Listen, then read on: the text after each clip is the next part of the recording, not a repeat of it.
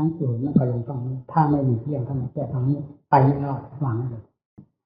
ใครจะคุยโม้ขนาดไหนว่าเก่งขนาดไหนก็ตามไม่รอดวางนี่เลย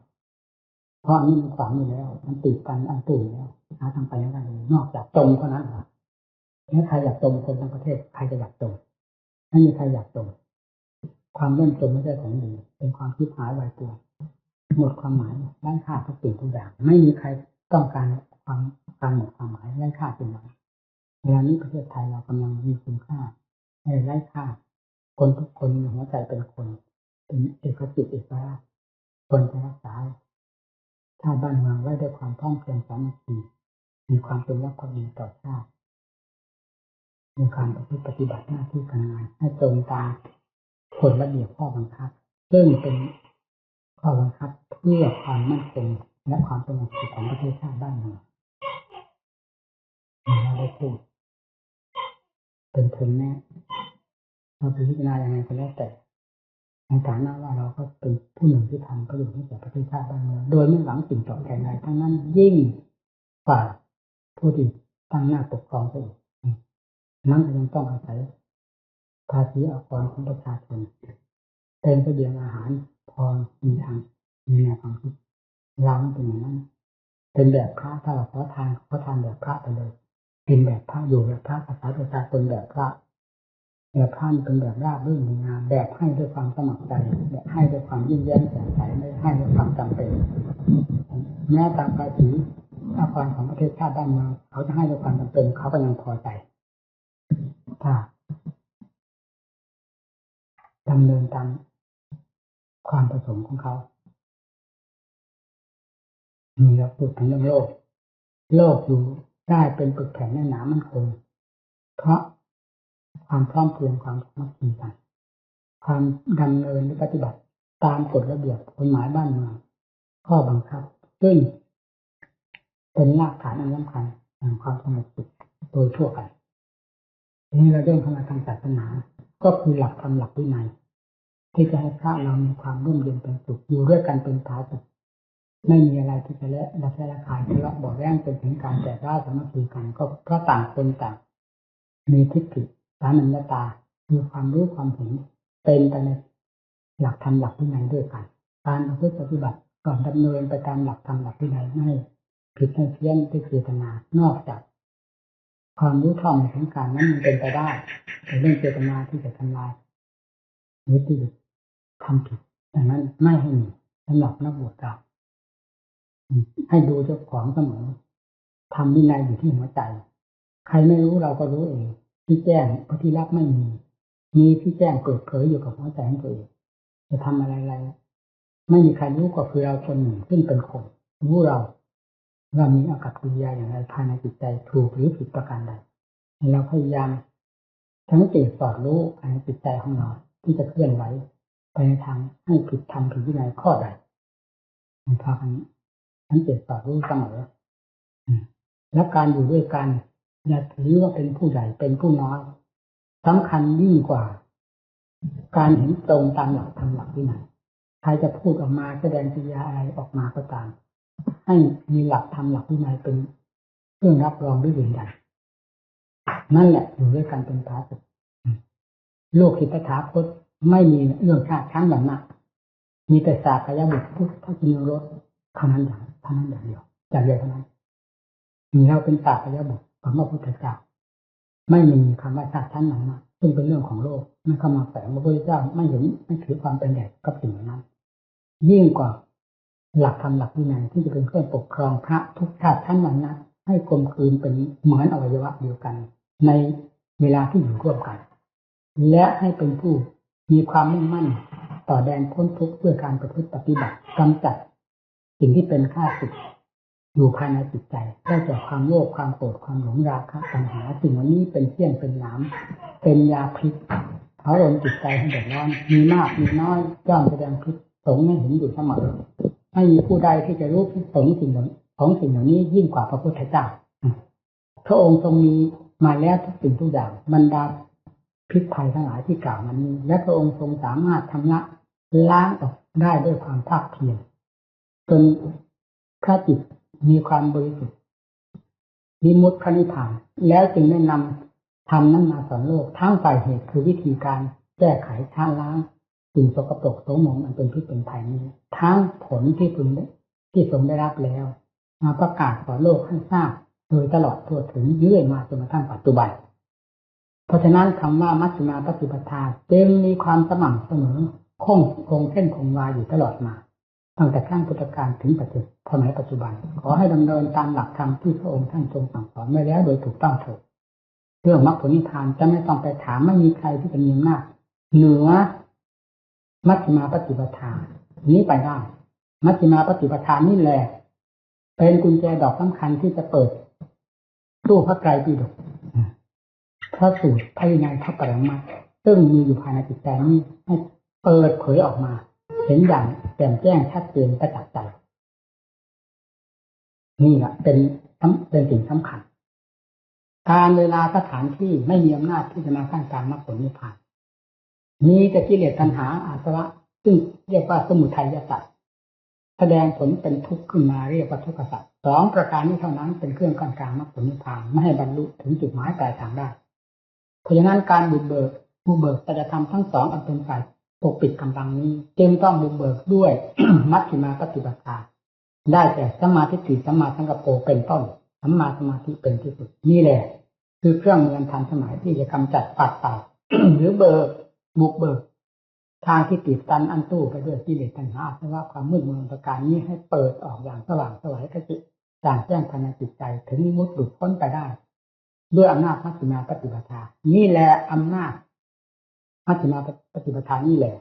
เป็นผู้ทรงอำนาจมากที่สุดที่จะกำจัดกิเลสทุกประเภทไม่มีกิเลสตัวใดเหลืออยู่ภายในจิตใจเพราะไม่มีกิเลสตัวใดจะเหนืออำนาจมัชฌิมาปฏิปทานี้ไปได้เลยขอให้ทำความเข้าใจตรงนี้อย่าไปสำคัญมั่นหมายว่าสถานที่โน่นพระพุทธเจ้าตรัสรู้สาวกทั้งหลายตั้งแต่ตรัสรู้อยู่สถานที่โน่นตั้งแต่ข้างโน้นข้างนั้นข้างนี้ไม่มีแล้วมรรคผลนิพพานนั่นเป็นความเข้าใจผิดและเป็นเครื่องส่งเสริมกิเลสและเป็นเครื่องประกาศความต่ำช้าเร็วตามความมืดบอดของตัวเองให้คนอื่นเห็นซึ่งไม่เกิดประโยชน์อะไรนอกจากเป็นการเหยียบย่ำทำลายตนและทำให้คนอื่นผู้ที่มีความโง่เขลาเบาปัญญาให้หลงเชื่อตามปีซึ่งเป็นความเสียหายอย่างมากมายไม่มีประมาณเท่านั้นไม่มีอย่างอื่นสิ่งที่ถูกต้องก็คือการปฏิบัติธรรมะและธรรมะปฏิปันโนปฏิบัติสมควรทำสมควรจะทำนั่นแหละชื่อว่าดำเนินตามแนวทางของสถาคตและชื่อว่าเป็นการบูชาพระคุณของพระพุทธเจ้าพระธรรมพระสงฆ์ด้วยในตัวทุปฏิปันโนคือการปฏิบัติดีปฏิบัติอย่างไรที่เรียกปฏิบัติดีก็คือปฏิบัติให้ตรงตามหลักธรรมหลักวินัยไม่เคลื่อนคลาดไม่ว่าสิกขาบทวินัยน้อยใหญ่ซึ่งเป็นตัวคาถธรรมที่จัดให้ชอบแล้วทรงบัญญัติไว้แล้ว ให้เคารพดำเนินตามนั้นอย่าข้ามอย่าเหยียบย่ำทำลายจะเป็นการเหยียบย่ำทำลายตถาคตซึ่งเป็นองค์แทนศาสดาก็ได้แก่หลักธรรมหลักวินัยชุปฏิปันโนปฏิบัติตรงแนวต่อมรรคต่อผลไม่มีโยกามิตรใดๆมามีอำนาจเหนือการปฏิบัติตรงคือตรงแนวต่อมรรคต่อผลต่อนิพพานด้วยการปฏิบัติดีชอบนี่ญาณะปฏิปันโนปฏิบัติเพื่อความรู้ยิ่งของจริงโดยถ่ายเดียวไม่ปฏิบัติเพื่อความรุ่งหลงงมงายดังที่ท่านได้กล่าวในว่าท่านมาท่านปฏิบัติรุ่งหลงงมงายเลยกลายเป็นเรื่องปฏิบัติเพื่อโลกามิตรไปเสียในที่นี้การบวชมาในศาสนาแทนที่จะเป็นการชำระสะสางกิเลสกลับมาสั่งสมกิเลสยิ่งกว่าคารวะซะอีกก็มีเยอะนี่มันไม่ใช่ญาณะปฏิปันโนไม่ใช่ปฏิบัติเพื่อความรู้ยิ่งจริงแต่กลับกลายเป็นปฏิบัติเพื่อความรุ่งหลงงมงายให้เขาดูถูกเหยียดหยามทั้งกุศลทำอย่างนั้นด้วยทั้งศาสนาที่เป็นของมุสุก็ถูกโยกเขาตำหนิเพราะอาศัยผู้ปฏิบัติศาสนาทำให้ด่างพร้อยยุติเสียหายด้วย สามิจิปฏิปันโนเป็นผู้ปฏิบัติสมควรแก่ธรรมอย่างยิ่งไม่มีที่ต้องติน่ากราบไหว้บูชาเป็นขวัญตาขวัญใจดังท่านกล่าวไว้ว่าปุญญติตังโลกัสสะสุดท้ายและผลที่จะพึงได้รับจากการปฏิบัติดีปฏิบัติตรงสุปฏิปันโนอุชุญาญะสามิจินี้คืออะไรเจดังจัตตายปุริสายุญาญะอัตถปุริสปุคละเป็นคู่แห่งบุรุษสี่ เมื่อกล่าวเป็นคู่แล้วเป็นคู่แห่งธรรมสี่ก็ได้เป็นบุคคลแปดคือโสดาปฏิมาโสดาปฏิผลเป็นคู่หนึ่งกล่าวเป็นมรรคเป็นคู่แห่งธรรมสี่เป็นเอกเทศแห่งธรรมแปดโสดาปฏิมาโสดาปฏิผลสกิทาคารมรรคจนกระทั่งถึงอรหัตมรรคอรหัตผลเป็นคู่สี่คู่เป็นแปดที่ท่านว่าคู่ทั้งหมดสี่เราอยากเข้าใจว่าสี่คนมาบรรลุธรรมนะนั่นเป็นความเข้าใจผิดบุคคลเป็นน่าเป็นบุคคลแปดหมายถึงคนคนเดียวผู้ปฏิบัติผู้นั้นเลยจะได้รับทั้งโสดาปฏิมาโสดาปฏิผลเป็นสมบัติของตนด้วยสกิทาคามัสกิทาคาผลอนาคามัคอนาคาผลอรหัตมรรคอรหัตผลเป็นของตนด้วยนะ มันแยกเป็นแปดก็ดังที่บรรยายมันเอชาตวโตสาวกสังโฆนั่นแหละคือสาวกของพระพุทธเจ้าปางนโยปางนโยทักษิณโยนั่นเป็นผู้ควรแก่ทักษิณทานเป็นผู้ควรแก่สิ่งต้อนรับทุกสิ่งทุกอย่างที่ขึ้นชื่อว่าทายทานเครื่องสักการะบูชาของประชาชนเขาจะนำมามากมาน้อยไม่นอกเหนือ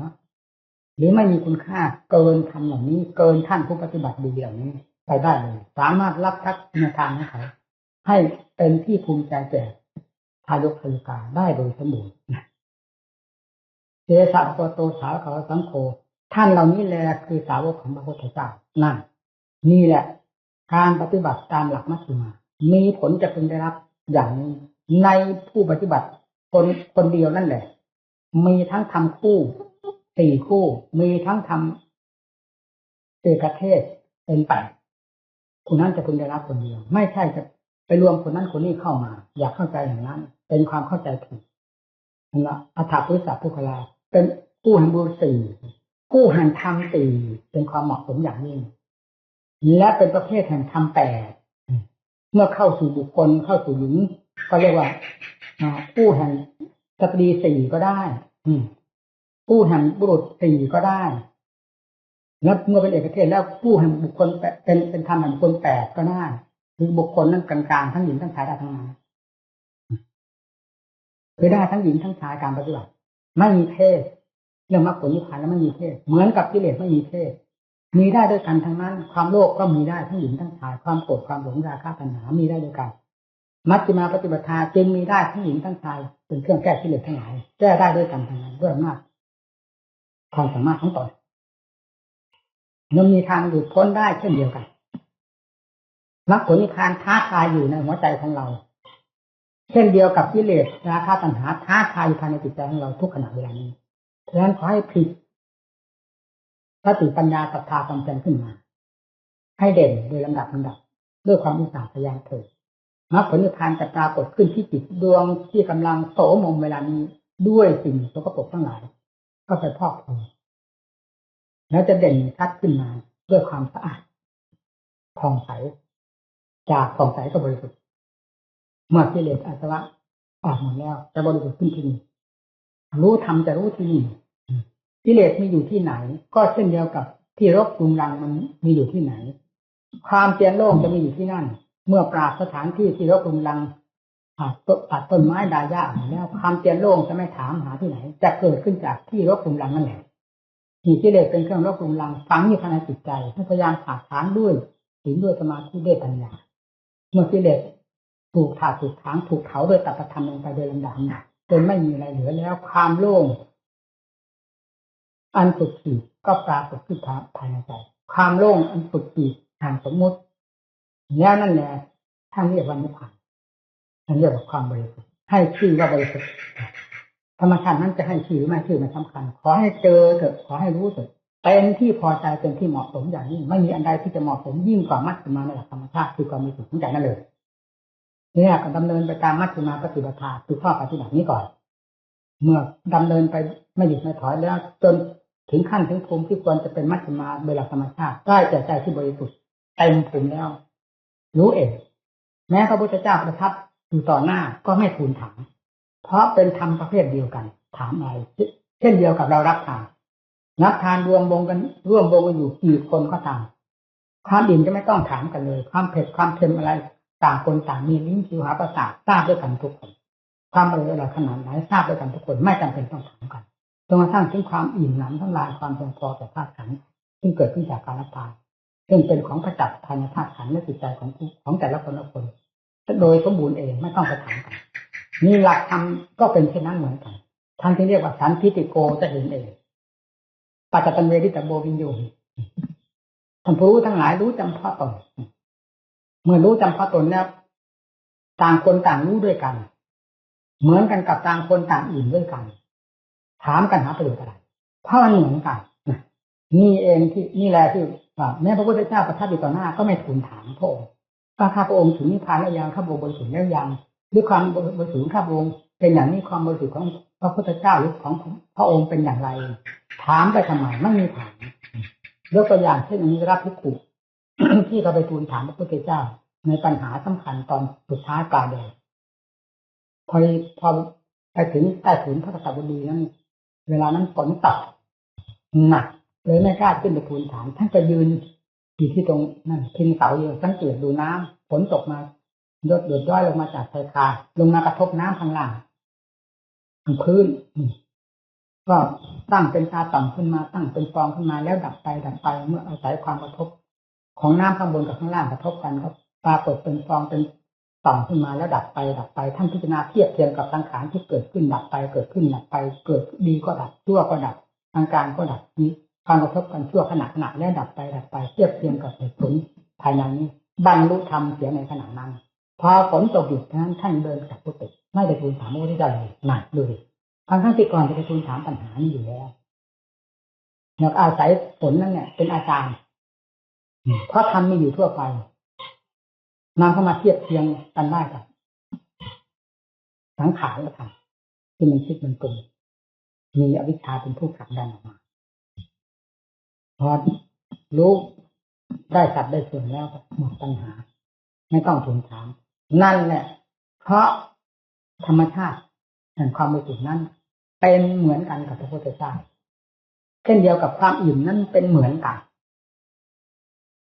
จึงไม่จำเป็นต้องถามกันว่าใครอิ่มมีลักษณะอย่างไรความอิ่มของใครมีลักษณะเช่นไรความอิ่มของผมมีลักษณะเช่นนี้ความอิ่มของข้ามีลักษณะเช่นนี้จึงไม่จำเป็นต้องถามกันอย่างนี้ซึ่งเป็นการประกาศความโง่ของตัวเองความชั่วของตัวเองความเลวไหลตัวเองเรื่องธรรมก็เป็นอย่างนี้อันใดที่จะบริสุทธิ์อันใดที่จะถูกต้องแม่นยำยิ่งกว่าศาสนธรรมนี่หาที่ในโลกนี้ไม่เห็นเราก็ปฏิบัติมานานเรียนก็เรียนมาหลายปีก็ไม่สิ้นสงสัยเรียนจริง7 ปีเรียนหนังสือทางด้านปริยัติมันก็ไม่สิ้นสงสัยเวลาจะเอาจริงเอาจังยิ่งเกิดความสงสัยมากขึ้นคำว่าจะเอาจริงเอาจังคือหยุดจากการเรียนแล้วที่นี่จะออกปฏิบัติเพื่อมรรคผลนิพพานจริงๆอย่างเต็มใจแล้วก็เลยมาเกิดความสงสัยมรรคผลนิพพานจะมีอยู่หรือไม่นะถ้าว่ามีผู้หนึ่งผู้ใดก็ตามมาชี้แจงให้เราทราบอย่างถึงใจว่ามรรคผลนิพพานยังมีอยู่เราจะกราบไหว้ผู้นั้นอย่างถึงใจทันทีแล้วจะสละชีวิตเพื่อมรรคผลนิพพานนั้นโดยไม่เสียดายเลย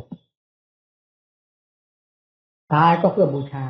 มรรคผลนิพพานนั้นเสียทีเดียวตายจิตส่งจิตไปหาใครมันก็ไม่ติดไม่เกาะตรงถึงท่านอาจารย์มั่นติดปั๊บเพราะได้เคยปรากฏชื่อหรือนามของท่านมาเป็นเวลานานแล้วมาท่านอาจารย์มั่นนี่เป็นพระอริยบุคคลไม่ใช่เป็นพระธรรมดาอีกทั้งฝ่ายคณะราษฎรซึ่งเคยใกล้ชิดสนิทกับท่านก็พูดอย่างนี้ทั้งพระที่เคยไปอยู่กับท่านเป็นเวลาหลายปีมาพูดก็พูดทำนองเดียวกันท่านพระอาจารย์มั่นนี้ไม่ใช่พระธรรมดาเป็นพระอริยบุคคลถึงเราพุ่งไปถึงขั้นอรหัตผลของท่านอรหัตของท่านนะมันเป็นบึ่งถึงท่านเลยพอไปถึงท่านชี้แจงอะไรออกมานี่เหมือนกับถอดออกมาจากดวงใจเหมือนว่านี่หน้าพระผลนิพพาน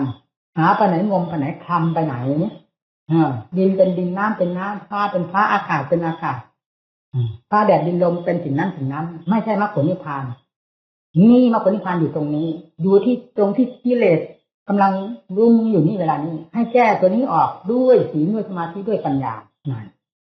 นี่นะเหมือนอย่างนั้นจิตมันก็ถึงใจทีเดียวธรรมะท่านถึงใจถึงใจ กราบท่านอย่างถึงใจทีนี้หายสงสัยเรื่องมรรคผลนิพพานนี่เป็นนั้นว่าหายสงสัยแม้เราจะยังไม่รู้ไม่เห็นถ้าจัดใจก็ตามเอาเถอะที่นี่ว่านั่นเนี่ยตายเป็นตายขอให้ได้ทรงไว้ซึ่งมรรคผลนิพพานเท่านั้นกับตายเท่านั้นถ้าไม่รู้จะตายก็ตายไปเมื่อไม่ตายให้รู้เพื่อการปฏิบัติเอาจริงเอาจังตั้งแต่บัดนั้นเพราะฉะนั้นจึงเรียกว่าตะลุมบอลเราออกปฏิบัติเราเอาจริงเอาจังเป็นตะลุมบอลเลยไม่มีเวลารับความสะดวกสบายเลยตั้งแต่วันเริ่มออกปฏิบัติเพราะต่อสู้กับกิเลสทุกประเภทด้วยวิธีการต่างๆฝึกฝนทรมานตนดังเคยเล่าให้ฟังแล้วจนกระทั่งจิตได้มีสมาธิมีความแน่นหนามั่นคงขึ้นโดยลำดับเป็นความเชื่อมั่นขึ้นภายในจิตใจจากนั้นก็ดำเนินทางด้านปัญญา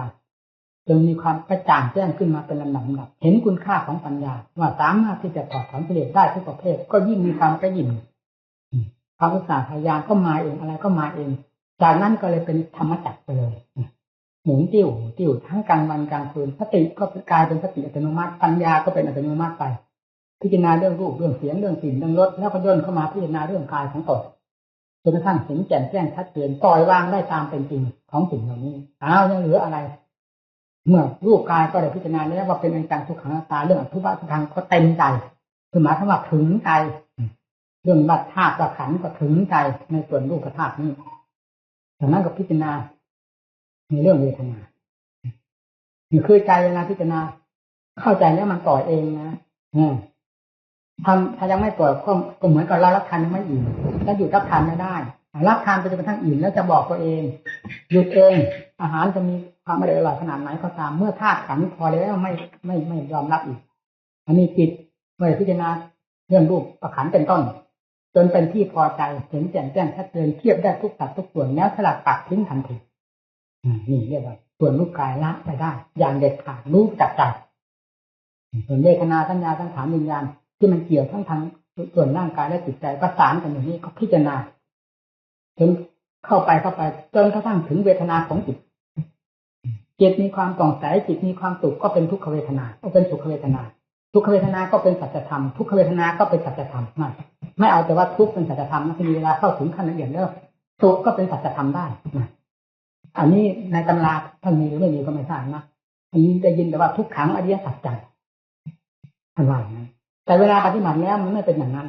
ในทางภาคปฏิบัติที่รู้เห็นขึ้นมาทุกขังอริยสัจจังนี้เป็นสิ่งที่โลกเห็นได้อย่างชัดเจนโลกไม่ติดโลกมีความเกลียดหน่ายเบื่อที่สุดกลัวที่สุดทุกขังอริยสัจจังนี้โลกมีความติดพันความติดพันนี่ก็เป็นกิเลสประเภทหนึ่งเพราะหลงความสุขนั้นเพราะฉะนั้นความสุขนั้นจึงเป็นสัจธรรมประเภทหนึ่งที่เราจะต้องพิจารณาให้รู้เท่าทันนะเวลาถึงขั้นนั้นแล้วมันเป็นอย่างนั้นนะนี่เป็นทางภาคปฏิบัติเองโดยไม่มีใครบอกมันก็ตามทั้งสุขทั้งทุกข์เวลาจิตมีความผ่องใสขนาดไหนมีความสุขมันก็รู้ว่านี่คือความสุขอันนี้เป็นสุขเวทนาสุขเวทนานี้ก็เป็นสัจธรรมไม่ใช่เป็นของ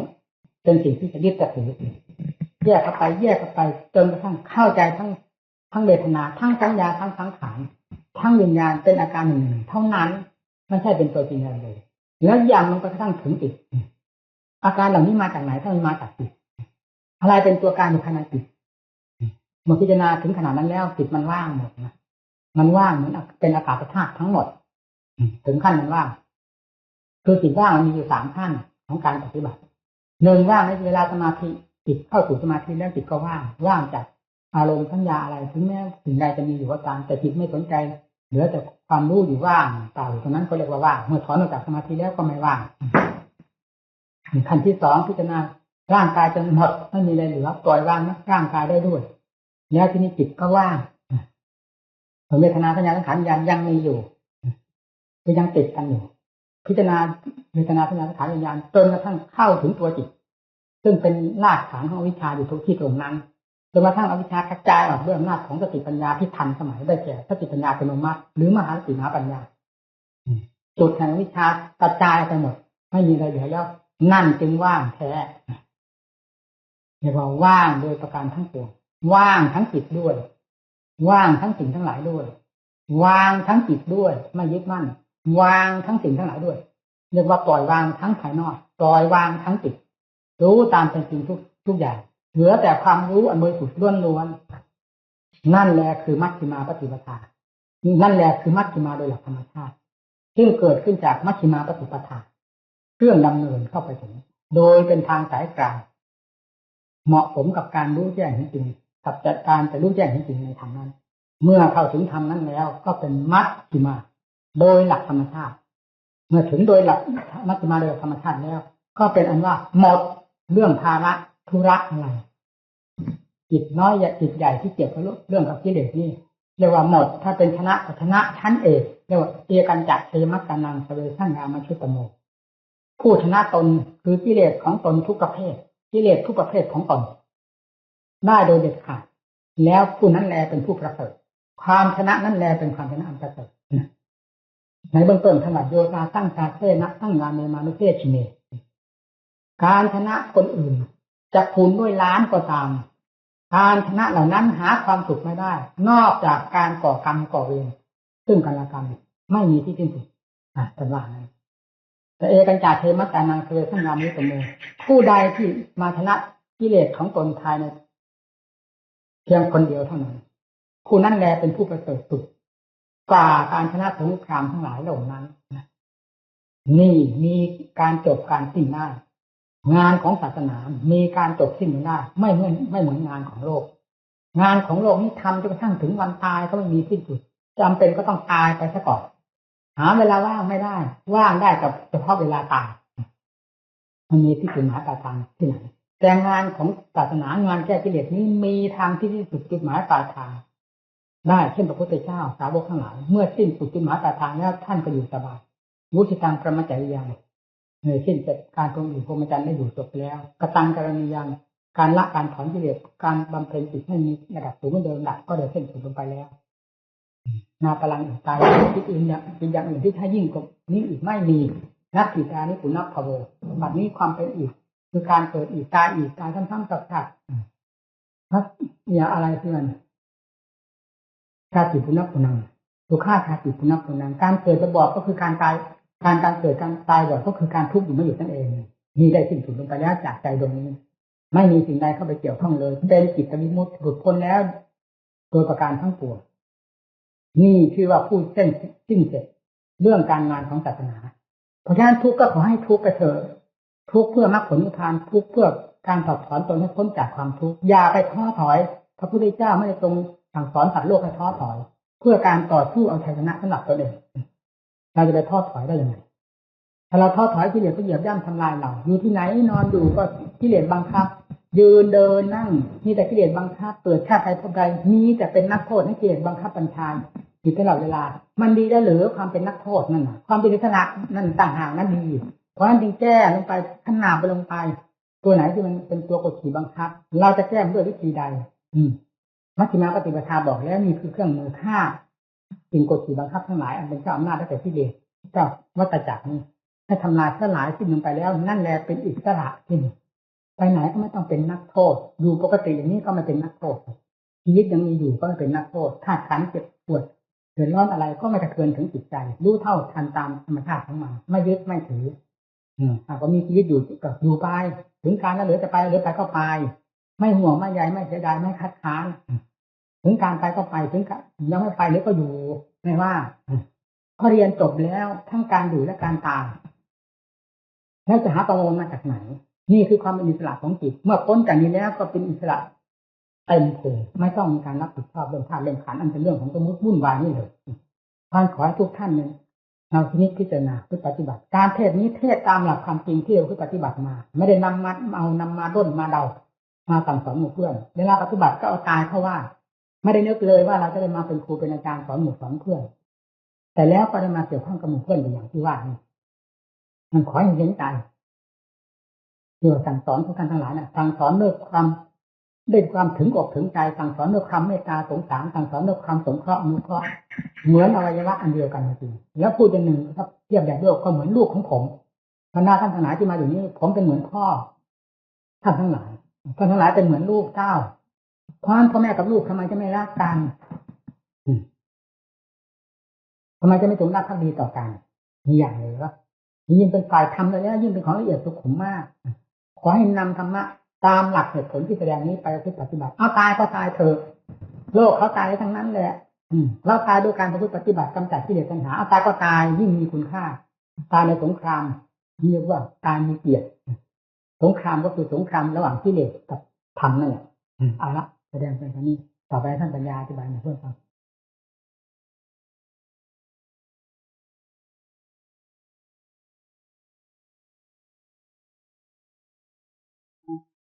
แต่เราที่ทำมาสอนไม่ทำไม่ถึงใจการโต้ตอบอะไรก็ดีปัญหาไม่ต่างๆเราจะไปหาคำตอบที่ไหนในคำพีที่มีไว้ที่นี่ที่มีพอเราจะไปหามาตอบให้ทันเหตุการณ์ที่เกิดขึ้นในขณะนั้นแต่เราเรียนความภายในจิตใจที่เรียนมันรู้ถึงเหตุถึงผลภายในจิตใจทั้งโลกและธรรมกระจ่างทั้งสองด้านแล้วเอาเนี่ยจิตจะคล่องที่ไหนขัดที่ไหนไม่ติดตัวเองเท่านั้นมันไม่ติดอย่างอื่นสำคัญที่มาติดตัวเองมาหลงตัวเองนั่นด้วยไปไหนไม่ว่ามันเป็นเรียนตัวเองพระพุทธเจ้าสอนนั้นแค่มันลึกซึ้งเทศาลงมานะขาเป็นการละตัวก้อนความจริงแท้นี่แหละเริ่มแรกจิตงานที่จะกระจายไปทั่วโลกทั่วสงสารให้รู้แจ้งกันตลอดไปเทศาลงมานะขาทางประตูนี้จะแจ้งไปทั่วสงสารนั่งทางก็ออกจากนี้ซะก่อนมีกระจายออกจากนี้ก็กระจายไปทั่วโลกก็มีสื่อที่แจ้งให้ถึงโลกสงสารอันนี้ทันใดอันนั้นกับทันนั้นไม่ต้องไปเทียบดูเทียบถามใครอันนี้ชัดเจนภายในตัวก็มันเหมือนกันในโลกนี้มีการเทียบถามราคาในโลกนี้ทำแล้วแต่อะไรเลยหรือไปหมดเนี่ยว่าไงในจิตไม่มีขัดไม่มีอั้นไม่มีติดข้องตัวเองไม่มีอะไรมาติดคุมไม่ห่อมันดีตัวได้อย่างคล่องแคล่วเลยนะคือที่อ่านเรื่องทำนี้กันได้ทุกอย่างนี่เรียนทำนี้ได้เรียนอย่างนี้นะที่มาทำมาสอนโลกแต่หนึ่งแล้วมาทำสี่ทำแล้วมาทำที่นักเรียนก็ประมาณเท่านั้นก็ออกจากภาคไทยนี่ท่านมาจะหาศึกษาที่ไหนมาเลยเพราะทำนี้ในโลกศึกษาแต่เรื่องทำนี้พระองค์เป็นสยามคือตรงนี้เองด้วยการปฏิบัติให้ถึงความจริงโดยพระองค์เองถึงความจริงรู้ความจริงแล้วสอนคนสอนสัตว์โลกทำไมจะไม่จริงผู้ที่หาของจริงอยู่แล้วทำไมจะไม่ยอมรับนะของจริงมีนะมีหาว่าออกมาจากสิ่งต่างๆราทานทั้งหมดข้าวเด็ดสีเป็นคือชาวนาเป็นยากเป็นสนใจเข้าไปแล้วเป็นฉากไปแล้วบุกทั้งหมดใครยังมากยังน้อยขนาดไหนโก้ไม่เห็นว่านี่นะทั้งโลกมาเกิดเป็นที่สุดของประทานเกิดเป็นที่สุดมาเกิดทำวินัยรักษาดีแล้วทำรักษาดีแล้วเป็นผู้เป็นผู้ทำขึ้นสุดของผู้เกิดถ้าผู้ที่ยังไม่ได้ขึ้นสุดของผู้ที่ขึ้นสุดแล้วมาบวชทีหลังนี้ไม่สมรักษาทางว่าตีเดิมเป็นที่สุดมาเกิดทำรักษาดีแล้วนี่คือสำเร็จแล้วที่มาบวชจะมีแต่เป็นส่วนน้อยแล้วถามว่าเรานี้คนไปเรียนที่ไหนมาทำไมต้องสอนโลกนี่แน่นดำนะเพราะนันกษาถามนี้ท่านนันกษานี้เราถือทุกวันนี้ถ้าท่านไม่เก่งไม่เลิศไม่งานจิตใจไม่เลิศในการโดนสอนเป็นแค่นันกษานี้ไม่ถึงใจโลกพอที่จะชนะแค่นันกษานี้มากเรียนมาจนมีความคิดแต่คนไหนมั่งพอที่จะเป็นเพื่อนนันกษานี้ให้โลกเขากล่าวว่าดีใจไม่มีนะเขาจะทำการมาเกลียดน้ำลายกันเฉยทำกรรมมันจะเหมือนความจริงเลยความจริงรู้จริงจริงเพราะทำจริงปฏิบัติจริงรู้จริงจริงพูดได้จริงจริงตามหลักความธรรมชาติที่มันเป็นจริงแล้วใครจะค้านไม่ได้มันต่างกันที่ตรงนี้เพราะให้เรียนนั้นจริงของจริงสมัยทั้งพุทธกาลกับของจริงท่านนี้เหมือนกันทุกขังอริยสัจจังเข้าคงเส้นคงวาสมุทัยอริยสัจจังคงเส้นคงวานิโรธอริยสัจจังก็คงเส้นคงวามรรคพระปฏิปทาอริยสัจจังก็คงเส้นคงวาเดินที่ไม่มีอะไรบกพร่องเลยตามของพระเจ้ามันบกพร่องที่ตัวของเราเท่านั้นจิตตัวของเราที่มันมีความสมบูรณ์สติตึกแต่นอนใจแต่นี้เฉยจะเห็นอะไรดียิ่งกว่าเรื่องธรรมของพระพุทธเจ้าในขณะเดียวกันจะเห็นอะไรดียิ่งกว่าการตั้งสติฟังทั้งวันทั้งคืนสติตั้งหน้าเป็นของตั้งหน้าเป็นของวันนี้ให้มีความสุขต่อการเดินแบบจะมีกำลังแก่กล้าสามารถได้ปัญญาก็เหมือนกันที่แรกเริ่มต้นหัดเริ่มต้นการเพราะไม่เคย พิจารณาเรื่องนี้อะไรก็ไม่เข้าใจทีเดียวอย่างนั้นเราไปเสียมไปติดภูเขาทั้งโลกเราจะเป็นอย่างนั้นที่เราจะเป็นอย่างนั้นทีเดียวโลกเกิดความท้อใจพิจารณาได้ไหมจิตใจเราก็มืดตื้อที่เด็ดปัญหาที่มีหนานั่นมันจะไปทำหรือไปพิจารณากันไม่ได้ยังไงมีเวลามันไม่มีกำลังสติปัญญามันไม่มีมันเป็นอย่างนั้นความรู้สึกของเราพอ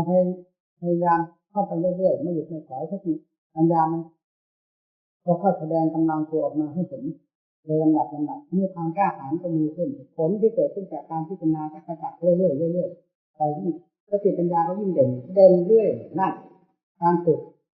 อย่างนั้นขอให้มีความขยันหมั่นเพียรนักบวชต้องเป็นนักอดทนไม่งั้นสอนโลกไม่ได้ถ้าสอนตนไม่ได้คนไม่มีความอดความทนคนไม่มีความอุตสาห์พยายามมีความภาคเพียรเป็นคนขี้เกียจสอนตัวเองก็ไม่ได้แล้วจะเอาอะไรไปสอนคนอื่นหาหลักเป็นไม่เลยเพราะฉะนั้นหลักสำคัญที่สุดธรรมะที่เหลือออกจากจิตใจต้องอาศัยความภาคเพียรมีสติปัญญาเป็นหลักสำคัญเป็นเครื่องมือที่ทันสมัยประมวลลงมาในธรรมในโลกนี้ไม่มีอะไรเลิศยิ่งกว่าธรรมเราแน่ใจหาที่เลี้ยงไม่ได้ในหัวใจเราเป็นหมายถึงสมัยปัจจุบันหมายถึงปัจจุบันนี้ทุกวันเวลานี้แต่ก่อนก็มันจะเป็นอย่างที่เคยเล่าให้เพื่อนฟังแล้วเกิดความสนใจในศาสนาสนใจเกิดความเลื่อมใสพระธรรมฐานก็เลื่อมใสมากตั้งแต่เริ่มต้นของเดือน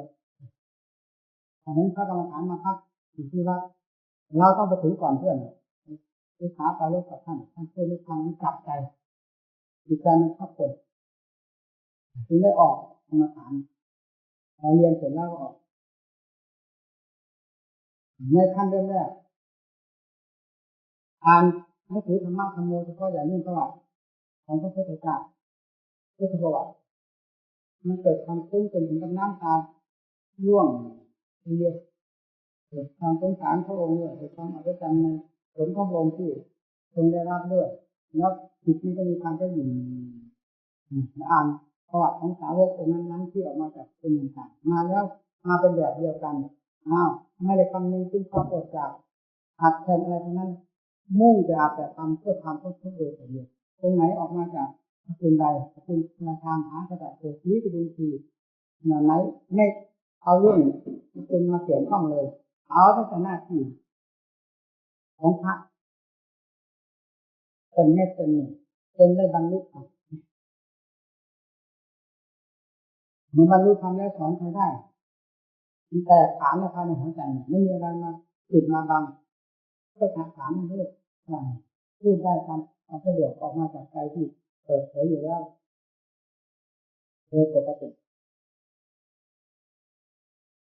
เราพยายามฝึกหัดที่แรกมันก็ล้มลุกคลุกคลานเหมือนกันเริ่มแรกจริงๆเราบวชเราอยู่กับทุกครั้งนี้ถึงกว้างกรมทหารนี่เราเริ่มสายทางภาวนาถึงเนี่ยมาถามเรียนถามท่านพระครูแล้วภาวนาจะทำยังไงก็ผมมีความสนใจอยากจะภาวนาด้วยสอนเอาพุทโธเนี่ยผมก็ภาวนาพุทโธภาวนาเอาพุทโธเรื่อยได้จะหลับจะนอนเราแค่เวลา1 ชั่วโมงอยู่เรียนหนังสือ1 ชั่วโมงนั่นทำภาวนานั้นเป็นประจำนะเคยเรื่องนะภาวนาพุทโธทำไปก็ไม่ตัดทิ้งหลายครั้งแล้วผมทั้งหมดนี่คือพุทโธก็รู้สึกมันแน่ของจิตที่มันค่อยแน่ๆให้ลงไปเป็นลำดับมันจะติดถึงความสนใจเหมือนกันนะทำให้เกิดความสนใจถ้าติดก็ดีขึ้นแล้วจิตจะลงถึงที่ปึ๊บโอ้โหพอจิตลงถึงที่นี่ทำไมจึงเป็นตื่นเต้นจิตใจรู้สึกมีความตื่นเต้นพูดไม่ถูกเป็นเรื่องอัศจรรย์เราคงอันนั้นแหละความตื่นเต้นพอเข้าใจว่าความตื่นเต้นเนี่ยไปรบกวนจิตที่เกิดมันถอนตัวขึ้นมาสงบลงไปไม่นานนะแต่พอจับได้ชัดเจนถึงเรื่องหลักฐานของจิตที่ว่าสงบลงไปแล้วเป็นอย่างไรซึ่งเราไม่เคยเป็นเลยมาเป็นที่เราทำกระลำไปพุทโธพุทโธหายเงียบไปเลยจิตก็หยุดตึ๊กเลยลงถึงที่ขาดออกจากทุกสิ่งทุกอย่างมีเด่นอยู่ตั้งแต่จิตซึ่งเป็นของอาจารย์อย่างนี้นั่นแหละมันเกิดความตื่นเต้นมีใจอะไรก็แล้วแต่จะพูดเราไม่เคยเห็นแบบนั้นไม่นานเพราะคงจะเป็นเพราะความตื่นเต้น ไปขยับแล้วมีสิ่งถอนออกมาพยายามทำอะไรมันก็ไม่ได้โอ้เสียใจทำไม่ได้เอาอยู่ทุกวันนั่นแหละ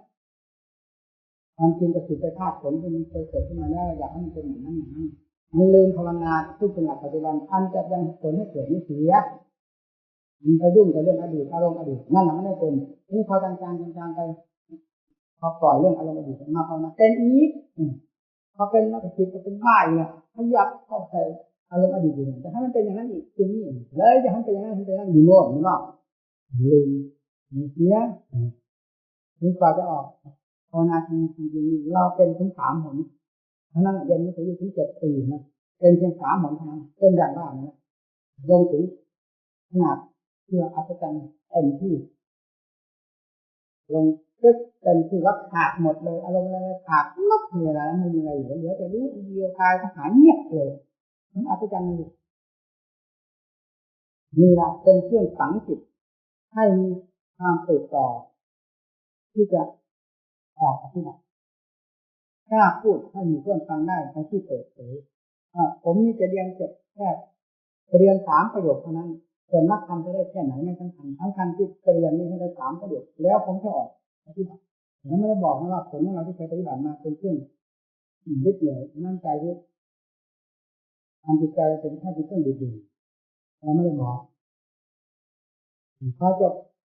ประโยค3เนี่ยที่ดูไม่ได้คำศัพท์เราตั้งไว้แล้วมันต้องออกเหมือนกับใบไม้มันเหลืองไปหมดคือผู้ใหญ่ท่านบังคับไว้ทำให้ใครที่ไหนมันออกอะไรนี้แต่เราไม่ค้างความจริงภายในจิตมันให้รับยังไงก็จะต้องออกเท่านั้นถ้าไม่ออกแล้วก็เป็นโมฆะที่สุดคือขาดความสัตย์ความจริงแล้วเกิดประโยชน์แต่เรียนไปสัก100 ประโยชน์มันก็ไม่เห็นเกิดประโยชน์เมื่อฆ่าความสัตย์ความจริงตัวให้ทิพย์หายมันไปแล้วให้เกิดประโยชน์อย่างไรต้องออกจากเรื่องนั้นก็เหมือนอย่างเทวดาช่วยนะตอนหลวงเทศตอนเราอยากออกเรื่องทลายจะตายปรากฏว่าสมเด็จมหาวิโรจน์องค์รัตนศรีราชาท่านออกไปต่างจังหวัดเราได้โอกาสตอนนั้นเราเปิดหนีเลยเรายังไม่ลืมนะทำสัตยาธิฐานของเราที่ตั้งก่อนตอนทุ่งข้าวเราจะออกเดินทางเราเอาอย่างเร็วขนาดนั้นนะเพราะมันถ้าเป็นหิมะก็จะบอกมันจะหล่นอยู่แล้วนี่คือจะออกอยู่แล้วมันเป็นก็ตั้งสัจจะอธิษฐานว่าข้าพเจ้าออก1ข้าพเจ้าออกได้ด้วย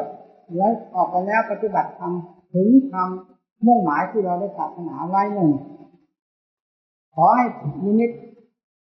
ในทางฝันก็ตามหรือจะรู้ในทางด้านภาวนาก็ตามให้เป็นของอัศจรรย์เราเอาความอัศจรรย์ในนิมิตจะเป็นความฝันก็ตามเป็นรู้ในทางภาวนาก็ตามเรายอมรับทั้ง2 อย่างเพราะเราภาวนาทุกวันแล้วไม่เคยละเรียนหนังสือดีถ้าออกได้คือออกจากทางเรียนที่ผู้ใหญ่บังคับไม่ได้แต่ไม่เกิดผลอะไรก็ให้แสดงนี้เดือดนั้นแบบออกได้แต่ไม่มีให้เห็นได้อย่างชัดออกไม่ได้ด้วยแล้วไม่มีผลอะไรด้วยก็ให้เห็นอย่างชัด3 ข้อด้วยกันตั้งใจฐานนะเวลาไหว้พระสวดมนต์คือว่าตั้งใจฐานอย่างนี้แล้วก็นั่งภาวนาเขาก็ส่วนก็ไม่รู้อะไรไม่รู้นอนหรือว่าโดนบ้านลืมอะไรมันก็6 ทุ่มเลยนอนไปประมาณตี 4มันฝันอะไรที่กระดาษโอ้โหอาจารย์ก็ทุกวัน1 ความฝันน่ะพอหลับลงไปแต่มันฝันตอนเป็นสว่างคือตอนตี 4ครับเหาะขึ้นอากาศเหาะรอบพระนครหลวงแต่ไม่ใช่นครหลวงกรุงเทพแล้วนะนครอะไรแต่อาจารย์เหมือนนครเทพเหมือนเทวสถานรอบเหาะรอบพระนคร3 รอบพระนครนี่มองสุดสายหูสายตามองลงไปจุดรามาช่องมันจะเหมือนหอปราสาท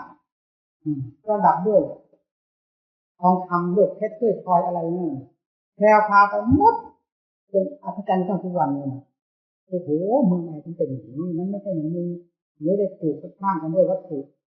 ต่างๆเหมือนมนุษย์ทั้งหลายสร้างกันเป็นด้วยอิฐด้วยปูนด้วยไม้ด้วยดินเผาอะไรนี่มันไม่มีอย่างนั้นนี่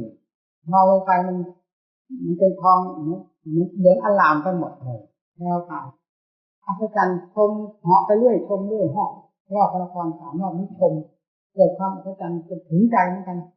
เดินถึง3 รอบแล้วก็ลงพอลงมาถึงที่ตึ๊กรู้สึกตื่นขึ้นมามันก็คงจะเริ่มเป็นตี 3นี่นะ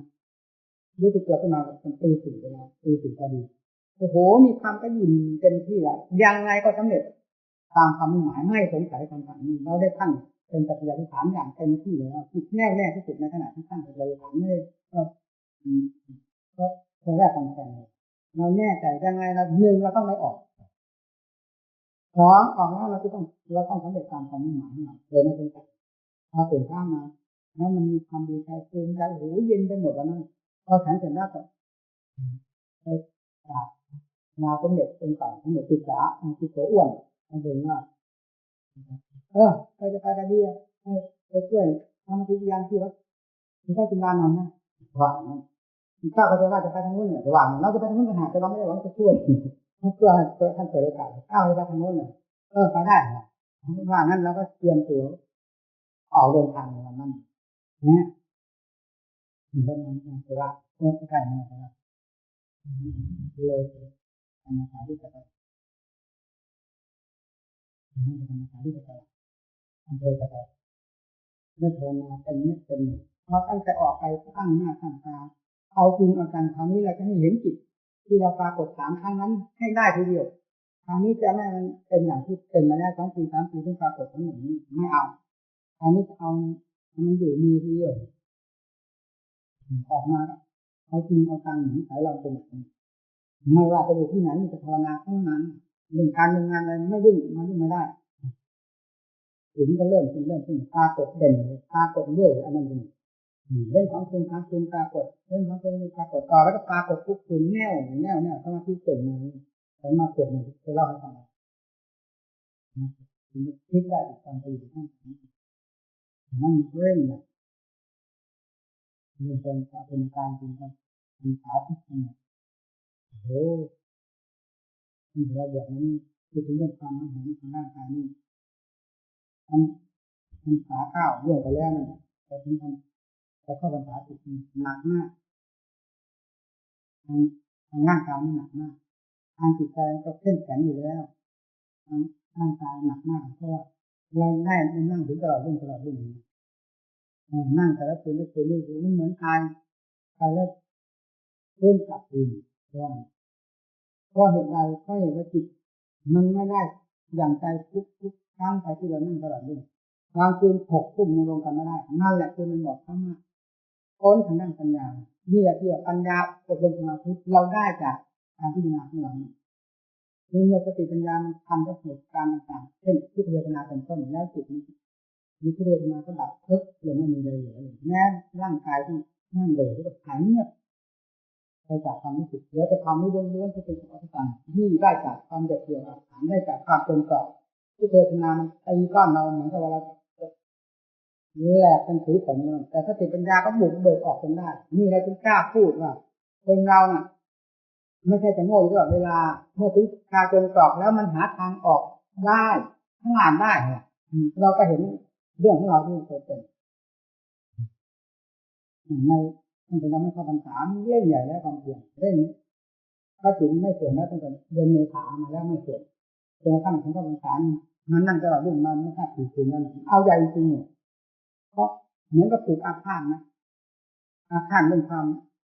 เสื่อมของจิตเนี่ยคราวนี้จะเสื่อมไปไม่ได้เสื่อมคราวนี้ให้ตายเสียเลยเอาสู้กันขนาดนั้นเดียวไอ้เรื่องจะถอยนี่ไม่มีจิตนี้จะเสื่อมก็ให้ตายเอาตายเท่านั้นหนักกันไม่กล้าเป็นอย่างนั้นเวลานั่งตลอดเรื่องนี้โอ้โหทุกเวทนาถ้าวันไหนมันลงได้ง่ายเป็นนั่งประมาณ3-4 ชั่วโมงมันลงได้มันก็ไม่บอกท่านนะร่างกายเรานั่งเวลาเข้ากันก็ตามสำคัญที่สุดถ้าวันไหนจิตที่เดินงานยากลำบากวันนั้นสุขภาพของเราโทรมมากเลยทุกข์มากเจ็บปวดมากวันไหนที่งานได้อย่างใจพอกำหนดปั๊บได้ความที่งานไปปั๊บได้ความเดี๋ยวก็พุ่งลงเลยพอถามขึ้นมากำหนดพิจารณาอีกได้ความอีกได้เรื่อยเกิดตลอดรุ่งมันรวมถึง3 หนขอมาถึง3 หนตลอดรุ่งเลยวันเช่นนั้นรู้ออกจากที่ไปได้อย่างสบายเหมือนกับเราไม่นั่งตลอดรุ่งถ้าวันไหนจิตดี จิตไม่ดีเลยที่คือปัญญาไม่ทันกับเหตุการณ์ที่เกิดขึ้นนั่นแหละมันรู้สึกว่าทุกข์มากที่สุดปัญหาในแต่ละเดือนมันนี่เกี่ยวกับเรื่องร่างกายเป็นปัญหาเป็นขาข้าวปัญหาสุดเพราะปัญหาข้าวออกไปแล้วเดือนเมษาของปัญหาข้าวที่ลงไปแล้วนั้นเราเล่นใหญ่มีทั้งออกนั้นมาเราก็ไม่เคยนั่งคิดเรื่องนี้อยู่ในความลำบากนี่จิตก็เป็นสมาธิได้แน่แล้วแน่ท่านจะนั่งสมาธิตลอดเรื่องได้นะแน่ขนาดที่ว่าต้องอย่างนี้ที่ไม่เสื่อมมันรู้นะรู้จิตมันก็มาขึ้นพักเป็นพักมันพักออกติดกันพักไม่ตกถึงไหนไม่เสื่อมมันแน่ก็ไม่เสื่อมจริงๆส่วนปีนขึ้นไปข้างหน้าปีนขึ้นไปถึงไปมันก็ปีนตกเพราะมันยังไม่ได้จังหวะมันไม่ได้ที่มันยังไม่ทำงานปีนขึ้นไปตกมาปีนขึ้นไปตกมาพอปีนขึ้นไปเป็นที่ไอ้พับอยู่ไม่เสื่อมเนี่ยมันรู้เป็นขั้นแล้วเป็นขั้นของมันแต่ใครจะมาฆ่ามันไม่ได้นะด้วยการเรื่องความจริงของใครทั้งหลายมาฆ่ามันนั่นก็ถึงเป็นสมาธิแน่วกำหนดเมื่อไหร่เป็นสมาธิตลอดเวลาอยู่แล้วนี่ว่าไงยืนเดินนั่งนอนเป็นสมาธิตลอดจิตข้ามฐานได้อย่างมั่นคงเหมือนกับหินที่ภูเขาทั้งโลกไม่ติดแน่นตั้งนี้ใช่แต่มันไม่ออกทางปัญญามันติดสมาธิเสียที่ได้พ้นทางด้านปัญญาเมื่อได้รับการดูแลร่างกายครับเนี่ยคือการมั่นคงที่ไม่ออกที่จะมาเมื่อออกพิจารณาค้นคว้าก็สมาธิมันพร้อมอยู่แล้วที่จะเป็นอุปกรณ์ที่เป็นเครื่องสนับสนุนแต่ปัญญามันไม่ทำงานเฉยเพราะฉะนั้นมันจึงเป็นปัญญาให้ไม่ได้นี่เราก็แน่ใจว่าสมาธิจะเป็นขนาดไหนก็ตามเธอถ้าเราไม่ได้ใช้ปัญญาออกคิดแล้วสมาธิจะทำปัญญาให้เกิดขึ้นเองนี่ไม่มีทางว่านี่เลยเราเชื่อเพราะเราติดสมาธิมาตั้ง5 ปี 6 ปีพอออกพิจารณาเท่านั้นก็คล่องแคล่วพิจารณาอะไรก็จิตไม่กังวลกับอะไรจิตมันอิ่มตัวจิตในสมาธิจิตมีความสงบเขาเรียกว่าจิตอิ่มตัวไม่ยิ้วโหยอะไรกับอารมณ์อะไรรูปเสียงกลิ่นรสสัมผัสไม่มาดุ้งมีแต่ความสงบจิตเย็นใจอยู่ตลอดเวลาเวลาเราออกทางด้านปัญญาพิจารณาเนี่ยไหนมันเป็นหน้าที่การงานเนี่ยนั่นจริงๆไม่ได้สนใจอะไรตั้งหน้าตั้งตาทำงานนั่นจริงๆเพราะไม่หิวไม่หิวไม่มีอะไรมาแย่งมากินเอาจิตตรงนี้ไปด้วยความนิสัยนะไม่มีพิจารณาเราจะรู้แจ้งเห็นชัดโดยลำดับข้อตนเท่านั้นเองแต่นั้นมันจะพุ่งเลยเอาแล้วปัญญานี่เราพิจารณาที่เรื่องสติปัญญาทีแรกมันต้องรู้ทันนั่นแหละแล้วต่อมาเปลี่ยนมาด้วยความมีส่วนเสริมอยู่เสมอไม่หยุดไม่ถอยไม่ละไม่ปล่อยไม่วางเป็นอย่างนี้จนมันกลายเป็นสติปัญญาน้ำเป็นน้ำซับน้ำซึมไปเลยคือไหลลินอยู่ทั้งแรงทั้งฝนน้ำซับน้ำซึมไปเลยแต่สติปัญญาอันนี้ก็เหมือนกันเมื่อเห็นคุณค่าของสติปัญญาแล้วครับเห็นผลของสติปัญญาที่ทำงานขึ้นมาในการแก้กิเลสตัดกิเลสที่มันตัดด้วยปัญญาทั้งนั้นนะคุณสมาธิเป็นเพียงว่ารวมตัวกิเลสเข้ามาอยู่ด้วยกันเข้ามารวมเข้ามาในวงแคบนั้นแต่ไม่สามารถที่จะทำงานกิเลสได้มันรู้ได้ชัดอย่างนี้เป็นปัญญาทีเดียวเป็นผู้ชนะหรือตัดกิเลสได้เป็นประเภทออกไปโดยลำดับเห็นไปตัดกับใจที่มันก็หมุนติ้วไม่มีกลางวันกลางคืนเพราะเรื่องร่างกายเนี่ยในการทำอธิภาณที่ทำนี่มันเด่นมากสำหรับผมเองเนี่ยอธิภาณนี่เด่นมากทีเดียวกำหนดกายเจ้าของนี่มันเป็นหนังไม่มีแต่เนื้อแดงโล่ออกนั้นกำหนดแต่นั้นมันก็พังกันลงไปมีเหนือแต่ร่างกระดูกกำหนดแต่ร่างกระดูกมันขาดจากกันมันขาดลงไปโดยลำดับดานกองอยู่ในดินความรวดเร็วของปัญญาแต่นั้นมันยิ่งเร็วเชื่อเรื่องการฝึกฝนอบรมเนี่ยงานการมีคล่องตัวไปเช่นอย่างเขาผู้ขัดมวยเหมือนกันเป็นแชมเปี้ยนแชมเปี้ยนมันไปกับรบลูกผู้การนั่นแหละเนี่ยมันคล่องตัวแล้วมันจะเป็นไปได้อย่างนั้นนี่ก็เหมือนกันถ้าจะเป็นงานคล่องตัวแล้วที่เหลือมันก็ออกกำลังลงไปออกกำลังไปเวลาเราพิจารณามันเหมือนโลกไม่มีแล้วมันมีแต่งานของเราเท่านั้นไม่มีอะไรเข้ามาแทรกได้เลยจิตไม่ส่งไม่สายไปไหนทำงานทำการทำงานทำด้วยความสนใจทำด้วยความอยากรู้อยากเห็นอยากเข้าใจในสิ่งนั้นจริงๆแล้วมันก็พ้นไปไม่ได้เมื่อจิตมันจดจ่อมันก็เหมือนกับน้ำมันไหลพุ่งลงทางเดียวมีกำลังมากจิตมีหน้าที่ที่จะรู้จะเห็นจะพิจารณาปัญญามีหน้าที่ที่จะพิจารณาจิตเป็นผู้รู้การเห็นตามปัญญาเป็นช่องเดียวขาดทะลุไปเลยนั้นมันก็ทะลุไปได้ละเอียดจริงๆก็คือเรื่องการมาราคะถ้าว่าเป็นนิสัย ฝึกเอาเขาจริงนี่ยังไงก็ต้องสำคัญตรงพอไปถึงขั้นมันละเอียดขั้นมันนอนตัวมันเกือบก้อนจริงๆมาครับแต่ก็อาศัยสติปัญญาคุ้ยเกี่ยวขึ้นมาจนได้จนเห็นชัดแล้วฆ่าได้มีอันนึงมันเป็นเคล็ดลับเราพูดมากกว่านี้เดี๋ยวจะเป็นหมายที่ปฏิบัติทำละเอียดเข้าไปกว่านั้นอยู่ก็คืออวิชชานี่ก็เคล็ดลับสำคัญอยู่เหมือนกันทำให้ติดได้อย่างน้อมไม่รู้ตัวเลยล่ะอวิชชายิ่งกล่อมด้วยทั้งหมดตอนแรกการตั้งสติปัญญาที่เป็นอัตโนมัติให้นอนใจแต่มันไม่พ้นสติปัญญานี้มันหมุนตัวตลอดเวลาเดี๋ยวก็มารู้พอมาสะดุดจนได้สะดุดแล้วก็หมุนติ้วเข้าไปในตรงนั้นมันก็พังมันเลยทลายไปเลยนั่นแหละที่มีอะไรเหลือนั่นแหละเรียนโลกจบตรงนั้นเนี่ยเรียนสมมุติจบตรงนั้นจบตรงอวิชชาพังทลายลงไปจากใจไม่มีอะไรเหลือเลยเหลือแต่ใจที่บริสุทธิ์ล้วนเบื้องว่างมันมีอะไรเป็นเครื่องหมายมีนิมิตอะไรเป็นเครื่องหมายภายในจิตใจเลยเพราะไม่มีสมมุติเนี่ยมันรู้แท้มันอันนี้แหละเรียนจบเรียนโลกจบตรงนี้เรียนธรรมจบตรงนี้โลกกับธรรมอยู่ด้วยกันเรียนโลกจบเรียนธรรมจบโลกเป็นขั้นๆไปจนกระทั่งถึงอวิชชาที่ละเอียดที่สุดก็เป็นสมมุติเขาเรียกว่าโลกได้เหมือนกันมันเป็นสมมุตินั่นเรียกว่าโลกเท่านั้นแหละแยกเข้าไปเอาจนมันเข้าใจถึงที่เหลือหมดไม่มีอะไรเหลือเลยมีเหลือแต่ความเบื้องว่างเป็นอิสระเสรีเอาดูอะไรดูได้เป็นหูเป็นตาฟังได้ทุกอย่างใครจะว่าตำหนิว่าดีก็ตามชั่วก็ตามลูกจะเป็นลูกที่เลวลูกสวยลูกงามอย่างไรก็ตามดูได้หมดที่นี่นั่นแหละเรียกว่าอิสระหูตาก็เป็นอิสระเพราะใจเป็นอิสระหูตาเป็นเพียงทางเดินของใจเท่านั้นดูนั่งรูปถึงรูปเสียงกลิ่นรสเครื่องสัมผัสมันเป็นทางเดินของใจออกมาอันตรายภายในนี่ออกไปสู่หน้าภายนอกผู้เสียงกลิ่นรสเครื่องสัมผัสเนี่ยคือการปล่อยวางหมดแล้วสมมติกับวิมุตติมันไม่เข้ากันแล้วมันเป็นอยู่คนละภาคแล้วมันง่ายก็อย่างนั้นคำว่าคนละภาคนี้ก็เป็นข้อเปรียบเทียบยกขึ้นมาเฉยนะจุดนั้นเราจะพูดว่าภาคนั้นภาคนี้ไม่ได้รู้เด่นอย่างนั้นแหละแต่เราจะว่าเป็นลักษณะใดยังพูดไม่ได้อันนั้นมันไม่เป็นสมมติเราพอเทียบกันได้แม้ฉะนั้นถ้าเรายังบอกว่าจิตบริสุทธิ์เนี่ยก็เป็นสมมติอันหนึ่งเหมือนกันถ้าไปเกี่ยวข้องกับธรรมชาตินั้นนิพพานบ้างเนี่ยวิจิตรบ้างหากนี้แต่ชื่อจะให้ชื่อนั้นนะตัวจริงไม่เป็นอย่างนั้นในโลกมันมีสมมติจะต้องทำคุยหมายป้ายทางแล้วให้เข้าใจกันเพราะว่าเมื่อรู้ตัวเองแล้วมันไม่มีปัญหาจะมีชื่อไม่มีชื่อไม่สนใจเหมือนกับเรารับทานอื่นเป็นที่อยู่แล้วจะมีลักษณะท่าทางยังไงคนอื่นอาหารความอื่นมันเป็นลักษณะยังไงไม่จำเป็นต้องถามใครที่จะอธิบายไม่ถูกต่างคนต่างก็อื่นด้วยกันแล้วมันก็รู้เรื่องของกันเองรู้เรื่องของตัวเองแล้วก็รู้เรื่องของคนอื่นแต่เท่านั้นแหละถูกปัญญาอธิบายให้เพื่อนฟังได้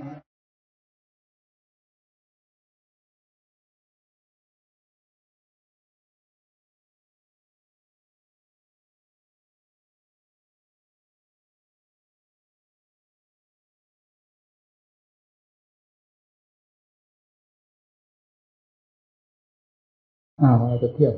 เป็นคนละโลกแล้วน่าจะอยู่ในขันจะเป็นโลกอันหนึ่งอันนั้นถ้าจะเทียบสมมติว่านั่นก็เป็นอันหนึ่งเสียถ้าจะว่าโลกหนึ่งผมมันขัดต่อธรรมชาตินี่มันพูดไม่ออกก็บอกได้แต่ว่ารู้ไปรู้ก็รู้เสียโลกก็โลกเสียมันชัดมันเป็นอย่างนั้นมันไม่มีอะไรสงสัยอย่างที่เทศจะกินนี่ดินน้ำลมไฟมันมาอาศัยอันนี้อยู่เฉยเมื่อได้อาศัยแล้วมันจำเป็นจำก็อาศัยกันไปอย่างนั้นแหละแต่ถ้าคุณไม่หวังเอาอะไรจากกันแหละคุณมันก็อาศัยกันไปพอถึงวันได้เห็นชัดพระราหูเป็นแต่กันทานนี่จอมยุ่งเลยว่านี่จะต้องรับผิดชอบมันทางยืนทางเดินทางนอนทางขับทางถ่ายประดิษฐ์ที่แปลงอะไรล้วนแล้วจะทำเพื่อขันทั้งนั้นไม่ได้ทำเพื่อจิตเพราะจิตไม่มีอะไรที่จะทำเพื่อมันแล้วที่พูดให้มันเป็นไม่เป็นเหมือนตัวพอตัวแล้วที่จะทำอะไรให้เสริมอีกไม่ได้นี่เท่านั้น พยายามอยู่ชีวิตอยู่คลองขันเหมือนมันก็พอตัวไปแล้วไปจะเอาอะไรมาตัวอีกจะไปหาบกพร่องที่ไหนอีกจะบกพร่องที่ไหนเมื่อปัจจุบันสมบูรณ์เต็มที่แล้วอนาคตอดีตมันใกล้จะหลับปัจจุบันทั้งนั้นแหละแค่แบบที่ปฏิบัติเราอยากเห็นอันใดเป็นของวิเศษศักดิ์สิทธิ์ยิ่งกว่าธรรมใจมันถึงจะเน้นหนักลงในธรรมเห็นนั่นจะดีเห็นนี่จะดีมันเป็นเครื่องหลอกนะทำจิตใจให้อ่อนแอความเพียรก็ด้อยผลที่เกิดขึ้นจากความเพียรก็มีน้อยทุ่มลงไปอย่าหวังขึ้นอะไรนอกจากทำอย่างเดียวเท่านั้นนั่นแหละมันเป็นไม่เป็นเราอยากได้ยินได้ฟังหมู่เพื่อนภาวนาเป็นอย่างนั้นเป็นอย่างนี้เงียบเหมือนเขาเรียกเหมือนเจียวตายยวนตายเขาเรื่องยวนตายเป็นไงที่นี่อย่างนี้ใครจะไปร้องไห้เพลงมันก็ย้วนร้องไห้ยิ่งกว่าเด็กเงียบเหมือนเจียวตายยวนตายเงียบยวนตาย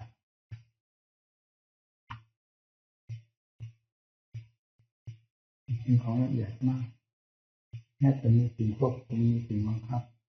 เรื่องปัญหาครอบหัวอยู่มันยังคล่องแคล่วคล่องตัวแค่นี้ออกไปหมดแล้วอะไรจะต้องยิ่งกว่าจิตไม่มี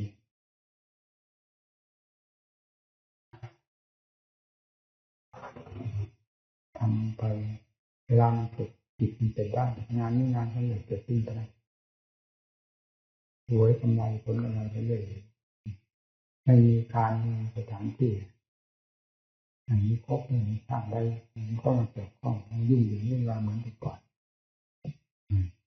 ว่าเป็นนิพพานนี่เป็นนิพพานนี่เป็นปัญหาแล้วขอให้ใจดวงนี้บริสุทธิ์อย่างเดียวนะพอทุกสิ่งทุกอย่างไปนิพพานหรือไม่ไปนิพพานนิพพานมีผู้รู้อยู่นะตัวรู้อย่างนั้นหรือไม่มีอะไรมันมีปัญหาแล้วนี่อันนี้พูดเรื่องความด้นเดาเรื่องความสงสัยรู้จริงแล้วแบบดังที่เขียนนั่นบรรดาท่านผู้ขึ้นแต่ที่เลยแล้วท่านรู้นิพพานอย่างเต็มใจเลยนะที่เกียรตั้งนั่นนี่มันก็อย่างนั้นแหละจริงไม่เห็นผิดอะไรเพราะฉะนั้นนี่คือสุดโลกสมมติชื่อ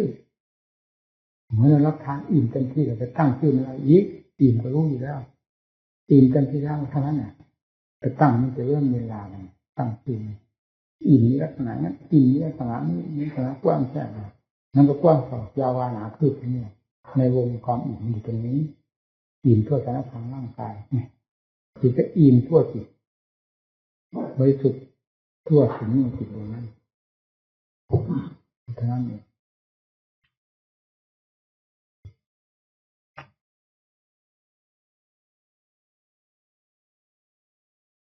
ต้องเข้มแข็งอย่าอ่อนแอต่อไปนี้แต่เป็นวงกรรมฐานจะหมดไปนะก็ขุดก็เดือนเข้ามาขุดเดือนเข้ามาเพราะจิตใจผู้ปฏิบัติมันเอียงไปสู่โลกได้เห็นโลกกลายเป็นของดียิ่งกว่าธรรมแทนที่จะมาปฏิบัติ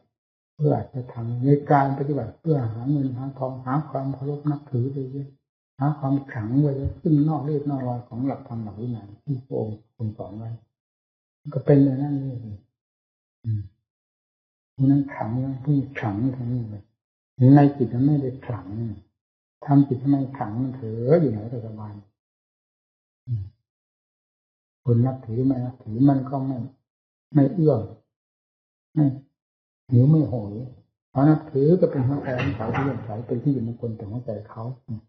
แล้วก็มีจิตเตียนก็เป็นอัตมงคลแต่หัวใจเขาต่างหากไม่ได้เป็นที่เราเพราะเหตุมันเกิดขึ้นที่นั่นไม่ได้เกิดขึ้นที่นี่ถ้าเราไม่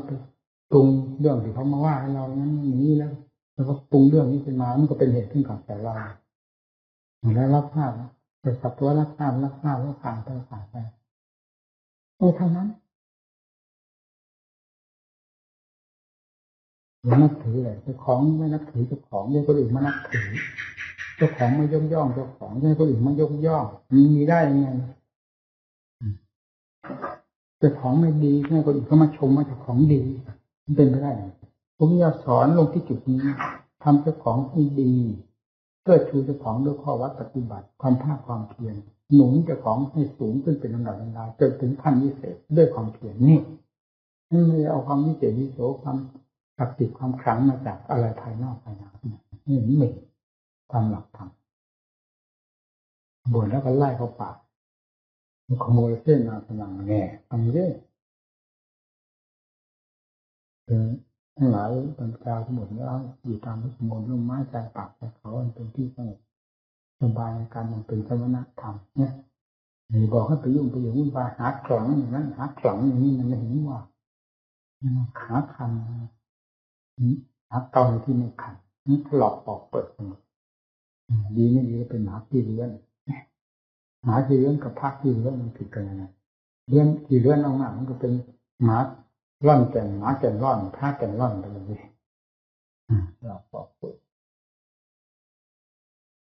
สิ่งสำคัญไม่สนใจไปสนใจนอกนานานู้นมันผิดจากพระประสงค์ของพระพุทธเจ้าผิดจากหลักธรรมนี่เราจะหาผลนิพพานมาที่ไหนหาอะไรไม่ได้นั่นเลยโลกมีอยู่หากิเลสไม่ได้กิเลสเหมือนเข้ามาเพื่อจะถอดถอนกิเลสนั้นกลับมาสั่งสมกิเลสเนี่ยแล้วยังยิงในตัวอยู่ว่ามาชนะกิเลสยิงก็ยิงไปแบบอื่นอ่างเนี่ยพองเฉยตัวเท่าอื่นอ่างพองแข็งวัวทั้งตัวมันได้เลยตรงนี้ที่ตรงนี้จริงตัวนี้เขาลงนับถือตัวแล้วข้อวัดปฏิบัติด้วยความมีสติสตังเร่งมันลงตรงนี้สร้างตรงนี้สร้างความศักดิ์สิทธิ์พิเศษจะไปสร้างที่ไหนผิดหลักธรรมหลักวินัยจะไม่เห็นความศักดิ์สิทธิ์พิเศษอันแท้จริงประจักษ์ใจถ้าไม่สร้างที่ตรงนี้ถ้าสร้างที่ตรงนี้ขุดค้นตรงนี้ตามภัยที่มันอยู่ภายในจิตใจแล้วก็ภัยก็หมดไปกิเลสตัวแล้วหมดเป็นไรหมดไปที่ต้องมีความสง่าผ่าเผยขึ้นมาระหว่างกระจ่างแจ้งขึ้นมากิเลสหมดไปแล้วครับสะอาดแล้วนั่นเองมันจะหาความวิเศษมาจากไหนดีไรก็วิเศษอยู่แล้วถ้าจะว่าวิเศษท่านก็ไม่เสกสรรไปอีกทั้งการที่เกียดเสกไป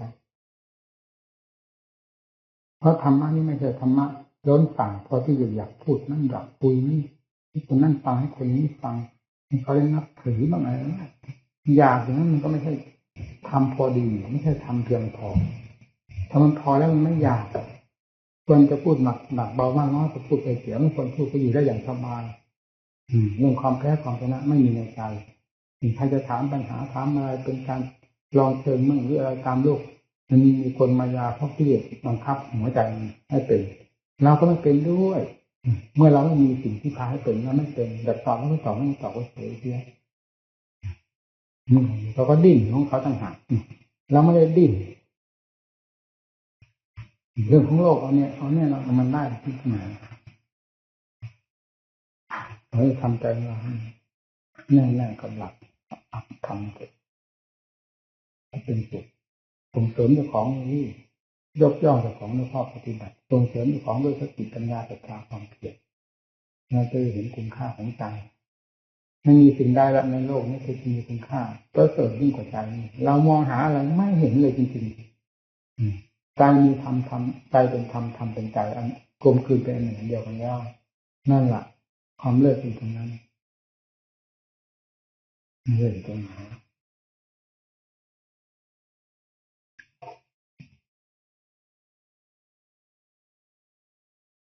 การประกอบความภาคเพียรก็ต้องมีความลำบากลำบนเป็นธรรมดาแม้แต่พระพุทธเจ้าเองมันเป็นเจ้าของศาสนาคนสลบถึง3ตรงนี้ถ้าพระองค์ไม่ลงลำบากนี่แต่พวกเราลำบากก็เป็นอย่างพอที่จะตำหนิพระองค์ว่ารักอับเปรียบบรรดาตัดโลกพระองค์มันเป็นสู้เดียวได้สำเร็จแต่โลกทั้งหลายมันเป็นแทบตายก็ไม่ได้แต่นี้พระองค์สลบถึง3 หนทุกข์ไม่ทุกข์สาวกบางองค์ฝ่าเท้าแตกพระองค์ตาแตกมีเพื่อนพระจักคุบาลพระโสนะพระโสนะเร่งความเพียรประกอบความเพียรมากฝ่าเท้าแตกพระจักคุบาลอดนอนไม่นอน3 เดือนตาแตกพอตาแตกภาพกิเลสก็แตกจากใจทันทีพร้อมกันพอตานอก มืดตาในสว่างจ้าขึ้นมาตาไหนที่คือสว่างยิ่งกว่าตาไหนนะพระโสนักประกอบความเพียรฝ่าเท้าแตะพอได้รับอะไรรูปมีพระอินทร์ขึ้นมาแสดงพิมพ์สามสายให้ดีให้ดูย้อนยานนะดีก็มีเสียงดังเครื่องนักก็ขาด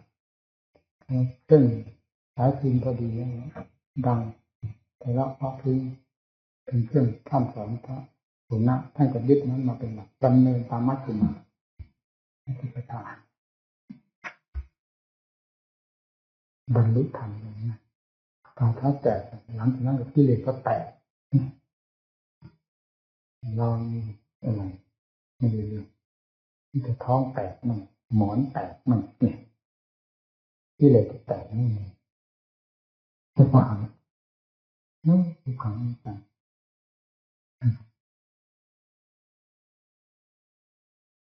มีปัญญาใช้ปัญญายาอยู่เฉยๆหาอุบายคิดการเปลี่ยนแปลงที่ปัญญาเมื่อเรานำมาคิดมาค้นมาใช้บ่อยๆมันจะค่อยเจริญขึ้นจะค่อยอันนี้เป็นมาต่อไปก็หมุนมาหมุนไปเรื่อยได้เหตุได้ผลเพราะปัญญาแล้วยิ่งเป็นเครื่องดูดเป็นสิ่งที่ชวนให้คิดให้อ่านเกิดก่อนแล้วฆ่ากิเลสจะเป็นตอนกิเลสตายจริงตายเพราะปัญญานะสมาธิเป็นเพียงว่าตะล่ำของกิเลสเข้ามารวมกันนะเวลาจะฆ่ามีอำนาจของปัญญาทั้งนั้น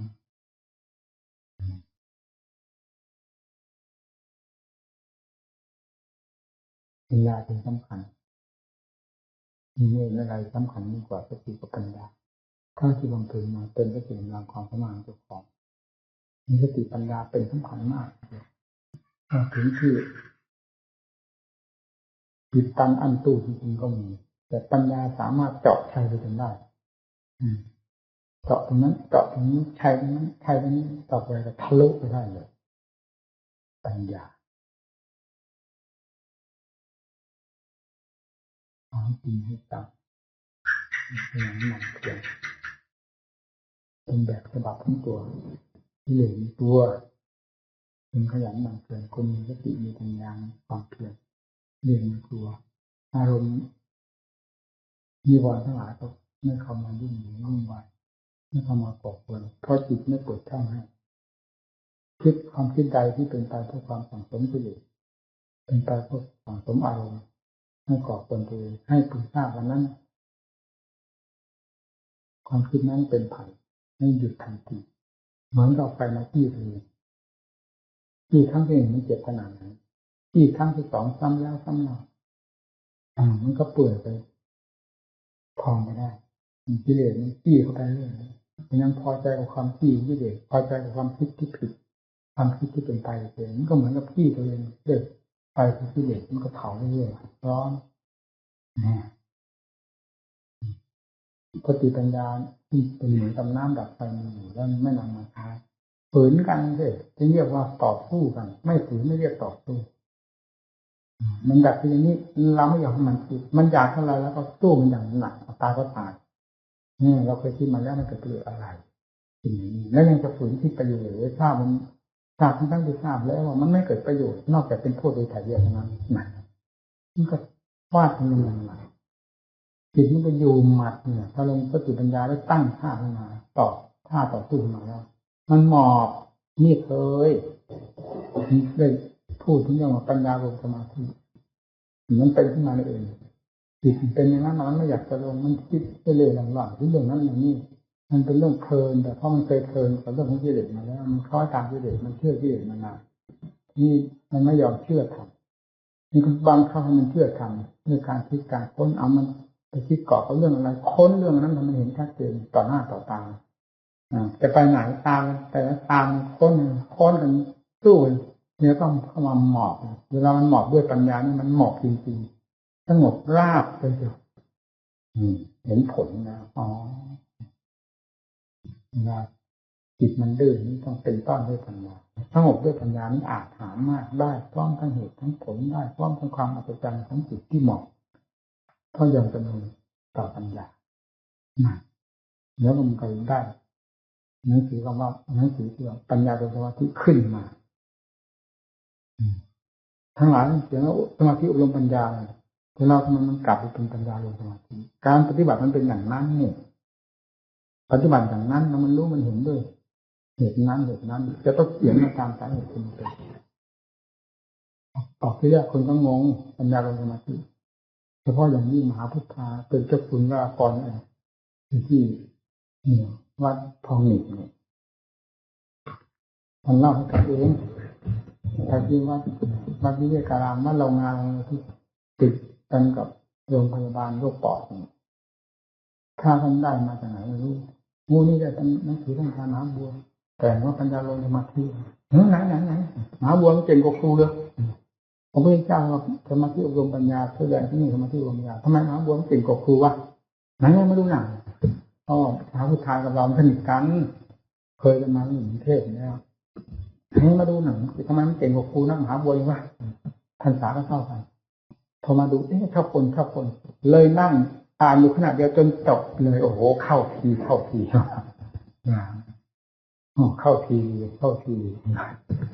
ยอมรับมีท่านนับมาสารภาพเองนะอ๋อผมเคยค้านทำมาหายนะถ้าเอามาแน่ๆผมเราเลยตกลงผมเลยอ่านก่อนเพื่อนไหนมหาบัวจะเก่งกว่าครูได้หรือผู้ที่สร้างเราเป็นครูมหาบัวจะเก่งครูวะไหนมาดูเอามาพออ่านชอบคนไปฟาดตลอดเข้าทียอมรับคือนั่นแหละอันนั้นท่านพูดถึงภาคทั่วไปแต่ลายบุคคลที่จะเกิดขึ้นมีขึ้นท่านพูดเป็นสมาธิปริภาตาที่รับปริภาวิตาปัญญาที่รับปริภาวิโตสมาธิมหาพโลโหติมหานิสังโตสมาธิปริภาวิตาปัญญามหาพลาโหติมหานิสังโตที่เราไปวิโตสมาธิมหาพโลโหติมหานิสังโตสมาธิปริภาวิตาปัญญามหาพลาโหติมหานิสังโตปัญญาปริภาวิตังจิตตังสัมมาเดวะอาเจหินิจติสมาธิเมื่อศีลอบรมแล้วย่อมมีผลมากในสูงมากปัญญาเมื่อสมาธิอบรมแล้วย่อมมีผลมากในสูงมากจิตเมื่อปัญญาอบรมแล้วย่อมหลุดพ้นจากกิเลสทั้งปวงโดยชอบแปลตามตัดท่านพูดเป็นลำดับศีลอบรมสมาธิอบรมปัญญาไปเรื่อยจนถึงปัญญาตรงจิตให้หลุดพ้นเวลาเป็นวิสามัญทีมันพลิกกันปัญญาลงสมาธิในขณะที่เราจะใช้ปัญญาลงสมาธิเราใช้ไม่ได้หมายถึงว่าสมาธิจะปัญญาจะลงสมาธิตลอดไปเป็นบางการจิตเวลาจิตมันคลิกขนองดื้อด้านนั้นละเอานั้นมาใช้มันได้ผลดีแต่ต้องเอาอย่างจริงจังนะจ่อเลยเหมือนนักมวยเผลอไม่ได้เดี๋ยวตกเวทีถ้าอย่างนั้นไม่ที่เลยตกเวทีจิตหมอบมันเป็นบางการบางเวลาในคนเดียวนี่ถึงการที่ควรจะนำปัญญามาตีต้อนจิตใจที่มันพุ่งพล่านถ้ามันยอมจำนวนแล้วเข้าสู่ความสงบได้เราก็ทำควรจะอบรมให้เป็นจิตให้เป็นสมาธิสงบลงได้ตามแบบของท่านที่พูดไว้เป็นกลางก็ทำเราทำเพื่อให้หาผลเพื่อทำเพื่อประโยชน์อันใดจะได้ผลได้ประโยชน์ด้วยวิธีการใดเรานำวิธีการนั้นมาใช้ในเวลานั้นถึงเรียกว่าเหมาะสม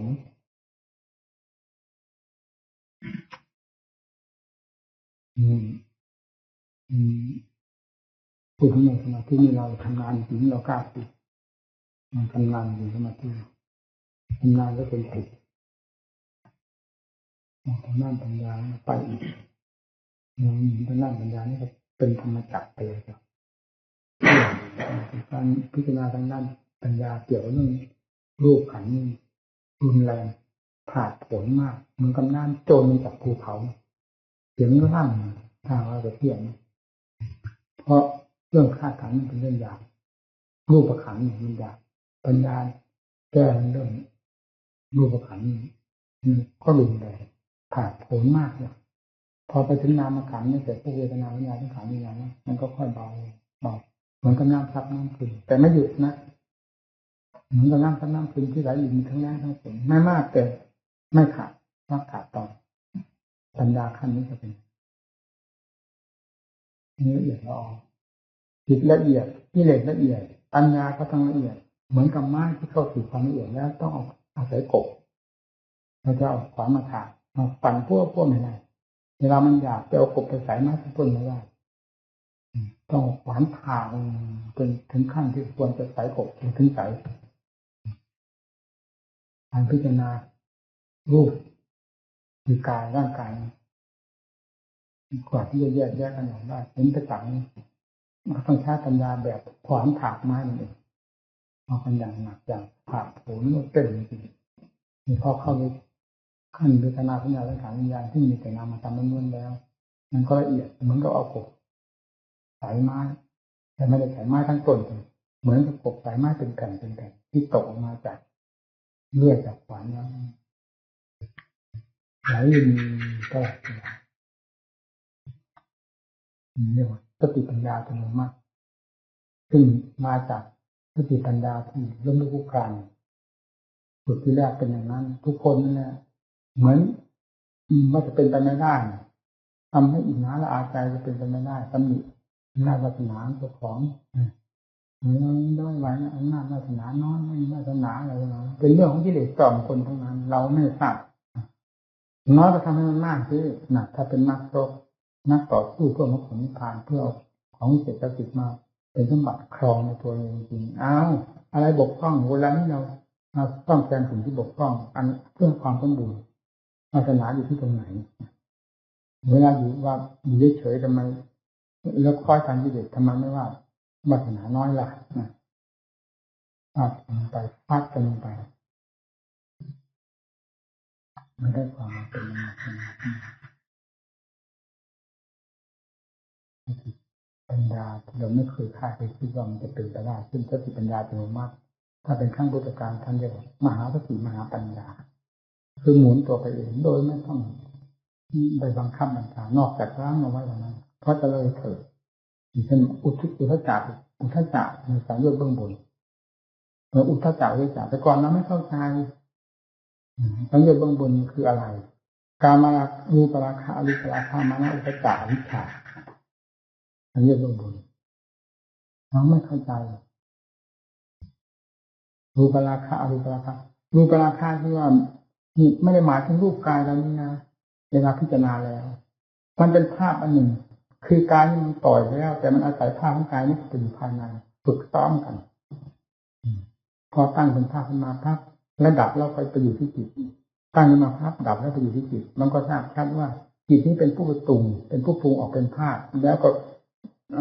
เข้ามาหมดในจิตเข้ามาในจิตจนกระทั่งมันเข้าใจชัดแล้วภาพภายในที่แบบรูปราคะคือความยินดีพอใจไม่ได้เหมือนว่า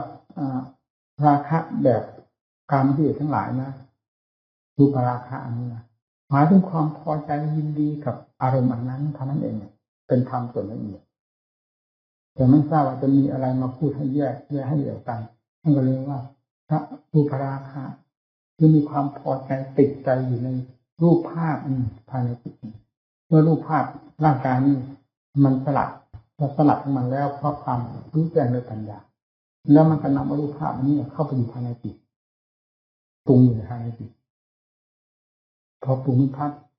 แล้วมันก็คืนเข้ามาเข้ามาถึงใจมาดับที่นี่ปรุงเข้ามาดับที่นี่มันก็ทราบไปทั้งโอ้จิตเป็นผู้ปรุงขึ้นมาจิตเป็นผู้เอื้อจิตเป็นผู้หลงเมื่อจิตพิจารณาด้วยปัญญาจริงๆแล้วจิตเป็นผู้รู้แล้วต่อไปรูปราคะนี้ทั้งหมดอรูปราคะคือยินดีในสุขเวทนามีตามหลักปฏิบัติสุขเวทนาอันละเอียดที่ภายในจิตอรูปราคะมานะคือความถือจิตดวงนั้นแหละดวงที่สว่างกระจ่างแจ้งดวงที่เด่นดวงนั้นเพราะตอนนั้นมันพลาดหมดแล้วทุกสิ่งทุกอย่างรูปมันก็พลาดอะไรก็พลาดไปหมดพลาดจากกันไปแล้วเป็นคนละที่ละอาย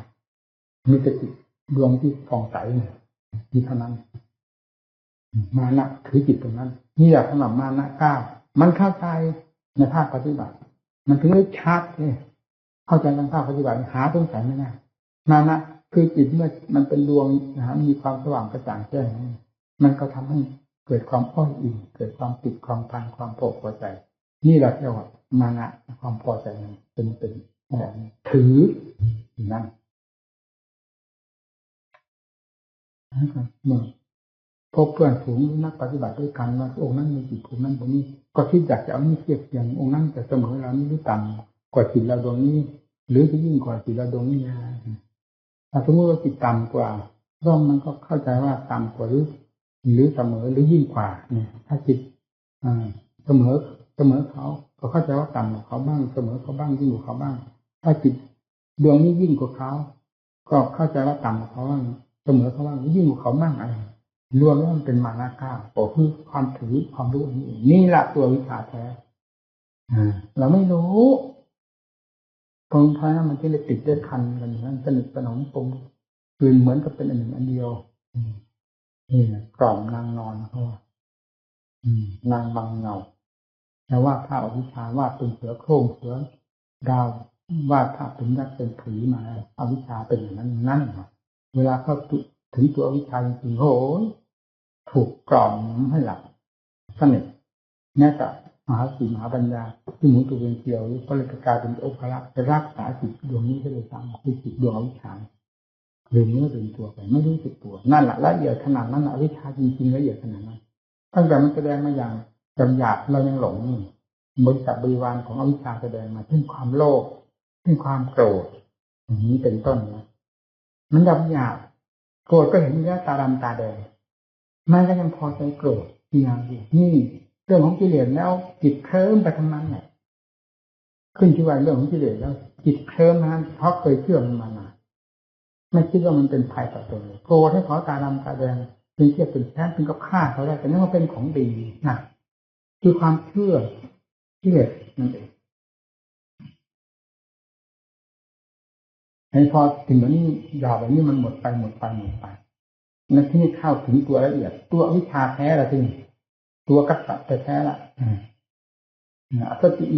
ติปัญญาที่เป็นอัตโนมัติหรือมหาสติมหาปัญญายังต้องหลงกลของมันจนได้ไปรักษาจิตตรงนี้อยู่นี่ไม่อะไรมาแตะต้องอะไรมาสัมผัสมันก็สลัดปุ๊บด้วยสติปัญญาไม่ยอมให้อะไรมาแตะต้องนี้เลยไปรักษานั้นโดยไม่รู้สึกตัวนั่นแหละคือรักษาวิชาวิชาเหนือมหาสติมหาปัญญาอยู่แล้วน่ะเมื่อเป็นอย่างนั้นแล้ววิชายังเหนือมีเล่ห์เหลี่ยมความขนาดแหลมคมยังเหนือจิตยังเหนือสติปัญญาอยู่ในขณะนั้นสติปัญญาแม้จะเป็นขั้นมหาสติมหาปัญญาก็ตามยังอวิชชายังเหนือจึงต้องติดจึงต้องหลงกลอวิชชาเดี๋ยวมานะ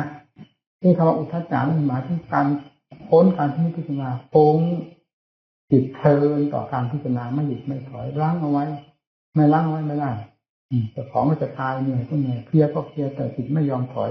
ที่จะเอาชนะข้าเดียวถึงขั้นนี้แล้วคำว่าแพ้ไม่มีแพ้ให้ตายนี่จะให้รู้เท่านั้นไม่รู้เอาตายเรื่องคำว่าแพ้มีไม่ได้นี่แหละที่ทำให้จิตมันฟุ้งมันเพลินในการพิจารณามันจะฟุ้งซ่านน้ำคาญไปตามโลกตามมุสาลูกเสียงอยู่โลกเกินผ่านไม่มีอย่างนั้นไม่มี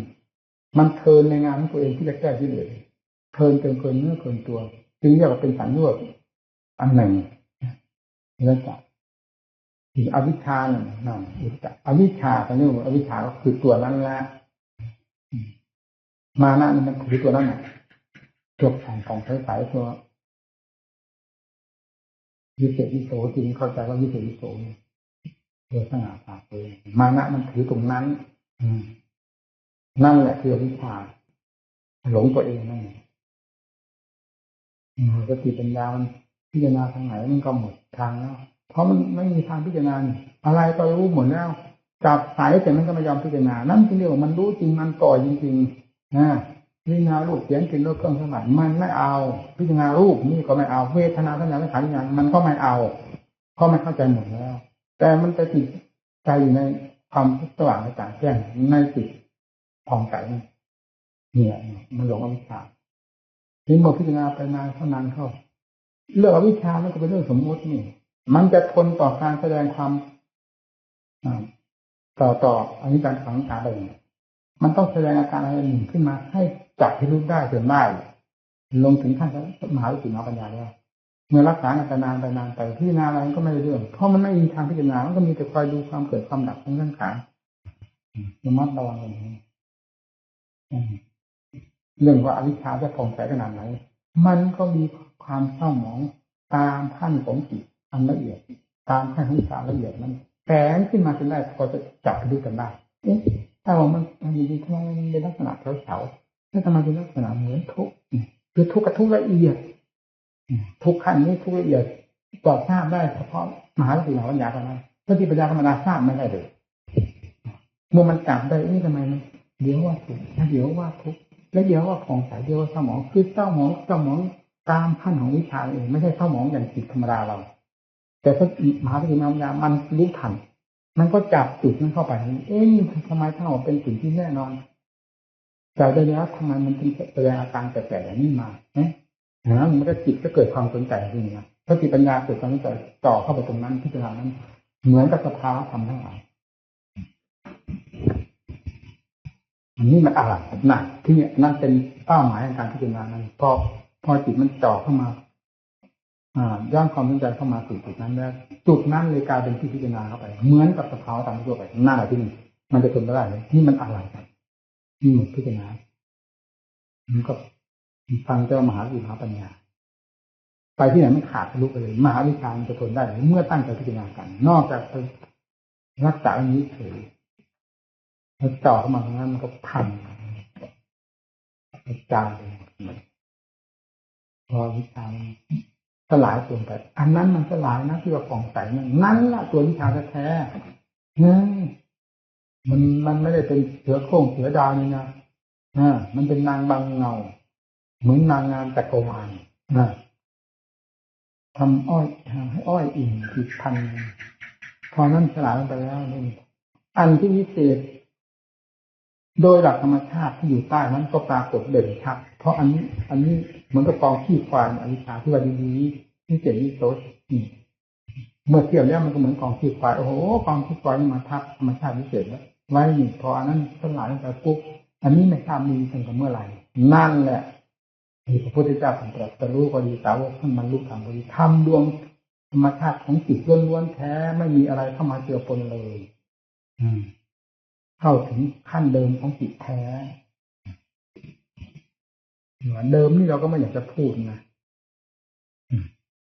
อยากพูดถึงตัวเป็นจิตล้วนๆแล้วว่านั่นแหละทีนี้อาจจะจันยิ่งกว่าตัววิชาขนาดไหนเทียบกันไม่ได้เลยนี่แหละที่พระพุทธเจ้าทรงทอดพระทัยแล้วเห็นโทษของตัวเองก็เห็นตรงนี้โอ้ลงขนาดละเอียดขนาดถึงขนาดนี้จะไปสอนโลกได้ยังไงสอนให้ใครรู้ไม่ได้ลงขนาดนี้แล้วเหมือนกับว่าเป็นสิ่งที่สุดวิสัยที่โลกจะรู้ได้เห็นได้ก็ทรงทอดพระทัยทำความสงสารน้อยทั้งที่ศาสนาเป็นศาสนาของโลกเพื่อสั่งสอนกับโลกอยู่แล้วแต่เมื่อเข้าถึงธรรมในชาติที่อัศจรรย์เกินคาดเกินหมายเกินสมมตินิยมทั้งหลายทั้งสิ้นแล้วทำให้เกิดทอดพระทัยเพราะในขณะนั้นไปเจอโดยเฉพาะยังไม่ได้พิจารณากว้างขวางออกไปแต่ก็ไม่นานฟังสำหรับพระพุทธเจ้าใครจะสละเหรียญผมกว่าพระองค์อันนั้นมาก็เหมือนกับจะตั้งปัญหาอย่างนี้เพราะเราเคยตั้งอย่างนี้มันก็คงไม่ผิดกันเลยนะถ้าว่าโลกไม่สามารถที่จะรู้ได้เรื่องของอัศจรรย์ขนาดนี้ทำไมการประเภทนี้โลกไม่สามารถจะรู้ได้นะเราก็เป็นโลกคนหนึ่งทำไมเรารู้ได้เรารู้ได้เพราะอะไรนะเป็นปัญหาตั้งขึ้นมาแล้วรู้ได้เพราะปฏิบัติตาที่เขาก็เมื่อเรานำปฏิบัติตาข้อปฏิบัตินี้สอนโลกทำไมโลกจะรู้ไม่ได้ล่ะนะทางมันเข้าไปถึงจุดที่หมายบันไดก็ส่งขึ้นถึงจุดที่หมายสถานที่ต่างๆมีทางเข้าไปชั้นนั้นชั้นนี้มีบันไดขึ้นไปบันไดนี้มีทางเดินเพื่อถึงจุดที่หมายทางนี้เป็นทางเดินเพื่อถึงจุดที่หมายปฏิบัติตาเครื่องดำเนินนี้ก็เพื่อถึงจุดที่หมายคือธรรมชาตินี้เมื่อสั่งสอนวิธีการให้สัตว์โลกทราบแล้วทำไมจะรู้ไม่ได้เหมือนอย่างนั้นนะรู้ได้แล้วก็มีแต่ท่าไทยที่จะสั่งสอนสัตว์โลกแล้วก็เป็นแสดงยังไงถ้ามหาพรหมมาราธนาพรหมมาตโลกาทีนี้อีก3 กติ ในเบื้องต้นขึ้นเป็นธรรมะฐานขององค์ก่อนคือพอมีเกิดใช้วิธีสั่งสอนสารโลกด้วยเหตุผลดังที่กล่าวมาเนี่ยโลกเข้าใจแล้วนี่ทรงพระเมตตาเริ่มในพระทัยที่จะสั่งสอนสารโลกก็พอดีทั้งมาพรหมเป็นมีขึ้นมาแล้วก็มาตะลุกาสอนสารโลกแล้วก็ทรงเรียนยานดูใครจะรู้แจ้งจริงในธรรมเหล่านี้ได้ง่ายเรียนไปถึงดาวบททั้งสองอุตกาดาวบทดาวบททั้งสองยานดูอะไรบ้างในตำราก็มีแต่ผมลืมแล้วแหละก็โอ้โหเสียดายตายเสียแล้วเมื่อวานนี้บอกตายเนี่ยหมดหวังเนี่ยตายแล้วหมดหวังพวกเรานี้ไม่หมดหวังมันยิ่งหวังพอตายแล้วกุศลธรรมอกุศลธรรมมาหอบไปขึ้นสวรรค์นิพพานพระพุทธเจ้าพอตายองค์หมดหวังก็เลยยานย้อนหลังมาอยู่จำมันก็ถึงเป็นดับสี่ทั้งห้าพวกนี้จะรู้ได้เลยเสด็จตรงหน้ามาถึงก็เป็นดาวสี่ทั้งห้าแสดงธรรมจักรกับวัฒนจิตเป็นพระอัญญาโกณะได้ดวงตาเห็นธรรมอัญญาเชื่อตะโบคนนึงอัญญาเชื่อตะโบคนนึงอ่านที่โกคนนั้นจะพระพุทธธรรมมีกำลังทำพุ่งตะปาดิยันติสิจริงๆขึ้นได้ทำมังสันตังนิโรธธรรมขณะนั้นพระอัญญาโกณะได้เปล่งทางขึ้นแล้วด้วยความเห็นจริงเกิดธรรมจักรขึ้นเชื่อทางที่กำลังทำมันจะพุ่งตะปามันก็ปุอันตัดจากความมืดบังตั้งแต่ก่อนนั้นได้ตัดจากความมืดบังนั้นมีกระจ่างขึ้นแล้วเป็นอิทานว่ายังมีสิ่งใดทำบางสมบัติอยู่ทั้งนั้นทิ้งใดก็ตามทั้งโลกนี้เกิดแล้วต้องดับทั้งนั้นแต่ให้ถึงใจทิ้งใดก็ตามเมื่อมันเข้าถึงใจทิ้งใดก็ตามเมื่อมีเกิดต้องมีดับเป็นคู่กันทั้งนั้นหาที่ไว้ใจไม่ได้เลยนั่นแต่นั่นมันก็แสดงอนัตตลักษณะสุดกล่อมผลใสจนกระทั่งถึงบรรลุธรรมนี่คือสัจจิพยานของพระพุทธเจ้าและพระองค์เองก็ได้ทรงเป็นทางในวาระสุดท้ายตอนที่ทรงตรัสนั้นไปเทวานังเดวานุภาวังอัตโกนี่อัตโกภควาอิรานังอิราเนสิพระองค์ได้ทรงเป็นอุทานขึ้นแล้วในขณะนั้นเนี่ยที่เราตะโพคนหนึ่งโยนเนี่ยที่เราตะโพคนหนึ่งท่านเนี่ยคนนี้ได้รู้แล้วหน่อยรู้หน่อยอิติปิดังอายุโยคนนั้นนัสสะอินาคนโยวัตเววันามาโหที่โดยอาศัยเหตุนี้พระอัญญาโกณะจึงได้ชื่ออย่างนั้นว่าแต่ในธรรมจักรพระพุทธเจ้าแต่นั่นก็แสดงธรรมจักรแสดงอนัตตลักษณะสุรูปังอนัตตาเวทนาอนัตตาสัญญาสังขารอนิจจังทุกขังอนัตตาเรื่อยไปเลยแต่สำหรับสูตรนี้เกี่ยวกับการปฏิบัติของผมมีขัดดีนะผมพูดของผมยอมรับ100%อย่างหาที่ค้านไม่ได้ก็คืออนิจจและปฏิจจอนิจจปริยายติถึงมรณะนี้ปีเดียติธรรมเมวิปีเดียติมโนวิญญาณในปีเดียมโนสัมปัสเสปีเดียติยัมปียังสัมปัสสะยัมปียังนี่จะปริยาปริติยาตาสุขข้างในดูข้างในดูมาสุขข้างในตัดนี่ปีเดียตินี่บิดามีรัตติวิราคานิสติมีทั้งนี้มีปัญญาณโหติเบื่อหน่ายในธรรมเบื่อหน่ายในธรรมะเบื่อหน่ายในจิตเบื่อหน่ายในธรรมลมที่เข้ามาเกี่ยวข้องจิตเบื่อหน่ายในความรู้สึกวิญญาณที่เกี่ยวข้องจิตเบื่อหน่ายในเวทนาคือผลที่มันเกิดขึ้นจากนี้ที่เกี่ยวข้องกันนี้เบื่อหน่ายตรงนี้ตัดนี่คือเบื่อหน่ายทั้งหมดบรรดาที่เกี่ยวข้องกันนี้นะนี่บิดามีรัตติเมื่อเบื่อหน่ายแล้วย่อมคลายกำหนัดเมื่อคลายกำหนัดจิตย่อมหลุดพ้นอันนี้แหมเราซึ้งมากเพราะการปฏิบัติของเราเป็นอย่างนั้นเพื่อนอนัตตาของส่วนนี้พอถึงขันธ์ห้ารูปเวทนาสัญญาสังขารวิญญาณที่ปีมีตินะนี่บินดังมีราชตินี่ผมเหมือนกับว่าหนึ่งเราพูดตามความรู้สึกของเราในสิ่งที่ควรค้านเราก็ค้านในสิ่งที่ไม่ค้านเราไม่ค้านทั้งภาคปฏิบัติ อภิสัมปริยายสูตรเราหาที่ค้านมาได้เรายอมจำนวน100%แต่ส่วนต่างๆว่าสูตรนี้มีข้อขัดกันเราจึงเลี่ยงไปเสียว่าท่านอาจจะแสดงเป็นเรื่องผู้ใหญ่ก็ได้หรือเกจิอาจารย์ท่านอาจจะมาทำมาแบบเรื่องผู้ใหญ่ก็ได้แต่พระพุทธเจ้าทรงแสดงแก่เบญจวัคคีย์ทั้ง 5นั้นผมแน่ใจว่าถึงมาก็นิ่งเป็นอินทรีย์เหมือนกันรูปเวทนาสัญญาสังขารวิญญาณแล้วจะไม่เข้าถึงจิตจะไปที่ไหนจิตมันอวิชชาไปรวมอยู่ที่จิตมันไม่ได้อยู่ที่ขันธ์ 5เนี่ยเวลาเราปฏิบัติรูปเวทนาสัญญาสังขารวิญญาณรู้เท่าแล้วนี่อย่างที่ผมอธิบายไปทีนี้นะรู้เท่าแล้วมันรวมก็ไปอยู่ที่จิตเป็นอวิชชาน่ะอวิชชาครอบอยู่ที่นั่นถ้าไม่เข้าอย่างเขาถึงนั้นแล้วอวิชชาจะแตกกันไม่ได้นี่ที่มันค้านกันมันต้องมานิ่งติโน้นนี่จะรู้เท่าขันธ์ 5แล้วก็เบื่อหน่ายคลายกำหนัดเรามันเป็นไปไม่ได้รู้เท่าขันธ์ 5รู้แล้วมันแยกกันอย่างชัดเจนไม่มีสงสัยเลยแต่มันก็ไปยึดถือจิตกับวิชาที่มันพัวพันกันมันเป็นอันหนึ่งเดียวกันนั่นมันต้องไปพิจารณานั้นอยู่เรื่องตีอวิชชานั้นแตกกระจายจากจิตแล้วมันถึงเด่นขึ้นมาอย่างชัดเจนเลยหายสงสัยนะนี่แหละภาคปฏิบัติที่ไหนที่ควรค้านมันค้านได้อย่างจังๆด้วยความแน่ใจที่ไหนมันรวมกันได้รวมได้อย่างที่ว่าอะไรที่เราตัดปรมาสต์พระโสดาละนั้นนี่เราก็ปฏิบัติไปเวลามันมีแยกกันมันก็แยกกันไปอย่างที่ผมอธิบายมีเทศกันที่เรียงอริยภูมิตรงไหนที่มันแยกกับทางปริยัติมันก็แยกกันไปแต่ที่ไหนมันมาร่วมมันก็ร่วมกันเราเป็นนักปฏิบัติมันเป็นยังไงเป็นไปตามการปฏิบัติของเรายังไงเราก็พูดตามเรื่องความจริงอาค้านกับค้านกันถึงจะแยกกันหมดมันเมื่อมันผิดกันด้วยการปฏิบัติด้วยความรู้ความเห็นก็ให้ทราบว่ามันผิดนี่เป็นข้อปฏิบัติของเราเป็นผลของเราเป็นมาอย่างนี้จะถูกหรือผิดอะไรก็แล้วแต่เรื่องการปฏิบัติได้ปฏิบัติอย่างนี้แล้วรู้เห็นมาอย่างนี้นี่มันจะปลีกแยกกันก็ปลีกอย่างนี้มันเข้าร่วมกันก็ร่วมอย่างนี้โดยหลักปฏิบัติทีนี้เราก็พอใจเราแน่ใจว่าเราเป็นอย่างนั้นเมื่อหลักก้าวถึงขั้นสูงแล้วมันก็ไม่เห็นแยกกันนะพูดเรื่องอะไรกันเลยไปอย่างนี้นะเอาละตอนนี้เราจำไม่ได้ที่ให้เต้าขึ้นต้นลงไปที่ไหนธรรมยาจะอธิบายหมู่เพื่อนฟังสิว่า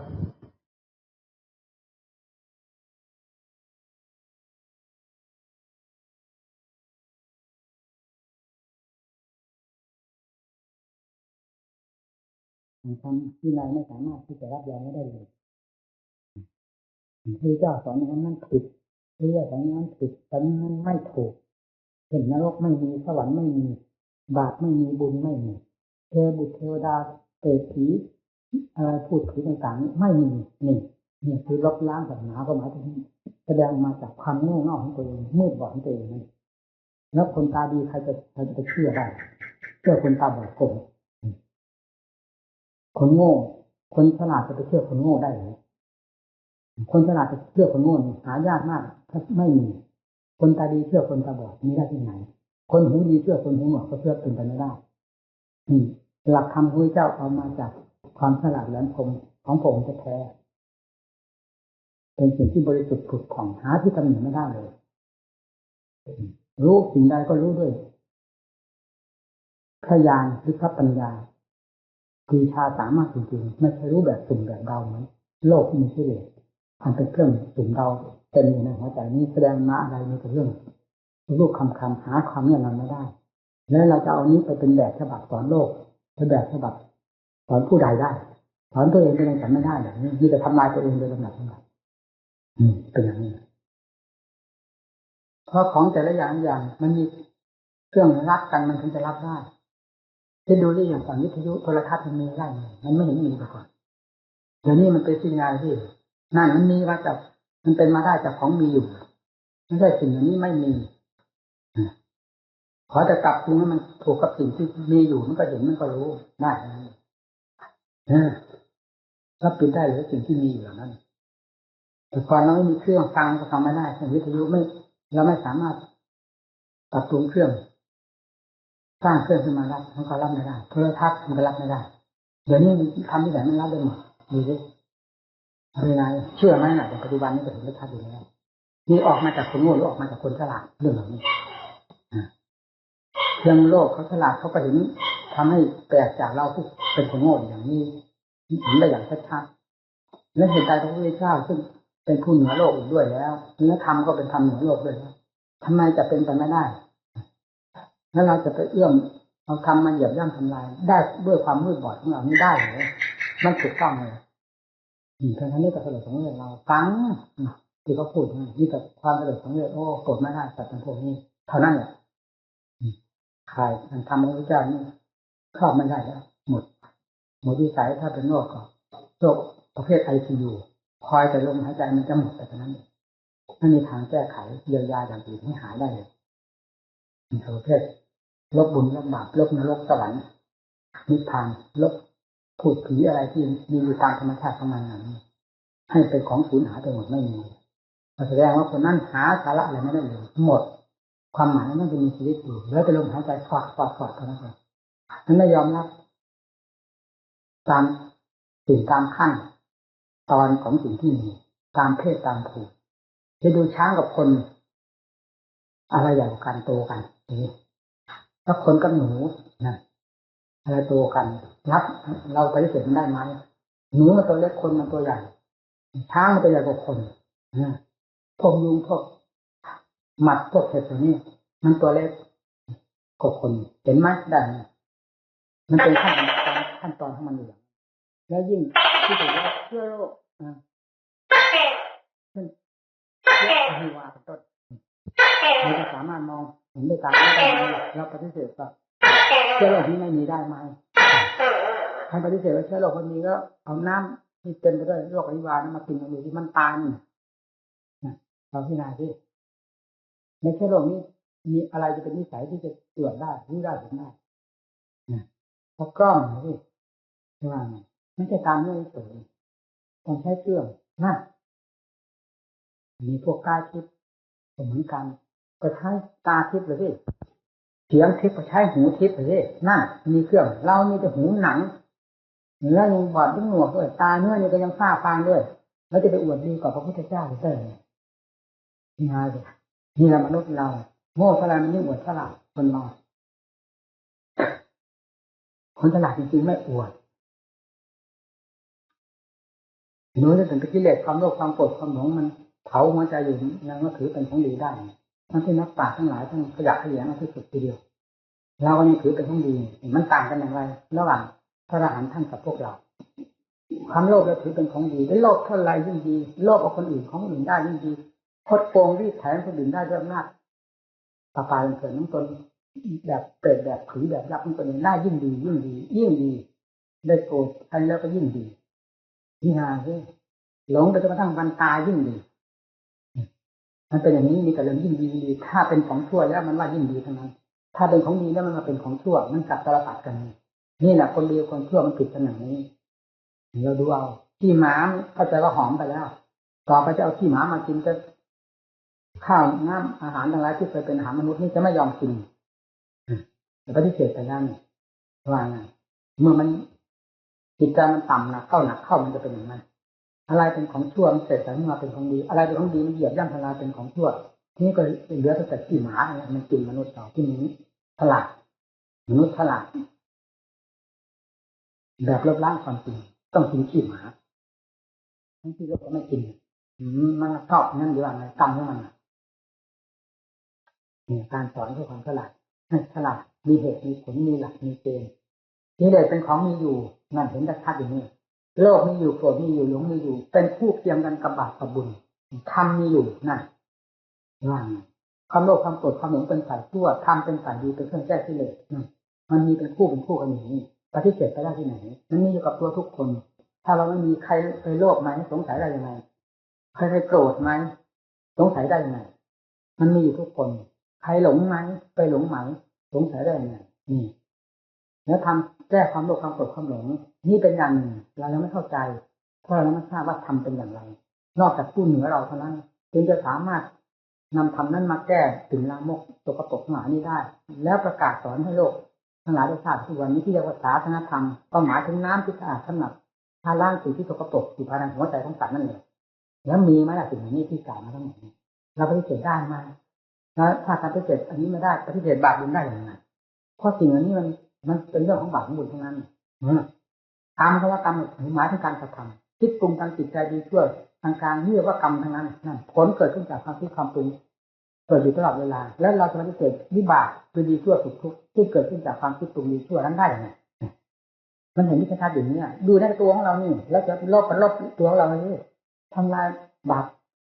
บุญทำลายศาสนธรรมทำลายตัวของตนที่ทำลายที่ไหนเราจะเอาความวิเศษวิโสมาจากไหนในการทำลายศาสนธรรมที่ทำลายความจริงซึ่งเป็นการทำลายตนพยายามสอนทุกเนี่ยทุกมุมอยากให้มีคนมีความเฉลียวฉลาดละเอียดมากนะกิเลสนะโอ้โหนี่นเลยสติปัญญาเป็นของสำคัญมากอย่าเห็นว่าเป็นของเล่นนะผมสอนอยู่ทุกเวลาไม่เคยกลับไปจากเรื่องของสติปัญญามีความเปลี่ยนเป็นเครื่องหนุนเอาตายก็ตายเถอะตายในวงความภาคเพียรไม่มีใครกุศลาเราความฉลาดของเรากุศลาเราเองแล้วกุศลาแล้วความฉลาดเราจะไปหวังเรื่องตายแล้วจะให้มีใครมากุศลาธรรมะกุศลธรรมะเป่าหูไปนั่นแหละเอาความจริงดับมันลงไปนี่ความโง่อยู่ตรงไหนครับคือความฉลาดขึ้นมาเอาความฉลาดนั้นแก้ความโง่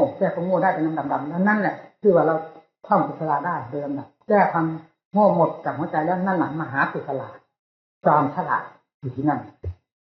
แก้ที่ไหนถ้าตื่นไม่ได้ตื่นโลกตื่นทั้งสามขนบธรรมเนียมอะไรว่าอันไปโดยไม่หาความจริงทำเป็นพิธีกันไปนั่นตายที่ไหนแห่กันไปกุศลธรรมะกุศลธรรมะไม่สนใจกุศลธรรมะความฉลาดที่จะแก้ตัวเองเราจะไม่พูดตรงๆเมื่อเราตายอย่างนิมนต์พระมากุศลาให้ท่านลำบากนะเราบอกตรงเลยเราพูดมาแล้วตั้งหัวแล้วเราพูดด้วยความจริงด้วยความอาถรรพ์ไม่ได้พูดด้วยความท้าทายผู้หนึ่งผู้ใดทั้งนั้นซึ่งแต่ก่อนเราก็ไม่เคยพูดอย่างนี้เราพยายามสร้างกุศลธรรมะขึ้นภายในจิตใจคือความฉลาดสร้างสติสร้างปัญญาศรัทธาความเพียรขึ้นมาแก้ตัวไหนมันโง่กิเลสทุกตัวมันเป็นเรื่องให้เราโง่ทั้งนั้นแต่ตัวกิเลสมันฉลาดเพราะมันเป็นแก้เรื่องให้เราโง่นี้ออกไปเราก็เป็นผู้ฉลาดขึ้นมาด้วยกุศลของเราระวังแต่มันเป็นหมดไม่มีอะไรเหลือภายในจิตใจแล้วกุศลไม่มีปัญหาอะไรมีปัญหาอะไรอันนั้นเป็นเรื่องสมมติหนึ่งนะขอให้ตัวจริงบริสุทธิ์เถิดมีไหนอยู่ได้ตายไหนตายได้หมดเลยเรื่องห่วงพยายอะไรเรื่องความเป็นความตายเป็นของธรรมดานั่นเหล่านี้ไม่เห็นมีอะไรผิดแปลกเลยขอให้เรียนถึงความจริงความตายไม่มีความหมายอะไรมันตั้งขึ้นมาตามเรื่องสมมติของความเกิดอยากเกิดแต่ไม่อยากตายเป็นไปได้หรืออยากเกิดกับอยากตายมันก็เป็นอันเดียวกันออกมาจากเงื่อนเดียวกันความเกิดเป็นสาเหตุให้ตายถ้าเราไม่อยากเกิดถ้าเราไม่อยากตายก็พยายามแก้ไขอย่าให้มันเกิดมาเมื่อต้นมันมีอยู่แล้วเป็นกระดับนั่นนั่นก็ต้องตายต้นเหตุมันคือเกิดตายเป็นคู่เคียงกันซึ่งเป็นผลออกมาจากวิบากอันนี้ที่เกิดมาแล้วเนี่ยแล้วแก้หัวใจที่เป็นตัวพืชสำคัญตัวเชื้อสำคัญมันจะก่อทุกข์ก่อกำเนิดต่อไปอีกอัตภาพนี้ยังไงก็เท่านั้นแหละแก้ไม่ได้แก้ให้มันตายไม่ได้มันเกิดมาแล้วนี่เป็นวิบากเห็นชัดเจนคือผลของวัฏฏะผลของกิเลสมันสร้างวัฏวนให้สัตว์โลกสร้างกองทุกข์พร้อมในร่างกายของสัตว์นี้ส่วนไหนที่มันหาความสุขนี้ได้นี่แหละมีไหมถ้าเห็นมีว่ามีความสุขมันสุขที่ตรงไหนเกี่ยวกับร่างกายผมพิจารณาดูแล้วมันไม่เห็นมีนอกจากอยู่ธรรมดาก็เกิดความทุกข์ขึ้นมาอยู่ธรรมดาแล้วก็หิวนั่นก็หิวนี่เจ็บนั่นปวดนี่เวลาไม่เจ็บไม่ปวดปกติก็ว่ามันสุขมันไม่ได้สุขมันอยู่เฉยธรรมดานี่จิตต่างหากเป็นผู้สุขเป็นผู้ทุกข์ถ้าจิตอยู่ไม่เป็นสุขจิตก็เป็นทุกข์จิตทุกข์ตนมันนี่เรื่องเพราะอำนาจของกิเลสมันฉุดมันลากไปให้คิดให้ปรุงให้เกาะให้เกี่ยวให้ยึดให้ถือให้จับนั่นจับโน้นจับนี้ไปอะไรไม่ว่าละซึ่งเป็นเรื่องของกิเลสนะมันต้องเป็นอย่างนั้นลากกษัตริย์ลงจมลงไปเลยแล้วกันถ้ามีธรรมสิลากขึ้นมาไม่ได้เพราะเป็นสร้างธรรมเพื่อให้มันเต็มจิตใจพิจารณาอะไรมันจริงด้วยดูอะไรให้ดูจริงด้วยสติด้วยปัญญาจดจ่อกับนั่นจริงๆกำหนดร่างกายส่วนไหนท่านว่ามันเป็นอสุภะอย่างนี้เป็นต้นนะอสุภะท่านมันอยู่ที่ตรงไหนมันอยู่หมดทั้งตัวแต่เราไม่ดูสติมันเลื่อนลอยจิตใจมันเลื่อนลอยสติขาดจมไปปัญญาก็ไม่มีนอนจมไม่ทราบอยู่ที่ไหนปัญญาได้ยินแต่ชื่อแล้วมันจะมารู้เห็นของจริงคือคำว่าปฏิกูลได้ยังไงถ้าไม่รู้เห็นด้วยปัญญารู้เห็นด้วยสติมีใจเป็นผู้ทำงานแล้วไม่มีทางรู้จำเฉยๆจำจบพระไตรปิฎกเราไม่ประมาทเจอพระไตรปิฎกก็ได้แต่ความจำความจริงไม่ปรากฏในใจถ้าไม่ออกทางภาคปฏิบัติเพราะฉะนั้นปริยัติจึงต้องมีปฏิบัติแล้วผลของการปฏิบัติที่คือปฏิเวทนะระยะที่การศึกษาเราเรียนจากอุปชาและเทศาลงมานะคะตาตะโตนั่น ที่ภาคปริยัติเรียนแล้วแต่นั้นเราดูหนังสือที่นั่นที่นี่เรียนไป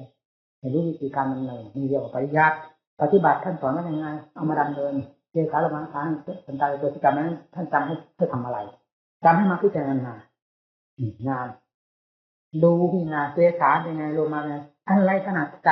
ไม่ว่าแต่เจตสารลงมานะขาดันตาตัวเนื้อหนังกระดูกตับไตไส้พุงที่ไหนดูไปเถอะมันเป็นกรรมฐานทั้งนั้นรู้ให้มันเห็นชัดแจ้งตามเป็นจริงแล้วมันจะได้ยังไงจิตนี่เมื่อรู้ที่แจ้งตามเป็นจริงมันปล่อยเองอุปทานมันจะฝังลึกยิ่งกว่าอะไรก็ฝังเถอะถอนขึ้นมาเองมันมีอะไรที่จะลึกยิ่งกว่าปัญญ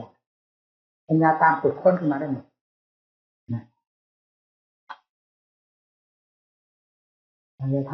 ำดุ่มกันดอนทำสักแต่ว่าทำวันหนึ่งคือหนึ่งทำแล้วไม่เห็นเรื่องเลยราวอะไรไม่มีความตรงใจตั้งใจมันแก้ไม่ได้นะแก้กิเลสนะเอาตายก็ตายด้วยการปฏิบัติทำทุกข์ลำบากลำบนมาโลกก็เคยทุกข์มาแล้วด้วยกันอยู่ที่ไหนมีแต่ป่าช้าเป็นบ้านเป็นเมืองแม้อยู่ในเมืองก็มีป่าช้าจังหวัดไหนเมนนั่น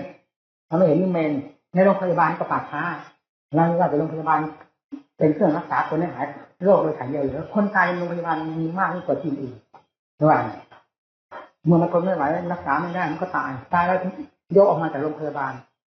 แล้วมันดูเตียงหนึ่งมันคนตายก็กี่ร้อยคนถ้าเราพิจารณาตามความจริงโรงพยาบาลก็คือป่าช้านั่นเองคนไม่ไหวแก้ไม่ไหวแล้วมันก็ตายก็ออกมาคนนี้เข้าไปอยู่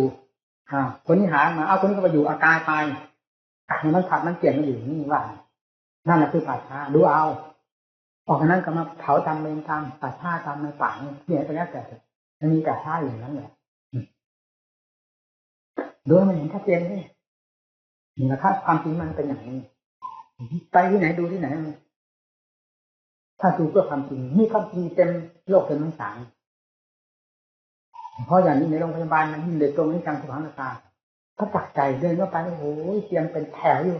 มีแต่คนจนกรอบจมูกคนจะล้มจะตายร้องครางอาไม่ได้สติสตังก็มีเดินผ่านไปหน้าทะลุสังเวชที่ว่าไงนั่นดียังไงที่เพราะฉะนั้นคนไม่ได้ก็ตายตัดช้าอย่างนั้นเผากันฝังไปถึงใจไม่ตายที่หน้าการสุดวิสัยมันกระจมมันลงไปแตกสลายลงไปแต่ใจมันไม่สลายด้วยมันก็ประกอบกับเกิดอีกอวิชชาปัจจยาสร้างข้าราปัจจยาวิญญาณปัจจยานามารูปานารูปัจจยาสราลิกนาสราลิกปัจจยาพัตโตพัตโตทัสสะปัจจยาเวทนาเวทนาปัจจยากันห้าปัจจยาปารานังปานาปัจจยาโทพระปัจจยาชาตินานเห็นไหมนั่นออกส่วนใหญ่แล้วถึงขยายมาถึงกันนะถ้าติดปัจจยาจะรามาโชคกับไปเรียนกรมนสปายาชาท่านภวันติเหล่านี้เป็นเรื่องมาจากสมุทัยทั้งนั้นนี่เวลาเปลี่ยนแล้วนะคือสืบต่อแขนงมาจากอวิชชาเป็นต้นเหตุเรื่อยมาจนกระทั่งถึงชาติปิโลฆาชาราปิฆามานำปิโลฆาโชคกับไปเรียนกรมนสปายาชาปิโลฆา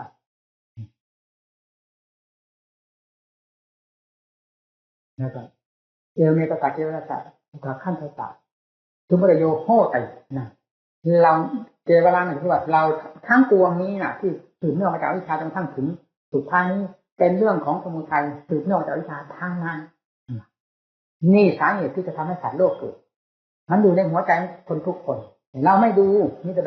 ไปลูกไปคำนอกตายแล้วศูนย์อันนี้มันไม่ได้ศูนย์อันพาให้เกิดนี่อวิชชาปัญญาทั้งขาราถ้าอวิชชาปัญญาทั้งขารานี่มันศูนย์กับอวิชชาและเตวะเทศวิญญาณนิโรธถ้าสร้างขารานิโรธสร้างขารานิโรธวิญญาณนิโรธเรื่อยไปจนกระทั่งถึง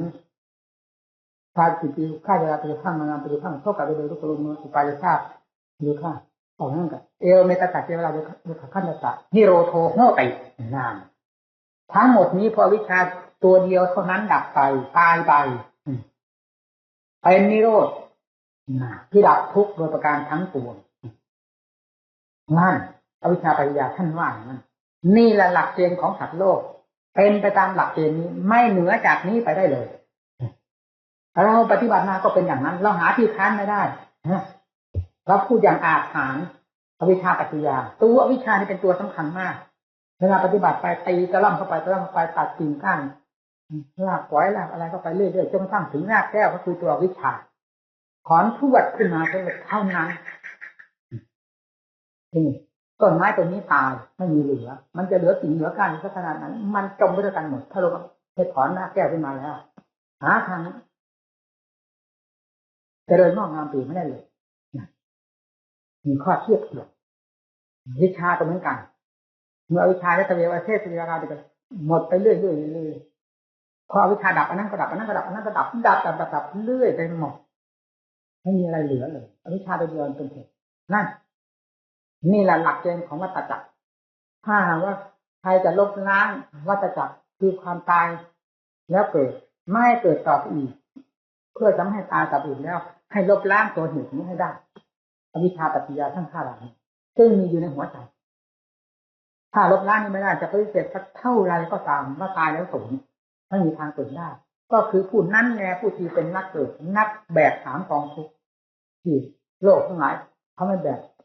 หนักยิ่งกว่าผู้นั้นจะหนักยิ่งกว่าใครทั้งหมดผู้ที่สำคัญว่าตายแล้วสูญเพราะไม่ได้คิดหน้าอ่านหลังอะไรว่าพบหน้าทำหน้ามีอยากทำอะไรก็ทำตามใจชอบความตามใจชอบก็คือเรื่องของกิเลสไม่ใช่เรื่องของธรรมมันจะเอาทำดีทำดีได้ยังไงมันก็ทำตั้งแต่ความชั่วช้าละโมบผลคือความทุกข์ทรมานทั้งหลายใครจะเป็นผู้แบกผู้หามถ้าไม่ใช่ผู้ทำใครจะแบกนั่นแหละผู้นั้นจริงๆว่าจะแบกหนักที่สุดเราเป็นนักปฏิบัติให้พิจารณาตรงนี้อย่าลืมตรงนี้อาจจะว่าอะไรก็ตามอย่าหลงบ้ากับเรื่องบ้าของคนของโลกที่มีกิเลสหนาแน่นในหัวใจพระพุทธเจ้าไม่มีกิเลสพระพุทธเจ้าทรงรู้เรื่องอวิชชาปัจจยาโดยที่พระเจ้าทรงเคยเป็นอวิชชาปัจจยามาแล้วอวิชชาปัจจยาเคยครอบพระทัยทรงมาเป็นเวลานานจึงสามารถชำระได้หมดโดยที่เคยไม่มีเลยนะจึงสามารถประกาศธรรมต่อโลกได้อย่างไม่สะทกสะท้านมีรับประกันไม่ให้เกิดอีกอวิชชาปัจจยาในขณะที่เรายังในเวลาที่เราปฏิบัติยังไม่เข้าใจเรื่องจิตเรื่องใจมันก็ซ่านไปหมดนั่นแหละความรู้มันเหมือนหมดอีกมีทั้งตัวไม่ทราบจะยึดเอาอะไรเป็นความรู้อะไรเป็นใจอะไรเป็นกาย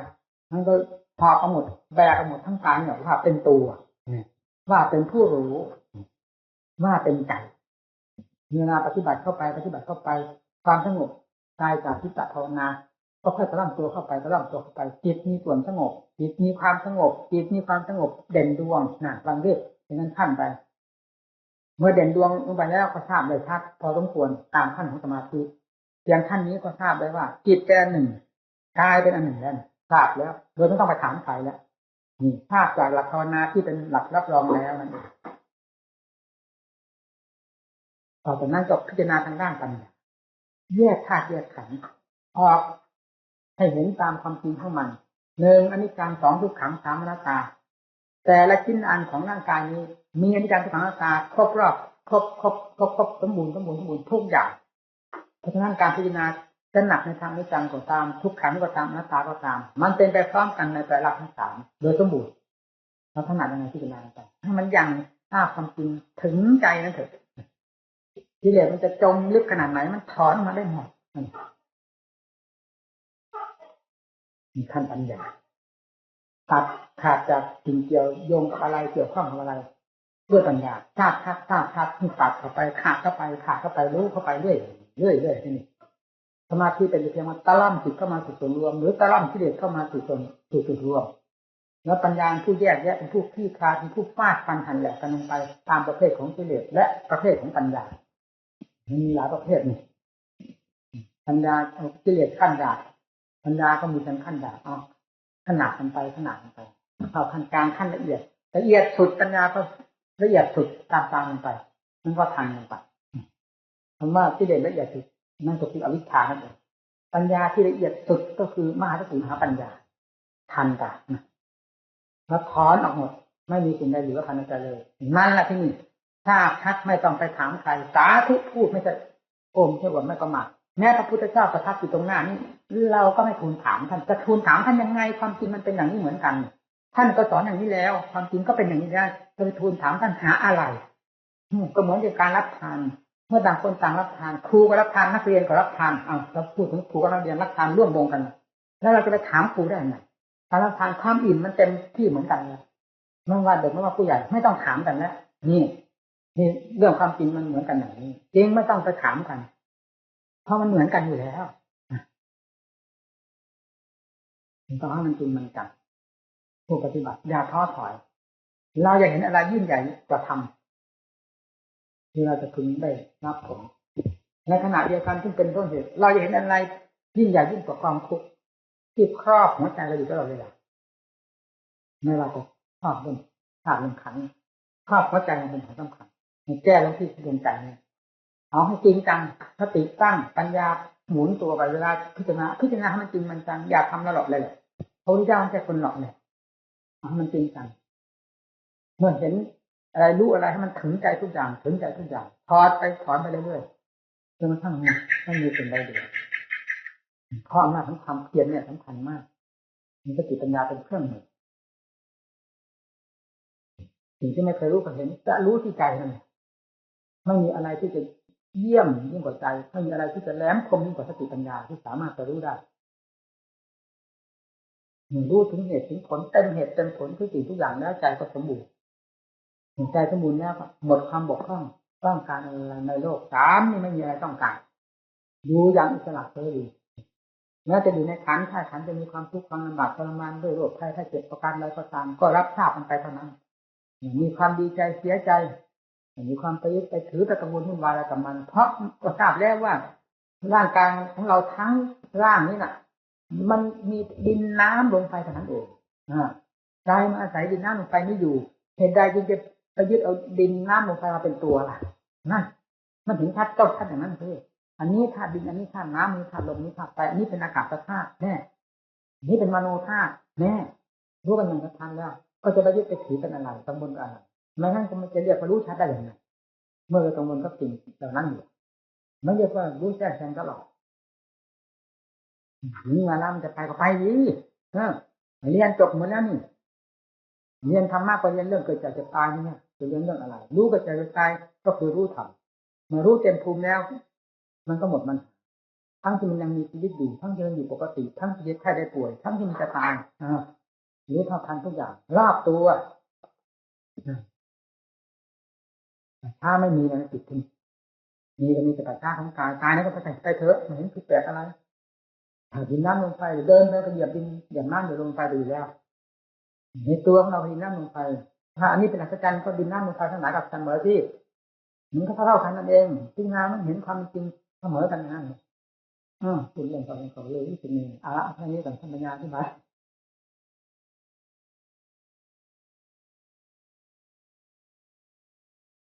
มันเป็นพื้นเลยนะ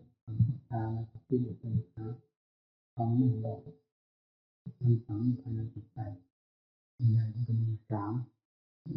ความโลภความโกรธความหลงมันเป็นที่ของกิเลส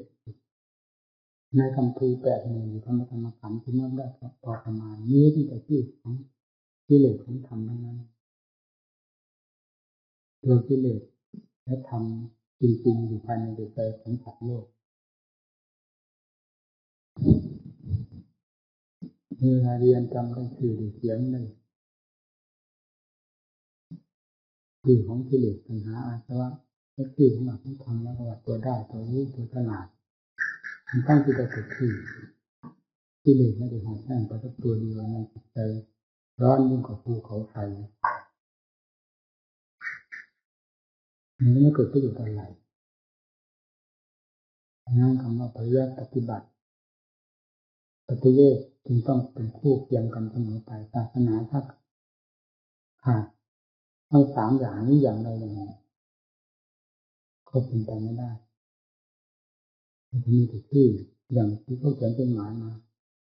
ตอนหลังจากเขาได้อ่านประวัติท่านอาจารย์มั่นแล้วมีจำนวนมากที่เขียนมาคล้ายคลึงกันเขาบอกว่าหลังจากอ่านประวัติท่านอาจารย์มั่นจบลงแล้วเหมือนเขาเกิดชาติใหม่เขามีหวังเกิดมาในแดนในพุทธศาสนานี่ซึ่งเป็นไปด้วยมรรคผลนิพพานแต่ก่อนไม่เป็นอย่างนี้เป็นความแน่ใจหมดหวังเพราะเห็นว่า ศาสนามีแต่ตัวหนังสือพระเนรมีแต่ผ้าเหลืองก็ว่าพระผู้ที่สมมาคงผลผู้ปฏิบัติตามหลักธรรมของพระพุทธเจ้าไม่มีเพราะฉะนั้นศาสนามีแต่ตัวหนังสือไม่มีใครตรงมรรคผลเป็นความจริงไว้พอได้อ่านประวัติท่านมั่นแล้วเป็นการสร้างความหวังให้เต็มหัวใจมีจำนวนมากนะที่เขียนมาต่อมาหลังจากได้รับหนังสือที่เราส่งไปให้แล้วคล้ายคลึงกันอย่างนี้มากไม่เรียกว่าจะมีผู้ปฏิบัติดีปฏิบัติชอบดังท่านอาจารย์มั่นและบรรดาลูกศิษย์นะลูกศิษย์สายท่านอาจารย์มั่นนี่เลยคิดว่าอันนี้ได้อ่านอย่างถึงใจแล้วเต็มตื้นภายในหัวใจเหมือนเกิดชาติใหม่ขึ้นมาในท่ามกลางแห่งชาติเก่าๆที่มีอยู่นี่ก็มีพระคุณอย่างนั้นนะ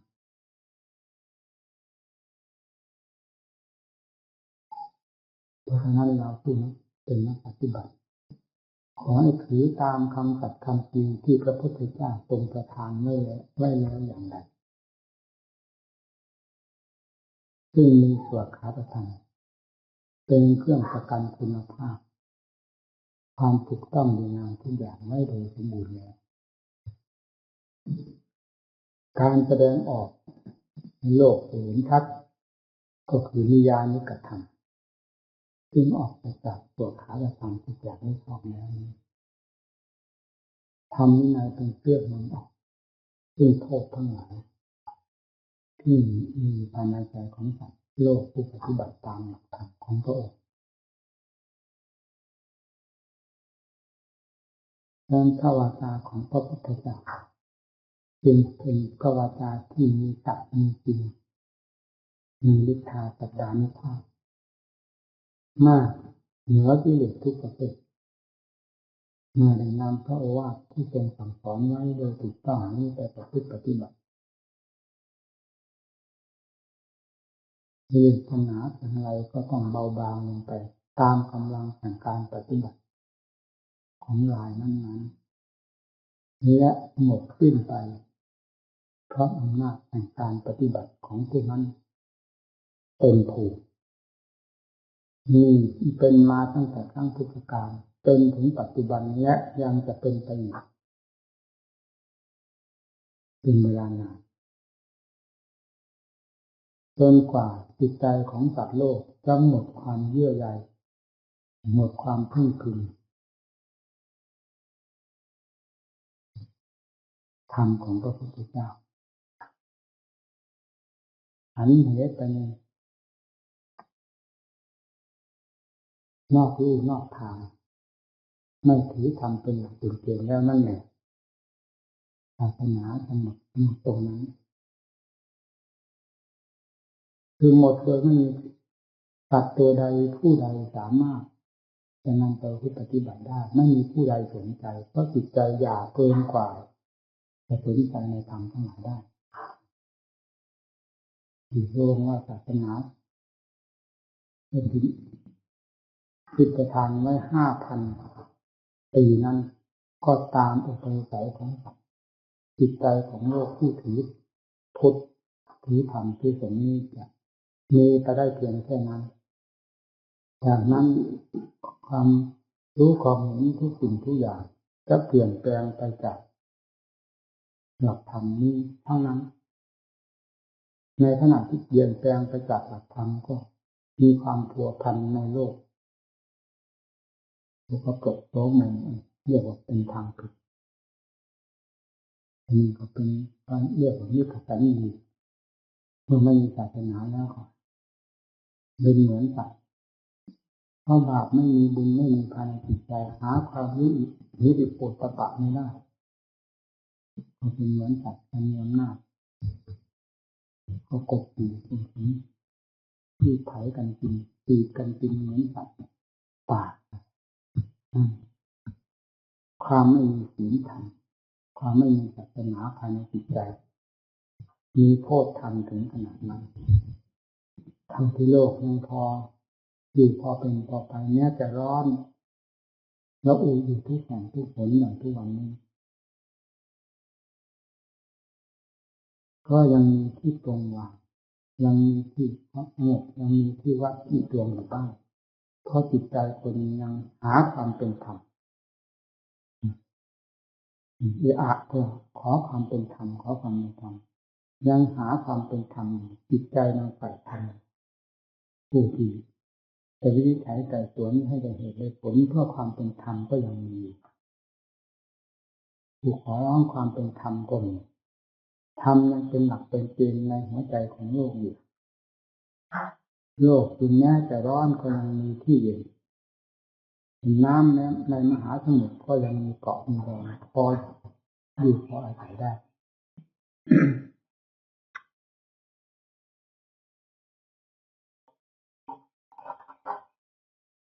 มีเราพูดถึงภาพทั่วไป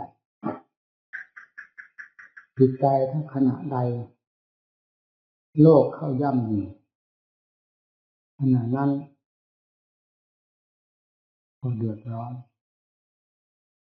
ตั้งตัวไม่ได้ระสังระสายวุ่นวายไปกับอารมณ์ต่างๆเพราะไม่มีสติอำนาจของสติปัญญาไม่พอสู้กำลังของที่ผลักดันจิตใจให้ฟุ้งซ่านไม่ได้ความที่จะฟุ้งจิตที่จะฟุ้งซ่านแต่นั้นก็เพราะอาศัยอารมณ์อดีตเป็นสำคัญเจอไปเห็นไปได้ยินสิ่งใดนั่นมันเรื่องนั้นเข้ามาเผาตนเองจิตใจเราถือนั่นเป็นอารมณ์หรือถือนั่นเป็นงานงานนั้นเป็นไฟผลของงานที่เป็นไฟก็เผาผลาญจิตใจให้เกิดความเดือดร้อนมีขณะไม่มีสติเป็นอย่างนี้ด้วยกันไม่ว่าคารวะไม่ว่านักบวชไม่ว่านักปฏิบัติหลักจงทำความสังเกตสอบรู้ตนอยู่เสมอสมกับเราเป็นผู้รักษาเรารักษาใจอย่าให้สิ่งใดมาย่ำยีได้อย่าให้สิ่งใดมารบกวนจิตใจได้คำว่าสิ่งนั้นสิ่งนี้มารบกวนนั้นหมายถึงจิตใจเป็นผู้ไปคิดว่าภาพเอาสิ่งนั้นเข้ามาคุ้นคิดภายในจิตใจแต่ว่าวุ่นขุ่นมัวอยู่ภายในนี้ผลก็เกิดความทุกข์ความเดือดร้อนขึ้นมาเมื่อมีสติคอยกำกับรักษาคอยขัดคอยฝืนคอยต้านทานกันเสมอด้วยสติด้วยปัญญาเพราะเราทราบแล้วว่าอารมณ์เช่นนั้นเป็นของเป็นเป็นสิ่งที่ไม่ถูกเป็นความผิดผลต้องเป็นพิษในเมื่อสัมพันธ์กันอยู่บ่อยๆจึงต้องอาศัยการต้านทานหรือต่อสู้กันเรื่อยๆคำว่าปะทะนั้นคือมีการต่อสู้จึงมีการปะทะหากจิตใจของเราเลื่อนลอยสติไม่มีปัญญาที่จะพ้นคิดมันเป็นศาสตราอาวุธสำคัญไม่มีคำว่าปะทะก็ไม่ปรากฏเรียกว่าราบเรียบไปเลยคำมีปะทะก็คือยังมีการต่อสู้ทั้งเขาทั้งเราต่อสู้กันเรียกว่าปะทะถึงปะทะก่อการร้ายอย่างนี้เป็นต้นเดี๋ยวเราก็สู้เขากับสู้ต่างคนต่างสู้กันเรียกว่าปะทะกันกิเลสก็เกิดขึ้นภายในจิตใจว่าจะเป็นความโลภความโกรธความหลงราคะตัณหาประเภทใดๆซึ่งเป็นทั้งพ่อแม่ของกิเลสลูกเต้าแล้วก็ของกิเลสมันเป็นข้าศึกทั้งนั้นเหล่านี้เมื่อเข้ามาเกี่ยวข้องกับ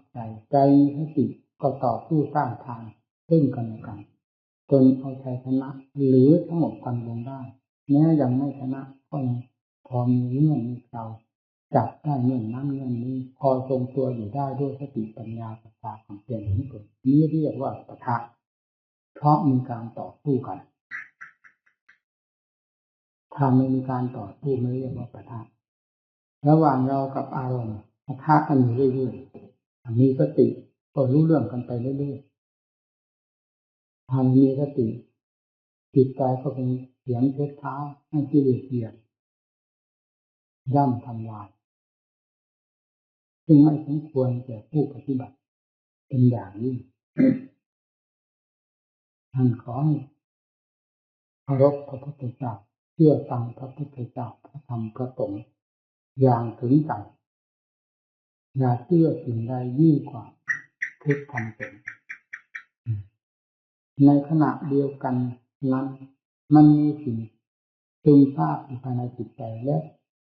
แทรกซ้อนกันอยู่กับธรรมส่วนมากพวกนั้นมีกำลังมากมีกำลังมากกว่าเสมอ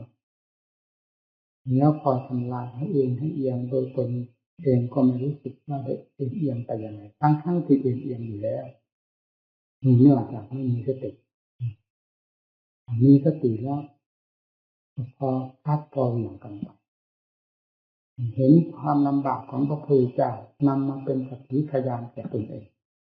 การประพฤติปฏิบัติธรรมพระองค์รู้สึกว่าหนักมากยิ่งกว่าพวกเราทั้งหลายดังที่เคยอธิบายให้ฟังหลายครั้งแล้วเพราะความเป็นสัพพัญญูเป็นสยามภูทรงปฏิบัติโดยลำพังพระองค์เองบรรดาพระพุทธเจ้าทั้งหลายเป็นอย่างนั้นผู้ที่จะบุกเบิกทางเดินให้สัตว์ทั้งหลายไปด้วยความราบรื่นในขั้นต้นแห่งการบุกเบิกเพื่อความเป็นทางอันราบรื่นคือความเป็นศาสดาและเบิกทางอันราบรื่นโดยพระโอวาทนี้เป็นความลำบากในการบุกเบิกขนาดไหนเพราะทางไม่เคยเดินเป็นสยามภูจะต้องปฏิบัติโดยลำพังพระองค์ถูกทุกข์ลำบากลำบนแค่ไหนก็ต้องทรงบำเพ็ญไม่ทรงลดละท้อถอยตามที่เราทราบทุกข์ถึงขนาดสลบพระพุทธเจ้าองค์ปัจจุบันนี้สลบไปถึง3 หนฟื้นกลับมาทางเล็กนี่การที่จะคว้างกิเลสซึ่งเป็นตัวสำคัญพาให้ตัดจมอยู่ในวัฏสงสารหาประมาณไม่ได้หาการสถานที่ว่าจะจบสิ้นเมื่อไหร่ไม่ได้ถ้าไม่ทุ่มเทกันลงถึงขนาดมาเอาตายก็ตายสลบก็สลบเมื่อไม่ฟื้นจะตายไปก็ตายไปเมื่อไม่ตายให้ได้ชัยชนะถ้าจิตไม่ได้มีความเข้มแข็งขนาดนี้แล้วก็ต่อสู้กิเลสไม่ได้เราพึงนำมาเทียบถึงเรื่องความทุกข์ที่เราจะต้องแบกไปตั้งแต่บัดนี้แบกมาแล้วก็นับไม่ถ้วนจนมาได้ถึงปัจจุบันนี้และยังจะแบกจะหามภพชาติที่เป็นกองทุกข์ไปทุกภพทุกชาติตลอดไปนี้เรายังมีความสามารถมีความพอใจแบกหามไปอยู่หรือแต่การประกอบความเพียรเพื่อจะรื้อถอนสิ่งเป็นเชื้อให้ก่อภพก่อชาติซึ่งเท่ากับก่อกองทุกข์ทั้งหลายให้เราแบกหามนั้นทำไมเราจะไม่มีความสามารถทำไมจึงจะไม่มีกำลังต่อสู้ทำไมจะไม่มีความอุตสาห์พยายามทำไมจึงจะไม่อดไม่ทนอดทนอุตสาห์พยายามเพื่อจะข้ามเรื่องภพทั้งหลายอยู่ภายในจิตใจออกให้หมดสิ้นไปแม้จะตายในชาตินี้ก็เป็นเพียงชาติเดียวไม่ต้องตายซ้ำๆซากๆหลายครั้งหลายหนจนหาประมาณไม่ได้เหมือนกิเลสพาให้ตายเราตายด้วยความเพียรมีความสุขมีดีกรีมีศักดิ์ศรีเหนือกิเลสอยู่มากเราจึงควรตายด้วยความภาคเพียรเพื่อพระพุทธเจ้าเพื่อให้ถึงใจพระองค์ทรงดำเนินอย่างไรเราเป็นลูกศิษย์ตถาคตปรากฏในพระพุทธศาสนาอย่างชัดเจนแล้วว่าเป็นเพศของพระเพศของพระเป็นเพศที่มีความอุตสาห์พยายามที่สุดพระของพระพุทธเจ้าเป็นอย่างนั้นเป็นเพศที่มีความอดความทนต่อสิ่งต่างๆไม่ว่าภายนอกภายในตลอดถึงโลกธรรมทั้ง8ทั้งภายนอกโลกธรรมทั้ง8ทั้งภายในต้องอดต้องทนต้องมีความขยันหมั่นเพียรต่อสู้เพื่อความเป็นสิริมงคลเพื่อความพ้นโลกของตนหนักก็ต้องสู้ต้องทนเพราะทางเดินอยู่ตรงนี้ไม่มีทางอื่นเป็นที่เดินหากมีทางอื่นเป็นที่ราบรื่นดีงามไปได้ด้วยความสะดวกสบายและถึงได้อย่างรวดเร็วแล้วพระพุทธเจ้าทุกๆองค์ ซึ่งมีพระเมตตาต่อสัตว์โลกอย่างเป็นพระทัยอยู่แล้วทำไมจะไม่ประทานทางสายนั้นให้โลกทั้งหลายได้ดำเนินก็เพราะมันไม่มีพระพุทธเจ้าเองจึงต้องทรงลำบากแล้วการประกาศพระศาสนาก็ต้องประกาศตามร่องรอยที่ทรงรู้ทรงเห็นอันเป็นแนวทางที่ถูกต้องนั่นแหละแก่สัตว์โลกยากลำบากก็ต้องดำเนินไปทางสายนั้นถ้ามีทางอื่นเป็นที่หลบหลีกปลีกออกไปซึ่งเมื่อปลีกออกไปแล้วเต็มไปด้วยฝ่าด้วยหนามใครจะมีความกล้าหาญต่อฝ่าต่อหนามเราทางที่เป็นไปเพื่อความปลอดภัยก็คือมัชฌิมาปฏิปทากิเลสมันดุดันขนาดไหนมันดื้อด้านขนาดไหนผิดมัชฌิมาปฏิปทาคือสมาธิคือสติปัญญาขึ้นให้เต็มที่ให้ถึงกันทันกันให้เหมาะกับความเป็นมัชฌิมาที่จะแก้กิเลสได้กิเลสประเภทดื้อด้านมีมัชฌิมาประเภทที่จะต่อสู้กิเลสอันนี้นั่นก็ต้องมีเรียกว่ามัชฌิมาพอเหมาะพอสมเช่นเดียวกับถ้านำไม้มาปลูกบ้านปลูกเรือนไม้ที่ยาวอยู่ควรถ้าตัดถ้าฟันถ้าถากเป็นเม็ดเป็นหน่วยเต็มกำลังวังชาก็ต้องถากให้เต็มฝีมือเต็มกำลังเหมือนกับฟันทิ้งถากทิ้งหมดทั้งต้นเอาต้นนั้นๆแต่ความจริงเขาถากในส่วนที่หยาบที่คดที่งอออกให้หมดแล้วไว้แต่ส่วนที่ดีที่เป็นประโยชน์ซึ่งจะมาทำเป็นบ้านเป็นเรือนได้นั่นแหละเครื่องมือมีหลายประเภทการสร้างบ้านสร้างเรือนอย่างหยาบก็มีอย่างกลางก็มีอย่างละเอียดก็มีเครื่องมือที่จะสร้างจิตใจหรือเครื่องมือปราบกิเลสก็เหมือนกันคำว่ามัชฌิมานี้ก็หมายถึงกิเลสประเภทใดที่มีอยู่ภายในจิตใจชนิดใดหนาเพียงไรดื้อด้านขนาดไหนต้องนำหลักมัชฌิมาให้ถึงขนาดกันเรียกว่าเครื่องมือให้ถึงกันเข้าปราบปรามหรือถากถางจึงจะเป็นความเหมาะสมกับการแก้กิเลสประเภทนั้นๆแต่ได้กิเลสหนาแต่เราจะทำแบบรูปคำก็เข้ากันไม่ได้เช่นเดียวกับไม้ที่จะนำมาเป็นต้นเสาทั้งต้นซึ่งยังไม่ได้ถากได้ฟันอะไรแล้วเอากบไปสายไม้ทั้งต้นมันจะเป็นบ้านเป็นเรือนได้อย่างไรต้องเอาฝานผ่าฟันเข้าไป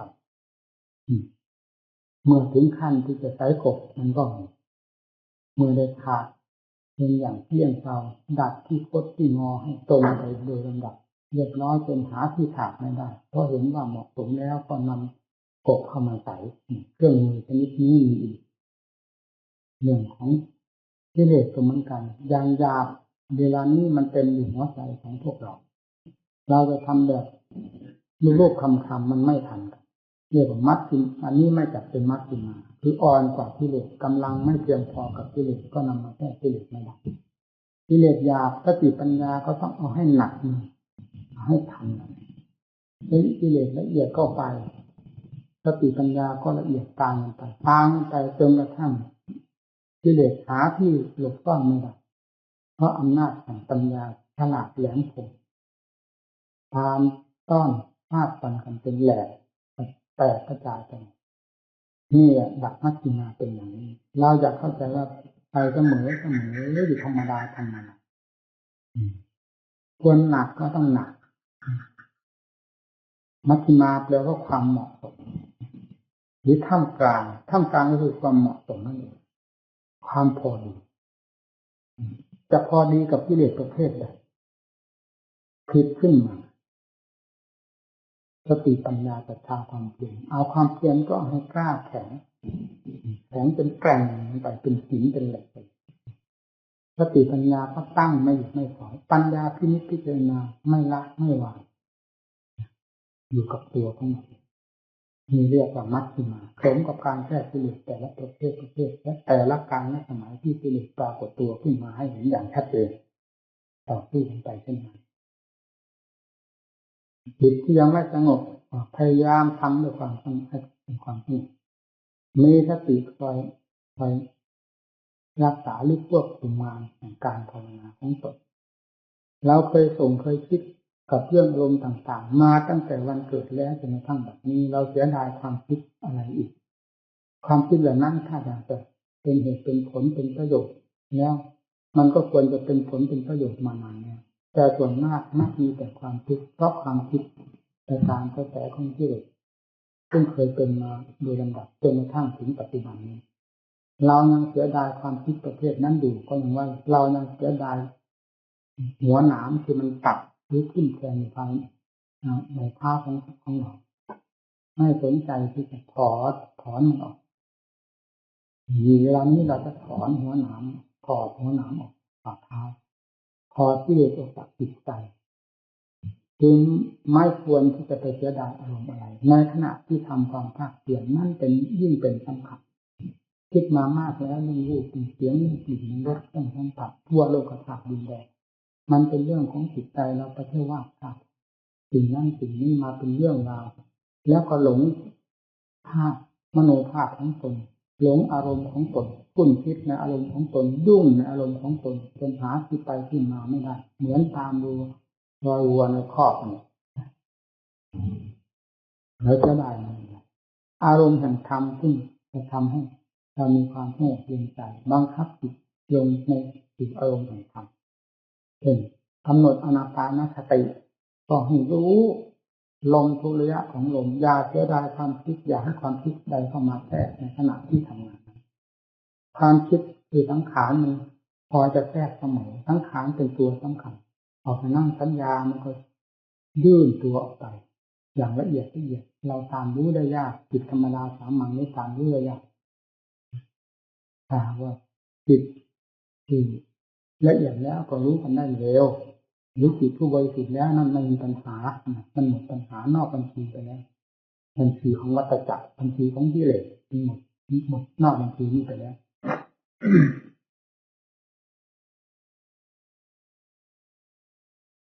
การพิจารณาร่างกายจะเป็นร่างกายข้างนอกข้างในก็เอาให้จริงให้จังอย่าตัดแต่พิจารณาผ่านไปเฉยๆว่าได้เท่านั้นครั้งเท่านี้ครั้งเท่านั้นรอบเท่านี้รอบนั่นนับออกก็ได้มาสำคัญที่ความรู้แจ้งเห็นจริงเพราะการพิจารณาด้วยความเจาะจงโดยมีสติปัญญาเป็นผู้ทำงานด้วยเจตนาจริงๆเป็นปรากฏขึ้นมาอย่างชัดแจ้งพิจารณาหลายครั้งแล้วเห็นเข้าไปนั่นแหละเมื่อชัดในสิ่งไหนสิ่งใดสิ่งนั้นก็หายสงสัยคือหายสงสัยในสิ่งนั้นเอาจริงเอาจังเพื่อพระพุทธเจ้าเพื่ออย่างนี้พระพุทธเจ้าทรงดำเนินอย่างไรเพื่อทำท่านตรัสไว้แล้วอย่างไรดำเนินตามนั้นเสียดายธรรมมากกว่าเสียดายอารมณ์ที่เคยเกี่ยวข้องกับโลกมานานซึ่งไม่เห็นเกิดประโยชน์อะไรพระสงฆ์สาวกท่านดำเนินอย่างไรเป็นคติตัวอย่างของพวกเราได้อย่างดีเยี่ยมในบรรดาสาวกอรหันต์ที่เราเก่งวาจาถึงท่านและลึกน้อมทางด้านจิตใจว่าสังขารเป็นอันตรฐานอย่าเพียงระลึกถึงท่านเป็นสาระของจิตเพียงเท่านั้นแต่ระลึกถึงปฏิปทาของท่านที่ดำเนินมาเพื่อเป็นคติตัวอย่างของเราจะได้ก้าวเดินตามท่านแม้ไม่ได้แบบท่านทุกกระเบียดก็ตามนี้ก็ยังดีเป็นลูกศิษย์ที่มีขื่อกิเลสเป็นสิ่งที่ละเอียดแหลมคมและเป็นสิ่งที่กล่อมจิตใจของโลกได้อย่างสนิทสนมได้อย่างเคลิ้มหาเวลาที่จะเห็นโทษของมันได้ยากถ้าไม่นำสติปัญญาเข้าไปจับเข้าไปเทียบเทียงเข้าไปพิจารณาเราจะมาเห็นว่ากิเลสนี้เป็นโทษต่อจิตใจของสัตว์โลกนี่เลยเพราะฉะนั้นสัตว์โลกจึงต้องมีความพอใจในความโลภในความโกรธในความหลงความรักความชังอาการต่างๆซึ่งเป็นเรื่องของกิเลสจิตใจของโลกชอบกันทั้งนั้นแต่เรื่องของธรรมซึ่งเป็นเครื่องที่แก้กิเลสไม่ค่อยชอบกันเพราะนี้ต้องมีศึกษาต้องมีพิธีรีตองประพฤติปฏิบัติตั้งใจศึกษาตั้งใจปฏิบัติจริงๆเรื่องของธรรมส่วนกิเลสตั้งใจไม่ตั้งใจก็ตามเพราะมันมีอำนาจมีกำลังมากเคยบังคับบัญชาหรือเตรียมสอนจิตใจของโลกมาเป็นนานแล้วจนกระทั่งถึง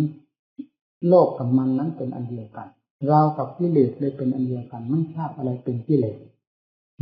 มันกล่อมได้ถึงขนาดนั้นเป็นอวัยวะอันเดียวกันเลย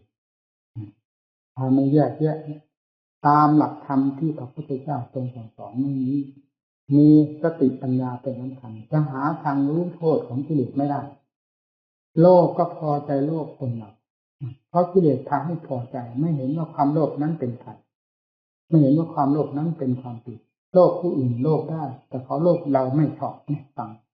โกรธเขาให้โกรธได้ดุด่าเขาด่าได้แต่เขาด่าเราไม่ได้นี่เรื่องของกิเลสนั่นเป็นให้เข้าใจว่าเจ้าของถูกต้องเสียทุกอย่างอย่าเข้าใจว่าเจ้าของผิดนี้มีน้อยมากเรื่องของกิเลสถ้าไม่มีธรรมเข้าไปจับแล้วจะไม่เห็นว่าตนเป็นคนผิดเลยมีแล้วโลกจึงแก้ไม่ตก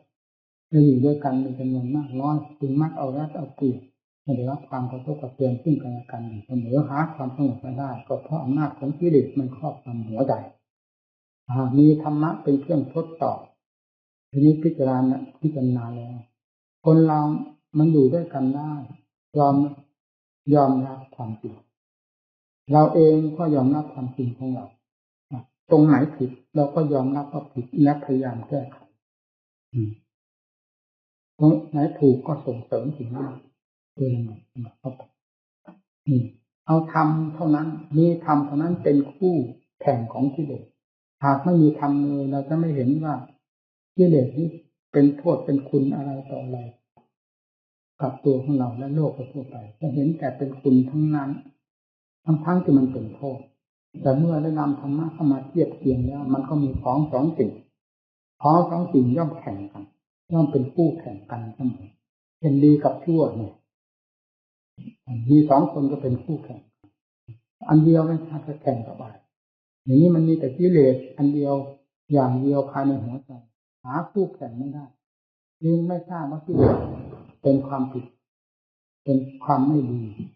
ให้โทษแก่ตนอย่างไรบ้างทุกขนาดไหนก็ยอมรับกิเลสพาให้คิดให้ปรุงให้พูดให้จาให้กระทำประการใดทำไปได้หมดด้วยความเต็มใจเพราะมีอันเดียวมีแต่กิเลสเป็นผู้บงการเมื่อนำธรรมเข้าไปวินิจฉัยหรือได้ยินได้ฟังอัดธรรมได้อ่านเรื่องอัดเรื่องธรรมเข้าไปก็มีข้อเทียบเทียงฝ่ายผิดฝ่ายถูกทีนี้ก็พยายามแยกแยะกันออกได้มีธรรมเป็นอย่างนี้กิเลสเป็นประเภทนี้ความโลภเป็นอย่างนั้นการไม่โลภเป็นอย่างนี้ความโกรธเป็นอย่างนั้นการไม่โกรธเป็นอย่างนี้ความหลงเป็นนั้นความไม่หลงเป็นอย่างนี้ค่อยเข้าใจกันไปโดยลำดับมีหาวิธีหาอุบายแยกแยะเข้าไปในเบื้องต้นต้องหนึ่งอาศัยกำลังบังคับกันถูถ่ายกันไปเพราะยังไม่เคยเห็นผลของงานเช่นเดียวกับเด็กทำงานใหญ่ต้องคอยบังคับบัญชาเรารับตาผู้ใหญ่เด็กก็ทะเลถลายเราก็เหมือนกันเมื่อยังไม่เห็นผลของธรรมเกิดขึ้นที่ใจบ้างเลยก็ขี้เกียจต้องอาศัยความบังคับบัญชาตัวเองสติเป็นของสำคัญเมื่อใจได้รับความสงบเย็นลงไปนี่เป็นเครื่องวัดอันหนึ่งหัวใจได้รับความสงบเพราะองค์แห่งการองค์แห่งภาวนาเป็นภาวนาบทใดก็ตาม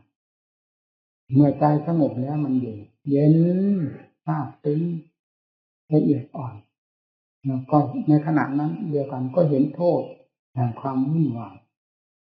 ที่ใจหาความสงบสุขไม่ได้นี้เพราะความวุ่นวายเข้ายุ่งกวนจิตใจอยู่เสมอหาจนกระทั่งหาเวลาพักผ่อนหย่อนจิตไม่ได้เลยจิตจึงหาความสงบไม่ได้ปัจจุบันนี้จิตได้รับความสงบแล้วเพราะอำนาจของธรรมเนี่ยธรรมกับกิเลสที่นี้ก็เป็นคู่แข่งกันเมื่อใจได้รับความสงบเพราะอะไรก็สงบเพราะสมาธิธรรมภาวนาธรรมมีทางที่จะต่อสู้กับกิเลสเรื่อยๆไปที่เมื่อได้รับการอบรมอยู่เสมอไม่ละความพยายามจะต้องมีความเจริญขึ้นเรื่อยๆเจริญขึ้นวันละเล็กน้อยเช่นเดียวกับความเติบโตของเด็กที่รับการบำรุงจากผู้เลี้ยงดูจิตใจได้รับการบำรุงจากการเลี้ยงดู การรักษาของเราการบำรุงด้วยอธิษฐานคือการเจริญภาวนาระมัดระวังรักษาอย่าให้มันเคลื่อนคลาดเกิดความเดือดร้อนที่เห็นว่าเป็นความเสียหายความผิดพลาดรักษาตนไปด้วยความสม่ำเสมอโดยความมีสติจิตก็จะมีความเจริญรุ่งเรืองขึ้นเรื่อยๆเรื่อยๆจนเราไม่ทราบเลยว่าเบื้องต้นจิตเป็นอย่างนั้นและจิตขึ้นมาเป็นอย่างนี้ได้ตั้งแต่เมื่อไหร่มันค่อยเป็นค่อยตายส่วนที่จะทราบชัดในเป็นขณะนั้นได้แก่จิตตภาวนาเวลาจิตมีความสงบในขณะนั้นทราบได้ชัดว่าขณะนี้สงบทีนี้เมื่อสงบเขาหลายครั้งหลายหนจิตใจค่อยเปลี่ยนโล่งลงไปเปลี่ยนโล่งเข้าไปเปลี่ยนโล่งเข้าไปนี่ตอนนี้สังเกตได้ยากคือเปลี่ยนเกลาลงไปเรื่อยๆมีรากฐานมั่นคงลงไปเรื่อยๆอันนี้สังเกตได้ยากแต่เพราะอาศัยการอบรมเสมอจิตสงบแล้วสงบเล่าหลายครั้งหลายหนก็เป็นการสร้างฐานพื้นฐานในจิตเองให้มีความแน่นหนามั่นคงพอมีความสงบบ้างที่นี่พิจารณาทางด้านปัญญาค้นดูเรื่องธาตุเรื่องขันธ์เนี่ยค้นแรกแปลธาตุให้แปลที่ตรงนี้ธาตุก็คือธาตุสี่ดินน้ำลมไฟมีแต่ธาตุล้วนๆอยู่ภายในร่างกายนี้เราหาเป็นเราที่ตรงไหนมีถ้าว่าดินก็มีแต่ดินล้วนๆน้ำก็มีแต่น้ำลมก็มีแต่ลมไฟมีแต่ไฟเราไปเสกสรรปั้นยอเอาสิ่งเหล่านี้ว่าเป็นเราเป็นของเราไม่ละอายธาตุสี่ดินน้ำลมไฟบ้างหรือถ้าเขามีวิญญาณเขาพูดได้เขาจะหัวเราะเราด่าเราวันทั้งค่ำโดยไม่รู้สึกตัวแต่นี่เพราะเขาเป็นดินเขาเป็นน้ำเขาลมเป็นไฟเราจะถือหรือไม่ถือเขาก็คือดินน้ำลมไฟอยู่เป็นนั้นแต่ความถือเป็นความหนักหน่วงของจิตใจเราความทุกข์ความลำบากเพราะอุปทานก็เป็นเรื่องของเราเพราะฉะนั้นต้องแก้ด้วยสติปัญญาพิจารณาลงให้มันชัดทีเดียวร่างกายพระพุทธเจ้าทรงรู้แจ้งเห็นจริงด้วยกายและตานี้เอาไว้ทั้งหลายตรงนั้นกันสติปัฏฐานสี่เป็นทางเดินเพื่อความพ้นทุกข์อริยสัจสี่เป็นทางเดินเพื่อความพ้นทุกข์ฟังให้ดีนะอริยสัจสี่เป็นทางเดินเพื่อความพ้นทุกข์ความพ้นทุกข์ต้องอยู่นอกจากอริยสัจความพ้นทุกข์ต้องอยู่นอกสติปัฏฐานอีกทีอันนี้เป็นทางเดินเพื่อความพ้นทุกข์มีอะไรพิจารณาถึงชัดหายสงสัยกายเวทนาจิตธรรมพิจารณากายในกายนอกอธิบายไว้ในสติปัฏฐานแต่เรื่องอุบายวิธีของเราที่จะพิจารณากายและตาและสิ่งหาที่ซึ่งสิ่งไม่ได้แล้วแต่ถนัดยังไงพิจารณาให้เป็นอภิภาสุพังเป็นป่าช้าพิดิบหมดทั้งตัวนี้มันก็เป็นได้ถ้ามันเป็นป่าช้าพิดิบอยู่แล้วนะพิจารณาทางภาพอภิภาก็เป็นอย่างนี้พิจารณาทางเรื่องธาตุเรื่องขันธ์มันก็เป็นธาตุอยู่แล้วโดยธรรมชาติของมันเป็นความจริงของตัวเองแต่ละอย่างละอย่างมันกรอนอยู่ที่ใจดวงเดียวที่เกิดสันปัญญาเขาบอกเป็นอย่างนั้นอย่างนี้ใจเนี่ยอยู่ไม่เป็นสุขเพราะฉะนั้นจึงได้แต่ทุกข์เพราะมันอยู่ไม่เป็นสุขถ้าอยู่เป็นสุขมันก็ไม่มีทุกข์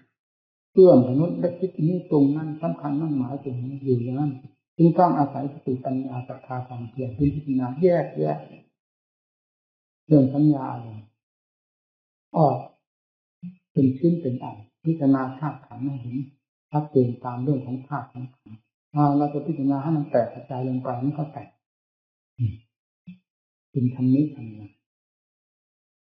อะไรมันพิจารณาว่าธาตุมันก็เป็นธาตุ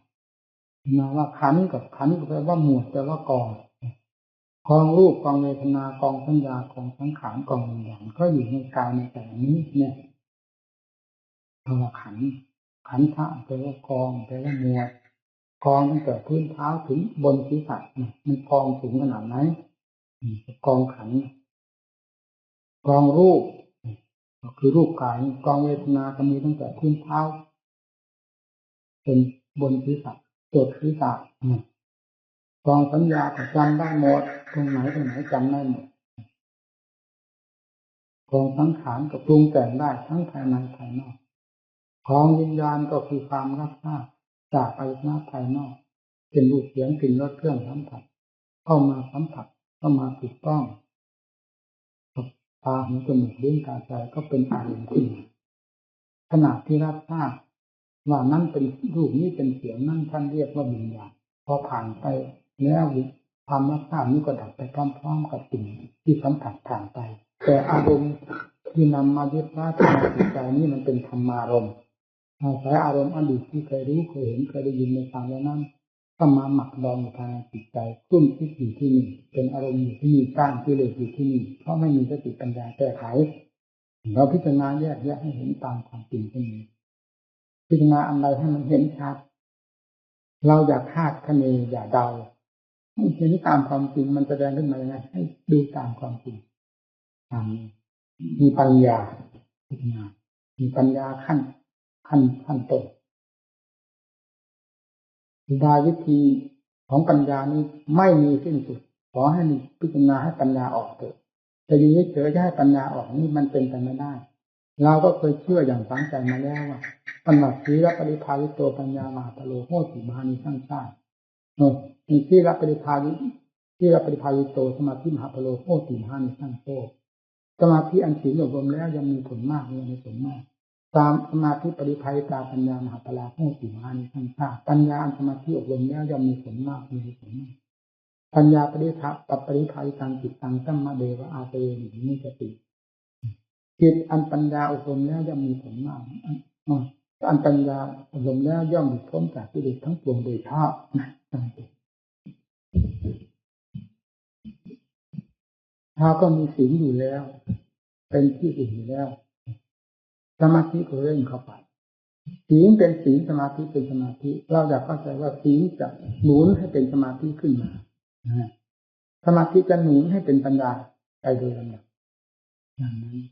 ขึ้นชื่อว่าปัญญาแล้วจะนุน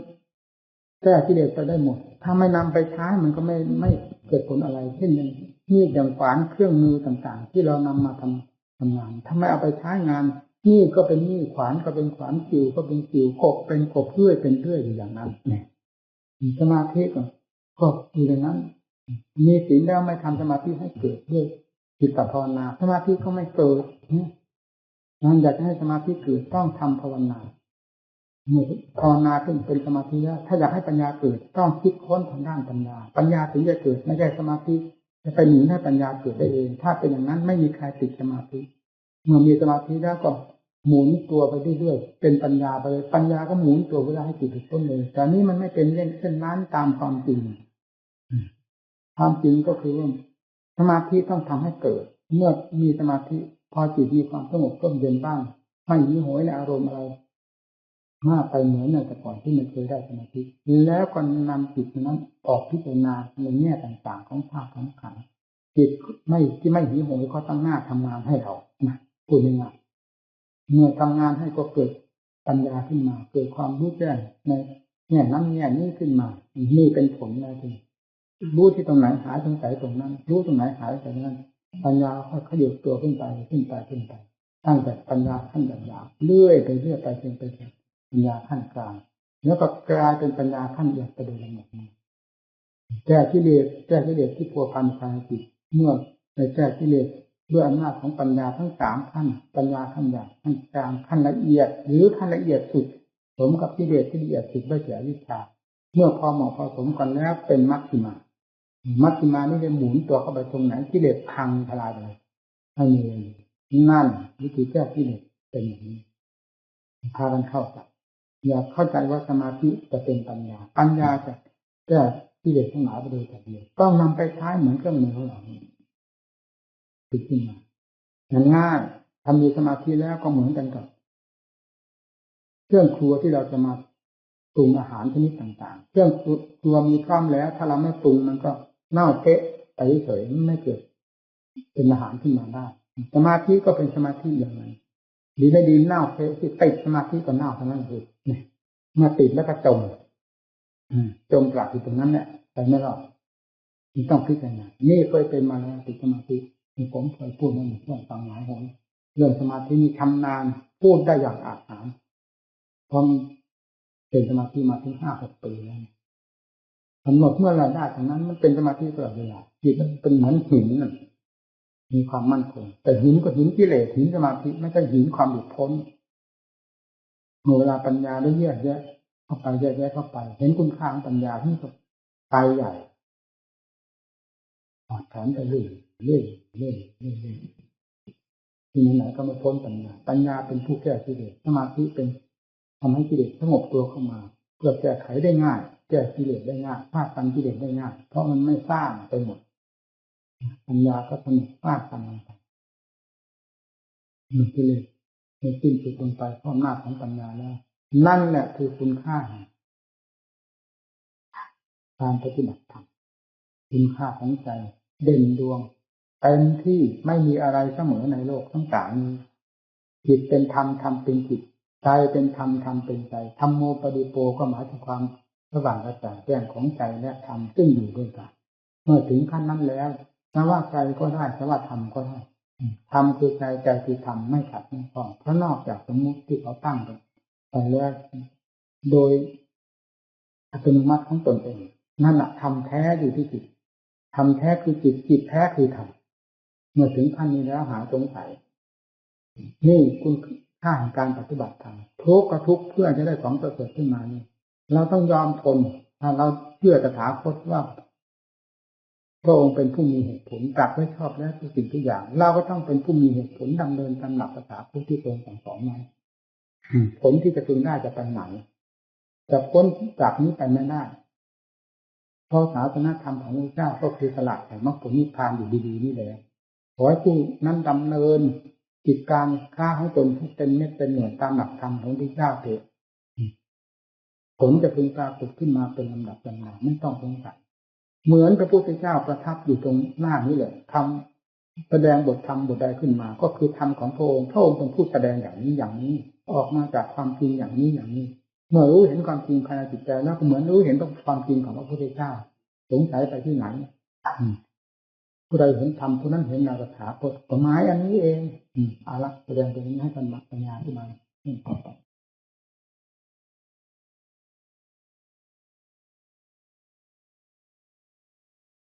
ต้องมีเหตุทุกสิ่งทุกอย่าง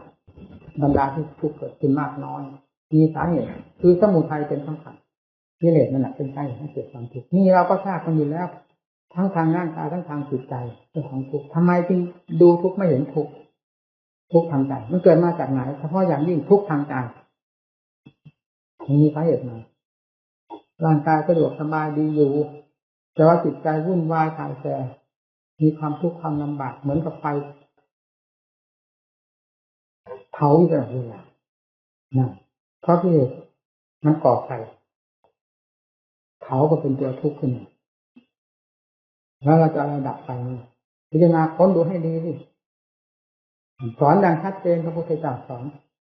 ผมคนเรียกวันหนังเนื้อเอ็นกระดูกเยื่อในกระดูกม้ามให้หัวใจตับทางผืดใจปอดใจใหญ่ใจน้อยอาหารเก่านี่คือธาตุสี่ถ้าแยกเป็นอสุภะอสุภังพิจารณาสินี่แหละหนังบางๆเท่านั้นห่อหุ้มห่อรอบตัวนี้ประจักษ์เรียนโตมีหนังหุ้มอยู่เป็นที่สุดรอบแล้วก็บางๆเข้าไปลามก็ได้ไอ้สิ่งหลอกตาโลกนอกจากนั้นก็ไปเป็นไปด้วยปุโคโลหิตน้ำเน่าน้ำหนองนี่เป็นความจริงพิจารณาอย่างนั้นมันถึงความจริงประจักษ์ในใจทำไมมันจะถอนไม่ได้อุปทานเรื่องความรักกายก็เพราะความเห็นสำคัญว่ากายนี้เป็นเราเป็นของเราเป็นของสวยของงามนั่นเองเมื่อพิจารณาลงให้ถึงความจริงของมันแล้วหาความงามก็ไม่ปรากฏ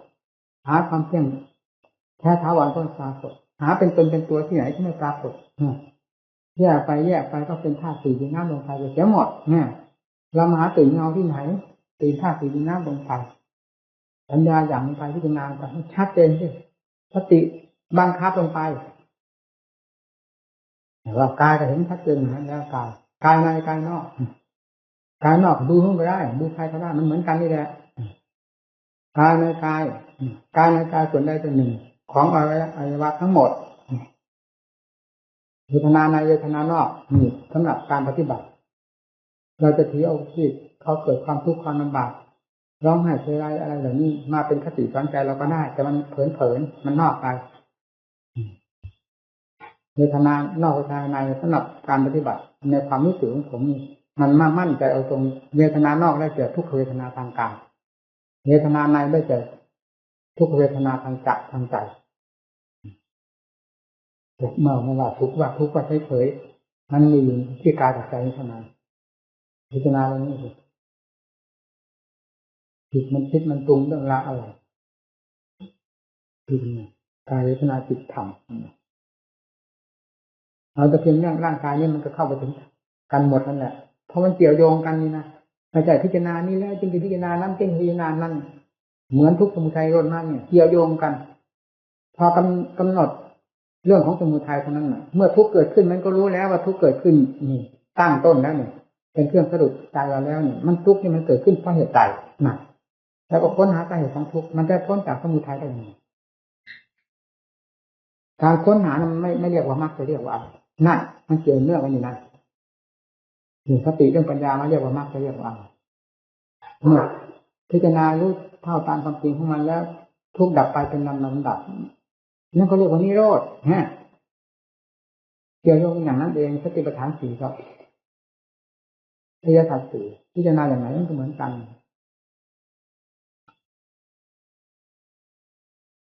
พิจารณากายเป็นอารมณ์จับจุดใดจุดหนึ่งเป็นอารมณ์กำหนดทักตั้งสติตรงนั้นมีแต่ความรู้กับอวัยวะส่วนนั้นติดแนบกันอยู่มันจะเป็นยังไงมันจะเปลี่ยนแปลงไปยังไงพิจารณามันกระจายไปมีการพิจารณาที่มันมาได้ความชัดเจนเท่าไหร่ผมเองมาดูที่น้องผืนนั่นต่างๆนั่นตั้งแต่ก่อนนั่นก็ไม่ชัดแต่เรื่องสมาธินี่เป็นได้แน่แล้วเรื่องความเป็นกายชัดเจนจนถึงได้ตรงจิตตรงใจว่าแน่แล้วที่นี่มาเป็นที่น้องผืนจะเห็นจริงๆเลยมันสร้างกันเกิดความสลดสังเวชภายในใจของเราโอ้กายมีอยู่เมื่อไหร่ไม่เห็นเพิ่งมาเห็นวันนี้เหรอเพิ่งมาเห็นวันนี้เลยโอ้เห็นกายในกายกายในกายและกายทั่วกายไปอีกที่แรกกายในกายจำได้เสมอก่อนนี่กระจายไปหมดพังไปทลายลงไปเปลี่ยนหน้าลงไปเป็นหลักธรรมชาติของมันเองนี่เวลามันเห็นชัดๆแล้วจนกระทั่งลงไปหมดดินก็ลงไปดินน้ำก็ตืดลงในดินก็มีเป็นไอขึ้นอากาศก็มีในขณะที่พิจารณาทีนี้เมื่อน้ำมันตืดออกไปหมดแล้วซึมออกหมดแล้วมันก็เหลือแต่หนังแต่กระดูกมันก็กลายเป็นดินให้เห็นชัด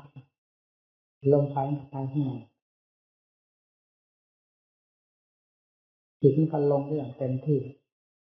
ไม่ทราบว่าลงได้กี่ชั่วโมงถอนขึ้นมาแล้วมันว่างอยู่หมดเลยท่านที่จิตถอนออกมาแล้วกำหนดดูมันว่างไปทั้งหมดเหมือนไม่มีต้นไม้ภูเขาแม้แต่กุฏิที่เรานั่งอยู่นั้นก็เหมือนไม่มีกุฏิเลยร่างกายก็เหมือนไม่มีถอนออกมาแล้วมันยังเป็นอำนาจของความพิจารณาเห็นกายอย่างชัดเจนแล้วลงได้อย่างสนิทเต็มที่เต็มถังมันแม้จิตถอนขึ้นมาแล้วมันเป็นอย่างว่างอยู่ตลอดเวลาหลายวันอำนาจของจิตมีเรื่องกล่าวเรียนพ่อแม่ครูอาจารย์ท่านก็จ่อเขาทันทีเลยอธิบายเพิ่มเติมไปเลยเมื่อต้องอย่างนั้นนี่ผมเคยเป็นอยู่ที่ท่านใหญ่ชาลิกาท่านยกมาเลยนะเป็นเหมือนท่านมหาเนี่ยนี่มีผู้มาพูดแบบเดียวกันเท่านี้แหละท่านว่าเลยท่านยกขึ้นผมเป็นที่ท่านชาลิกาเป็นขนาดนี้คือมันลาบไปหมดเลยออกจากลาบไปหมดแล้วมันว่างไปหมดไม่มีอะไรเหลือเลยเหลือแต่จิตที่เป็นของอาจารย์ล้วนๆทำไมศาสตร์อยู่สูงอยู่ต่ำไม่ได้ไปสนใจกำหนดกฎเกณฑ์มันอาจารย์ที่ไหนก็อยู่ที่ตรงนั้นกันแบบเดียวกันท่านหาพูดเราเล่าเป็นลำดับเล่าถวายท่านมีความเป็นของเรามันเป็นคนเดียวนะเป็นแบบนั้นนะไม่ใช่มันจะเป็นตลอดมามีทางหลังเราพิจารณาว่ามันเป็นอย่างนั้นมันไม่ยอมเป็นทั้งที่เห็นกายเหมือนกันเห็นกายจากการที่เวลาพิจารณาเนี่ยมันมีรูปลักษณะต่างๆทางการเห็นผิดกันไปโดยลำดับเราถึงประกาศเรียนท่านเล่าถวายท่านอีกท่านบอกมันก็ต้องเป็นอย่างนั้นมันเป็นหนเดียวเท่านั้นแหละท่านว่าผมก็เป็นหนเดียวแต่นู้นมันเป็นอีกเลยทีนี้มันจะเป็นลักษณะไหนก็มันเป็นไปตามลักษณะในหลักธรรมชาติของมันเองอย่าไปปรุงไปแต่งมันนั่นแหละเป็นความจริงล้วนๆสอนย่างมาเราก็เป็นที่แน่ใจแล้วก็ไม่เคยเป็นอีกอย่างนั้นเห็นหนเดียวแล้วเห็นกายอย่างแปลกประหลาดอัศจรรย์ถ้าต่อมามันก็ลงแต่มันไม่ได้ว่างทั้งหมดอย่างนั้นมันลงเฉพาะจิตมันว่างอยู่เฉพาะจิตไม่เกี่ยวข้องกับสิ่งใดนั่นมัน มันว่างเฉพาะจิตแล้วยังไม่แล้วมันว่างไปหมดจริงๆมันโล่งหมดโลกธาตุเหมือนไม่มีอะไรเหลืออยู่เลยว่างเปล่าไปหมดมันก็เท่ากับลักษณะที่ตัวโลกังเรียกขสุเนี่ยเรียกขสุโมคคัลลาจักสุดาโต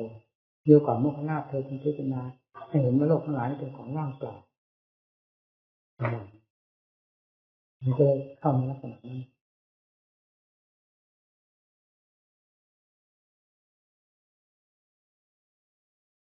มีเพื่อนเข้ามาอยู่นี่แต่นานการภาวนาเป็นมีเรื่องได้ยากน่าจะได้เรื่องอย่างนั้นเราทำงานหน้าที่เดียวนี้เท่านั้นที่พิจารณาภาวนาแล้วถ้าสงบก็ผ่านมันเต็มที่เต็มฐานมันก็สงบได้แต่ถ้าทางปัญญาพิจารณาแยกแยะในทางขันธ์ก็ให้ทำหน้าที่อยู่ตรงนั้นให้มีความรู้อยู่กับสิ่งนั้นสิ่งนั้นสิ่งนั้นสิ่งนั้นเท่านั้นไม่ต้องไปยุ่งกับเรื่องอะไรเหมือนกับโลกไม่มีแต่สิ่งที่เราพิจารณานี้เท่านั้นนั่นจิตมันเป็นจริงมันต้องตักอย่างนั้นทำอะไรให้ตักลงไปตามใจจิตมันเกิดความอ่อนแอก็ปลุกจิตหาบาตรอบมันมีน้อยสำหรับผมปลุกมากมีแต่ปลุกจิตให้เกิดความกล้าหาญทางใจมากกว่าภูเห็นกระป๋องเจงทางต่อเรือนี่โอ้ยจิตมีอย่างมากไม่เลย5%ที่จะปอจนระลึกไม่ได้ว่างั้นใช่ไหมแต่เรื่องผูนี่เอาจริงๆแล้วที่มันเคยได้ผลโดยการผูกันผูก็มันจะว่าผูจิตนี่มันก็ผูกิเลสประเภทก่อนในขณะเดียวกันก็ผูกิเลสถ้าว่าผูจิตมันคือผูกิเลสเวลาที่ว่านะพอเวลาเอาน้ำหนักสู้มันหนักเน่ากิเลสมันกระจายไปก็รู้มันได้ผลเวลาไหนที่เราเอาเต็มที่เต็มฐานเอาคิดก็ฟาดกันเลยนั่นมันได้อย่างคุ้มค่านะแล้วตัวอย่างที่หนึ่งนั่งตลอดรุ่งไม่มีคืนไหนที่ไม่ได้ของอัศจรรย์ขึ้นมาผมในชมของอัศจรรย์ได้ครองอัศจรรย์คืนหลายๆครั้งจากการพิจารณาเราจะหาเอาใบอย่างที่เราเคยพิจารณามาถ้านั้นมันเป็นสัญญาอดีตเข้าหลักปัจจุบันนี้หลักปฏิบัติไม่ได้ต้องเป็นอุบายของสติปัญญาคิดค้นขึ้นในปัจจุบันเป็นขึ้นในปัจจุบันแก้กันในปัจจุบันถ้าสิ่งไหนมันตรงกับของเก่าก็ให้มันเป็นปัจจุบันของอันนั้นเกิดขึ้นมาเองแล้วเป็นเหมือนของเก่าไม่เป็นไรเราจะต้องพิจารณาอย่างนั้นเราจะต้องพิจารณาอย่างนี้เอานั่นเข้ามาธาตุมาหมายไม่ได้เหมือนกับว่าคิดใหม่พูดง่ายๆว่าคิดใหม่ได้ใหม่ได้ปัจจุบันแก้กันทันฝันแล้วที่จะหารต่อความตายเพราะนั่งตลอดรุ่งนี้แหละสู้กันอย่างเอาตายสู้คำว่าถอยไม่มีนอกจากตายหนึ่งต้องวางเป็นวันใหม่ขึ้นมาเท่านั้นเพราะมีเกณฑ์กำหนดกันอย่างนั้นตั้งสัจจะลงถึงถ้าวางเป็นวันใหม่ถึงจะรู้หนึ่งสองตายปล่อยหมดคือที่ใส3เอาว่าสลบล้มลงไปเมื่อได้สติแล้วจะลุกขึ้นนั่งทันทีข้อแม้ไม่มีข้อแม้เฉพาะครูบาอาจารย์มีเหตุฉุกเฉินเกิดขึ้นภายในวัดถ้าเรียนองค์ใดก็ตามนะแต่ครูบาอาจารย์ลงมานั้นยอมให้ออกจากที่ได้สำหรับเรื่องของตัวเองแล้วไม่มีข้อแม้ให้เลยถ้ามีข้อแม้มันจะมีทางออกเช่นเล่นแต่ปวดอุจจาระปัสสาวะเนี่ยมันจะหาเวลามันทุกข์มากๆมันจะหาอุบายปวดปัสสาวะหาอุบายอุจจาระอยู่นั่นเนี่ยมันเลยไม่ได้เรื่อง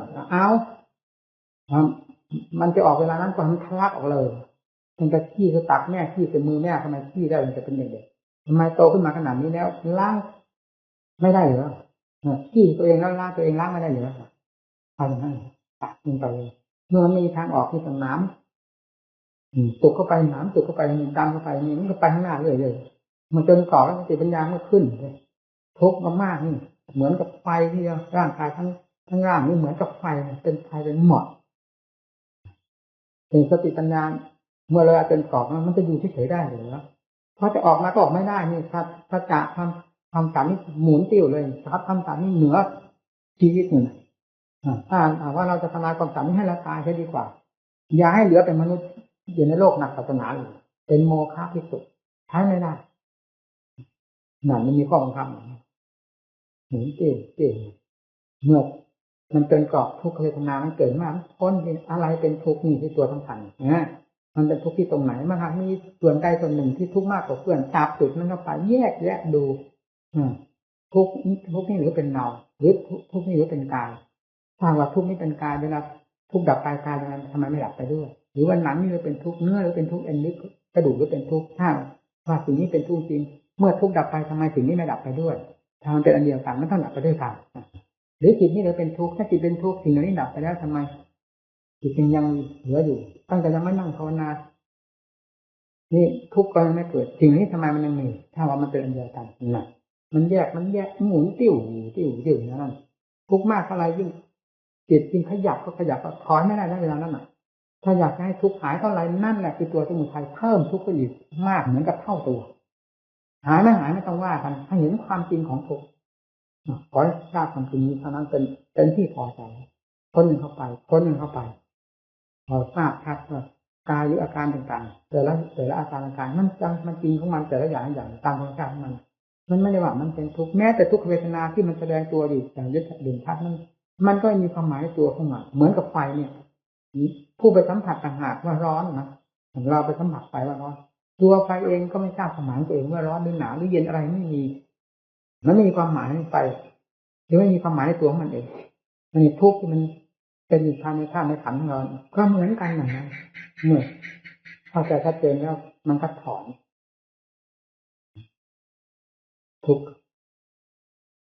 ถอนออกปฏิบัติจิตเป็นทุกข์จิตก็มันเป็นทุกข์จิตก็รู้อย่างชัดๆนี่ทุกข์อันนี้ก็มากกว่าอยู่นั้นแยกทางกายแยกเวทนาแยกจิตดูกายดูเวทนาดูจิตเทียบเทียงกันอันไหนมันเหมือนกันอันไหนเป็นอันเดียวกันหรือไม่เป็นอันเดียวกันแยกไหนมันก็รู้ในชัดไม่ใช่อันเดียวกันกายก็สักแต่ว่ากายเวทนาสักแต่ว่าเวทนาเท่านั้นจิตก็คือจิตเท่านั้นต่างอันต่างจริงทีนี้เมื่อต่างอันต่างจริงแล้วไม่กระทบกันถึงทุกข์จะไม่ดับลงไปก็ตามมันก็สักแต่ว่าทุกข์มันไม่เห็นกำเริบพอที่จะมาทำลายจิตใจเราให้หลั่งไหลได้นี่เป็นเหมือนเรามีเกราะนะเสื้อเกราะนะมีจิตมีเกราะหุ้มนะทุกเวทนาจะเห็นมากน้อยมันก็ยิ้มได้อย่างสบายเพราะเป็นจริงเท่านั้นปักแต่ว่าเป็นเวทนาเท่านั้นมีประการที่สองนี่มันทุกเวทนาดับด้วยสำหรับเราปฏิบัติตรงนี้นอกจากทุกเวทนาดับแล้วร่างกายทุกส่วนเหมือนกับหายไปพร้อมเลยไม่มีความรู้สึกในส่วนใจมีความรู้สึกเหมือนหายไปหมดทั้งกายหายหมดทั้งเวทนาเหลือแต่ความรู้เกียรติประจันล้วนๆมีอันหนึ่งมันเป็นอยู่สองอย่างนี่เราพิจารณาเมื่อมันได้อย่างถึงขนาดแล้วทำไมมันจะไม่เกิดความเชื่อความสงสัยทำไมจะไม่ดูดดื่มทำไมจะไม่อาถรรพ์จิตใจเพราะสิ่งที่อาถรรพ์เป็นสักขีพยานอยู่แล้วคือจิตดวงอัศจรรย์ที่ปรากฏในเวลานั้นไม่ได้แยกกันออกหมดแล้วยังเหลือแต่จิตแสดงความอัศจรรย์ให้เห็นนั่นแหละนี่เมื่อได้ขึ้นเวทีได้ต่อสู้กันดูแล้วมันก็พอพัดพอเหวี่ยงลงไปในระยะต่อไปมีอุบายของสติปัญญาวันหนึ่งขึ้นแง่หนึ่งวันหนึ่งขึ้นแง่หนึ่งขณะขึ้นหนึ่งขึ้นแง่หนึ่งอย่างเรียกว่าสติปัญญาเจ้าของต้องคิดต้องค้นขึ้นมาเองสติปัญญาเกิดในจิตอันเดียวกันเป็นเรียกว่ามรรคสังขารนั่นแหละความคิดความปรุงขึ้นมาแต่สังขารนี้เป็นสังขารฝ่ายแก้สังขารอันหนึ่งเป็นสังขารฝ่ายผูกฝ่ายมรรคฝ่ายสังสมกิเลสเรียกว่าสังขารที่เป็นตัวสมุทัยหลังแยกมาเป็นสังขารฝ่ายมรรคเป็นสติปัญญาแก้กันได้เมื่อได้คนหนึ่งแล้วเป็นสักขีพยานแล้วคราวหลังไม่กลัวนะเป็นไหนเป็นกันไม่กลัวลงในนั่งปุ๊บแล้ววันนี้ต้องอย่างนั้นนั่นเลยต้องสว่างมีท่าเดียวเท่านั้นถ้าเป็นอย่างอื่นเราได้พิจารณาดูแล้วเรื่องทุกเวทนาเนี่ยได้เห็นชัดเจนแล้วว่าเป็นความจริงเรากลัวอะไร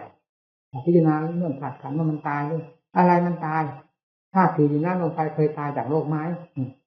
ก้อนร่างกายเรานี่ก็คือธาตุสี่ดินน้ำลมไฟสลายลงไปแล้วดินเป็นดินน้ำเป็นน้ำลมไฟไปใจก็ยิ่งรู้อยู่อย่างเด่นๆนี้แล้วมันจะตายไปได้ยังไงคำว่าตายมันโกหกกันงานมันรู้ชัดประการหนึ่งประการหนึ่งทุกเวทนาถึงเวลาจะตายแล้วน่ะมันจะมีหนาแน่นไปขนาดไหนก็คือทุกเวทนาที่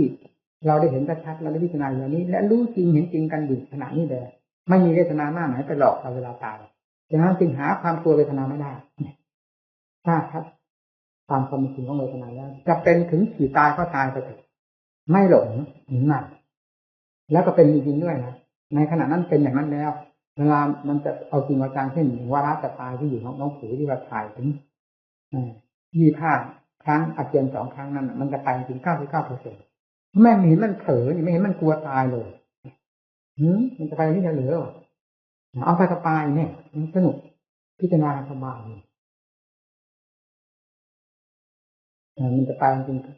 ความรับผิดชอบในส่วนร่างกายมันหดมาตรงข้างล่างก็หดขึ้นมาอยู่กลางหัวใจนี่ข้างบนก็หดลงไปข้างขวาหดเข้ามาพร้อมกันเลยแต่นั้นแล้วก็ร่างกายก็หมดความหมายคือร่างกายเป็นเหมือนท่อนไม้ท่อนฟืนไปแล้วหูนี่เลยหนวก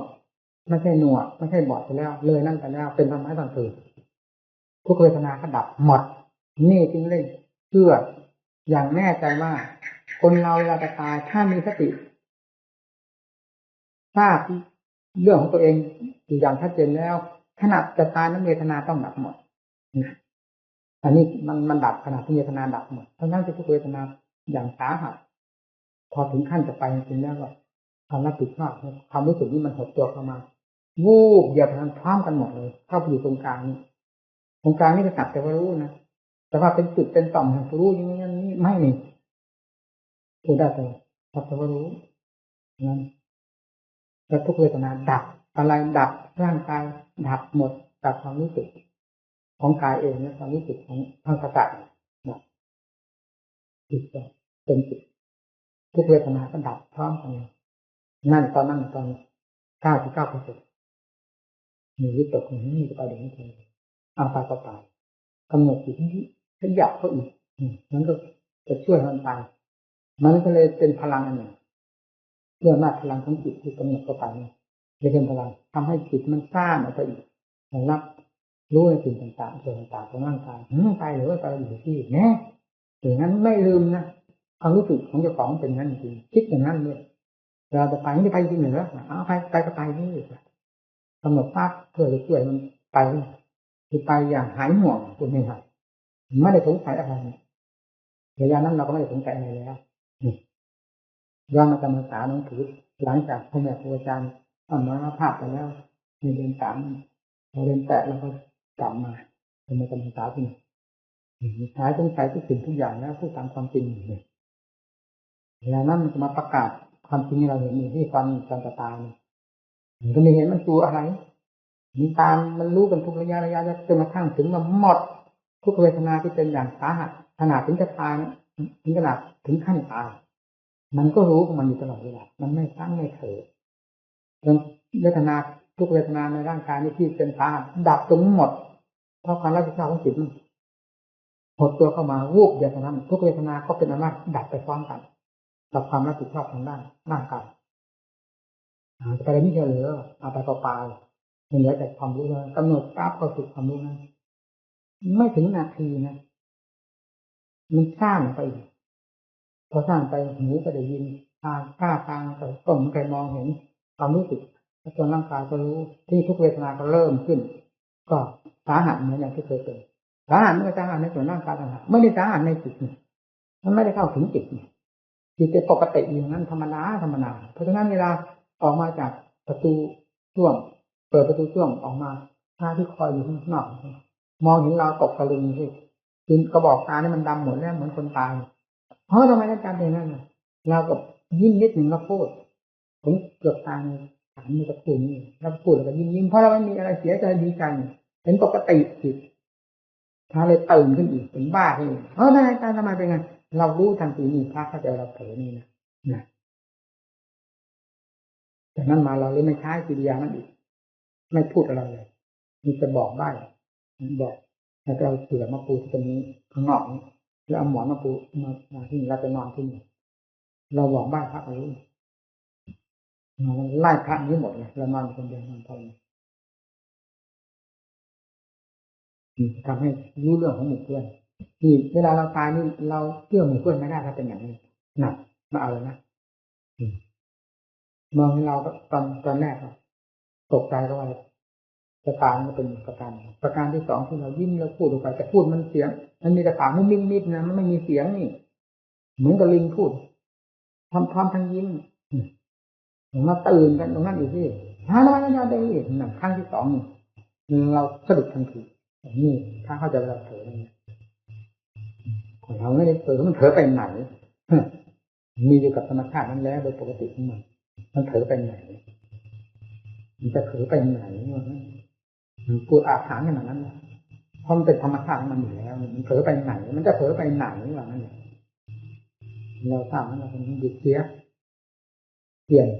วิธีใหม่พอพระเอาเสือเอาปูแล้วไล่หนีหมดไม่ให้มายุ่งเลยพอเสร็จแล้วถึงมาถามพระถามประโยคแรกเรื่องที่อาบายขึ้นนั้นพระก็ตอบถูกหนูตกใจท่านอาจารย์จะตายมองดูหน้าตายแล้วอาที่สองล่ะที่สองมีสองนัยยะหนึ่งคนจะทานตั้งหอนทำให้ยิ้มหวังนั้นนัยยะที่สองก็จะทั้งการเผลอนี่แหละผมต้องการตรงนี้บอกผมต้องการตรงนี้ผมแน่ใจตรงนี้กับพวกท่านครับผมเผลอเพราะงั้นการเป็นการตายผมจึงไม่อยากให้ตัวใครมาเข้ามายุ่งกับผมเพราะไม่รู้เรื่องกันนี่ความจริงของเราไม่มีอะไรเราตายเนี่ยเราตายสบายหมดเราพูดอย่างอาถรรพ์นี่เพราะฉะนั้นเราจึงไม่อยากจะยุ่งกับใครเวลาเราตายเราตายอย่างสนุกคนเราคนเดียวให้เต็มเพลงของเราที่ได้ปฏิบัติมามากน้อยในวาระสุดท้ายเรื่องของขันทุกเวทนามันจะมีอะไรมันก็แสดงทำเรื่องของมันเล็กทำเรื่องของมันเหมือนเราจ่อไฟเข้าไปที่ไม้ไผ่แห้งเสียงแตกปุ้งปังเป็นเหมือนมันมีวิญญาณใช่ไหมล่ะ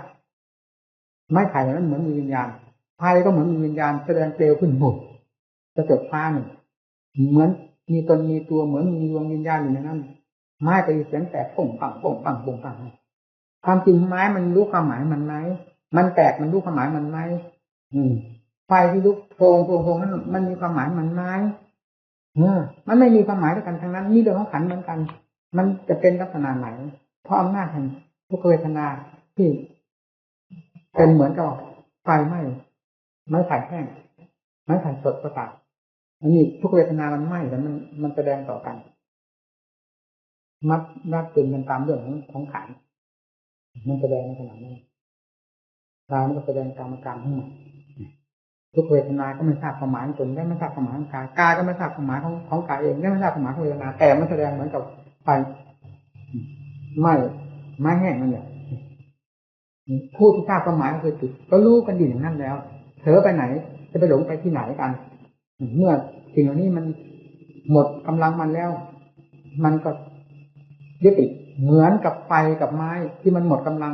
เชื้อไฟก็หมดแล้วไฟก็ยุบลงก็ดับนั่นก็เท่านั้นนี่ก็เหมือนกันทุกเวทนามันก็ดับเมื่อมันหมดกำลังแล้วร่างกายก็ยุติทุกสิ่งทุกอย่างไม่ไหวไม่จริงทุกเวทนาก็ดับความรักชาตินั้นออกแล้วนั่นจิตเป็นปากความจริงก็คือธาตุสี่ดินน้ำลมไฟมันหมดกำลังที่จะเป็นเครื่องมือของจิตได้ตัวนี้นะถ้าไม่ได้แล้วจิตก็ถอยตัวหากว่าจิตยังมีกิเลสจะอาจจะประกอบกับหมู่เกิดใหม่อีกตามภพธาตุหรือตามภูมิของจิตถ้าจิตสิ้นแล้วจากกิเลสก็หมดห่วงพาราเวปัญจขันธาหมดห่วงกันเสียถี่กว่านักถิดานิพนโภไม่ต้องมายุ่งกันอีกนี่อย่าเหมือนอย่างที่เคยยุ่งมาแล้วนี้นี่หลักการปฏิบัติเห็นประจักษ์อยู่อย่างนี้ใช่ไหมศาสนาไม่ใช่ตุ๊กตาเป็นเครื่องเล่นของเด็กหลอกเลยนี่ทำบุญทำทานแล้วจะไปสวรรค์เป็นพันในขณะนี้จะไฟจะไหม้ใจอยู่เหมือนตัวมันไฟก็ตามแต่นู่นยังจะได้สวรรค์นี่นะเหมือนตุ๊กตาหลอกเลยที่งานไปทำมันไปที่มันจะเห็นความสว่างต่างๆแจ้งนี้คือใจเป็นผู้รับทราบธรรมทั้งหลายใจเป็นภาชนะเหมาะสมที่สุดกับธรรมใจเป็นผู้ที่จะรู้เรื่องสุขเรื่องทุกข์เรื่องดีเรื่องชั่วเมื่อเป็นอย่างนั้นทำไมจะไม่รู้ความบริสุทธิ์เมื่อถึงขั้นบริสุทธิ์แล้วบริสุทธิ์เพราะอะไรเพราะสิ่งที่มาเกี่ยวคนนั้นออกหมดแล้วโดยสมมติโดยประการทั้งปวงสิ้นไปโดยสิ้นเชิงไม่มีอะไรเพราะข้อปฏิบัติ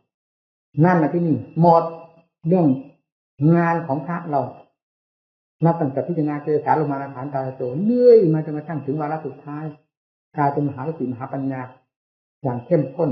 ฟาดฟันทันแบบกิเลสทุกประเภทให้สิ้น สูญไปจากใจแล้วนั่นแหละขนมวุฒิตังธรรมจริยาหมดแล้วการงานในศาสนาพรหมจรรย์ได้อยู่จบแล้วก็หมายถึงการงานของเราที่ทำนั้นเสร็จสิ้นแล้ว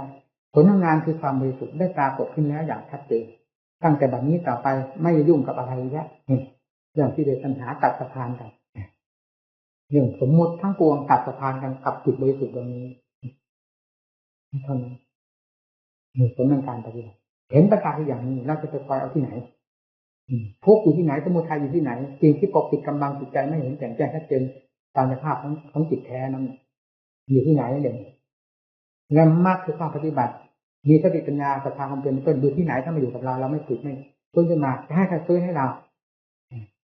หมดฟื้นติดฟื้นหนึ่งสิ่งหนึ่งนี้ขึ้นมาสิ่งที่มีกำลังแล้วก็สามารถที่จะปราบสิ่งที่เป็นข้าศึกนั้นได้กระจายออกไปโดยลำดับจนกระทั่งถึงหมดไปโดยสิ้นเชิงเรียกนิโรธครับทุกโดยทำอย่างสนิทผู้ที่รู้ว่าทุกดับสนิทคืออะไรที่นี่นั่นแหละคือผู้บริสุทธิ์กิริยาทั้งสี่ทุกสมุทัยนิโรธนั่นเป็นอาการเท่านั้นคุณรู้อาการทั้งหลายนี้คือใครนั่นแหละคือผู้บริสุทธิ์จนล้วนนั่นไม่ใช่สัจธรรมเอาละเอาแต่เนี่ยท่านปัญญาที่บังเกิด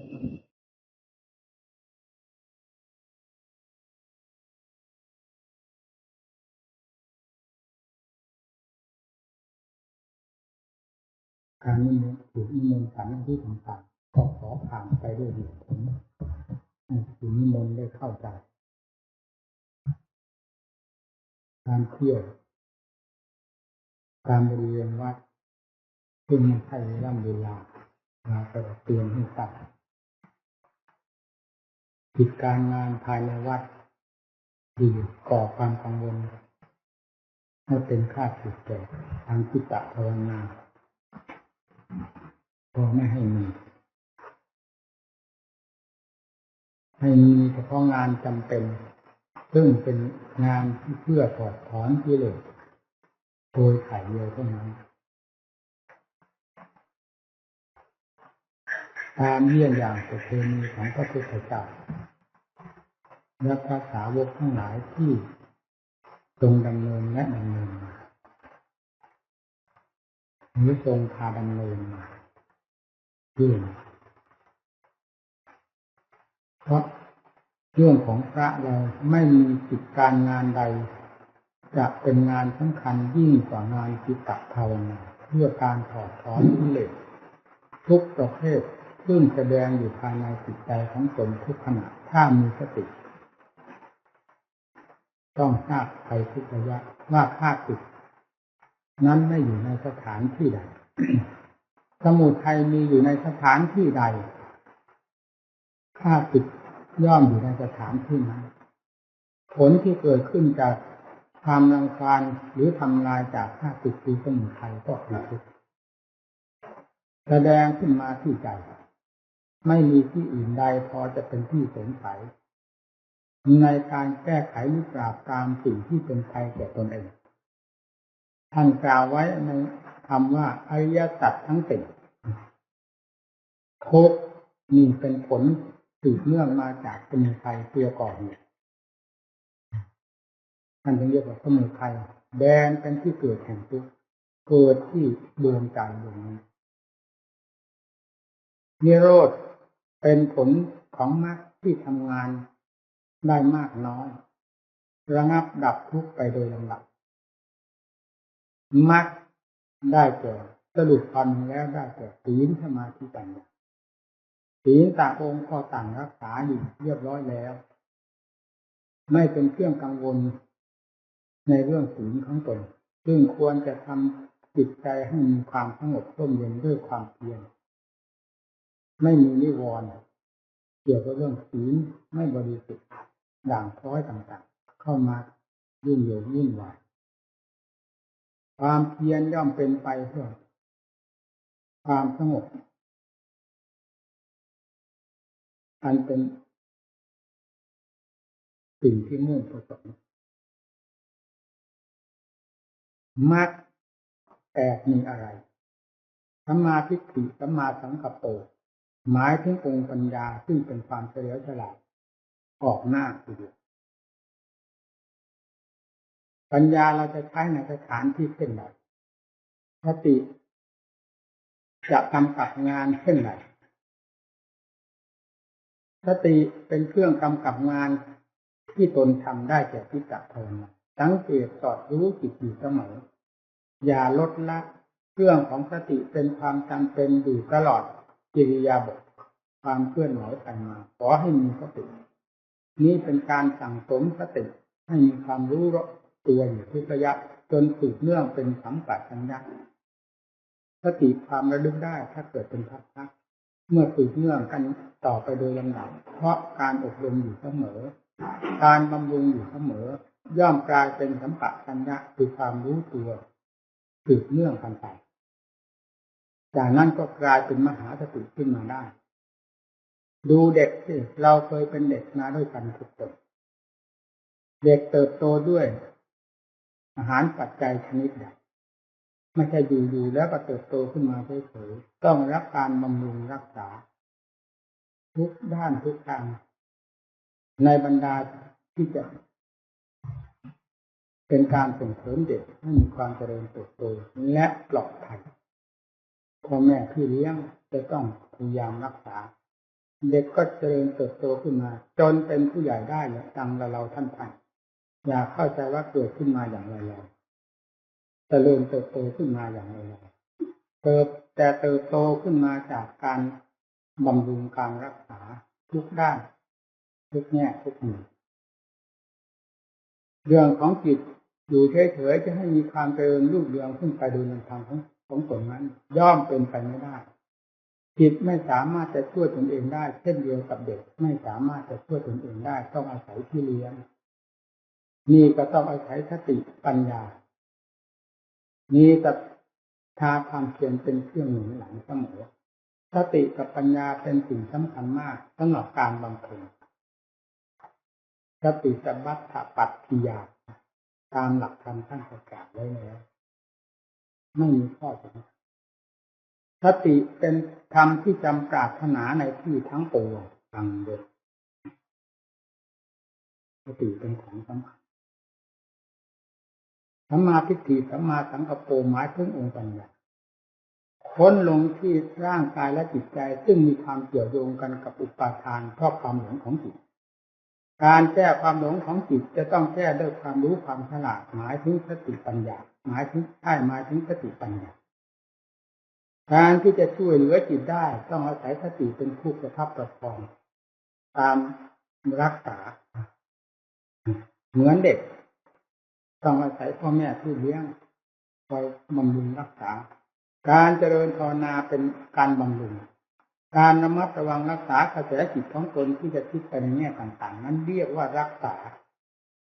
ปัญญาเป็นผู้ให้เหตุผลจนจิตมีความจำนนตามเหตุผลของปัญญาที่เป็นผู้นำหน้า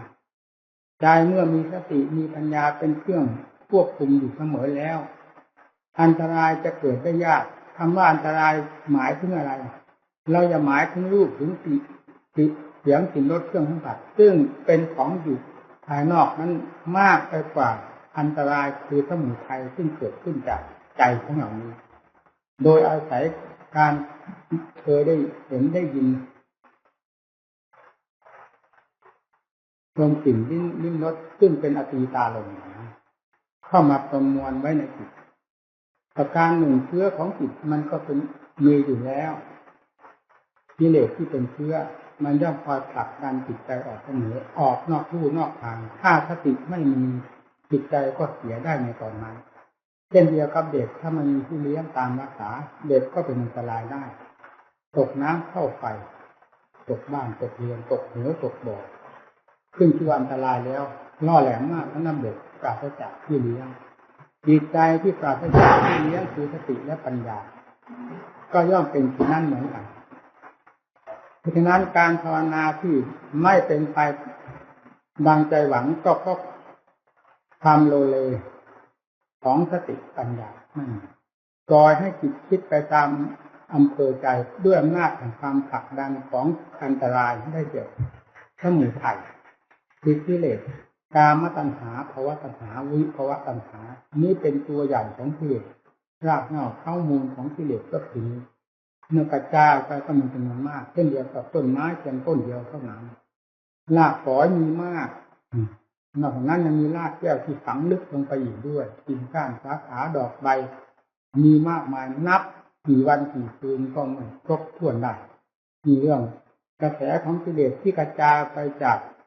ความโลภความโกรธความหลงนิราคะตัณหานี้พรรณนาไม่จบถ้าเราตามเงาลงไปนอกจากเรามีสติคอยสังเกตสอดรู้อยู่ที่ใจซึ่งเป็นสถานที่เกิดของอันตรายคือสมุทัยที่จะระเบิดจิตที่มีความสุขให้แตกกระจายไปด้วยความวุ่นวี่วุ่นวายเป็นภัยทั้งกองถึงเรียกว่าอันตรายจบหมอกเรียกอย่างอื่นไม่เห็นภัยนักปฏิบัติหาอุบายวิธีพักจิตพักใจเที่ยงสอนตนเองให้เป็นที่ถึงใจจึงเรียกว่าปัญญาจึงเรียกว่าเป็นผู้ฉลาดการหักห้ามตนเองเมื่อจิตมีความโลภโผนไปในทางที่ไม่ดีต้องหักห้ามกันอย่างหนักหน่วงเอาให้ถึงเหตุถึงผลกันไม่อย่างนั้นแพ้เนี่ยการรักษาจิตเป็นอย่างนี้ทั้งพุทธการท่านทำมาอย่างนี้เราเคยเห็นในตำรับตำราด้วยกันทุกคนในครั้งพุทธการท่านเป็นไม่ว่าสาวกองค์ใดออกมาจากสกุลใดก็เช่นเดียวอย่างกับปัจจุบันนี้ออกมาจากสกุลพระราชามหากษัตริย์เศรษฐีประดิษฐีพ่อค้าประชาชนคนธรรมดามารวมกันในวงพระศาสนามีพระบรมศาสดาเป็นครูชั้นเอกทรงให้การแนะนำสั่งสอนเมื่อถึงใจด้วยเหตุด้วยผลแล้วท่านเหล่านั้นไม่เสียดายชีวิตจิตใจไม่เสียดายบริษัทบริวารไม่เสียดายทรัพย์สมบัติอันใดทั้งหมดที่ออกมาจากสกุลมั่งมีก็ตามสกุลใดก็ตามมีความมุ่งมั่นในการที่จะถอดถอนกิเลสด้วยความเพียรตามสถานที่เหมาะสมดังที่ท่านกล่าวไว้ว่าลุกขโมยเส้นาสนังท่าจะกับประชาตัดสเปยาวัตเทียงเจ้าหู้แสดงอยู่บรรพชาไปทั้งหมดแล้วให้เธอทั้งหลายจงเสาะแสวงหาคือตามลุกขมูลคือร่มไม้ชายป่าชายเขาตามถ้ำเงื่อมผาทานเป็นที่มันทุกข์ท่านเพื่อความสะดวกแห่งการทำงานของเธอทั้งหลายจงทำความอุตสาหพยายามอย่างนี้ตลอดชีวิตเถิดงานเพื่อความสะดวกแก่งานของเธอทั้งหลายนั้นก็เคยได้พูดให้ฟังแล้วงานในสถานที่นี้ก็คือจิตตภาวนาโดยอาศัยหลักเบื้องต้นที่อุปชายะมอบให้ตามเยี่ยงอย่างพระพุทธศาสดาทรงสอนไว้ว่ามูลกรรมฐานเกสาโยมานะฆ่าดันตาตะตูดันตานะฆ่าโยมาเกสาเป็นต้นเพียงเท่านั้นก็ครอบหมดแล้วในอัตภาพร่างกายของเราถ้าจากพยัญโตมีหนังหุ้มอยู่โดยรอบเมื่อพิจารณาหนังให้เห็นเป็นหนังอย่างชัดเจนตามสมมุติขั้นนี้แล้วเราก็จะเห็นสภาพของร่างกายที่ปราศจากหนังเป็นอย่างไรเวลานี้หนังหุ้มห่ออยู่พอเป็นสัตว์เป็นบุคคลเป็นหญิงเป็นชายเป็นเราเป็นท่านมีคุณค่ามีราคามียศถาบรรดาศักดิ์สูงต่ำพอพูดกันได้พอนิยมกันได้พอหนังออกแล้วเท่านั้นมีตั้งแต่แมลงวันนั่นแหละมานิยมเราคิดดูมีการพิจารณางานของตนเป็นอย่างนี้ถนัดในอาการใดงานชิ้นใดอย่าว่าตั้งแต่เพียงอาการ5นี้คือเกสาโลมานะขาตาไตโตผมขนเล็บฟันหนังนี้เลยอาการที่3ที่2อันใดเป็นที่เหมาะสมกับจริตจิตใจออกจากผมขนและผนังแล้วก็เนื้อเอ็นกระดูกเยื่อในกระดูกม้ามหมักหัวใจตับพังผืดไตปอดไส้ใหญ่ไส้น้อยอาหารหมักอาหารเก่าสิ่งเหล่านี้เป็นของปฏิกูลเป็นของน่าเกลียดน่ากลัวแต่เท่าที่เป็นสัตว์เป็นคนมีความรักชอบมีความส่งเสริมยินดีรื่นเริงกันก็เพราะมีหนังหุ้มอยู่เท่านั้นเองความหนาของหนังนั้นไม่ได้เท่าใบลานเลยไม่เท่ากระดาษเลยผิวมัน ฉาบทาไว้เพียงเล็กน้อยเมื่อพิจารณาให้เห็นตามความจริงนี้ทุกสัดทุกส่วนข้างบนข้างล่างเราจะสงสัยไปไหนนี่คืองานของเราเป็นงานถอดถอนกิเลสอาสวะที่เรียกว่าสมุทัยให้พิจารณาอย่างนี้ทางด้านปัญญาสติให้ประคับประคองเสมอพยายามสั่งสมให้มีขึ้นรักษาสติให้ดีเราอย่าเห็นงานใดยิ่งไปกว่างานรักษาสติและอย่าเห็นสิ่งใดว่าเป็นภัยต่อเรายิ่งกว่าสมุทัยที่เกิดขึ้นจากใจแสดงออกมาในแง่ต่างๆให้ตัดโลกทั้งหลายได้ลุ่มหลงเพราะไม่มีสติปัญญาสามารถแก้ไขและรู้เท่าทันมันจึงเป็นจอมศาสดาของโลกธาตุนี้ได้เลื่อยมาจนกระทั่งปัจจุบันนี้ไม่มีผู้ใดที่จะมีความฉลาดแหลมคมได้หลักวิชาอันถูกต้องมาแก้ไขสิ่งนี้หรือรู้เท่าทันลบล้างสิ่งเหล่านี้ออกจากใจจนกลายเป็นใจที่บริสุทธิ์ได้เหมือนพระพุทธเจ้าแต่ละพระองค์เพราะฉะนั้นจึงสมนามว่าท่านเป็นจอมปราชญ์ฉลาดแหลมคมจริงโดยไม่มีครูอาจารย์ใดสั่งสอนด้วยพระพุทธเจ้าแต่ละพระองค์ที่ได้ตรัสรู้ธรรมนำศาสนธรรมมาสั่งสอนโลกทรงตรัสรู้ด้วยสยามภูคือความรู้แจ้งรู้จริงโดยลำพังพระองค์เองซึ่งไม่ต้องอาศัยการศึกษาอบรมกับผู้หนึ่งผู้ใดเลยจึงเรียกว่าสยามภูทรงรู้เองเห็นเองทุกพระองค์นี่ความฉลาดสามารถของท่านกับของเราผิดกันขนาดไหนพวกเราฟังได้ยินได้ฟังมาตั้งแต่ต้นเริ่มเข้าไปบวชจนกระทั่งบัดนี้ล้วนแล้วตั้งแต่ทำเครื่องถอดถอนกิเลสทั้งนั้นที่ท่านชี้แจงแสดงไว้แต่เราก็ไม่สามารถที่จะถอดถอนกิเลสออกจากภายในจิตใจตนได้แม้แต่ชิ้นเดียวกองข้ามกับสั่งสมกิเลสขึ้นภายในตัวโดยไม่รู้สึกตัวมันก็กลายเป็นการบวชเข้ามาสั่งสมกิเลสผิดกับความมุ่งหมายของธรรมและศาสดาที่ทรงสั่งสอนไว้นี่แหละความปราศจากสติความปราศจากปัญญาย่อมปราศจากเหตุผลย่อมปราศจากความจริงไปโดยไม่รู้สึกตัวอย่างนี้ถ้ามีสติมีปัญญาความจริงจะหนีไม่พ้นต้องทราบได้อย่างชัดเจนในหลักภาวนาหลักภาวนานี่แหละเป็นหลักที่จะรื้อถอนสิ่งที่รกรุงรังอันเป็นข้าศึกต่อจิตใจมานานจอมภพจอมชาติก็คืออวิชชาปัจจยาสร้างฆาราปัจจยาวิญญาณจนกระทั่งสมุทโยโหตินี่คือธรรมชาติที่พาให้สัตว์เกิดตัดตายท่องเที่ยวในวัฏสงสารไม่มีเวลาจบสิ้นคือเชื่ออันนี้แหละนี่แหละกษัตริย์แห่งกิเลสทั้งหลายนี่จอมกษัตริย์ของกิเลสก็คืออวิชชาแขนงของวิชาแต่ละแขนงก็แสดงออกมาเป็นความโลภความโกรธความหลงมาเป็นสิ่งใหญ่ๆ3สิ่งแล้วขั้นแตกแขนงออกไปเรื่อยๆไม่มีที่สิ้นสุดเลยจะทำลายสิ่งเหล่านี้จะแก้ไขสิ่งเหล่านี้ได้ด้วยอำนาจของสติกับปัญญาเป็นสำคัญมีแต่ทาความเพียรเป็นเครื่องหนุนหลังพากันจำเอาไว้อย่างตั้งใจ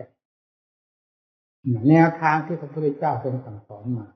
สาวกทั้งหลายท่านดำเนินอย่างนี้ทั้งทางสนังกัจฉามิให้นึกน้อมถึงปฏิปทาของท่านที่พาดำเนินมาไม่ว่าจะออกจากสกุลใดเมื่อได้สดับธรรมจากพระพุทธเจ้าเกิดความเชื่อความสงสัยอย่างถึงใจแล้ว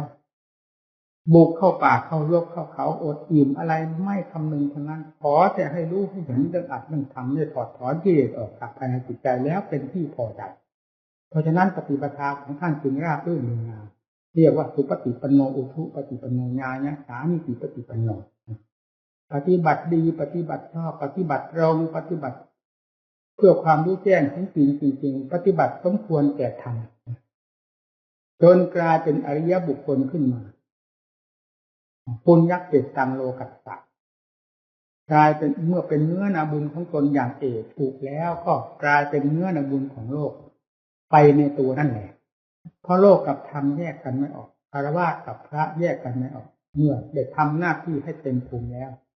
มีสิ่งที่จะแจกแบ่งสงเคราะห์ต้องหาซึ่งกันและกันแล้วโลกนี้อยู่ด้วยกันเพราะการสงเคราะห์สงหา ยิ่งทำด้วยแล้วเมื่อมีอยู่ในภารกิจในใจแล้วทำไมจะเฉลี่ยเผื่อแผ่สัตว์โลกด้วยความสงสารเมตตาล้วนๆไม่ได้ล่ะนะนี่แหละอันดับแรกจึงพยายามตักตวงให้เพียงพอกับความต้องการอย่าเห็นความคิดใดที่เป็นภัยยิ่งกว่าความคิดที่กิเลสบงการออกมา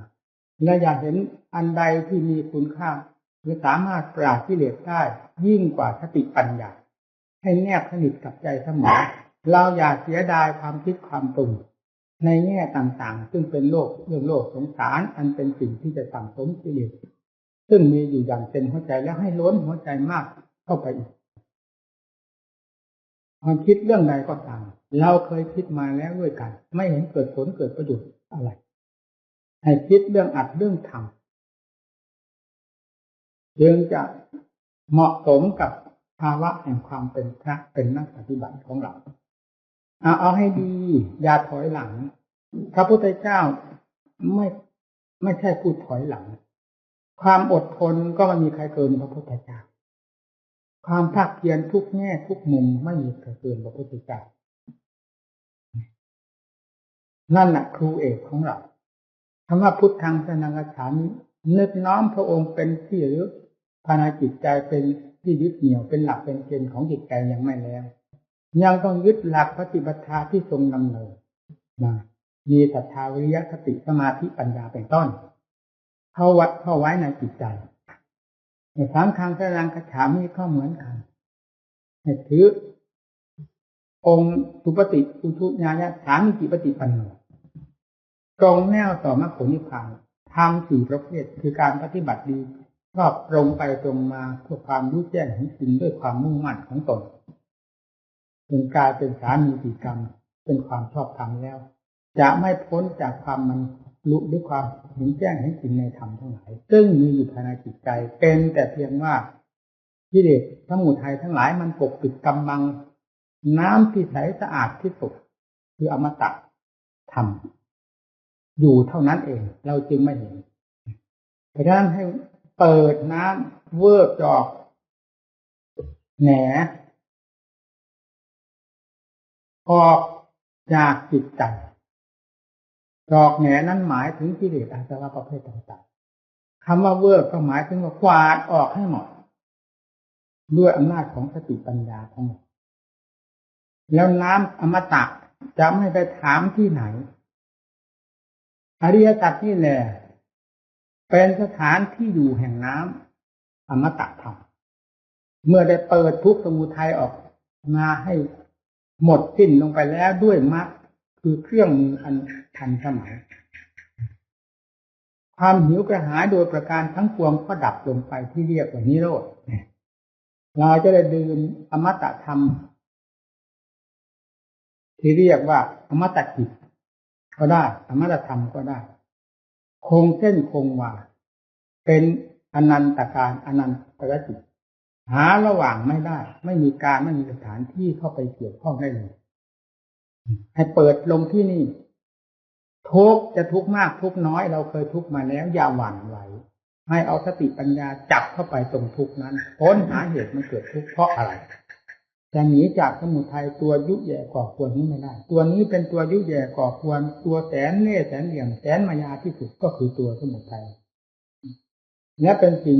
ที่โลกได้เชื่อถือกันมาจนไม่มีทางต่อสู้ไม่คิดจะต่อสู้ไม่คิดจะแก้ไขก็คือเรื่องสมุทัยเพราะความละเอียดละออความแนบเนียนในกลมายาของมันนอกจากหลักธรรมเท่านั้นเข้าไปจับถึงจะทราบข้อเท็จจริงของสิ่งเหล่านี้มีสติปัญญานั่นแหละเป็นเครื่องทดสอบถึงจะทราบข้อเท็จจริงซึ่งกันและกันแล้วแยกกันออกโดยลำดับจะเป็นไปเพื่อจิตถ้ายังไม่เป็นสมาธิเมื่อสติเป็นเครื่องรักษาจิตอยู่เสมอแล้วจะต้องเป็นสมาธิคือความมั่นคงของจิตความสงบของจิตจะเคยฟุ้งซ่านรำคาญมาขนาดไหนก็เถอะขอให้มีสติเป็นเครื่องรักษาจิตก็เป็นการบังคับความคิดทั้งหลายให้เกิดขึ้นไปในตัวนั่นแหละคิดขึ้นเรื่องใดให้ปัญญาติดตาม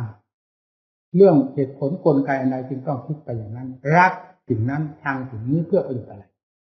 ความรักความชังเป็นเรื่องของกิเลสทั้งนั้นความรู้รอบ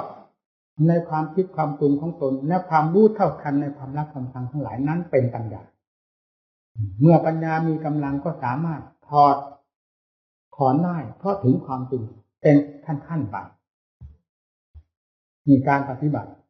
พากันทำความเข้าใจอย่างนี้ขณะที่จะใช้สติที่จะกำหนดให้จิตสงบก็ให้มีเท่านั้นโลกนี้ทำเหมือนไม่มีอะไรอยู่เหลืออยู่เลยเหลือตั้งแต่ความรู้กับอารมณ์เท่านั้นนี้เท่านั้นอย่าเสียดายความคิดความปรุงซึ่งมันผลักดันออกมาอยู่เรื่อยๆมันผลักดันออกมาจากจิตแห่งความรู้เรามีสติจะทราบขณะที่จิตกระเพื่อมออกมาเป็นความปรุงความคิดทำไมจะไม่ทราบ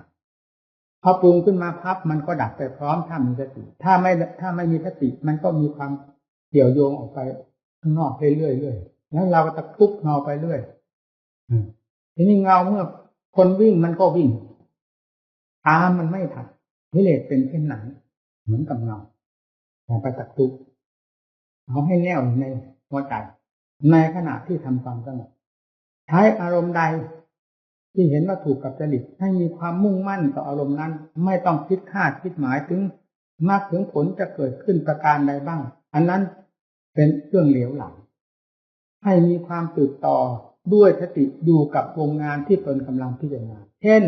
หรือกำลังบริกรรมเช่นพุทโธหรืออานาปานสติให้มีสติจดจ่ออยู่ที่ตรงนั้นโดยถ่ายเดียวเท่านั้นการที่สติจดจ่ออยู่กับงานที่กำลังทำนั่นแหละคือเป็นการผลิตผลขึ้นมาในตัวโดยหลักธรรมชาติไม่ต้องคาดหมายก็รู้เองไปเองเมื่อเหตุสมควรจะรู้แค่ไหนที่เราทำลงไปผลจะปรากฏขึ้นมาเองไม่ได้ผลนั้นไม่เกิดขึ้นจากการคาดการหมายการเดาด้นเดาอะไรต่างๆแต่เกิดขึ้นจากเหตุที่กระทำด้วยความสืบต่อเพราะความมีสติเป็นสำคัญถ้าจะพิจารณาทางด้านปัญญาในขณะที่จิตมีความสงบแล้วจิตย่อมไม่ฟุ้งซ่านย่อมไม่วุ่นวายจะพิจารณาทางด้านปัญญาก็เต็มเม็ดเต็มหน่วยเช่นเดียวกับเรารับทานอีกแล้วจะทำหน้าที่การงานอะไรจิตใจไม่วอกแวกความแค้นไม่เดือดร้อนวู่วามต่างๆเหมือนกับคนกำลังหิวจัดคนกำลังหิวจัดทำงานอะไรไม่สู้ดีอะไรมากระทบนิดๆหน่อยๆนี่จะเกิดความหงุดหงิดอย่างน้อยความหงุดหงิดมากนั้นแสดงความโมโหโถขึ้นมา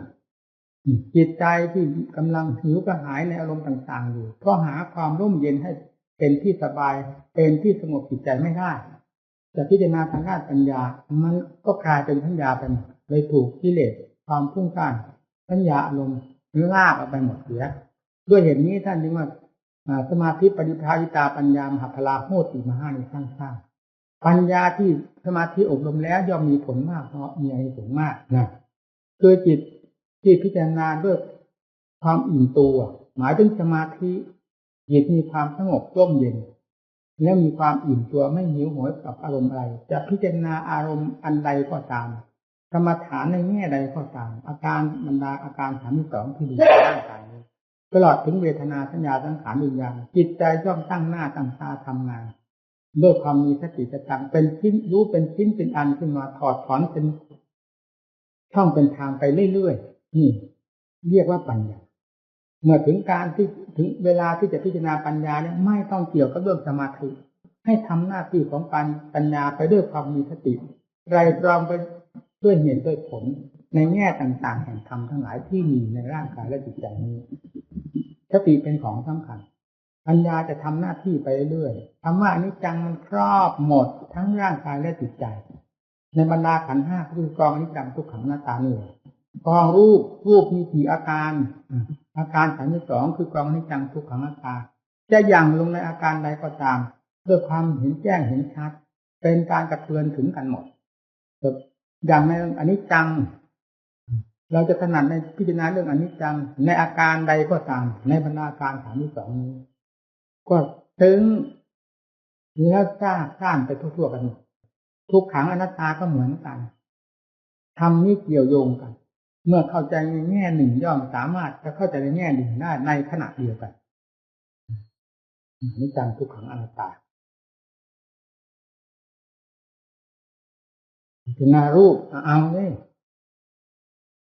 กายนี่แหละสำคัญเมื่อจิตอยู่ในขั้นนี้ต้องพิจารณาให้แหลกละเอียดไม่ต้อง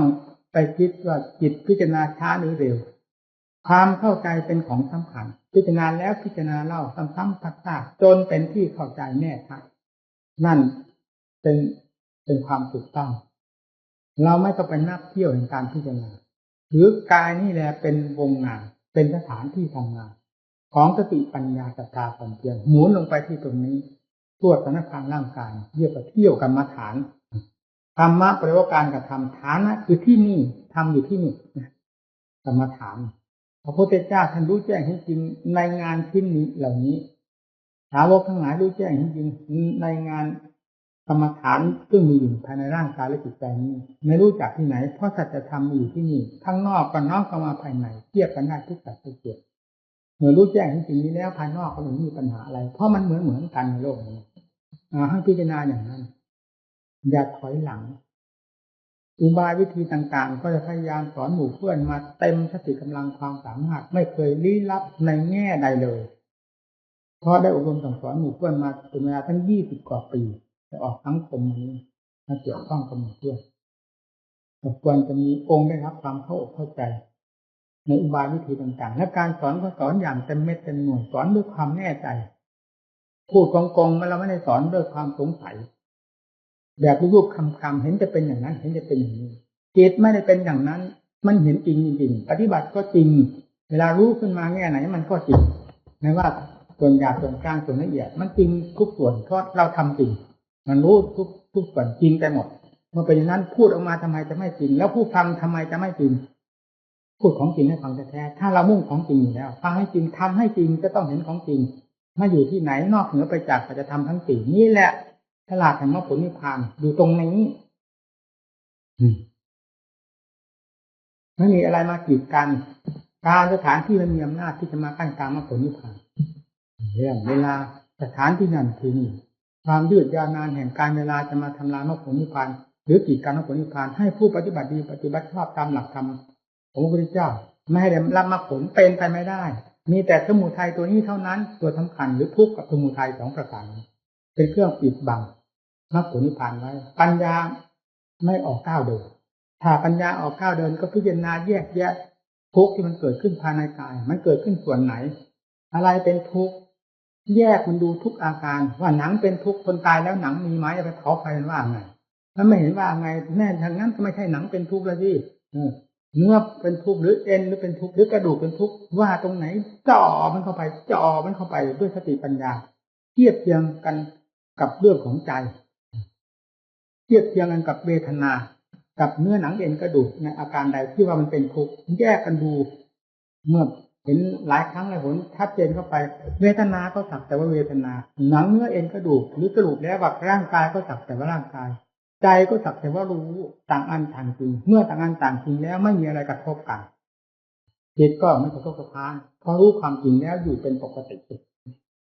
มีปัญญาพิจารณาอย่างนี้ให้เห็นชัดเวทนามันก็เหมือนกันเวทนาแม้จะเกิดขึ้นจากใจมันก็ไม่ใช่ใจเหมือนอย่างควันไฟเนี่ยมันเกิดขึ้นจากกองไฟแต่มันก็ไม่ใช่ไฟเนี่ยมันเป็นอาการอันหนึ่งขนาดนั้นพิจารณาให้ชัดเจนนี่แหละของจริงอยู่ที่ตรงนี้ให้พ้นตรงนี้การบุกเบิกมรรคผลเพื่อมรรคผลนิพพานบุกเบิกที่ตรงนี้ตรงที่มันตีบมันตันเวลานี้กิเลสตัณหาเพราะว่ากามตัณหาภวตัณหาวิภวตัณหานี่ที่แสดงผลขึ้นมาเป็นทุกข์ทางใจมันอยู่ตรงนี้เพราะฉะนั้นจึงแก้กันด้วยมากมีสติปัญญาเป็นสำคัญย่นเข้ามามรรคแก่ถ้ามันอยู่ในตัวนี้หมด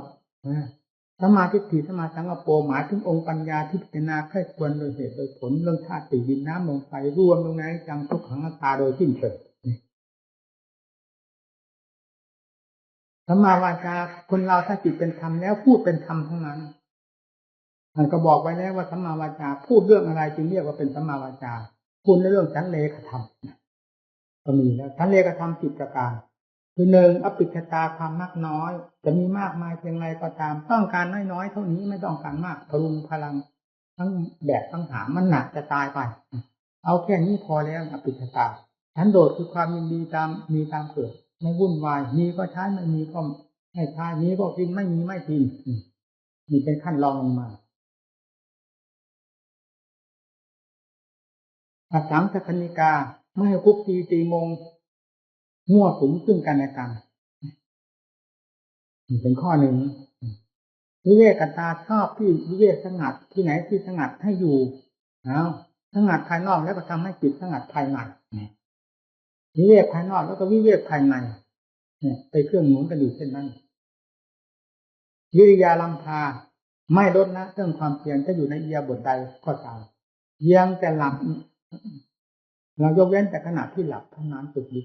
พอตื่นขึ้นมาความเพียรกับงานติดพันกันทันทีงานเราไปทำอยู่ในชิ้นใดอยู่ในระยะใดจับเข้าตรงนั้นทันที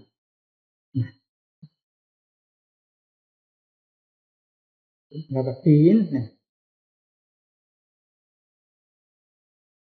ศีลก็ดีอยู่แล้วนี่พอสมาธิพูดกันเรื่องสมาธิเรื่องปัญญาพูดเรื่องถึงเรื่องวิมุตติเรื่องวิมุตติญาณทัศนะนั่นก็10นี่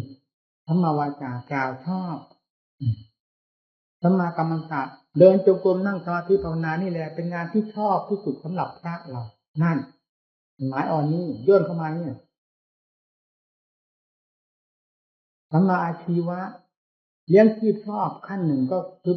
กิริยาโลภโภชนังมีท่าจะปัจจาตะเตยาวเสียงสร้างโลกแรงบิณฑบาตแล้วอาศัยกำลังตีแข้งบินเที่ยวบวชมาแล้วอาศัยกำลังตีแข้งเที่ยวบิณฑบาตตามชาวบ้านเข้ามาสมฉันนี่เป็นงานที่ชอบของพวกเธอทั้งหลายจงทำความมุสาพยาไหนตลอดชีวิตเธอนี่เป็นเลี้ยงชีพชอบอันหนึ่งเลี้ยงชีพชอบประการสำคัญก็คือว่าอย่านำยาพิษอารมณ์ที่เป็นพิษเป็นภัยไปเกี่ยวตัณหาเข้ามาเผาลนจิตใจ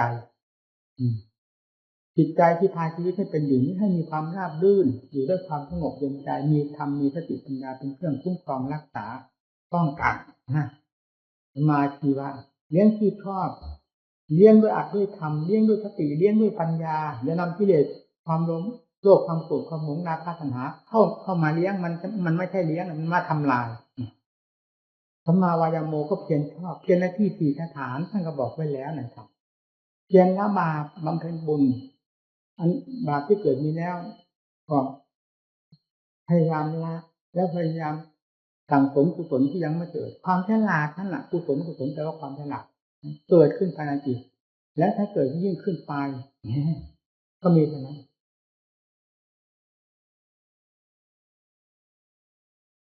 สัมมาสติระลึกอยู่ในสติปัฏฐานสี่กายเวทนาจิตธรรมเนี่ยสัมมาสติสัมมาสมาธิรวมลงไปแล้วถึงการรวมก็ให้เป็นความสงบไม่ต้องไปรบกวนคือจิตบางรายมือขณะที่ลงแล้วถอนไม่ขึ้นถ้าเราพยายามถอนหลายครั้งหลายหนพอถอนขึ้นมาแล้วไม่ลงเพราะฉะนั้นเพื่อความถูกต้องแห่งสมาธิรายเช่นนี้นั้นจะรวมทั้งกี่ชั่วโมงก็ตามปล่อยไว้อย่างนั้นจนกระทั่งถอนขึ้นมาเองอย่าไปรบกวนด้วยวิธีการใดๆทั้งหมด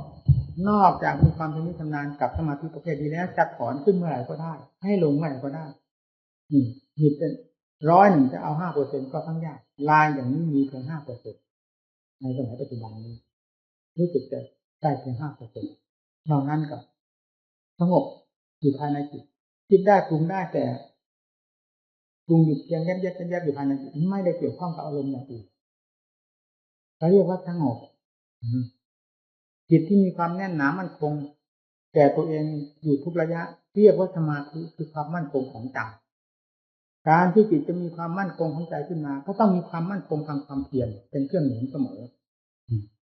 นี่มรรคแปดย่นลงมาแล้วอยู่ที่ตัวของเรานี่ทั้งหมดไม่ได้อยู่ที่ไหนตามขั้นภูมิของผู้ปฏิบัติเพราะทำมีหลายขั้นมรรคแปดจึงมีหลายขั้นหลายภูมิมรรคแปดที่ย่นเข้าไปจริงๆมันก็ลงในสติปัญญาลงนี้หมดไปแก้กิเลสตัวไหนไม่พ้นจากสติปัญญานี่เลยกิเลสก็ละเอียดเข้าไปโดยลำดับการพิจารณาร่างกายจึงเป็นสิ่งสำคัญที่จะถอดถอนราคะตัณหาได้ เวทนาสัญญาสังขารวิญญาณก็เป็นส่วนละเอียดอันนี้เป็นหน้าที่ของปัญญาที่มีความละเอียดยิ่งไปกว่านั้นจะเป็นผู้ทำงานเมื่อได้รู้เท่าทันเรื่องร่างกายทั้งหมดแล้วปล่อยจิตจะไม่ยุ่งกับการพิจารณาร่างกายเลยแต่พิจารณาตั้งแต่เรื่องนามธรรมคือเวทนาสัญญาสังขารวิญญาณแต่พออย่างยิ่งสังขารคือความคิดความปรุงปรุงดีก็ดับปรุงชั่วก็ดับปรุงชนิดไหนดับหมดแยบ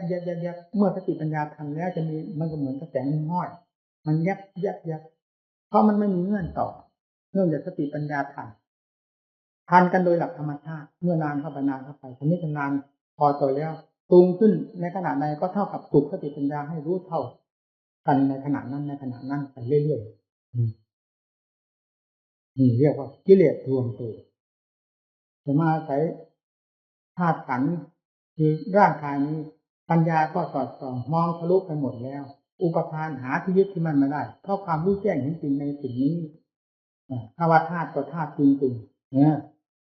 ธาตุดินก็เป็นดินจริงๆธาตุน้ำก็ซึ้งภายในใจจริงๆธาตุลมธาตุไฟก็ซึ้งจริงๆแล้วใครจะไปยึดเอาดินเอาน้ำเอาลมเอาไฟมาเป็นตนได้อย่างเมื่อได้ยังถึงปัญญาขั้นนี้แล้วก็ถอนอุปทานขึ้นมาเอาอันใดที่ยังไม่ถึงอีกก็พิจารณาอีกเช่นเวทนาสัญญาสังขารวิญญาณซึ่งเป็นนามธรรมจิตก็ตามเข้าไปอีกเฉพาะอย่างยิ่งสังขารความปรุงสัญญาความหมายนั้นหมายนี้มันหมายไม่ได้ถ้าลงสังขารไม่ยื่นให้มันแล้วมันหมายไม่ได้สังขารต้องแยกไปซะก่อนสัญญาที่จะไปหมายนี้ออกได้ถ้าไม่ออกนี่ก่อนหมายไม่ได้มีสติปัญญาก็ทันแล้วก็รู้เท่าด้วยรู้เท่าเรื่องกายแล้วรู้เท่าเวทนารู้เท่าสัญญาทั้งสามอย่างซึ่งเกี่ยวโยงกันอยู่กับใจดวงเดียวพอรู้เท่าแล้วมันก็ไม่ยืดเวทนาก็สักว่าเวทนาสังขารก็สักแต่ว่าสังขารคือความคิดความปรุงเท่านั้นสัญญาก็เหมือนกันหาตนหาตัวไม่ได้วิญญาณก็รับทราบจากสิ่งที่มาสัมผัสพอสิ่งที่มาสัมผัสผ่านไปความรับทราบนี่ประดับไปพร้อมแต่ความรู้นั้นไม่ดับ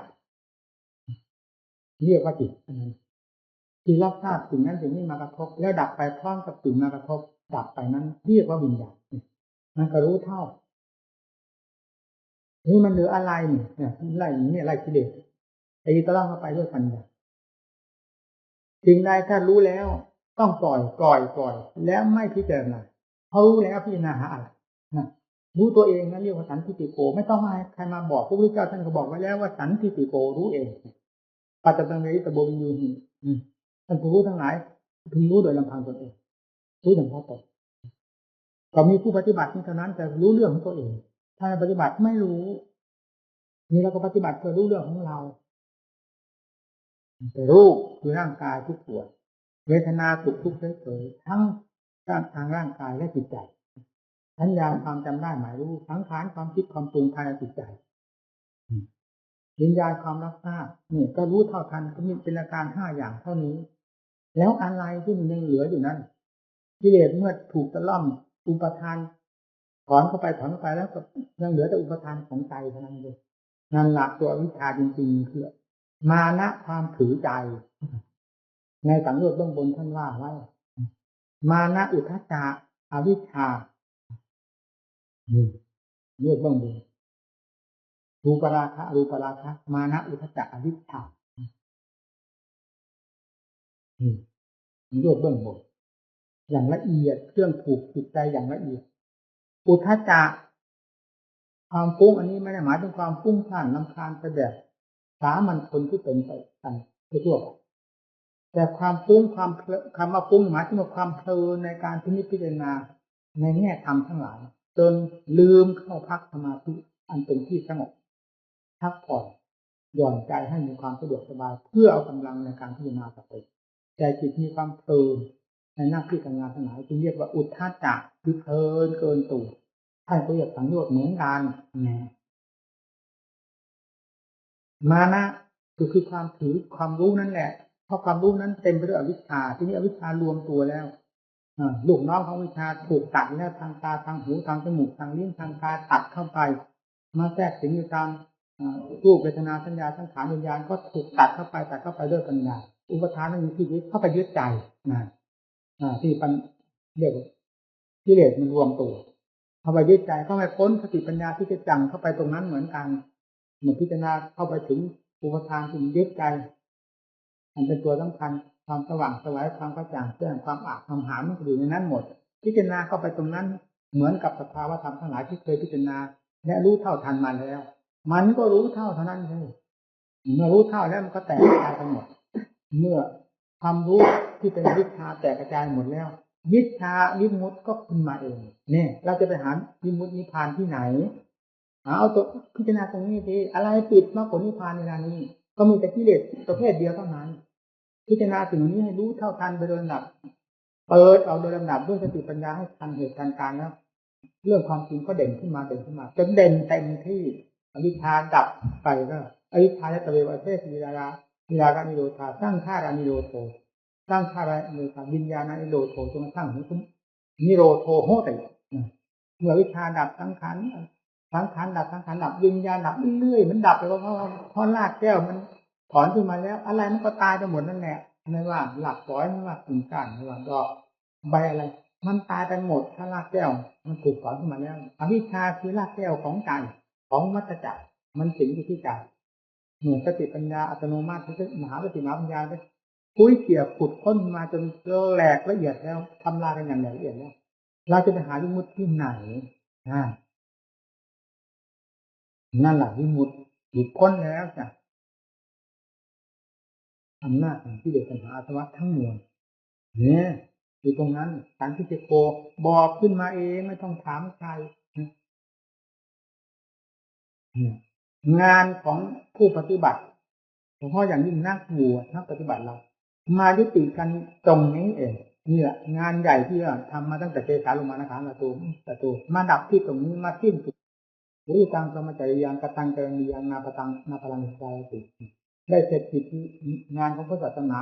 ได้เสร็จเพียงเท่านี้ที่ทำให้ยิ่งกว่านี้อีกไม่มีพอรู้แจ้งจริงเต็มส่วนแล้วนั่น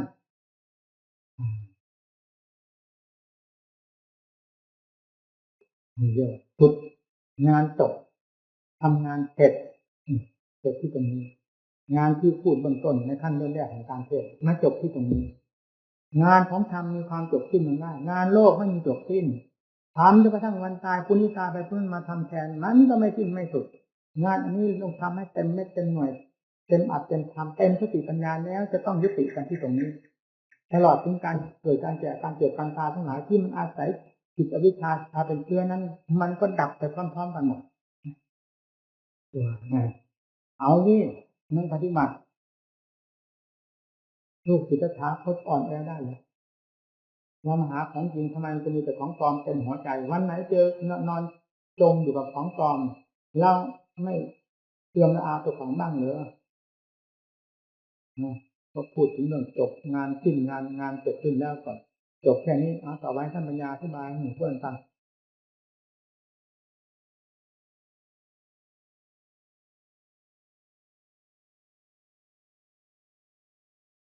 กิเลสมันหลายประเภทก็มีที่จะแก้กิเลสก็ต้องหลายประเภทรวมแล้วเรียกว่ามัชฌิมาซึ่งเหมาะสมกับให้สติปัญญาความเพียรให้เหมาะสมกับกิเลสประเภทนั้นๆถ้ามันดื้อก็เอาให้หนักสติก็ใช้อย่างเต็มที่ปัญญาความเพียรก็เอาเต็มที่ปัญญาก็ใช้อย่างเต็มที่ฟาดฟันลงไปนั่นแหละมันอยู่กับมือเรานี่เรียกว่ามัชฌิมาเหมาะสมกับกิเลสประเภทนี้เวลาละเอียดลงไปมัชฌิมาก็ละเอียดมีสติปัญญาก็ละเอียดไปตามๆกันเป็นความเหมาะสมกันไปเรื่อยๆเพราะฉะนั้นพึงทราบว่าธรรมมัชฌิมาปฏิปทาไม่ใช่เป็นศูนย์ทั้งรุ่นมีลักษณะท่าทีหมุนคันกับกิเลสทุกประเภทกิเลสหยาบปัญญาก็หนักปัญญาสู้กันก็ต้องหนักความเพียรต้องหนักเพราะอยู่ในเกณฑ์บังคับบัญชาต้องบังคับบัญชามันยังไม่ถึงเกณฑ์เป็นอัตโนมัติมันก็ต้องในบังคับบัญชาซะก่อนเพราะจิตยังไม่เห็นผลของงานยังไม่เห็นผลของสมาธินี้ที่เกียจภาวนาไม่อยากทำพอเริ่มเห็นผลสมาธิคือการทั้งหมดมันเกิดความเย็นใจเกิดความสุขเกิดความแปลกประหลาดขึ้นมานั่นแหละคือผลที่นี่จะเป็นเครื่องดื่มจิตใจให้มีความภาคเพียรต่อไปพอเป็นสมาธิแล้วทางด้านปัญญาผลเกิดทางด้านปัญญามันยังไม่มีมันก็ต้องในบังคับทางด้านปัญญาให้พิจารณาไม่อย่างนั้นติดสมาธิติดสมาธิแล้วถอนตัวไม่ออก แต่เข้าใจว่าความรู้สึกอยู่กับสมาธิเข้าใจว่านิพพานอยู่กับความอยู่กับสมาธิไปแล้วเรื่องกายเป็นความเห็นติดปากการเข้าใจอย่างนี้เวลาที่จะมาทางด้านปัญญาที่เราแยกแยะเรื่องธาตุเรื่องขันธ์เป็นอนิจจังทุกขังอนัตตาหรือเป็นอสุภะอสุภังให้จิตจ่ออยู่นั้นทำงานไม่เห็นนักถอยหลังเหมือนที่สติเป็นเครื่องควบคุมอย่าคิดเรื่องอะไรทั้งหมดเวลานั้นเป็นเรื่องอดีตอนาคตไม่สำคัญยิ่งกว่าเรื่องปัจจุบันที่เรากำลังพิจารณาอยู่นี้เนี่ยเราได้ฝึกฝนอบรมอยู่เสมอสติย่อมมีความติดต่อกันไปเรื่อยๆก็จะรุ่งเรืองขึ้นไปเรื่อยๆพอมีเหตุการณ์อะไรมาสัมผัสสัมพันธ์นี่สติจะมาทันทีปัญญาจะวิ่งตามมันปั๊บไปพร้อมกันสติกับปัญญา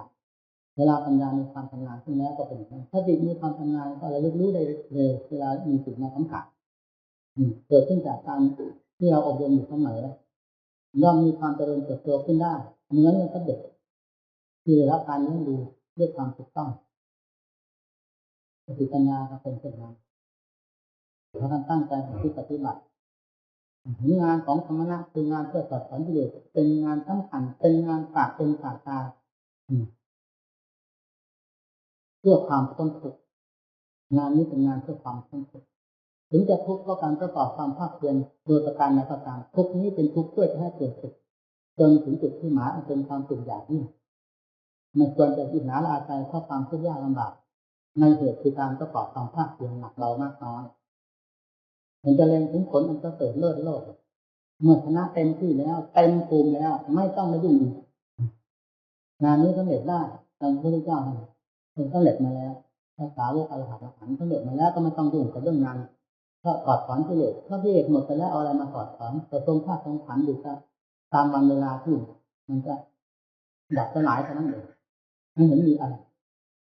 การมีกิเลสอยู่ภายในจิตมากน้อยก็คือมียาพิษเขาลงจิตใจตลอดเวลาภายนอกก็เป็นพิษถ้าลงจิตใจเป็นพิษแล้วออกทางตาทางหูทางจมูกทางลิ้นทางกายไปถึงรูปเสียงกลิ่นรสเครื่องสัมผัสมันเป็นพิษด้วยกันทั้งนั้นเข้ามาค้ากันแล้วก็เป็นกองพิษอันใหญ่โตเป็นไฟกองใหญ่เผาจิตเผาใจให้ได้รับความเดือดร้อนให้หยุดหย่อนนี่ซึ่งทราบว่าโทษของความมีกิเลสและโทษของความไม่มีสติโทษของความไม่ระมัดระวังรักษาตัวเองมันจึงสามารถไปนำสิ่งภายนอกซึ่งเขาก็อยู่ตามสภาพของเขาแล้วเอามาเป็นที่เป็นภัยเผาหล่นตัวเองได้รูปเสียงกลิ่นรสเขาอยู่ตามหลักธรรมชาติของเขาซึ่งมีมาตั้งแต่เรายังไม่เกิดมันมีมาตั้งแต่ตั้งไหนตั้งไหนตื่นถ้าเราว่าจะสำคัญมั่นหมายว่าสิ่งนั้นสิ่งนั้นสิ่งนี้สิ่งนี้สิ่งนั้นน่ารักสิ่งนี้น่าชังสิ่งนั้นน่าเกลียดสิ่งนี้น่าโกรธแล้วมันจะไม่มีผลอะไรเกิดขึ้นเพราะความสำคัญอย่างนี้เป็นการสร้างกิเลสคือสมุทัยแดนติดทุกข์ขึ้นภายในจิตใจของเราเองเพราะฉะนั้นจึงต้องใช้ปัญญาสติพิจารณาระมัดระวังรักษาใจเป็นของที่มีค่ามากเวลานี้เรารักษาบำรุงจิตใจให้แสดงคุณค่าเป็นภูมิของใจซึ่งเป็นของมีคุณค่ามากอยู่แล้วสิ่งทุกอย่างทั้งที่มันดับสลายไปหมดมีการเกิดการดับการเกิดการดับอนิจจังทุกขังตาดับไปหมดตัวจิตแท้ๆนั้นไม่มีอนิจจังทุกขังตาเข้าไปแทรกเลยแต่ที่เป็นอนิจจังทุกขังตาได้ก็เพราะมีกิเลสซึ่งเป็นตัวสมมุติภายในนั้นอันเป็นเรื่องของไตรลักษณ์เช่นเดียวกันคือจะมีแสดงการนิ่งนอนทั้งสูงต่างๆเดี๋ยวสว่างเดี๋ยวสงบเดี๋ยวฟุ้งซ่านเดี๋ยวผ่องใสเดี๋ยวเศร้าหมองนี่เป็นอาการของธรรมอาการของกิเลสที่มีอยู่ภายในจิตใจเมื่อหมดสิ่งเหล่านี้แล้วจิตใจจะไม่มีแสดงอาการใดๆทั้งสิ้นสม่ำเสมอหรือว่าคงเส้นคงวาตั้งแต่ขณะได้ถึงแล้วซึ่งความคงที่ของจิตเป็นจิตล้วนๆนั่นอันนั้นไม่มีคำว่านิจังสว่างตาไม่มีหมดนั่นแหละความหมดเรื่องจริงเขาอยากก่อกวนทั้งหลายที่เรียกว่านิจังสว่างตานั่นแหละคือแดนแห่งความเกษมแท้อยู่ตรงนั้นเนี่ยผลของงานที่การปฏิบัติยากลำบากแค่ไหนเมื่อไปถึงนั้นแล้วมันก็เห็นเองคุ้มค่าขอให้ทำใจหนักแน่นนักปฏิบัติเทศนี้เป็นเทศที่อดทนเป็นเทศที่ใกล้ควรเป็นเทศที่พิจารณาไม่ใช่เป็นเทศที่หลอกแหลกโยกคำสอนเป็นเทศที่มีความหนักหน่วงไปด้วยเหตุด้วยผลเป็นเทศที่สุขุมภายในจิตมีเหตุผลเป็นเครื่องดำเนินอยู่เสมอฝึกใจให้มีเหตุมีผลเพราะเหตุผลนี้จะเกิดขึ้นได้ด้วยปัญญาไม่ใช่จะเกิดขึ้นได้เฉยเหตุผลขั้นหยาบขั้นกลางขั้นละเอียดเกิดขึ้นจากปัญญาขั้นกลางขั้นละเอียดพิจารณาเทียบเทียงเมื่อนานไปก็มีความคล่องแคล่ว การที่เป็นไงและเหตุผลก็มาตามกันมาแม้การแก้กิเลสก็เหมือนกันต้องแก้ด้วยเหตุผลรู้ชัดเห็นจริงด้วยเหตุด้วยผลแล้วกิเลสจะหลุดลอยไปทันทีถ้าตรงไหนที่ยังไม่เอาลงกันยังไม่ได้ก็แสดงว่าเหตุผลยังลงกันไม่ได้ก็แก้กันยังไม่ได้ต้องแก้กันอย่างนั้นพิจารณามันแยกแยะจนหาช่องทางไปได้ด้วยเหตุด้วยผลกิเลสมันก็ขาดไปหลุดลอยไปเรียกว่าเข้าใจชัดเมื่อเข้าใจชัดแล้วก็มันก็หลุดตกไปทันทีการพิจารณาบายของพระพุทธเจ้าทรงสั่งสอนสัตว์โลกเฉพาะอย่างนี้นักบวชผู้ปฏิบัติตรงเช่นทุดงค์ที่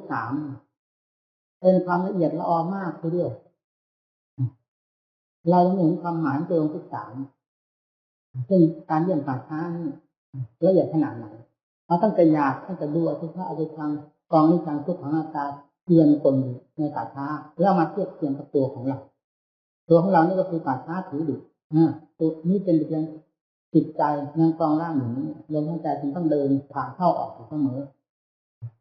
พอความรู้สึกนั้นจิตใจนั้นถอนตัวเสียไปเสียเท่านั้นลมหายใจก็หยุดทันทีไม่มีอะไรเหลือจากทีนี้ก็เป็นป่าช้าหนีตายแล้วคนถ้าทีดิบก็มีอะไรอยู่นี่ถ้าในตัวของเรานี่มีอะไรอีกตกเป็ดตกไก่ทับก็เพื่อเป็นอยู่ในนี้หมดพิจารณาให้ชัดนี่เรื่องของปัญญาคือให้พิจารณา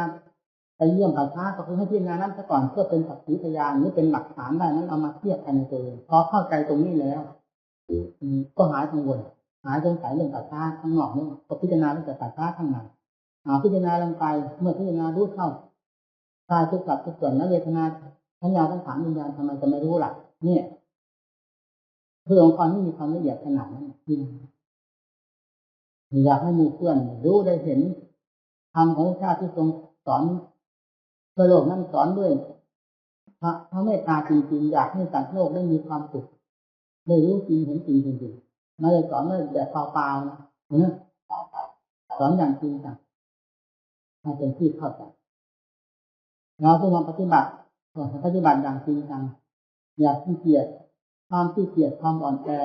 เหล่านี้เป็นเรื่องของกิเลสอย่าให้มันมาแซงออกหน้าได้เราตั้งใจจะฆ่ากิเลสตั้งใจจะละธรรมะกิเลสอย่าได้วิ่งตามกิเลสพอวิ่งตามมันแล้วก็ต้องถลอกปอกเปิดถูกมันลากมันปูไปเรื่อยลากแล้วก็ถลอกปอกเปิดไปเรื่อยเบื้องต้นเนี่ยการที่จะมาร่างกายเนี่ยสำคัญมากข้างนอกก็ตามข้างในก็ตามเป็นมรรคได้ด้วยกันอสุภะข้างนอกเป็นอย่างการเยี่ยมป่าช้า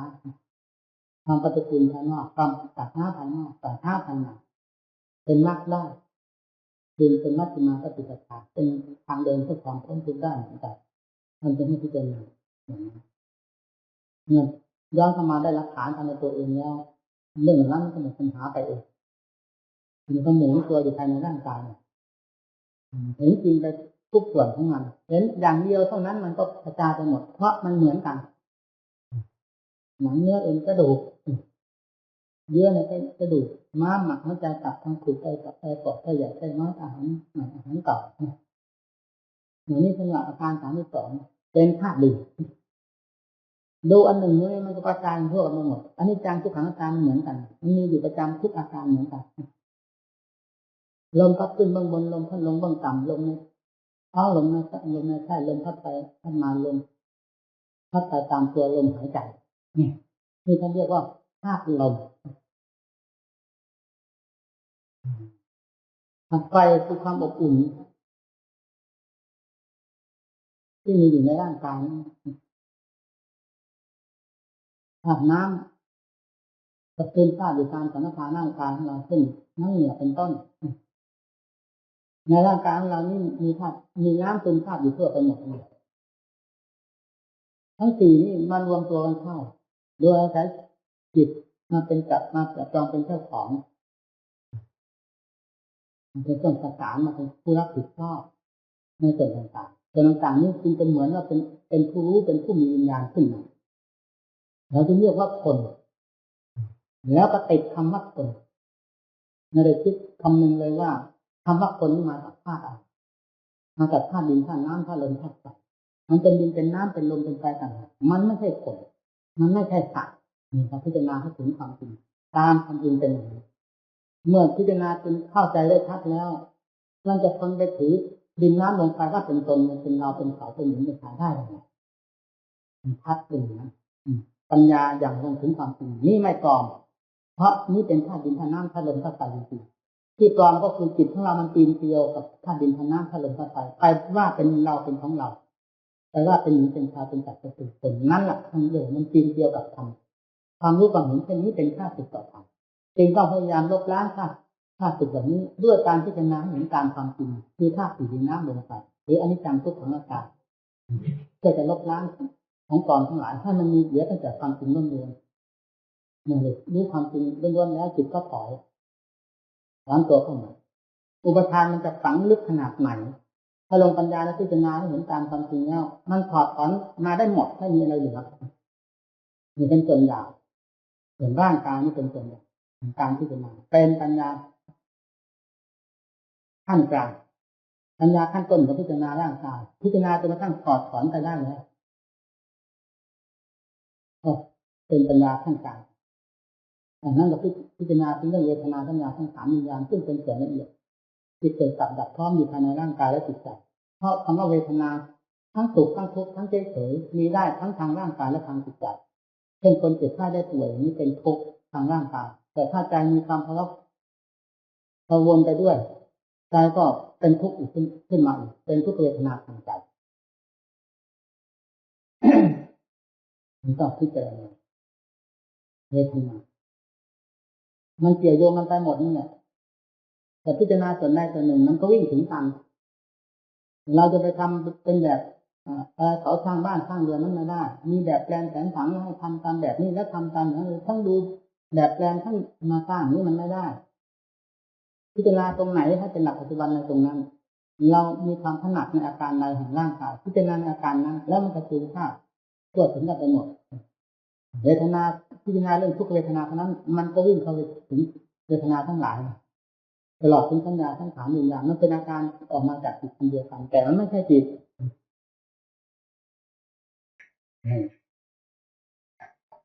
เป็นถ้าเราจะพูดถึงหลายขั้นหรือพูดถึง3 ขั้นกับปัญญาขั้นนี้ก็เป็นขั้นกลางค่อนข้างละเอียดปัญญาขั้นละเอียดจริงๆก็คือรู้เท่าอาการทั้ง5แต่ยังไม่รู้เท่าจิตนะเป็นขั้น1รู้เท่าร่างกายถอดถอนอุปทานออกมาจากกายโดยสิ้นเชิง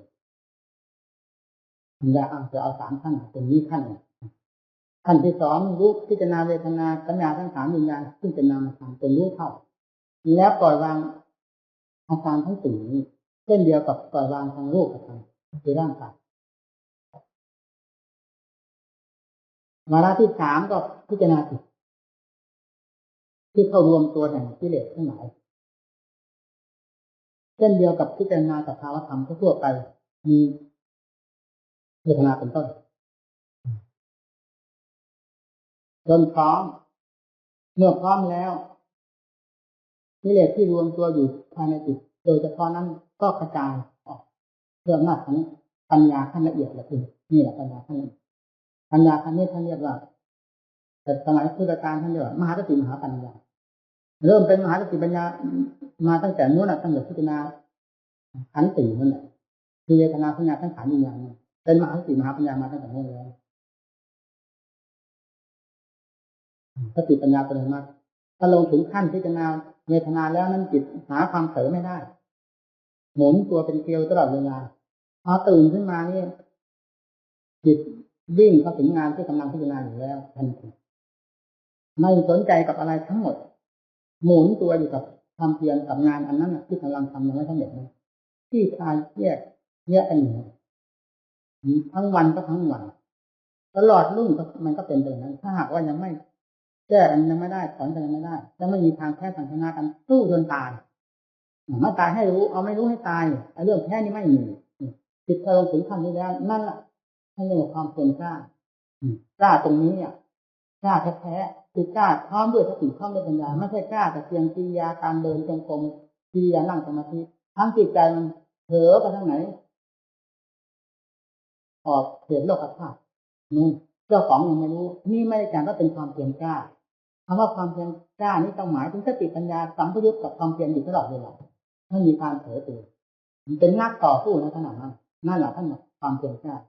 เพราะฉะนั้นในสังโยชน์เบื้องบนท่านจึงกล่าวว่าอุทธัจจะสังโยชน์เบื้องบนความโกงคือเพลินในการพิจารณา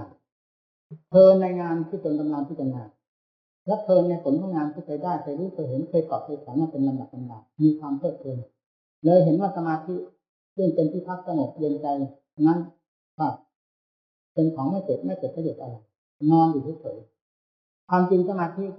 นั้นก็เป็นพื้นฐานให้รับความสะดวกสบายในขณะที่เข้าพักเช่นเดียวกับคนทำงานเราจะถือว่างานนี้การทำงานเป็นผลโดยถ่ายเดียวการพักผ่อนนอนหลับการรับประทานอาหารทำให้เสียเวลาและเสียสิ้นเปลืองอาหารการกินแต่ละต่อนั้นมันก็ผิดเพราะร่างกายเมื่อไม่มีเครื่องบรรเทาไม่มีเครื่องบำรุงรักษาเมื่อไม่มีปัจจัยเครื่องดื่มแล้วมันจะทำงานทนไม่ได้แก่มันก็ตายตัวแม้จะสิ้นเปลืองทรัพย์สมบัติหรืออาหารการกินไปมากน้อยและเสียเวลาไปเพราะการพักผ่อนนอนหลับก็ให้เสียไปในขณะนั้นการเสียไปในเวลานี้เพื่อเป็นการสนับสนุนกำลังหรือเสียเวลาหรือสิ้นเปลืองอาหารที่รับประทานลงไปก็เพื่อเป็นกำลังของร่างกายที่จะทำงานต่อไปให้ถึงผลสำเร็จเพราะฉะนั้นสมาธิจึงเป็นเช่นเดียวกันเมื่อเราจะพักผ่อนพักไม่ต้องกังวลกับเรื่องปัญญาเลยบังคับเอาไว้ให้อยู่กับความสงบแน่วในขณะนั้นมาแต่สมาธิขั้นนี้จะต้องบังคับนะเพราะความเพลินทางด้านปัญญามีกำลังมากพอที่จะโดดออกไปหางานที่กำลังทำอยู่ข้างในจะไม่โดดออกไปไหนไม่เผลอไปไหนเป็นความพัวพันดูดดื่มกับงานนั้นเพราะหวังชัยชนะเป็นที่ตั้งความแพ้นี้ไม่มีนอกจากตายเสียเท่านั้นกับให้รู้อย่างเดียวเท่านี้ไม่มีอย่างอื่นเมื่อเป็นฉะนั้นจิตจึงต้องหมุนติ้วนี่ท่านบอกอุทธัจจะเลือดเบื้องบนจนลืมเนื้อลืมตัวคือลืมเวลาลืมพักผ่อนนอนหลับไม่สนใจการพักผ่อนนอนหลับไม่สนใจกับการพักเพื่อความสงบทางสมาธินี่มันเกินไปทันทีโยอุทธัจจะเป็นสังโยชน์เครื่องข้องอันหนึ่งถ้าเราแปลออกมาเพื่อให้เหมาะสมเวลาเราทำงานมากๆเราก็ต้องพักผ่อนนอนหลับรับทานอาหารให้สบายมีจิตพิจารณามากๆก็จิตเขาเรียกว่าจิตทำงานเมื่อทำงานหนักเข้าจิตก็อ่อนเพลียเหมือนกับร่างกายอ่อนเพลียจึงต้องย้อนเข้ามาพักสมาธิให้จิตสงบแน่วอยู่นั้นไม่ให้คิดปรุงให้ไม่ทำหน้าที่การงานอะไรทั้งหมดบางครั้งให้อยู่จะได้เป็นเวลากี่นาทีก็ตามขอออกมาไม่มีกำลังแล้วควรแต่หน้าที่การงานนั้นอีกเช่นเดียวกับที่ได้รับถึงแม้จะของไปรับทานอาหารทั้งก่อนนอนหลับให้สะดวกสบายแล้วไม้ท่อนนั้นแหละชิ้นนั้นแหละมีดเล่มนั้นแหละฟันแล้วคนนั้นแหละคนเก่านั่นแหละไม้กับท่อนเก่าชิ้นเก่านั่นแหละมีดก็เล่มเก่านั่นแหละคนกับคนเก่าเนี่ยแต่ฟันคราวนี้ขาดเพราะกำลังก็มีผู้ฟันก็มีกำลังมีดก็คมกล้าเนี่ยรับหินจะได้แล้วอาศัยสมาธินี่เป็นเหมือนหินรับปัญญาให้มีกำลังพิจารณาสิ่งนั้นแหละแล้วขาดสะบั้นไปเลยนี่อุบายของการพิจารณาจะต้องเป็นอย่างนี้นะปฏิบัติทั้งหลายไม่เป็นอย่างอื่นขอให้เป็นที่รวมกันการปฏิบัติต้องเป็นในขั้นปฏิบัติการท่านเรียกว่ามหาสติมหาปัญญามหาความเพียรก็ถูกในขั้นนี้แล้วหาความเจ็บแค้นไม่มีนอกจากได้ล้างเอาไว้เท่านั้นมันจะเลยต้องล้างเอาไว้เพราะเรื่องทางที่จะเดินไปเพื่อความพ้นทุกข์มันเหมือนกับเราเอื้อมมือถึงอย่างนี้หรือนิพพานคือความพ้นทุกข์อย่างนั้นอยู่ในเชื่อเอื้อมมือเท่านั้นภายหลังข้างหลังที่เราเดินผ่านมาแล้วนี่มันติดกันท่านตู้เข้ามานี่จะปืนจะไฟท่านต้องหมุนที่เคยได้รับความทุกข์มาเพราะอำนาจของกิเลสนี่มีมากเพียงไรมันประมวลมารู้ภายในใจหมดประเภทยาประเภทกาประเภทละเอียดมันล้วนแล้วตั้งแต่ประเภทที่เป็นไฟหรือเป็นไฟเผาใจทั้งนั้นเหตุใดจึงจะต้องไปคุ้นกับมันเมื่อตั้งคุณก็เห็นอยู่แล้วจะจับด้วยปัญญาการตัดถอนกิเลสที่เห็นจะจับแล้วโทษของกิเลสที่มันดังก่อนถอนไม่ได้แต่ก่อนเป็นยังไงมันก็รู้นับคุณค่าของการตัดถอนกิเลสที่ได้ รับที่ก่อสอนไปเดิมหลักแบบนั้นมีมากขนาดไหนมันก็รู้ทันใจนี่เห็นทั้งโทษเห็นทั้งคุณเมื่อเป็นฉะนั้นความเพียรต้องเด่นเอาจนกระทั่งไม่มีอะไรเหลือความเข้าใจตัวอุทัศจักรูปราคะอรูปราคะเรียกเบื้องบนมานะอุทัศจักอภิชฌารูปราคะหมายถึงติดรูปฌานมันพอจะรูปฌานในระยะนั้นมันพอจะรูปฌานออกจากรูปฌานแล้วก็ติดใจในความว่างอรูปฌานคือความว่างก็ติดใจในความว่างคำว่าว่างนั้นมันหมายถึงว่างอยู่บริเวณจิตนะตัวจิตเองไม่ว่างจะขอเข้าใจว่าจิตว่างมันก็เพลินในความว่างนั้นนะนี่แหละตามหลักความจริงของการพิจารณาตัวจิตเองแท้ๆนั้นยังไม่ว่างจะว่าได้ไงอวิชชากดหัวอยู่นั่นน่ะมันว่างได้ยังไงแต่ในระยะนั้นเราหาให้ทราบนะตอนผ่านไปแล้วเราถึงจะมาทราบทีหลังว่าโอ้เราว่าอันนั้นว่างนี่ว่างมันก็เหมือนกับคนเข้าไปอยู่ในห้องไปอยู่ในห้องนี่มองดูโล่งโถงไปหมดห้องนี้มันมีอะไรห้องนี้ว่างก็จริงห้องแต่เราไปขวางห้องอยู่ในนั่นคนเดียวไม่รู้เหรอมันดูนี่ถ้าอยากให้ห้องมันว่างเต็มที่ก็ต้องถอนตัวออกมาแล้วห้องมันก็ว่างอันนี้ตัวของจิตกับอวิชชามันยังพันกันอยู่นั่นเราดูแต่รอบข้างรอบตัวของจิตว่างไปหมดนี่ท่านเรียกว่ารูปฌานพระสัพพะฌานไปดูว่างแบบนี้แล้วมันก็ขยับไปมานะเป็นความถือนี่แหละเนี่ยถือที่ว่างถือผู้รู้นี่ที่เป็นไปด้วยอวิชชาเนี่ยก็เป็นสิ่งที่สง่าผ่าเผยเป็นสิ่งที่องอาจจะหารเป็นสิ่งที่น่าอัศจรรย์อ้ออิ่มที่สุดน่าติดที่สุดก็คืออวิชชาที่ต้องติดที่ตรงนั้นแล้วคำว่ามานะเก้านั่นก็ตรงนี้เองมานะเก้าเมื่อมันมีเครื่องยึดอยู่แล้วมันก็ย่อมอยากจะเทียบส่วนนั้นส่วนนี้คนนั้นสูงกว่าเราคนนั้นต่ำกว่าเราคนนั้นเสมอเราหรืออย่างไรเนี่ยหรือคนนั้นยิ่งกว่าเราหรือคนนั้นหย่อนกว่าเราหรือคนนั้นเสมอเราอะไรทำนองนี้มานะเก้ามันเป็นอย่างนั้นสำคัญว่าตนเสมอเขาสำคัญว่าเสมอเขาหรือหย่อนกว่าเขาหรือยิ่งกว่าเขาเนี่ยเป็นต้นมีอย่างประมาณนั้นนี่แหละถือตรงนี้มันก็ออกเทียบเทียงที่เพราะเที่ยวมันยังมีถ้าอยากเทียบเทียงที่นะอุทจารคือการเพลินในการค้นการพิจารณาออกของกิเลสไม่หยุดยั้งออกนั้นอวิชชานั่นอุทจารอวิชชาเนี่ยอวิชชาจริงนั่นแหละที่เราถือนั่นคือใจที่ว่าถือใจนั่นเพราะอะไรจึงถือใจเพราะมีอวิชชาท้ายถืออยู่ตรงนั้นพออวิชชาแตกกระจายไปหมดด้วยอำนาจของสติปัญญาที่ทันสมัยแล้วไม่มีอะไรจะถืออะไรถืออะไรเนี่ยไม่มีใครบอกมันก็ทราบเมื่อถึงขั้นไม่ถือแล้วมันต่อโดยประการทั้งปวงพอรู้เท่าทันหมด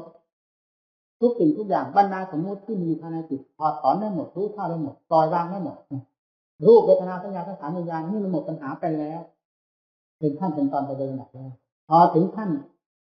อุทจักหรืออวิชชาซึ่งเป็นส่วนเสริมอย่างนี้มันเป็นพิจารณาตั้งแต่จุดนั้นพิจารณาเต็มที่รู้เท่าทันแล้วธรรมมานะที่เป็นก้อนสมมติอันละเอียดนั้นมันก็กระจายไปหมดเรียกว่าสลายไปทันทีเหลือแต่ความรู้ล้วนๆหรืออะไรความรู้ล้วนๆถือแต่อะไรรู้ตามเป็นจริงมีมุตติมุตติมีปิญญาณังโหติเนี่ยเมื่อจิตหลุดพ้นแล้วญาณความรู้แจ้งข้าพจิตหลุดพ้นแล้วย่อมมีแน่รู้เท่าในความหลุดพ้นอีกด้วยตัวง่ายๆไม่ถือมั่นในความหลุดพ้นเรื่องหมดประการทั้งปวงนี่ถ้าปฏิบัติเป็นอย่างนี้ไม่ว่าสมัยทั้งพุทธกาลไม่ว่าสมัยนี้ธรรมะมัชฌิมาปฏิปทาเป็นสิ่งที่ทันสมัยอยู่เสมอขอให้นำมาใช้เถิดเราอย่าไปคิดการนั้นสมัยนี้สถานที่โน่นที่นี่ภาษาวกท่านมันเป็นอยู่โน่นท่านไหนบรรลุธรรมเราพอมันที่นี้มันห่างไกลกันเหลือเกินมันห่างที่ตรงไหนทุกข์อยู่เต็มหัวใจของเราเพราะกิเลสเป็นเครื่องครอบคูณขึ้นมาได้แต่สมุทัยมันห่างกันที่ไหนเราจะทำมันอยู่ในตัวของเรานี่ทุกข์ก็อำนาจแห่งสมุทัยเป็นผู้ผิดขึ้นมามันก็เด่นชัดๆอยู่ภายในจิตเขาจิตนี้ให้เกิดความเดือดร้อนวุ่นวายนี่ก็คือทุกข์เพราะอำนาจของกิเลสอาสวะการมาตัณหาภวะตัณหาวิภาวะตัณหาเป็นต้นนี่เป็นผู้ผิดแล้วสมุทัยนี่มันห่างไปไหน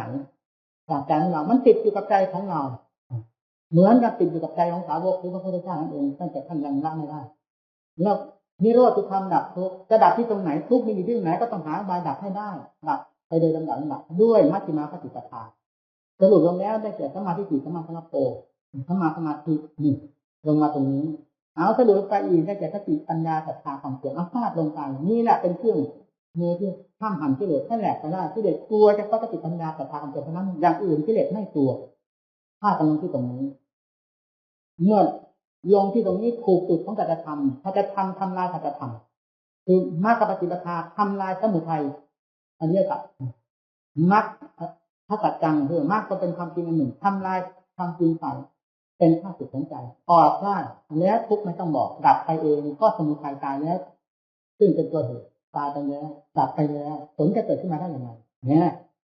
เมื่อมรรคมาปฏิปทาได้ฟาดลงเต็มที่เป็นฐานนิโรธคือความดับทุกข์ไม่ต้องบอกเกิดขึ้นนั่นเองก็เป็นผลของการปราบปรามกิเลสให้สิ้นซากไปจากด้วยมัชฌิมาปฏิปทาแล้วห่างไหนนี่ที่พูดนี่อยู่ที่ตรงไหนอยู่เมืองอินเดียเหรออยู่สมัยก่อน2,500 ปีเหรอแล้วพิจารณาสินี่การพิจารณาของต้องพิจารณาอย่างนี้พระพุทธเจ้าสอนลงที่นี่ไม่สอนที่ไหนดูก่อนที่สุดทั้งหลายถ้าผู้ใดปฏิบัติธรรมทุกควรจะทำที่ใดถาคตแสดงไว้แล้วนี้พระอรหันต์จะไม่สิ้นสุดจากโลกอันนี้พระอรหันต์หมายถึงอะไรก็หมายถึงรู้รอดจะทำทั้งสิ่งนี้แล้วไม่ต้องบอกพระอรหันต์ก็เป็นเนี่ยเป็นไม่ได้อย่างนี้มันอรหันต์ตรงข้ามคือหันไปโน้นหันไปนี้อีกทีเนี่ยหันไปรักหันไปชังหันไปโกรธหันไปเกลียดหันไม่เป็นท่าอรหันต์เรามันหันอย่างนั้นนั่นเป็นหันเหมือนพระพุทธเจ้าหันข้ามที่เหลือแหลกไปหมดไม่มีอะไรเหลือแล้วก็หันหัวข้ามไปแล้วที่ตรงจับตัวพัดหันเด็กก็คือพิจารณาที่เนี่ยปัญญาต้องแก้ด้วยของอย่างนี้ที่เรียกว่าปัญญาคิดขึ้นมาด้วยลำพังตนเองนั่นแหละเป็นสิ่งที่เหมาะที่สุดแล้วครูบาอาจารย์แนะนำสั่งสอนท่านยื่นให้แล้วเราแม้แต่ยื่นแล้วยังหลุดไม้หลุดมือไปได้เกิดประโยชน์อะไรอันใดให้เราคิดขึ้นมาเราได้เงื่อนจากครูบาอาจารย์แล้วนำเงื่อนนั้นเข้าไปปฏิบัติกำจัดกิเลสด้วยอุบายวิธีการของเราโดยอาศัยโอวาทท่านสั่งสอนนั้นเป็นต้นทุนแต่ถ้าหากำไรโดยลำพังตนเองด้วยวิธีการคิดอ่านมีสติปัญญาของเรานั่นแหละกินไม่หมดสติปัญญาที่เกิดขึ้นจากตนถึกขึ้นมาเองไปไหนอั้นตู้คนเราตนสร้างให้เองที่ตัวเองเอาที่ตรงนี้เนี่ย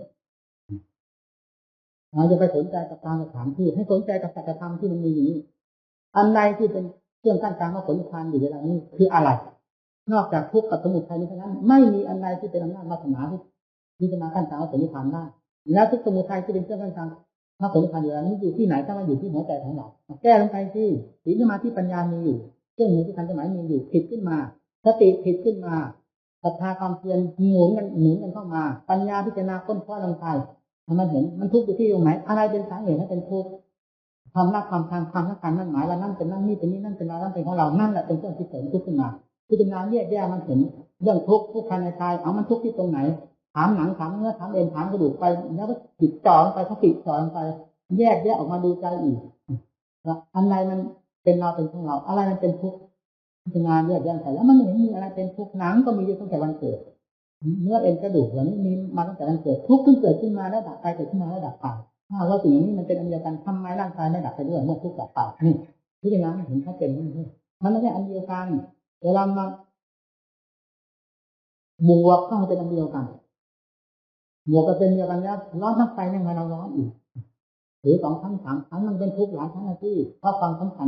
นี่แหละท่านเรียกว่าสมุทัยคือที่เด็กแยกมันเห็นทั้งความสำคัญ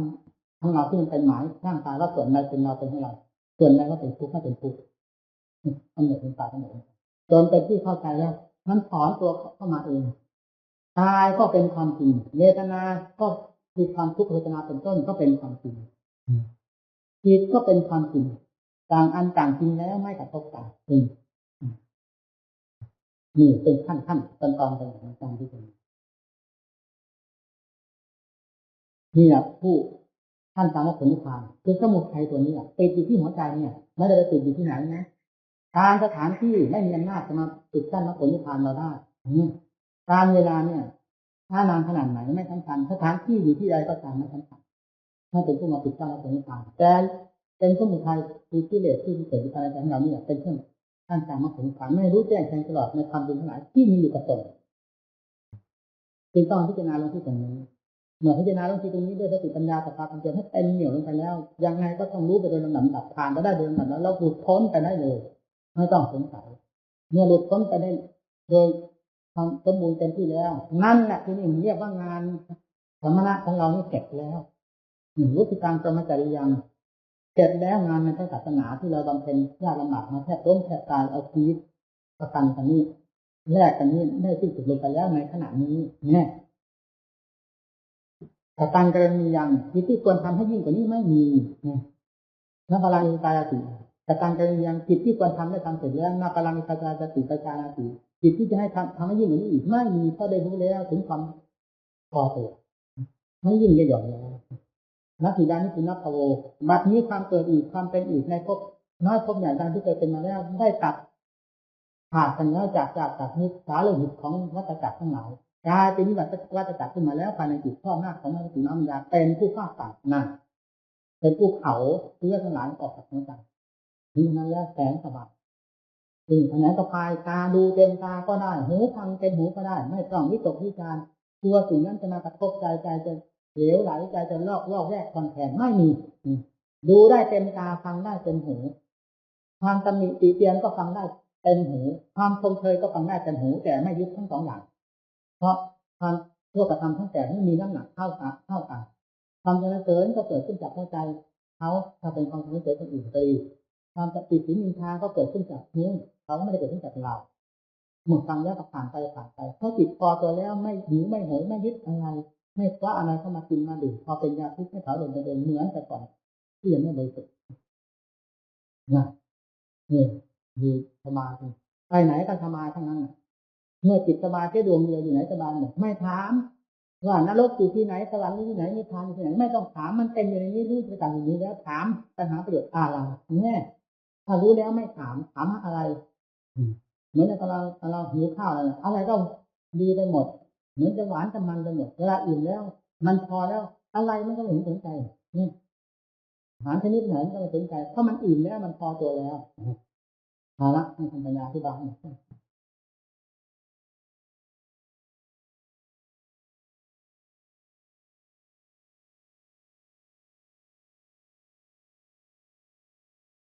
คุมแล้วก็อารมณ์ที่พักอบรมเราที่ใจกำลังถูกแกะเผาด้วยกิเลสทั้งวันทั้งคืนเดินนั่งนอนทุกขณะจิตที่คิดถ้ามีแต่ไฟแต่เผาอยู่ตลอดเวลายังไม่เสร็จไม่หลับกันแล้วเราจะเสร็จหลับที่ไหนความทุกข์มันอยู่ที่ไหนอะไรพระพุทธเจ้าสอนว่าความทุกข์อยู่ในสถานที่ใดความสุขอยู่ในสถานที่ใดถ้าใช้ดินฟ้าอากาศอาหารการบริโภคก็เพียงพอประมาณเท่านั้นหลักใหญ่ต้องใจเป็นทุกข์ใจเป็นสุขเพราะฉะนั้นการสอนจึงสอนในหลักใหญ่และใจเพื่อให้รู้วิธีปฏิบัติต่อตนเองแก้ไขดัดแปลงจิตใจให้เป็นไปเพื่อถูกทางและความร่มเย็นก็จะปรากฏขึ้นมาเป็นลำดับท่านสอนโดยถูกต้องที่สุดหาที่แย้งไม่ได้เอาปฏิบัติไปจะค้านพระพุทธเจ้าได้ที่ตรงไหนต้องปฏิบัติอย่าเรียนเอาความจำมาถกมาเถียงมารบรากันด้วยน้ำลายศาสนาวิจารณ์และศาสนาน้ำลายปริยัติคือการศึกษาเรียนเพื่อปฏิบัติเรียนรู้เรื่องของกิเลสตัณหาอาสวะรู้วิธีการแล้วพยายามปฏิบัติตามเกี่ยวกับปฏิบัติการปฏิบัติได้ผลมากน้อยโดยปฏิเวทะค่อยรู้แจ้งไปโดยลำดับตามหลักความจริงจนกระทั่งรู้แจ้งแทงตลอดในความจริงทั้งหลายท่านเรียกว่าสัจธรรมที่ตรงนี้เรายังไม่ทราบศาสนาให้ความร่มเย็นแก่โลกอยู่ไม่ทราบศาสนาให้ความร่มเย็นแก่เราอยู่เราจะไม่ยอมรับความร่มเย็นจากศาสนาเรายอมรับแต่ความรุ่มร้อนกับเรื่องกิเลสมาเป็นเวลานานแล้วเราไม่เป็นหลักหรือเราคิดเองปัญญานี้ต้องคิดเรื่องนี้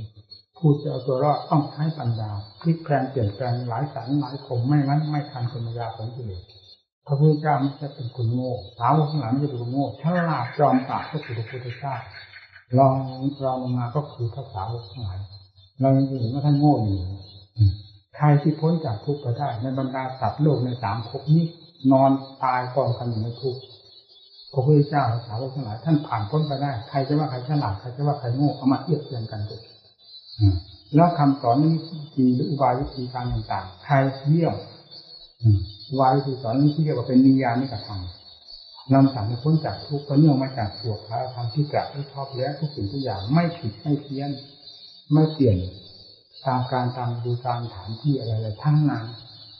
เพราะกิเลสมันไม่ได้เปลี่ยนแปลงมันเป็นกิเลสตายตัวความโลภก็ตายตัวมาตั้งแต่ไหนแต่ไรความโกรธความหลงราคะตัณหามันเป็นของตายตัวมันจะฝังอยู่ภายในจิตแต่พระพุทธเจ้าสอนไปทางไหนแล้วจะเปลี่ยนแปลงอัตธรรมไปอยากได้อย่างไรต้องแสดงหลักธรรมให้ถูกต้องแสดงธรรมให้ถูกต้องตามหลักความจริงนี้นะใครจะเห็นโทษถ้าไม่ใช่ผู้ปฏิบัติตามหลักศาสนาซึ่งได้ศาสนามาเป็นเครื่องมือไต่ตรองที่นิพพานาตามเรื่องความเป็นโทษเป็นคุณซึ่งมีอยู่กับเราด้วยกันทุกคนเฉพาะอย่างยิ่งมีอยู่กับใจใจเป็นผู้ผิดวัฏจักรมันผิดความคิดความปรุงในแง่ต่างๆมากระทบอะไรไม่กระทบอะไรไม่สำคัญมันคิดมันปรุงของมันอย่างนั้นรูปเสียงกลิ่นรสเครื่องสัมผัสคำว่ารูปมี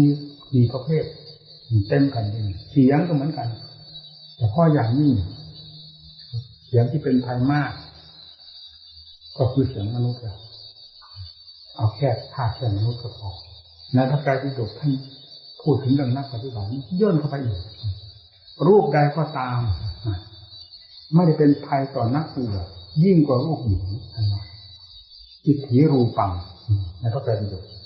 เสียงใดก็ตามไม่มีเสียงที่จะเป็นพิษเป็นภัยเสียดแทงเข้าในขั้วหัวใจยิ่งกว่าเสียงจิตถีสัตโลกนั่นกลิ่นรส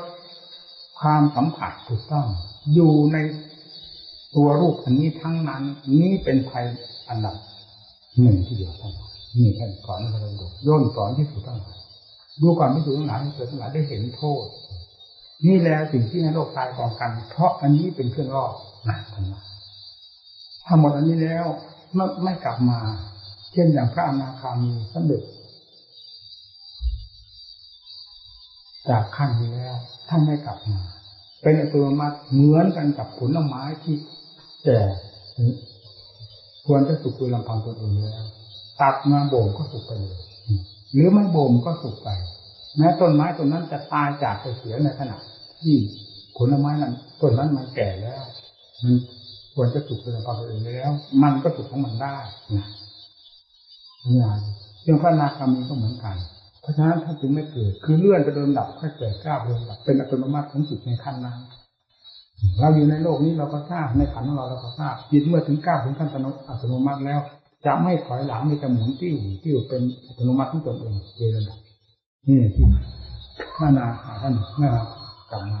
เพราะสิ่งทั้งห้านี้ที่กล่าวมาตะกี้นี้ดูเสียงแล้วเครื่องสัมผัสธรรมารมณ์ก็กับอันนี้แหละกับห้าอย่างนี้มาบวกเข้าเป็นธรรมารมณ์ก็เป็นอารมณ์สิ่งนี้ได้ผ่านกันไปแล้วได้ขาดจากกันไปแล้วท่านจึงไม่มีเยื่อใยจะต้องกลับมาแล้วนิพพานไปเลยทีเดียวผู้ได้เป็นระดับขั้นเป็นอย่างสอบได้ในระดับสอบได้เป็น 50% ได้มีขั้นได้นี่เป็นหมายว่าขั้นนี้จะไม่กลับแล้วขั้นพระอนาคามีผู้ได้ 60% 70% 80% ก็แก่ข้าเดินแบบก็เวลาเปลี่ยนภูมิก็เปลี่ยนไปตามท่านอวิหาเป็นชั้นต่ำอาตปาขั้นสูงขึ้นไปทุทัสสาชั้นที่3ทุทัสสีชั้นที่4อปนิฏฐาออกจากนั่นก็9มีก็9ขึ้นจากอวิหาไปอัตตปาทุทัสสาทุทัสสีแล้วก็อปนิฏฐาและนิพพานท่านเหล่านี้ไม่กลับมาเพราะมีอะไรเป็นเครื่องดึงดูดจิตใจเราจะเห็นได้จากการปฏิบัติของเราเมื่อสิ่งนี้หมดไปจากจิตใจแล้วจะไม่มีสิ่งนี้มาดึงดูดจิตใจให้หลงให้จมให้กดท่วงให้เป็นทุกข์ทรมานอยู่สิ่งที่ฝังจมจิตคืออันนี้แหละทำความวุ่นวายกับจิตใจก็มีการฝึกจิตเพื่อจะให้เห็นสิ่งนี้ก็ยากที่สุดมันยากที่จุดนี้ยากมากต้องฝืนถ้ารู้ว่าเป็นสาเหตุแห่งทุกข์แล้ว ต้องฝืนเหมือนหนามยอกบนฝ่าในฝ่าเท้าของเราถอนหนามออกไม่ได้เราเพราะเราเจ็บคนนั้นต้องยอมตายให้เท้าเปื่อยลงไม่ยอมถอนหนามเพราะเจ็บความเห็นแก่เจ็บเท่านั้นไม่นึกถึงเหตุผลว่าหนามเมื่อหนามฝังจมนั้นมันจะทำอันตรายแก่ร่างกายไปได้มากน้อยเพียงไรจะเกิดความเสียหายเพียงไรไม่ได้คิดเหตุผลถึงขนาดนั้นผู้ที่คิดเหตุผลอย่างนั้นแล้วหนักเบาขนาดไหนต้องถอนออกให้ได้นั่นแหละผู้มีเหตุผลมันต่างกันว่าเจ็บแล้วก็หยุดเสียเจ็บแล้วก็หยุดเสียผู้นั้นนะผู้จะได้เจ็บตลอดอันนี้ก็เหมือนกันการฝึกหัดอบรมจิตใจเทียบเทียงเหตุเทียงผลด้วยเราไม่ต้องไปคำนึงคำนวณว่าเราได้เคยเกิดมาหรือไม่เคยเกิดมาในชาติใดพบใดนี่เพิ่งมาเกิดเป็นมนุษย์ชาติเดียวนี้เราจะไปคิดให้เสียเวลาเอาฟาดลงไปแล้วก็ปฏิบัติมีมากน้อยเท่าไหร่ที่เจ้าสอนเนี่ยด้วยความจริงทุกอย่างเกิดก็พระพุทธเจ้าก็สอนเรื่องความเกิดเหตุสาเหตุให้เกิดคืออะไรพระพุทธเจ้าก็สอนแล้วเราสงสัยที่ตรงไหนอวิชชาปัญญาสร้างข้าราสร้างข้าราปัจจยวิญญาณวิญญาณปัจจยนามมือฝังเรื่อยไปเลยจนมาสร้างเป็นรูปเป็นนามขึ้นมา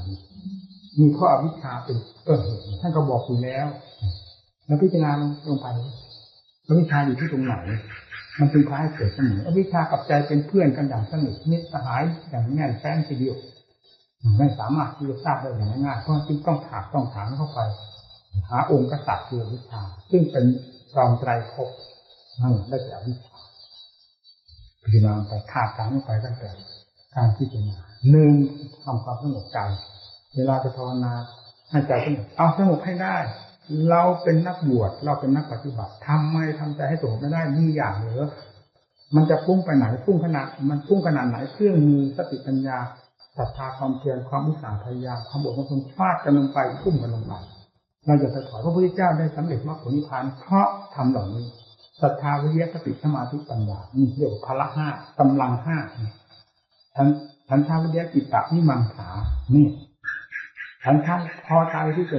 แก้ที่จะถอนวิริยะเพียรเสมอไม่ถอยนี่จิตตะไม่จิตห่างเหินไม่สติห่างเหินจากหน้าที่การงานทั้งตน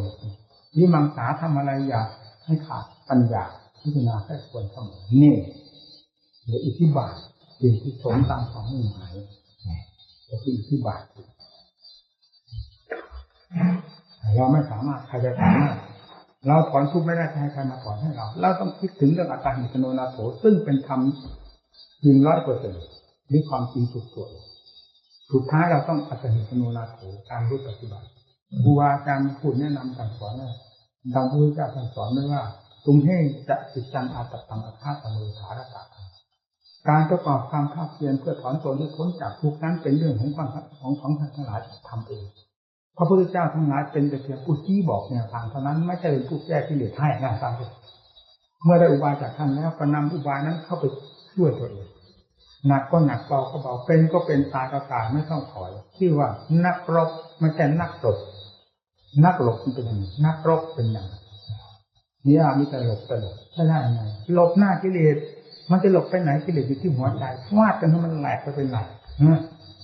หลบไปไหนก็ไม่พ้นกิเลสถ้าลงหลบแล้วต้องตายเพราะกิเลสทั้งนั้นแหละถ้าสู้กิเลสแล้วกิเลสมีวันตายเราจะเอาแบบไหนนี่อุบายวิธีแก้ไขตนเองพลิกแปลงเปลี่ยนแปลงให้ทันกับเหตุการณ์ด้วยยิ่งเวลามันเป็นกรอบเป็นมุมมันฉลาดเองเพราะมันหาทางออกคนเราอยู่เฉยๆมันก็มีแต่กินแล้วนอนก่อนแล้วยืนอยู่นั้นมันไม่ประโยชน์สติปัญญาไม่เกิดรำเป็นกรอบเป็นมุมมันเกิดหาอุบายพลิกแปลงเปลี่ยนแปลงแก้ไขสองที่เรียกว่าปัญญาต้มแกงกินไม่ได้นอกจากสมาธิในสิ่งที่ควรแก่ตนแต่ฐานะของตนเท่านั้นเองปัญญามีฐานะการพิจารณาสอบสอบมองดูเหตุผลดีชั่วและควรจะปลดเปลื้องแก้ไขด้วยวิธีด้วยอาการใดนี่เรื่องของปัญญาสติเป็นผู้ควบคุมงานให้ทำความรู้สึกตัวอยู่เสมอในการประกอบความภาคเพียรมันไม่มีอะไรจะสงสัยเรื่องเกิดเรื่องตายออกจากภพนี้จะกลับไปภพหน้าอวิชชาพาให้ไปนี่แหละความจริงเป็นอย่างนี้เรียนเข้าให้ถึงเราจะรู้ว่าอวิชชาเป็นตัวปรุงจักสำคัญถ้าไม่เห็นแล้วงมเงาอยู่นั่นแหละตัวเกิดมาก็เข้าใจว่าตายแล้วมันสูญไปไหนพูดเรื่องสูญด้วยความมืดดำกำตา มืดบอดต่างหากไม่ใช่พูดด้วยความรู้ด้วยปัญญาด้วยพิจารณาเห็นตามความจริงแล้วมาพูดของพระพุทธเจ้านั้นหาที่ค้านไม่ได้อวิชชาและตะเวบเทศมีราประเทศมีราและนิโรธาตั้งค่ารานิโรธตั้งค่านิโรธาวิญญาณนิโรธเรื่อยพอวิชาดับเท่านั้นสิ่งเหล่านั้นดับไปนิโรโทโหติดับสนิทไม่มีอะไรเหลือต่างสุดท้ายท่านก็สรุปความว่าจะตายอริยสัจจานี้อยู่ข้างอริยสัจจาสมุทัยอริยสัจจังนิโรโทอริยสัจจังนิโรธการมีปฏิปทาอริยสัจจังนี่คืออริยสัจอวิชชาปัญญาแล้วอยู่ที่ไหนเวลานี้อวิชชาปัญญาทั้งข้าหลังทั้งราปัญญาอยู่ที่ไหนถ้ามาอยู่ที่ดวงใจของเรานี่อยู่ที่ไหนนี่อริยสัจอยู่ที่ตรงนี้อริยสัจให้มันถึงเลยเมื่อถึงแล้วก็รู้เรื่องภพเรื่องชาติจะไม่พ้นไปจากดวงจิตที่กลมกลืนกับวิชาพาให้เกิดให้ตายพบน้อยพบใหญ่นี่ไม่ถอยนี่รู้อย่างเด่นๆอยู่ภายในหัวใจนี่เวลาตัดขาดจากกันพังทลายไปไม่มีอะไรเหลือแต่จิตบริสุทธิ์ล้วนๆแล้วไม่ต้องไปถามพระพุทธเจ้าถามทำไมความจริงเป็นอันเดียวกันเหมือนกันถามกันทำไมยกตัวอย่างเช่นพระเนตรภิกขุกำลังจะทูลถามพระเจ้าเกี่ยวกับเรื่องอวิชชาเนี่ยธรรมะท่านสูงแล้วละเอียดพอไปขึ้นไปจะไปทูลถามพระพุทธเจ้าเห็นฝนตกพอดีไปถึงใต้สมุทรพระกรณดีฝนตกก็พิจารณานั้นเรื่องสังขารกับเรื่องน้ำที่กระทบกันตั้งเป็นฟองขึ้นมาแล้วดับไปมันไม่มีอะไรไม่ต้องมาเทียบเรื่องความคิดความปรุงได้ปรุงดีก็ดับปรุงชั่วก็ดับปรุงเรื่องอะไรในดับเกิดขึ้นมาจากไหนอันใดเป็นสาเหตุที่พาให้ทั้งผลักดันทั้งขันอย่างนี้ให้ที่ให้ปรุงอยู่มันอยู่ไม่ถอยค้นลงไปก็เจอวิชาพอเจอแล้วก็สรุปทับเดียวเท่านั้นวิชาขาดกระเด็นเลยไม่ทูลถามพระพุทธเจ้ากับพระพุทธเจ้าเลยทำวายหายห่วงนะนั่นแหละความจริงเป็นอันเดียวกันถามพระพุทธเจ้าเขาจะได้อะไรมาไม่ได้ประมาทพระพุทธเจ้านะความจริงพระองค์สอนมาแล้วทุกแง่ทุกมุมทันทิฏฐิโกจะพึงเห็นเองปัจจตังเวสบูมิยูผู้ปฏิบัติทั้งหลายจะพึงรู้โดยลำพังตนเองโดยเฉพาะผู้ปฏิบัตินั้นเท่านั้นเนี่ยก็บอกแล้วไม่จำเป็นต้องมาถามโคตรเพราะความจริงประกาศสอนไว้แล้วทุกแง่ทุกมุมให้รู้ดังภาษาที่บุตรท่านพูดถ้าตาบอดหูหนวกหาว่าท่านตุ้มหมิ่นเดียดด่าพระพุทธเจ้าว่าเราเชื่อความจริงเราไม่เชื่อพระพุทธเจ้าให้ยิ่งกว่าความจริงว่านี่นะความจริงใดถ้าเรายังไม่ถึงจะก่อนความเชื่อนั้นก็ยังไม่เป็นเม็ดเป็นหน่วยแม้จะเชื่อพระพุทธเจ้าที่ทรงสั่งสอนอย่างไรก็ตามความเชื่ออันนั้นก็เป็นความเชื่อพลาดกันเลยเบายังไม่ถึงความจริงและไม่แต่ละเป็นความเชื่อที่เต็มตัวพระสงฆ์ก็ไปฟ้องพระพุทธเจ้าพระสงฆ์ตาบอดปุถุชนว่าไงพระสารีบุตรว่าไม่เชื่อพระพุทธเจ้าพระองค์ก็รับสั่งมาแต่เข้าเฝ้าการรับสั่งพระพุทธเจ้ามีความหมายไม่ใช่ว่าพระองค์ไม่เชื่อพระสารีบุตรแล้วทำไมจึงมาที่มีที่มานะกับเราอย่างนี้พระองค์ไม่มีอย่างนั้นอาศัยเหตุนี้เท่านั้นรับสั่งให้พระสารีบุตรเข้ามาเฝ้าแล้วตรงรับสั่งถามนายพระสารีบุตรได้ทราบว่าเธอไม่เชื่อเรายิงมายิงพระเจ้าข้านะไม่เชื่อเราเพราะเหตุใดนะตอนที่พระพุทธเจ้าถามหาตนไม่เชื่อในเรื่องหลักธรรมทั้งหลายที่พระพุทธเจ้าทรงสั่งสอนมาแล้วข้าพระองค์เชื่อด้วยเพียงการร่นเดาเท่านั้นยังไม่ถึงความจริงต่อเมื่อข้าพระองค์ได้ปฏิบัติเห็นตามความจริงแล้วเพราะข้าพระองค์เชื่อความจริงนี้อย่างเต็มใจการเชื่อพระพุทธเจ้าก็เชื่ออย่างเต็มใจเต็มหัวใจเอาละนะถูกต้องแล้วสายธรรมสาคตสอนไว้เพื่ออย่างนั้นในธรรมขั้นละเอียดก็อย่างการก็ทรงแสดงแก่กาลมาชนคือแสดงยกกาลมาสูตรขึ้นมาแสดงแก่กาลมาชนอย่าเชื่อด้วยอย่าเชื่อตำรับตำราอย่าเชื่อครูบาอาจารย์ที่ควรที่ถือว่าเป็นครูเป็นอาจารย์อย่าเชื่อคนที่ถือว่าควรเชื่อได้แล้วอย่าเชื่อนั้นเชื่อนี่เชื่ออย่าเชื่อไปเลย ให้เชื่อตัวเองเนี่ยสุดท้ายแล้วให้มันเชื่อตัวเองก็หมายถึงทำบทนี้เองแต่ที่ผู้ที่ฟังผู้ที่อ่านทั้งหลายไม่ได้คิดถึงทำบทนี้เพราะไม่เคยเห็นทำบทนี้ไม่เคยรู้ทำบทนี้ประจักษ์ใจเลยถามว่าเราพระเจ้าไม่ให้เชื่อตำรับตำราแล้วจะสอนโลกจะให้ยาทำไงวะแต่ตำรานี่ก็เป็นตำราที่ถูกต้องเรียกว่าสวดคาถาธรรมที่แต่ไม่ชอบแล้วจารึกลงในความมีเวลาก็ดีสอนคนก็ดีเขาสอนเพื่อให้เข้าถึงความจริงแล้วทำไมไม่เชื่อตำรานี่คิดแต่อย่างนั้นเสียนั่นหมายที่ว่าไม่เชื่อตำราก็หมายถึงทำขั้นนี้ต่างหากไม่เชื่อครูเชื่ออาจารย์แม้แต่พระพุทธเจ้าก็ไม่เชื่อในธรรมกันนี่ให้เชื่อตัวเองด้วยความรู้ความเห็นตนเองนั้นจึงเป็นที่ไว้ใจตัวเองได้อย่างสมบูรณ์พระพุทธเจ้าทรงรับรองได้เพราะเรารับรองเราแล้วด้วยความสมบูรณ์บริสุทธิ์เต็มที่นั่นเอาตรงนี้ต่างหากเมื่อเข้าถึงขั้นนี้แล้วต้องตัวเองต้องเชื่อตัวเองนี่เรียกว่าปัจจัตตังเมหรือสันทิฏฐิโกรู้เองเห็นเองเชื่อตนเองได้เป็นอันดับหนึ่งเชื่อครูบาอาจารย์ทั้งหลายซึ่งเป็นแนวทางที่จะเข้ามาทำถึงทำขั้นนี้นั้นเป็นอันดับสองเมื่อเข้าถึงขั้นนี้แล้วอันนี้เป็นอันดับหนึ่งนี่ที่แสดงในกาลามสูตรแจกกาลามสูตรพระองค์ทรงหมายที่นี้เราจะเห็นได้เวลาตามมันชนฟังเทศท่านเด่นมรรคผลนิพพานตั้งหน้ามาแต่ก่อนเพราะเขาต้องควรจะสำคัญนี้ผู้เรียกจึงทรงสอนแบบนี้เขาเลยสอนแบบกลุ่มแบบเราคนตาสีตาสางรู้อะไรไม่มีอุปนิสัยพอที่จะรู้แจ้งเห็นจริงกับธรรมที่พระองค์สอนในขั้นนี้แต่พระองค์สอนแบบต้นทางนั้นเป็นไปไม่ได้เราดูผลที่พระองค์สอนเทศพวกการเรามาชนทั้งหลายนั้นได้สำเร็จมรรคผลนิพพานมากน้อยเพียงไรมันก็เหมาะสมกับธรรมที่พระองค์ทรงสั่งสอนอย่างนี้มีก็เหมือนกันทุกสิ่งทุกอย่างที่สั่งสอนเนี่ยลงทำลงไปให้มันเห็นความจริงในตัวเองเมื่อเห็นความจริงในตัวเองอันใดแล้วมันจะปล่อยหมดกังวลไป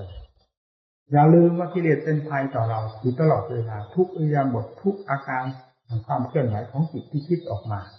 เพื่อสิ่งใดส่วนมากถ้ามีสติจะมีแต่เรื่องของกิเลสทั้งนั้นทำงานทั้งวันทั้งคืนเดินแล้วนอนและทุกขณะจิตทำมีสติปัญญาห้ามหันกันดู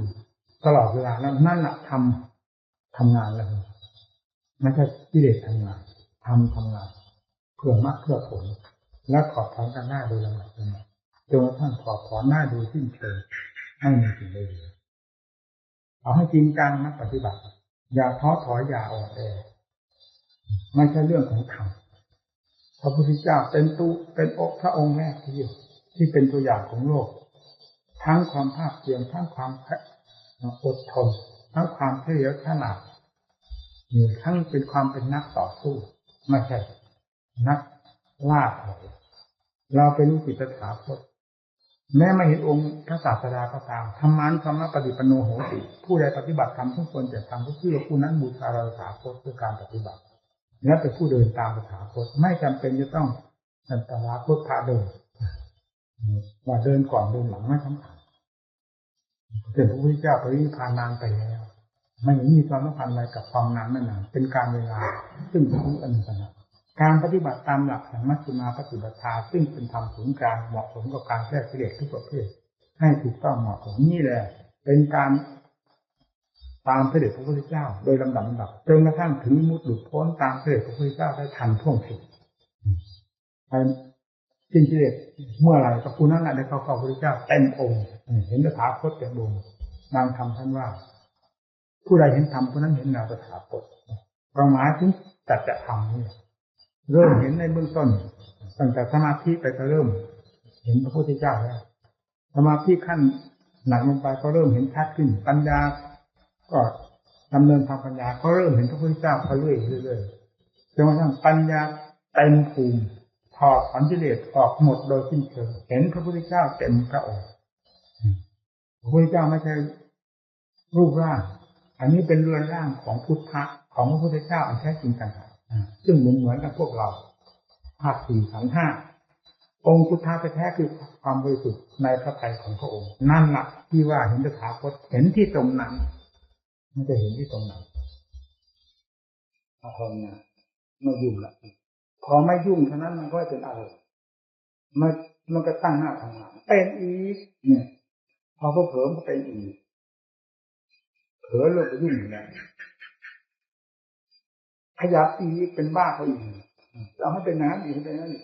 เรื่องจิตไปยุ่งนู่นเสียไม่เข้าทำงานตามความจริงมันก็ไม่ได้เรื่องเวลาออกปฏิบัติทางนี้จะไม่เอาอะไรมีหนังสือปฏิโมกข์เล็กๆปฏิโมกข์พกหนังสือพกเหมือนปฏิทินพกติดย่ำอันเดียวเท่านั้นนี่เอากันนะทีนี้ติดดวงนี้เอาให้ได้เราเป็นน้อง3 ผมแน่หนึ่งเล่นใหญ่เลยทั้งวันทั้งคืนแต่ดีไม่ได้มีงานอะไรมายุ่งเหยิงตั้งแต่เราเริ่มปฏิบัติมาเป็นเวลา9 ปีเต็มๆนี่เรียกว่าตะลุมบอลกันเลยเลยไม่มีงานอะไรมายุ่งเราได้มีแต่หน้าที่ภาวนาอย่างเดียวไม่ได้อยู่กับว่าที่เราได้ก่อสร้างเพราะเราไม่ชอบมันขาดงานของเราประกอบกับนิสัยเราเป็นอย่างนั้นถ้าทำอะไรทำอย่างนั้นจริงๆพอปล่อยแล้วปล่อยจริงๆแต่ลุงปอนมันก็ไม่นานประมาณเดือนกว่านั้นได้หลักเลยแรกก็ได้บ้างเดี๋ยวบ้างได้บ้างไม่ได้บ้างเรื่อยๆต่อไปได้ทุกตื่นได้ทุกวันทุกเวลาเป็นแนวเนี่ยจิตแน่วเป็นสมาธิแล้วก็รักษาไม่ได้รักษาไม่เป็นไม่รู้วิธีรักษาเผลอตัวมาทำกดหลังหนึ่งพอทำกดจะไม่เสร็จติดข้อได้บ้างไม่ได้บ้างเพ่งเลยพอทำกด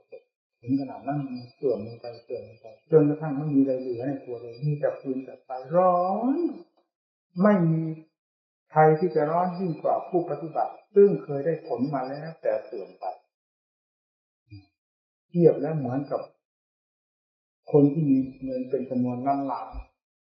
แต่ได้ล่มจมเสียด้วยเหตุใดเหตุหนึ่งแม้เงินอยู่ในธนาคารที่ฝากเอาไว้หรืออยู่ในบ้านในเรือนมีเป็นแสนก็ตามเงินเหล่านี้ไม่มีความหมายเลยโน่นมันจะมีความหมายของเงินที่สูญหายไปแล้วนั่นแหละที่ทำให้คนนั้นเสียอกเสียใจจนแทบเป็นบ้าจิตไม่เคยเป็นอะไรเลยไม่เคยมีสมาธิไม่เคยเป็นอะไรอยู่ตามภาษามันก็เหมือนกับชาวบ้านที่ไม่มีเงินถึงหมื่นถึงแสนก็ตามเขาก็มีความสุขยิ่งกว่าคนที่มีเงินเป็นล้านแต่ล่มจมไปเสียด้วยเหตุใดมากเขามีความสุขตัวกันอย่างมากทีนี้ผู้ที่ภาวนาแล้วไม่เคยเห็นจิตรับความสงบได้เป็นหลักเป็นฐานพอเป็นเครื่องยึดเหนี่ยวจิตใจอบอุ่นจิตใจให้เกิดเป็นความอัศจรรย์ของใจมันเป็นจริงๆเนี่ยจะอยู่ได้ความเพียรกับที่เกียรตินะไม่อยากทำความภาคความเพียรที่เกียรติเพราะยังไม่เคยเห็นผลพอมันได้ปรากฏผลแล้วความเพียรขยับเข้าถ้ารักษาเป็นมันก็เสื่อมที่ว่าความเสื่อมนั่นแหละทำให้เราประจักษ์ใจในร่างทุกวันนี้ไม่ติดไม่จางเสื่อมจนขนาดที่ว่าไม่มีอะไรเหลือเลยยังเข้าได้สงบบ้างไม่สงบบ้างรีบออกมันเอาให้เป็นไม่มีอะไรเหลือเลยไม่สงบนี่มีแต่ฟืนแต่ไฟเผาหัวใจเพราะเสียดายจิตดวงนั้นเป็นปีนานให้เล่นนะมันเสื่อมลงไปไม่นานอ่ะจอมเวลามันเสื่อมไปต้องปีนก็ไม่ฟื้นให้เวลาจะฟื้นก็เพราะโลกอารมณ์ปัจจุบันภาวนาแต่พุทโธเท่านั้นจิตนั้นจะเสื่อมไม่ได้เสื่อมไปเถอะเราได้ยิงวอนเราได้ขอร้องขอแล้วเราความหม่อมใยเสียดายก็แทบเป็นแทบตายก็ไม่เห็นได้ผลอะไรเลยทางนี้ปล่อยทิ้งถ้าเสื่อมก็เสื่อมไปแต่พุทโธเราจะไม่ละเราชอบพุทโธเราภาวนาพุทโธไม่ยอมปล่อยอยู่ที่บ้านนาพินวนตอนออกวัดดอยธรรมเจดีย์อยู่กับท่านอาจารย์มั่นท่านอยู่วัดร่างเขา3 องค์เล่นภาวนาพุทโธตอนนั้นท่านโสดท่านอาจารย์สาวถ้าเราเข้าวัดแล้วก็ยิ่งสนุกเล่นความเพียรเสื่อมก็เสื่อมไปครั้งนี้เดี๋ยวทอดอะไรตายอยากหมดแล้วจะเอาตั้งแต่พุทโธเสื่อมก็ไม่ปล่อยพุทโธไม่เสื่อมก็ไม่ปล่อยพุทโธจะเดินแค่ไหนก็ไม่ปล่อยพุทโธจริงแล้วเคยปล่อยไปแล้วต่อการนั้นไม่ได้นี่จะพุทโธเลยอยู่ทุกอิริยาบถไม่ให้เผลอตัดกวาดลานมาทำอะไรนี่จะพุทโธติดเนี่ยนี่มันจะค่อยสงบลงได้ทีดี จิตสงบลงแน่วได้แล้วทีนี้พอถอนขึ้นมาเอาอีกพุทโธอัดเข้าไปไม่ถอยเอาจะเสื่อมไปไหนก็เสื่อมจนกระทั่งจิตขึ้นถึงขนาดที่เคยเป็นมันจะเสื่อมไม่เสื่อมก็ปล่อยไม่เสียดายไม่เสียใจไม่ดีใจความเสื่อมความเปลี่ยนขึ้นแต่พุทโธจะไม่ยอมปล่อยอย่างนี้พุทโธไม่ถอยนี่มันเลยไม่เสื่อมทีเราถึงรู้ว่าอ๋อนี่เป็นเพราะจิตมันไปคาดหมายสิ่งที่ล่วงไปแล้วไม่ทำงานตามหน้าที่ของตัวต่างๆมันถึงได้เป็นอย่างนี้นี่พอตั้งหน้าทำงานกับพุทโธจิตมันไม่เผลอจากหลักที่จะให้เจริญมันก็เจริญขึ้นมาได้นะรู้แล้วหลังจากนั้นก็เอากันอย่างหนักโอ้โหไม่ทราบเป็นไงมันโมโหจะของเกลียดแค้นจะของถ้าว่าเป็นแบบคารวะหรือเป็นอะไรถ้าลงในเกลียดแค้นในคนขนาดนั้นยังไงก็ต้องฆ่าคนแน่ๆนี่แหละความเกลียดแค้นมันถึงขนาดนั้นพอได้ที่แล้วเอากันหนักเลยเอาที่คราวนี้ร้อยกันอย่างเป็นข้อผลตายก็ตายไม่เสียดายชีวิตนี้เพราะเคยทุกข์เพราะความเสื่อมของจิตนี้มาเป็นเวลานานแล้วเห็นประจักษ์เจ็ดหลักที่สุดเลยหากจะเสื่อมคราวนี้ขอให้ตายซะเลยดีกว่าตายไปเพราะมันกับความเสื่อมดีกว่าที่มันยังเป็นมนุษย์แบกไฟถึงอยู่ภายในหัวใจนี่จึงเป็นเหตุให้คิดถึงพระโพธิกัสที่ท่านเจริญฌานและเสื่อมเจริญฌานและเสื่อมถึง5 ผลที่ 6คิดว่าจะฆ่าตัวตายนี้เข้าได้เข้ากันกับเราได้เพราะมันเสียใจขนาดนั้นแต่สุดแล้วสุดท้ายท่านพระโพธิสัตว์ท่านก็เป็นพระอรหันต์พิจารณาตรงตกตอนจะฆ่าตัวเองเลยตรงตกตอนนั้นเลยบรรลุพระอรหันต์ขึ้นมาเราถึงได้เกิด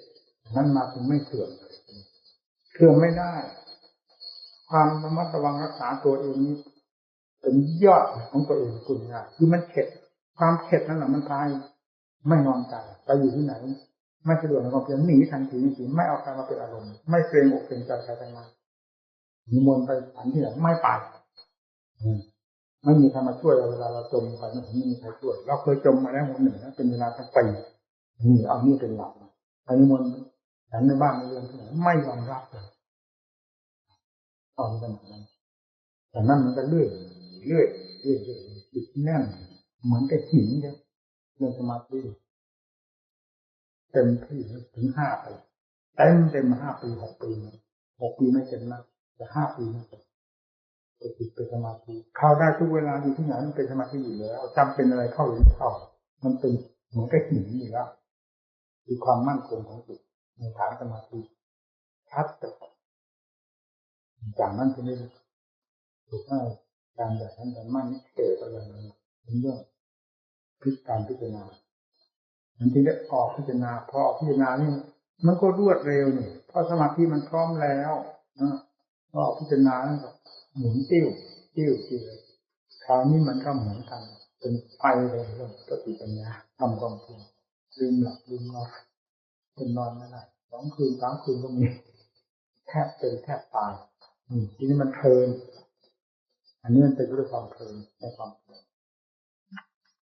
เหนื่อยเมื่อยล้ากลางวันเดินจงกรมมือมันจับหยุดจับหย่อนพ้นที่เป็นในตลอดเวลาอย่าเพียงนี่โอ้โหนี่รู้สึกว่าร้อนอะไรใจไม่เหมาะสมมาตาดีต้า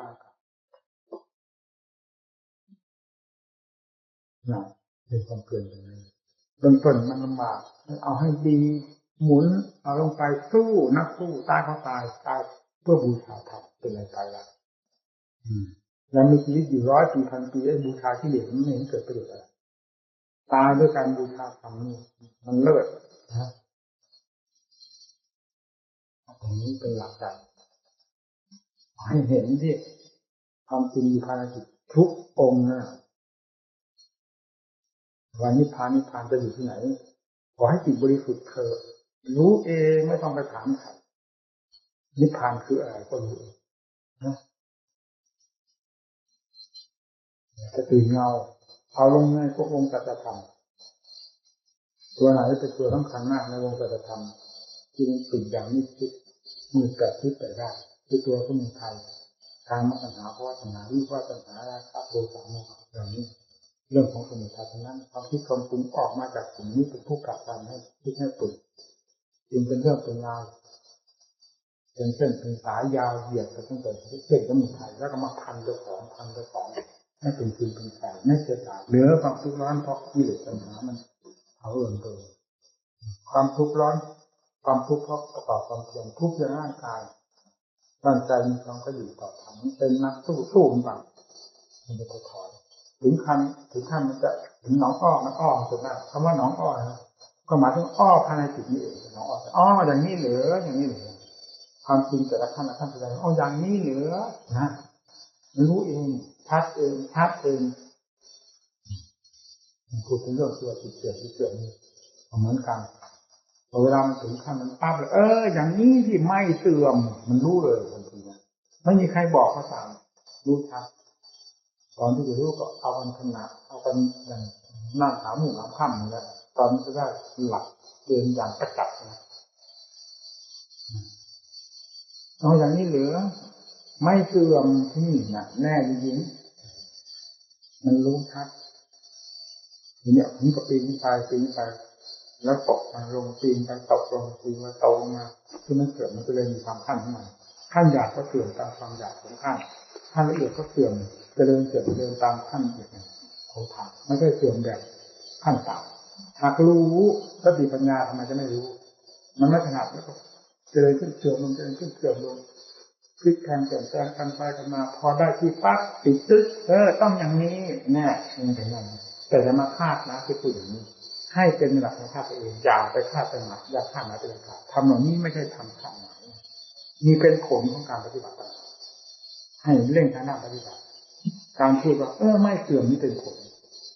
อย่ายึดอันนี้ไปเป็นอารมณ์จะเป็นอุปสรรคต่อการดำเนินทั้งตนงานที่ควรจะทำให้เป็นไปเพื่อขั้นนั้นๆจะไปไม่รอดท่านไม่บอกไว้เสมอนิสัยของผู้ใดเป็นยังไงก็ตามเรื่องสมาธิความสงบของจิตสงบยังไงให้รู้ในตัวเองอย่าไปยึดเอาของใครมาเป็นสมบัติของตัวอย่าไปเอาอย่างใครทั้งหมดลงเล่นเราได้ทำองค์สมาธิโดยถูกต้องเช่นเรากำหนดนี่ด้วยสติในทำอยู่ใดที่เหมาะสมกับเราแล้วเราพิจารณาอย่างไรที่ปกติของเราแล้วให้ดำเนินอย่างนั้นไปผลเกิดขึ้นมาอย่างไรเราไม่ต้องไปเอาเรื่องของคนอื่นเข้ามาเป็นสมบัติของตัวมันจะมาเป็นการทำลายนิสัยตัวเองแล้วจะไม่ได้ผลทางการมั่นไม่มีใครสอนท่านบึกบึนโดยลำพังท่านแทบล้มแทบตายทุกข์มากท่านทุกข์มากกว่าเราเป็นยังไงเพราะทำทางไม่เคยเดินไม่มีใครบอกใครสอนเรามีครูบาอาจารย์ให้คอยแนะนำสั่งสอนท่านการมั่นเป็นต้นเป็นอธิบายวิธีรู้เรื่องรู้ราวท่านเองไม่มีใครอธิบายท่านมีสายบึกบึนท่านเดินผ่านพ้นกันได้มีเราก็มีผู้แนะนำสั่งสอนอยู่แล้วหน้าที่ต้องปฏิบัติตามเอาให้จริงให้จังฝึกหัดนิสัยให้จริงให้จังอย่าเลาะเลยพระไม่ใช่นิสัยเลาะเพราะพระเป็นแนวหน้าพูดถึงการรบก็ออกแนวหน้าเลาะอะไรไม่ได้เลยให้จริงให้จังอยากให้เพื่อนรู้เรื่องถึงความจริงเป็นคนเราฟังคนเดียวเหมือนหาเรื่องมาโกหกหมู่เพื่อนเล่นเปล่าๆมีเห็นความจริงนะยุ่งใจนี้แค่นี้ขอให้ความเพียรให้พอเถอะจะเห็นเป็นระยะไม่ว่าสมาธิไม่ว่าขั้นปัญญาจะขนาดแหลมคมไปเรื่อยๆจนกระทั่งถึงหมุนตัวไปเองแต่ตัวขนาดนั้นแล้วแหลมคมแน่ๆไม่สงสัยอะไรผ่านมาครับรู้ทันปั๊บโดยอัตโนมัติไม่ต้องตั้งอกตั้งใจให้รู้ก็รู้เพราะสังขารความปรุงขึ้นภายในจิตใจก็เท่ากับเตือนสติปัญญาปลุกสติปัญญาให้ตื่นในระยะนี้ปกติสติปัญญาก็ไม่หลับอยู่แล้วตื่นเป็นชาแล้วผู้ตื่นอยู่ในทางมากเป็นมหาสติมหาปัญญาเรียกว่าชาระความตื่นในทางมากพอถึงขั้นที่สุดที่จิตแล้วเป็นชาระโดยหลักธรรมชาติตื่นอยู่ตลอดเวลาความหลับก็หลับตายเรื่องธาตุเรื่องขันธ์หลับไปเรื่องจิตบริสุทธิ์ตลอดเวลานั่นแหละท่านเรียกว่าตื่นตลอดเวลาไม่มีการใดที่กิเลสจะเข้าแทรกแต่งได้ก็ให้เห็นเป็นเงาของสมมุติแม้นิดหนึ่งภายในจิตดวงที่บริสุทธิ์นั่นเลย นั่นแหละท่านธรรมชาติอันนั้นแหละถ้าที่ท่านเรียกว่าชาคระบุคคลนี่เป็นผลชาคระจิตหมายถึงจิตที่บริสุทธิ์แล้วตื่นอยู่ด้วยความบริสุทธิ์ของตนตลอดเลยไม่คุ้นกับอะไรไม่ติดใจไม่นอนใจกับสิ่งใดทั้งนั้นโดยหลักธรรมชาติเราไม่ต้องไปบังคับว่าไม่ให้คุ้นสิ่งนั้นไม่ให้คุ้นสิ่งนี้หากเป็นเองภายในจิตส่วนชาคระบุคคลประเภทมากก็คือว่าดำเนินอรหัตธรรมะมีสติอยู่ตลอดเวลาไม่มีครั้งมีเผลอหมุนตัวเป็นเกลียวอยู่นั่นโดยหลักธรรมชาตินี่เรียกว่าชาคระในธรรมะพอชาคระนี้เต็มภูมิแล้วก็เป็นชาคระฝ่ายผลเป็นความบริสุทธิ์นั่นเป็นชาคระโดยหลักธรรมชาตินั่นแหละที่ว่าพระเจ้าผู้ตื่นอยู่ตื่นชาพยานโยกประกอบความเพียรของบุคคลผู้ตื่นอยู่ด้วยสตินั่นท่านบอกสตินะถ้ามีสติไม่เรียกสติชาพยะบุคคลผู้ตื่นมีความความเพียรด้วยสติฝึกจิตเป็นของฝึกได้ฝึกไม่ได้ผู้ที่จะเป็นศาสดาไม่ได้สาวกเป็นผู้บริสุทธิ์ไม่ได้แล้วท่านสอนมาเรามาทำไมท่านล้วนแล้วแต่ท่านฝึกและทั้งนั้นอุบายวิธีต่างๆเป็นอุบายท่านมีคนตัวฝึกโตมาพอแล้วจึงมาฝึกพวกเราจิตเป็นของฝึกได้จิตเป็นสมบัติของเจ้าของเวลานี้เราจะแย่งออกมาเป็นสมบัติของเจ้าของคนเดียวในขณะเดียวกันที่ความเพียรของเรายังไม่สามารถมันเป็นสมบัติของกิเลสโดยตรงเดี๋ยวนี้กำลังยื้อแย่งกันดีกันสู้กันด้วยความภาคเพียรด้วยสติปัญญาใครที่เลี้ยงฉลาดก็ได้จิตดวงนี้มาครองเมื่อได้จิตดวงนี้มาครองก็เป็นจิตที่บริสุทธิ์กิเลสเอาไปครองไม่ตั้งแต่ปกปรกโสมมทั้งนั้นแสดงอาการออกมาในกิริยาทางจิตก็ดีแสดงมาทางวาจาทางกายก็ดีล้วนแล้วจะออกมาจากความปกปรกโสมมของกิเลสทั้งนั้นนั่นกิเลสเป็นเจ้าของจิตจิตเป็นของเป็นสมบัติของเจ้าของเพราะจริงแยกแยะอันนี้ต่อสู้กันเพื่อแก้ถอดถอนกิเลสออกหมดให้จิตนี้มาเป็นสมบัติของธรรมเป็นสมบัติของเราแต่ผู้เดียวนั่นแหละถึงแก่นกระเสริมธรรมยาสบายก็ทำให้อยู่แบบนี้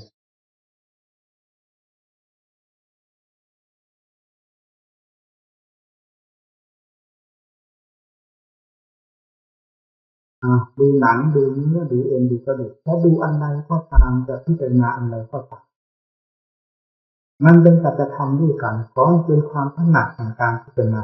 แล้วจะตื่นทราบไปทั่วถึงกันหมดในบรรดาวัยวะที่มีภายในตัวทั้งหมด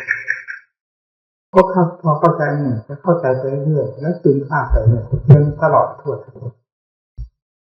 นี่คือการพิจารณาครับดูหนังดูตั้งแต่ผีก็ไปดูเข้าไปแล้วดูออกมาดูก็หรือหนังข้างนอกกับหนังข้างในเป็นยังไงหนังมันต่างกันไหม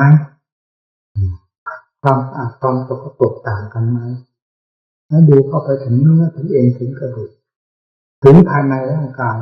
ทุกส่วนมันมีอะไรบ้างทำไมจิตใจมันจึงยึดติดหรือจึงรักจึงชอบจึงสงวนออกมาไม่มีสิ่งใดที่จะรักสงวนเป็นที่รักสงวนยิ่งกว่าร่างกายเป็นเพราะเหตุอะไรจริงแล้วนั้นก็เป็นธาตุเป็นวัตถุธาตุอันหนึ่งเหมือนกันนอกจากร่างกายทั้งหมดแล้วนอกไปแล้วก็มีธาตุดินธาตุน้ำธาตุลมธาตุอากาศแต่ไม่เห็นร่างมาเหมือนกับที่ร่างกายซึ่งเป็นธาตุอันเดียวกันเป็นเพราะเหตุอะไรค้นหาสาเหตุเพราะมันเป็นดินแท้ๆน้ำแท้ๆลมแท้ๆไฟแท้ๆผสมกันอยู่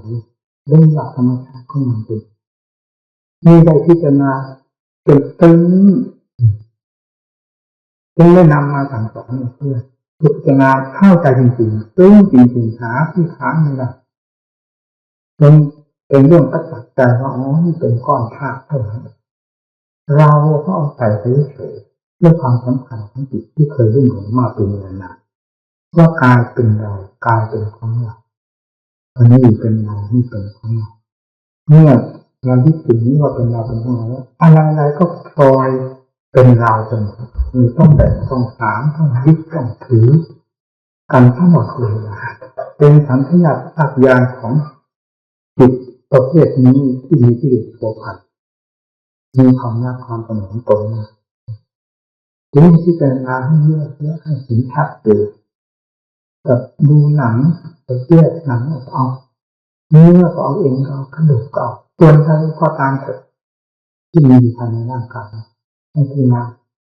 ถึงสติบังคับปัญญาที่กำลังทำงานที่กำลังไตร่ตรองให้ทราบว่าตนไตร่ตรองตนกำลังพิจารณาอยู่โดยลำดับด้วยสติเป็นผู้ควบคุมงานรู้ให้ดีกำหนดเป็นภาพสมมติเพราะจิตมันก็ติดสมมติจิตสิ่งภายนอกก็เป็นติดภาพสมมติเราพิจารณาทางด้านปัญญาเบื้องต้นก็เป็นสัญญาอารมณ์ไปแล้วก่อนสัญญาแค่สัญญาความสำคัญมันหมายว่าเป็นสิ่งที่น่ารักน่าติดนั่นเป็นสัญญาฝ่ายสมุทัยสัญญาหรือปัญญาเป็นความมั่นหมายแยกแยะออกว่าไม่เป็นสิ่งที่น่ารักไม่เป็นสิ่งที่น่าชอบใจเป็นสิ่งที่น่าเบื่อหน่ายแยกกันอย่างนี้แล้วก็กลายเป็นปัญญาขึ้นมานานเข้านานเข้าก็เป็นปัญญาขึ้นมาได้เมื่อปัญญาขึ้นมาอย่าง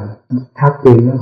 มองดูอะไรมันทะลุปุโปร่งไปหมดไม่มีอะไรที่จะกีดขวางปัญญาได้เลยตามหลักธรรมท่านกล่าวไว้นั้นไม่ผิดในที่นี้ไม่สามารถที่จะตอบเข้าไปแต่ปัญญานี่ไม่ว่ามืดจับแต่อันนี้เป็นนะครับ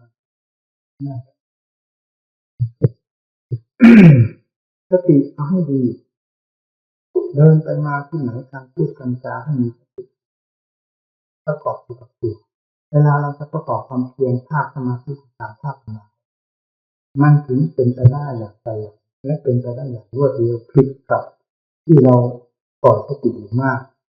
ถึงเวลาจะมาทำนี่ค่อยประมวลสติมาด้วยครู่เดียวก็เพ่งไปเสีย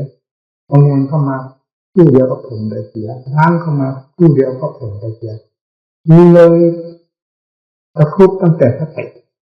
งานเลยไม่ได้ทำเพราะสติมันยิ่งกว่าลืม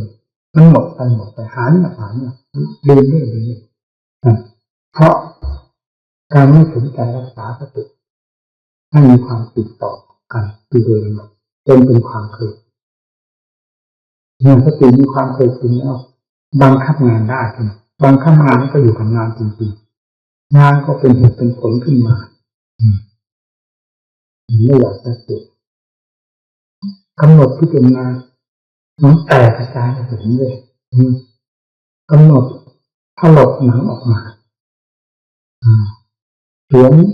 เนื้ออะไรออกไปตัดเส้นเข้าไปดูเจ้าของกำหนดเจ้าของก็ดีกำหนดรูปภายนอกก็ได้เช่นเดียวกันในขณะที่มันเหลือแต่โครงก็ดีนี่หนังมังสารตับไตไส้พุงขาดกระตือกระจายไปนี่เป็นยังไงเป็นคนไหนน่ะเป็นสัตว์เป็นบุคคลไม่งั้นน่ะเป็นเราเป็นเขาไม่งั้นน่ะปัญญาต้องซักเจ้าของเรื่องน่ารักไม่งั้นน่ะเป็นของปฏิกูลหรือของไม่ปฏิกูลน่าเกลียดหรือน่ารักเอาดูนะแยกให้ภายในมันก็เป็นความจริงนะเวลาไม่ได้สมมติกระจายออกไปทำลายออกไปมีอยู่ภายในร่างกายนี่มันก็เป็นตัวปฏิกูลโสโครกอย่างนั้นถ้าว่าธาตุของธาตุเป็นส่วนละเอียดไปเรามันติดหยาบๆคือตรงนี้ดูตามที่สมมติขึ้นมาว่าหนังว่าเนื้อว่าเอ็นว่ากระดูกว่าตับไตไส้พุงอาหารหมาอาหารตับให้ดูตรงนี้หมดที่ในตัวของเรามันก็เป็นภาชนะเป็นใส่สิ่งนี้ดูให้เห็นชัดเจนแล้วเป็นจิตมีความเคยชินกำหนดดูตัวเมื่อไหร่มันก็มีแต่อย่างนั้นมีแต่ของปฏิกูลเป็นตัวออกนั้นแยกเป็นธาตุกำหนดไปที่ไหนก็มีแต่ธาตุเป็นตัวธาตุดินธาตุน้ำธาตุลมธาตุไฟเมื่อมันกินเข้าไปจะดูกำหนดดูเป็นอสุภะอสุภางความไม่สวยไม่งามความปฏิกูลตัวโลกมันก็ประจักษ์ใจมันจะกำหนดไปทางธาตุว่าอันนั้นก็ธาตุนี้ก็ธาตุมันก็นี่เป็นธาตุเป็นธาตุเป็นพอขันธ์รูปขันธ์ก็คือธาตุรูปขันธ์คือธาตุ เวทนาสัญญาสังขารวิญญาณมันก็เป็นธาตุแต่ละอย่างเป็นวิญญาณธาตุอย่างนี้เป็นต้นนะมันบอกว่าในปัจจนาภูมันเป็นสิ่งที่เกิดดับของนั้นเป็นของไม่แน่นอนจิตผู้รู้นั้นน่ะอะไรเกิดก็รู้อะไรดับก็รู้นั่นเลยเอาหลักแบบนี้นะเมื่อเราพิจารณาเรื่องสิ่งนี้อยู่ไม่ถอยแล้วจิตกับสิ่งนี้จะแยกกันออกโดยลำดับจนเห็นได้อย่างชัดเจนว่าผู้รู้อาศัยสิ่งเหล่านี้อยู่เพียงเท่านั้นไม่นอกเหนือไปจากนี้เลยเพราะฉะนั้นสิ่งนี้จึงไม่เห็นมีคุณค่าอันสำคัญพอที่จะเทิดทูนจนเกินเหตุเกินผลถึงกับสร้างความกังวลเดือดร้อนให้แก่ตนเมื่อได้ทราบกันตามหลักความจริงด้วยทางปัญญาแล้วนั้นระหว่างขันธ์กับจิตอยู่ด้วยกันอย่างสม่ำเช่นพิจารณาธาตุขันธ์รู้เท่าทันหมดจนปล่อยวางโดยสิ้นเชิงกระทั่งถึงอวิชชาซึ่งเป็นตัวการใหญ่สำคัญซึ่งอยู่ภายในจิตก็ถูกทำลายไปหมดเหลือแต่จิตที่บริสุทธิ์ล้วนๆแล้วก็อยู่กันอย่างนั้นอยู่อย่างสง่าผ่าเผยคุณงามอยู่อย่างไม่อัดไม่อั้นกับคุณอันใดไม่เป็นสอบไม่เป็นอยู่แบบไม่มีอนาคตไม่มีอดีตปัจจุบันก็รู้เท่าด้วยความสง่าผ่าเผยแห่งจิตที่บริสุทธิ์เพราะฉะนั้นคติของท่านผู้สิ้นกิเลสแล้วจึงไม่มีอันใดจะมาคาดหวังได้เพราะอนาคตท่านก็ไม่ท่านไม่ไปยึดอนาคตก็เป็นการเป็นสถานที่เป็นสมมติเนี่ยอดีตที่ผ่านมาแล้วก็ล้วนแล้วแต่กองสมมติปัจจุบันที่อาศัยกันอยู่เวลานี้ก็เป็นกองสมมติจิตจะรู้ตลอดทั่วจะไม่ทราบจะถึงที่ป่าเมื่อมีสิ่งใดชีวิตแล้วเราพูดพอจะเข้าใจกันได้ยังเหลือแต่ความสง่าผ่าเผยอยู่ภายในจิตภายในตัวเองคือความรู้ล้วนๆความหนักอะไรก็หมดพาราฮาเวปัญจขันธ์หนักขันถ้าด้วยการบำรุงรักษามันพอทำได้หนักด้วยอุปาทานความยึดมั่นถือมั่นมันด้วยนี่เลยมันหนักมากที่สุดแล้วถ้าว่าจะหนักต้องมันหนักเฉพาะการดูแลรักษาพอถึงการนี้ก็ปล่อยทิ้งไว้ตามสภาพสมมติต้องเสียส่วนที่เป็นนิมุตก็หลุดพ้นไปเสียปล่อยความรับผิดชอบและทั้งตัวประการทั้งปวงนั่นเป็นบรมสุขขอให้ท่านทั้งหลายมีความกระหยิ่มต่อธรรมที่เป็นบรมสุขซึ่งจะไม่นอกเหนือไปจากใจของเราทุกคนทุกองเมื่อความเพียรถึงที่แล้วเราจะไม่ถามผู้ใดอาจจะตั้งเวทโบวิหนึ่งสันทิฏฐิโกจะพึงเกิดขึ้นปรากฏขึ้นประจักษ์กับผู้ปฏิบัติธรรมตามท่านนั้นและท่านทำดีแล้วโดยไม่ต้องมีเป็นหลักแล้วขอให้ทำตัวหนักความทักเกียรติต้องการแต่ผลความทักเกียรติที่เป็นเหตุที่จะให้ถึงผลย่อหยอดมันเป็นไปไม่ได้เพราะความทักเกียรติเป็นของสำคัญเรารักผลกับรักเหตุให้เท่ากันเราต้องการผล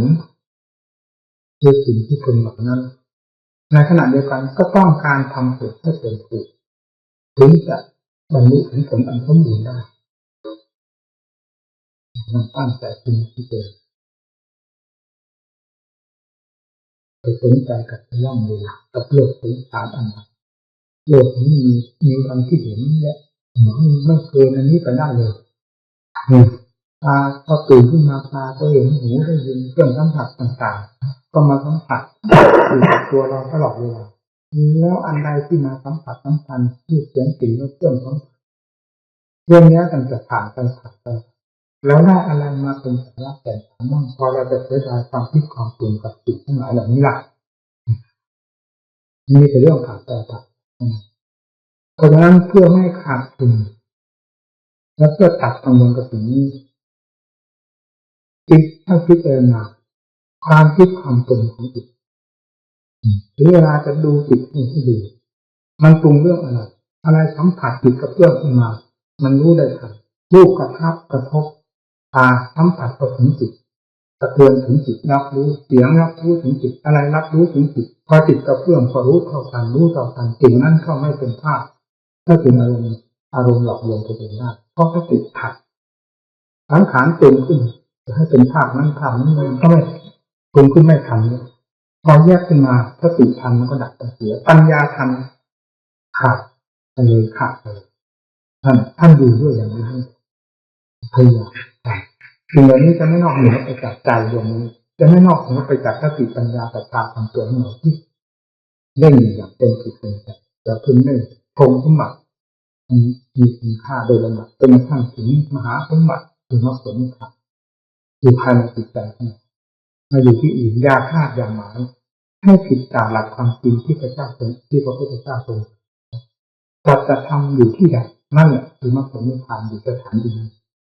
ตามที่เคยแสดงให้ฟังสัจธรรมก็คือทุกข์กับสมุทัยมีเป็นเครื่องปิดบังมรรคผลนิพพานมรรคคือข้อปฏิบัติมีศีลสมาธิปัญญาเป็นต้นเป็นเครื่องกำจัดปัดเป่าบุกเบิกสมุทัยที่เป็นสิ่งที่รบกวนเรานี่ให้ออกไปได้โดยลำดับก็เปิดโล่งไปหมดไม่มีเลยนี่โลกคือความดับสนิทไม่ต้องบอกมันเป็นผลของมรรคที่ทำงานขึ้นมันเป็นคู่เคียงกันขึ้นเดียวกับรับทานกับความอื่นนี่แหละการรับทานกับความอื่นก็อื่นไปโดยลำดับรับทานเดิมอิ่มเดิมทุกข์เกิดจากความหิวก็ดับไปเดิมลำดับเช่นเดียวกันนี่เอง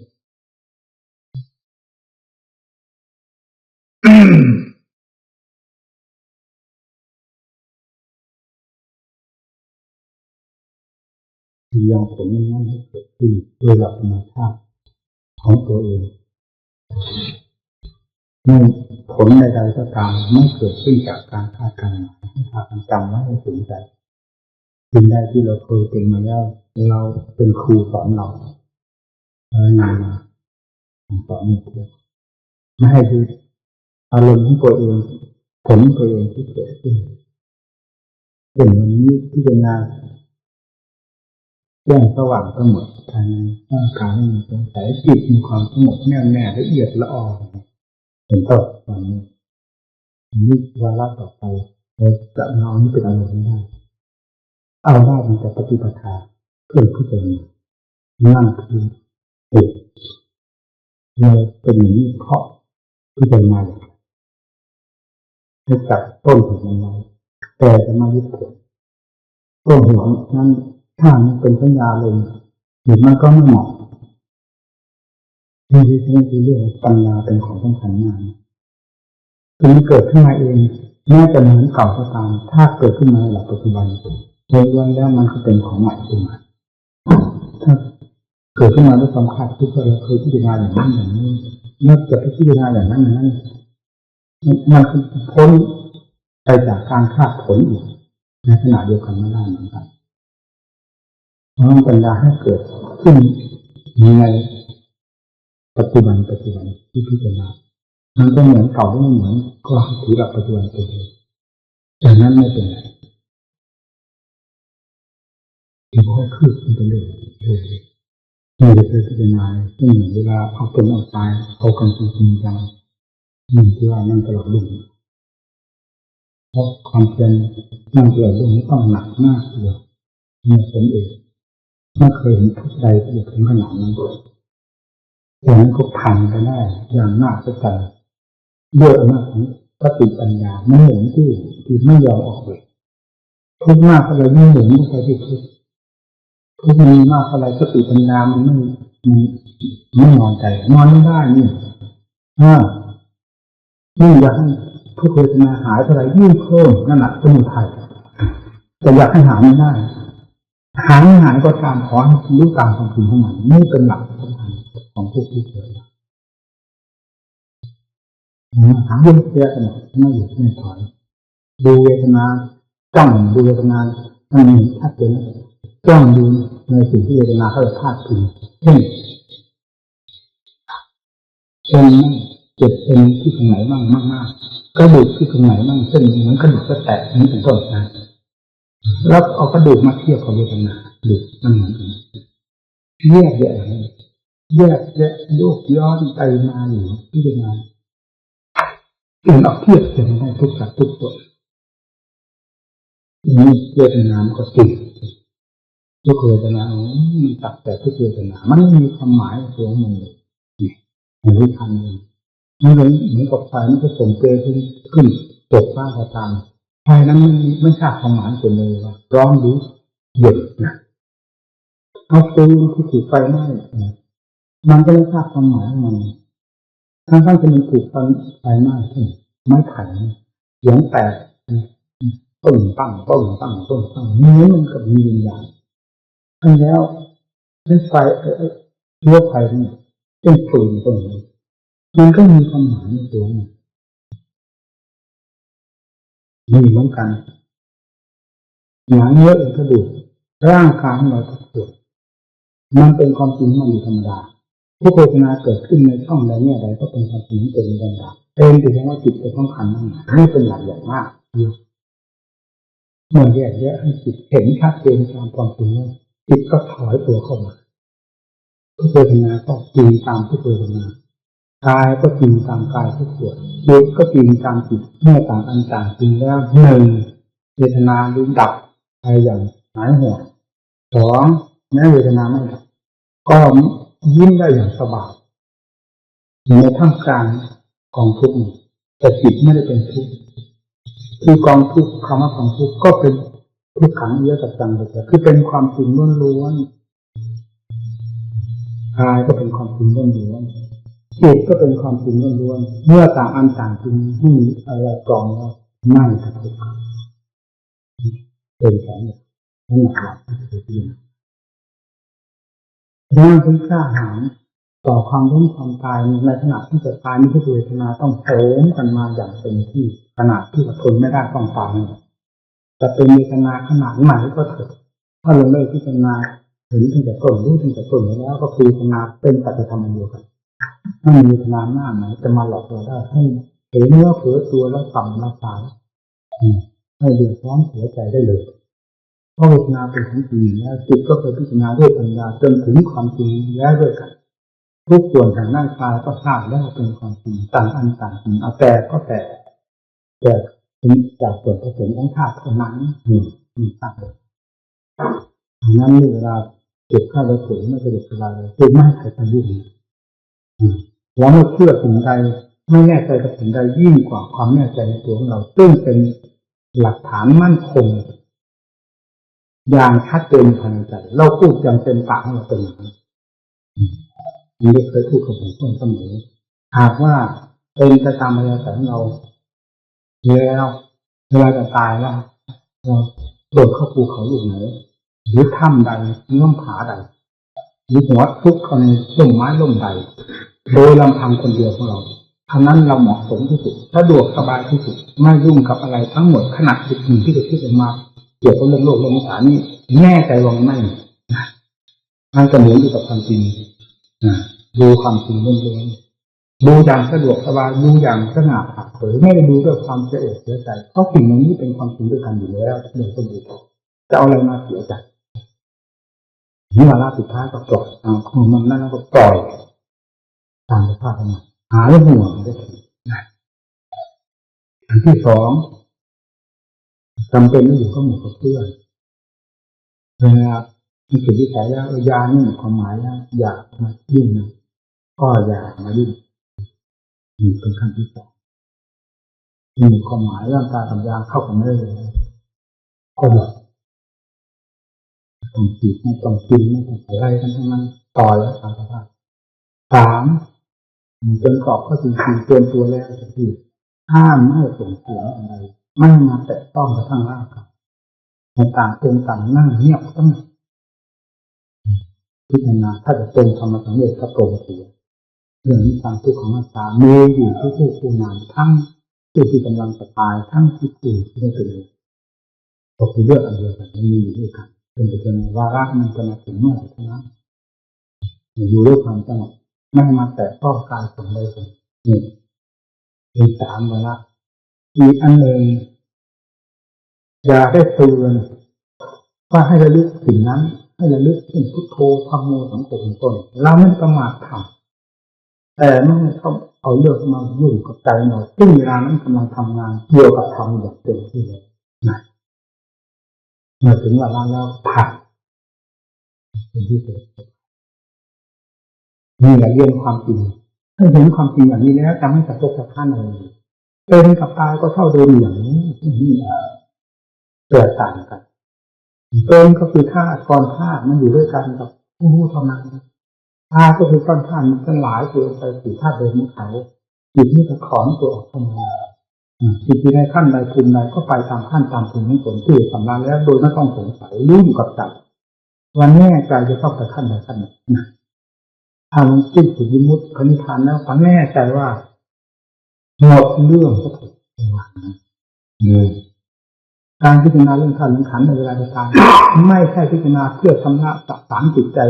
ที่มีความรุ่มหลงนะมันหากเป็นตามอัธยาศัยเราแน่ใจว่าบรรดาพัฒนาศพทั้งหลายท่านเป็นอัธยาศัยของท่าน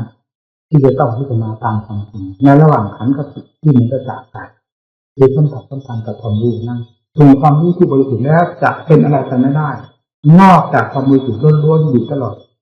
เวลาการลิโกเท่านั้นไม่มีทางเป็นอื่นพระพุทธเจ้าท่านทรงเข้าทางครับหนึ่งตามพระอัธยาศัยของพระองค์สองเป็นถึงขั้นศาสดาต้องวางลวดลายว่าให้เป็นถึงศาสดาในวาระสุดท้ายนะในบรรดาสาวกทั้งหลายท่านทำตามพระอัธยาศัยของท่านสิ่งใดที่ท่านอาจารย์มั่นท่าน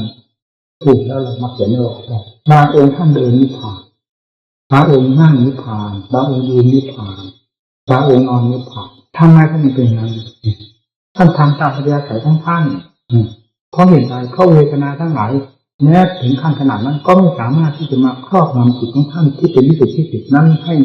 อยู่ใต้อำนาจแห่งสมมตินี้ได้เพราะฉะนั้นท่านจึงทำตามความสะดวกสบายของท่านตามอัธยาศัยของท่านเปลี่ยนเป็นไม่เกินแล้วก็ผ่านไปอย่างสบายครับ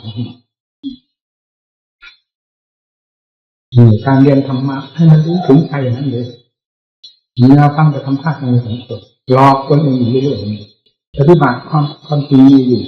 สติปัญญามีอยู่ศรัทธาความเพียรมีอยู่ของจริงที่จะพิจารณาเป้าหมายในการพิจารณาเพื่อทราบความจริงมีอยู่ในกายเวทนาในจิตในธรรม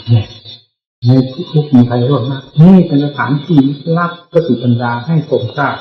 ถึงกับรู้ความจริงมาโดยลำดับจนกระทั่งรู้ความจริงสุดส่วนก็อยู่ที่ดีไม่อยู่ที่ไหนอยากห้ามอย่างไรไปที่ไหนนะเอาให้เห็นที่ตรงนี้พระพุทธเจ้ารู้ที่ตรงนี้พิจารณาที่ตรงนี้รู้ตรงนี้สาวหลายท่านปฏิบัติตรงนี้รู้ที่ตรงนี้รู้ตรงนี้แล้วหายห่วงหมดโลคือถูรู้แจ้งโลกคืออะไรโลกคือโลกแห่งขันนี่เองนะจิตนี้ที่เหลืออยู่กับจิตก็เป็นโลกถึงโลกตามขั้นของโลกตามขั้นของธรรมหมดถ้ามีอะไรเหลือภายในจิตแล้วนั่นละหมดแล้วเรื่องโลกเรื่องสมมติหมดในประการทั้งปวงท่านอยู่กับสมมตินาคธรรมแต่จึงต้องเดินจงกรมนั่งสมาธิภาวนาเพื่อเป็นวิหารธรรมความอยู่สะดวกสบายระหว่างขันธ์จิตที่ครองตัวอยู่ไป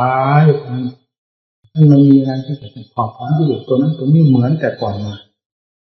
เจตนาไม่ผิดกันเป็นวิหารธรรมเลย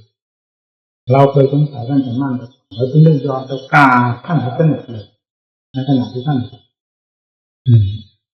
อยู่บ้านถูกจะไม่ไปก็เป็นบางทีมีลักษณะเหมือนกับการนี่ก็ทำเองไหนอาจารย์ท่านมีเกิดบ้างหรือไม่ติดนิดหนึ่งนะไม่ได้คิดมากนิดแต่มันจำได้มันไม่อยู่ท่านบางทีเป็นลักษณะนั้นแต่การที่แต่นิดเท่านั้นพอให้เราจับเราพิจารณาไม่ได้มากมายมีเวลาพิจารณาไปพอไปเข้าใจมันโอ้ตายไปกราบท่านอย่างท่านอาโปมาทุก อันนี้เป็นเรื่องของขันลักษณะที่ลักษณะบ้างมันเป็นเรื่องของคิดดูที่ไฟไม่กอไผ่นั่นเสียงมันระเบิดตั้งมันเกิดอะไรมันมีหัวใจไหมหรือโยนใบไม้สดเข้าไปในไฟเนี่ยเวลาไหม้มันงออยู่บิดนู้นบิดนี่เหมือนมันมีหัวใจว่ามันทราบความหมายมันนะเรื่องของขันกับจิตเรื่องของขันกับทุกขเวทนาที่มันบีบบังคับกันมันก็เป็นอย่างนั้นเหมือนกันทุกขเวทนานั้นเป็นเหมือนไฟธาตุเช่นปฐวีธาตุที่กองรูปนี้ก็เหมือนกันถูกเวลามันบีบมันบังคับมันเข้ามันก็มีลักษณะอาการบ้าเป็นธรรมดาจิตถ้ามันมีมาเกี่ยวข้องเลยลงถึงขั้นนั้นแล้วไม่มีทางเราเชื่อนั้นที่ยอมกราบท่านโอ้โหเราจะเป็นอย่างนี้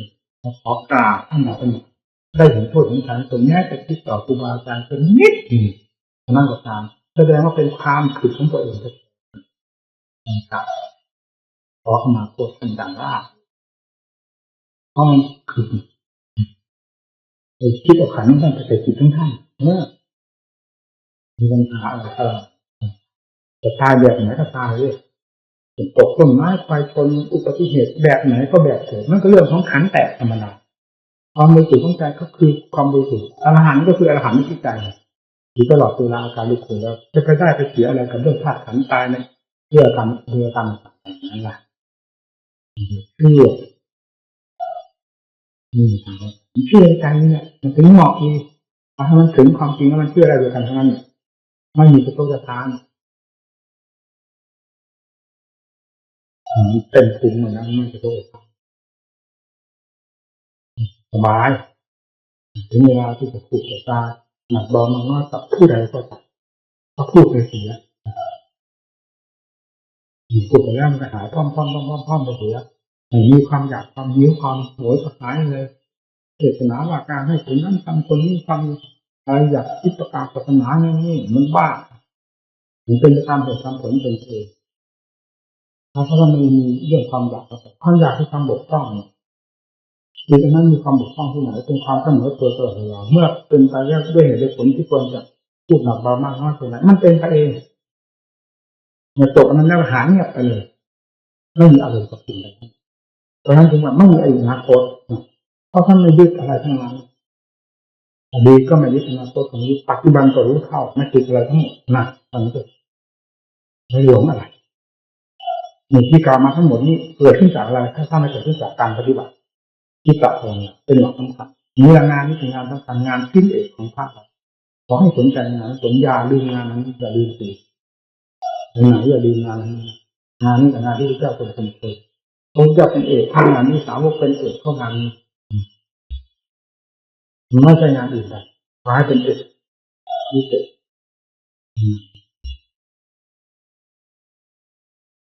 ผมเป็นห่วงอยู่เพื่อมาอยู่หลายปีหลายเดือนก็ไม่ได้อะไรติดใจไปเลยอย่างแน่นอนผมถือเป็นสำคัญครับถึงจะลำบากลำบนแค่ไหนก็ตามจิตใจผมไม่เคยห่างเหินจากท่านจากเพื่อนฝูงที่มาอยู่ด้วยเราเห็นใจที่มาทั้งใจทั้งการมาเพื่อเราที่ต้องคิดเพื่อท่านที่มาให้สมดุลกันเทศนาว่าการเรียนสอนไม่แง่อะไรแล้วเราต้องสอนคิดถูกประการใดเราพูดตามเหตุตามผลได้เพื่อเข้าใจก็พูดมาด้วยความตั้งเรื่องโลกเรื่อยๆเรื่องที่กระทบกระเทือนจิตใจที่ทางการนั่นมันเรื่องโลกไม่เอามาเกี่ยวข้องในวงปฏิบัติผู้มุ่งต่อทำแล้วจะไม่มีเรื่องเหล่านี้เข้ามาอยู่ในใจนอกจากเหตุผลใครพูดถูกประการนั้นยึดเอาตามหลักเหตุผลแล้วเป็นพอไม่ว่าผู้ใหญ่ผู้น้อยไม่สำคัญที่เหตุผลคือหลักครับไม่ยึดเอาตรงนั้นมีต่างคนต่างมุ่งต่อทำแล้วความอยู่ด้วยกันมันก็สมานเหมือนอวัยวะเดียวกันใครพูดไม่ได้ถือแบบนี้ถืออะไรถือประโยชน์อะไรความถูกต้องมีอยู่เรามาหาความถูกต้องยึดเอาความถูกต้องนะที่ใครพูดออกมาก็ตามแสดงกิริยาการอะไรมาก็ตามเมื่อถูกต้องแล้วยึดเอาเลยตรงนั้นเป็นจุดที่เหมาะสมเป็นจุดที่ถูกต้องสำหรับผู้มุ่งมาหาครับในมุ่งมาหาที่ติมานะเพื่อต่างผลที่กระทบกระเทือนที่ในการบ้างที่ให้เห็นอย่างนั้นอย่าให้มีขนาดนั้นต่อ เพราะมันหยาบเหลือเกินหยาบเกินกว่าที่จะทำละมันจะให้ดูเจ้าของนี่มันเกิดอธิกรณ์จิตทางใจให้แก้ตรงนี้อันนี้แหละเรื่องใหญ่สำคัญให้แก้ตรงนี้อย่าไปให้เกี่ยวข้องกับทุกคนกับผู้ใด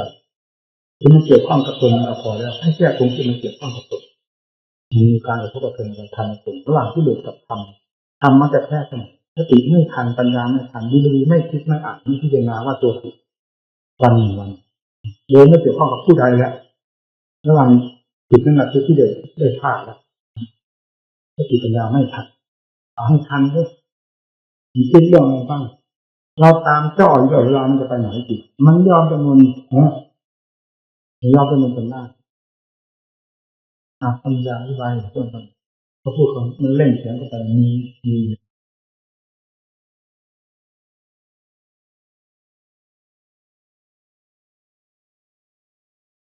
ติดตัวของเราไม่สนใจไม่ระมัดระวังรักษาตัวเองเพื่อศาสนา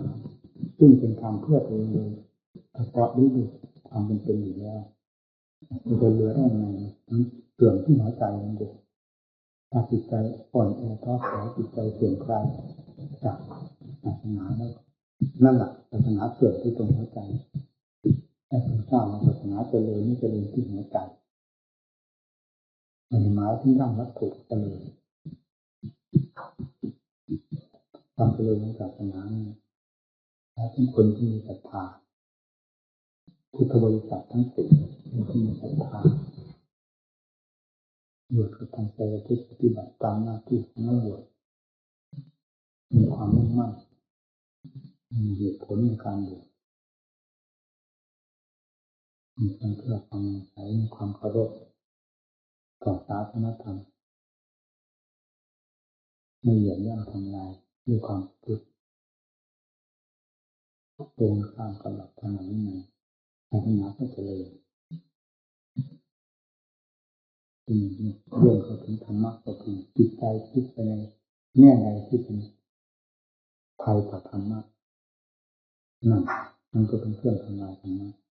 สิ่งใดที่พุทธเจ้าห้ามสิ่งนั้นคือภัยของหัวใจ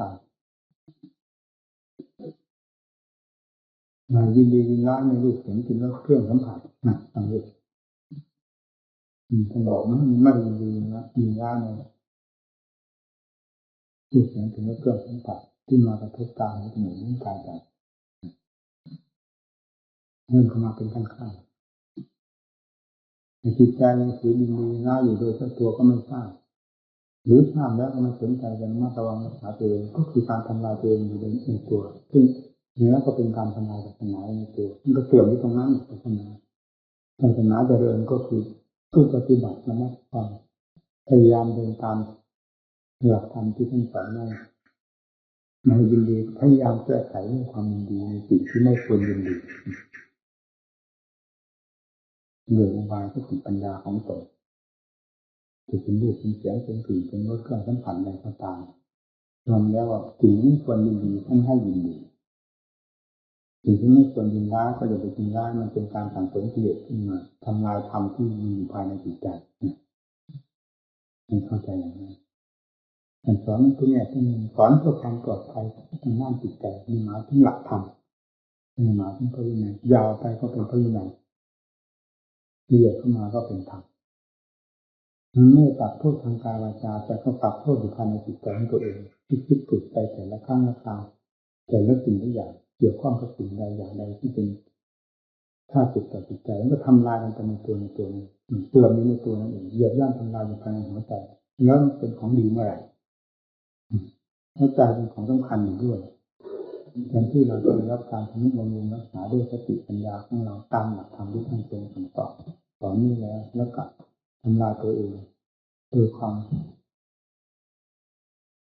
เผลอก็มีโดยความนอนใจก็ดีหรือยิ่งด้วยเจตนาด้วยแล้วยิ่งไปเลยอันนั้นเป็นอรัตติตาทั้งความละอายไม่ได้ทำลายตัวเองแบบสุดๆร้อนๆทำลายศาสนาที่หายไปไหนพระพุทธเจ้าทรงสอนให้โดยชอบทำแล้วจะไปไหนเป็นอื่นที่ไหนต้องชอบทำนั้นความไม่ชอบทำก็คือเราที่ท ผิดนั่นเองศาสนามีความละเอียดมากที่สุดปฏิบัติไปเท่าไหร่นี้ไปถึงไปนี่มีความละเอียดอ่อนลงไปโดยหาที่ค้านมาหน่อยที่เป็นแง่ใดมุมไหนเป็นความละเอียดสุดจะเป็นแทบจะพูดได้โอ้ยแต่อันนี้ไม่ต้องควรจะศาสนาไม่ได้เป็นเลยแต่เราพูดตามขั้นดาบของจิตใจของมนุษย์กับศาสนามันจะเข้ากันไม่ได้นะพยายามหนุนจิตใจเข้ามาสู่หลักธรรมฝืนจิตใจซึ่งเป็นไปตามกระแสของโลกให้ทวนกระแสเข้ามาสู่ธรรมหวานก็อมขมก็คือเพราะเป็นยาคือธรรมโอสถต้องฝืนตัวอยู่เสมอเป็นที่ว่าเป็นการต่อสู้หากมีการฝืนต่อให้เป็นไปตามยถากรรมตามเรื่องความเคยชินของจิตนั้นก็มีแต่กิเลสเป็นผู้ควบคุมจุดลากไปโดยหลักหาเรื่องทำที่จะควบคุมที่จุดลากไปไม่มีในขั้นนี้ไม่มีมีแต่กิเลสจุดลากไปนี่เราจะทำให้จิตใจเราดีเราก็ต้องต่อสู้ด้วยการฝืนลากจิตใจคืนถึงจะชอบใจในอารมณ์ใดสิ่งใดก็ตามต้องฝืนใจดักใจหากห้ามใจมีที่เรียกว่ามีการต่อสู้กันเมื่อมีการต่อสู้กันอยู่เสมอมันก็มีทางชนะได้เป็นอย่างไรเมื่อมีการชนะแล้วมันก็มีทางหน้าเลยคือการปฏิบัติให้เร็วถึงพระพุทธเจ้าและพระสงฆ์สาวกผู้พาดำเนินด้วยดีท่านดำเนินด้วยหลักธรรมฉันทะพอใจความในผลที่ตนจะพึงได้และให้พอใจในเหตุคือการกระทำของตนเช่นเดียวกับพอใจในผลที่ตนปรารถนาฉันทะเพียรให้เพียรพยายาม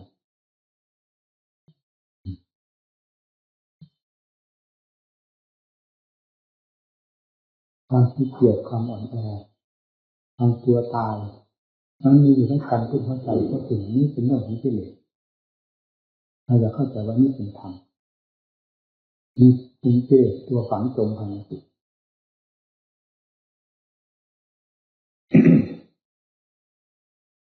ต้องอาศัยหลักธรรมเข้าไปแก้กัน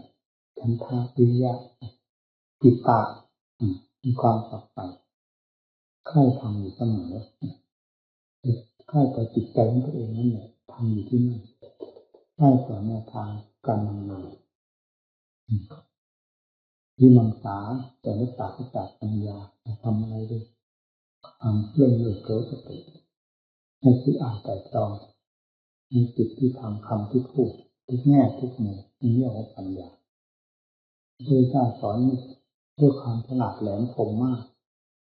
มาสู่วงที่ศาสนาก็เพื่อความฉลาดนำอุบายทำมาสอนตนเองคิดอ่านแต่ตรองอย่าอยู่เฉยๆความเฉยๆก็คือความหลับรักความสุขเป็นความขี้เกียจการคิดว่าเนี่ยนั่นเนี่ยนี่เป็นความทุกข์แต่ต่อจิตใจไม่อยากคิดแต่คิดในสิ่งที่เป็นภายต่อจิตใจนั่นเลยยิ่งกว่าดีมันก็ไม่ทันกันกับที่เลยซึ่งเป็นสิ่งที่คล่องแคล่วว่องไวที่สุดนอกจากสติปัญญานั้นไม่มีอะไรจะตามทันภาพที่ปฏิบัติเรียนถึงความพ้นทุกข์มันเป็นหลักใจเรียนจิตใจถึงความพ้นทุกข์เป็นหลักใจแล้วความมุ่งมั่นมีความแน่นหนามั่นคงและความมุ่งมั่นนั่นแหละจะเป็นเครื่องฉุดลากความภาคเพียรความอุตสาห์พยายามประโยชน์แห่งความเพียรทุกด้านว่านั้นจะหมุนตามความมุ่งมั่นไปเองทุกข์ก็พอทนเมื่อเราเกิดในท่ามกลางแห่งความทุกข์มาตั้งแต่ขณะตกข้อหรืออยู่ในขันมีความทุกข์อยู่แล้วเคยอยู่แล้วมาโดยลำดับวันตกข้อมาจนกระทั่งปัจจุบันนี้เราเคยมาเท่าไหร่ปีคิดดูสิอายุเรากี่ปีกี่เดือนนั่นแหละเราเคยกับเรื่อง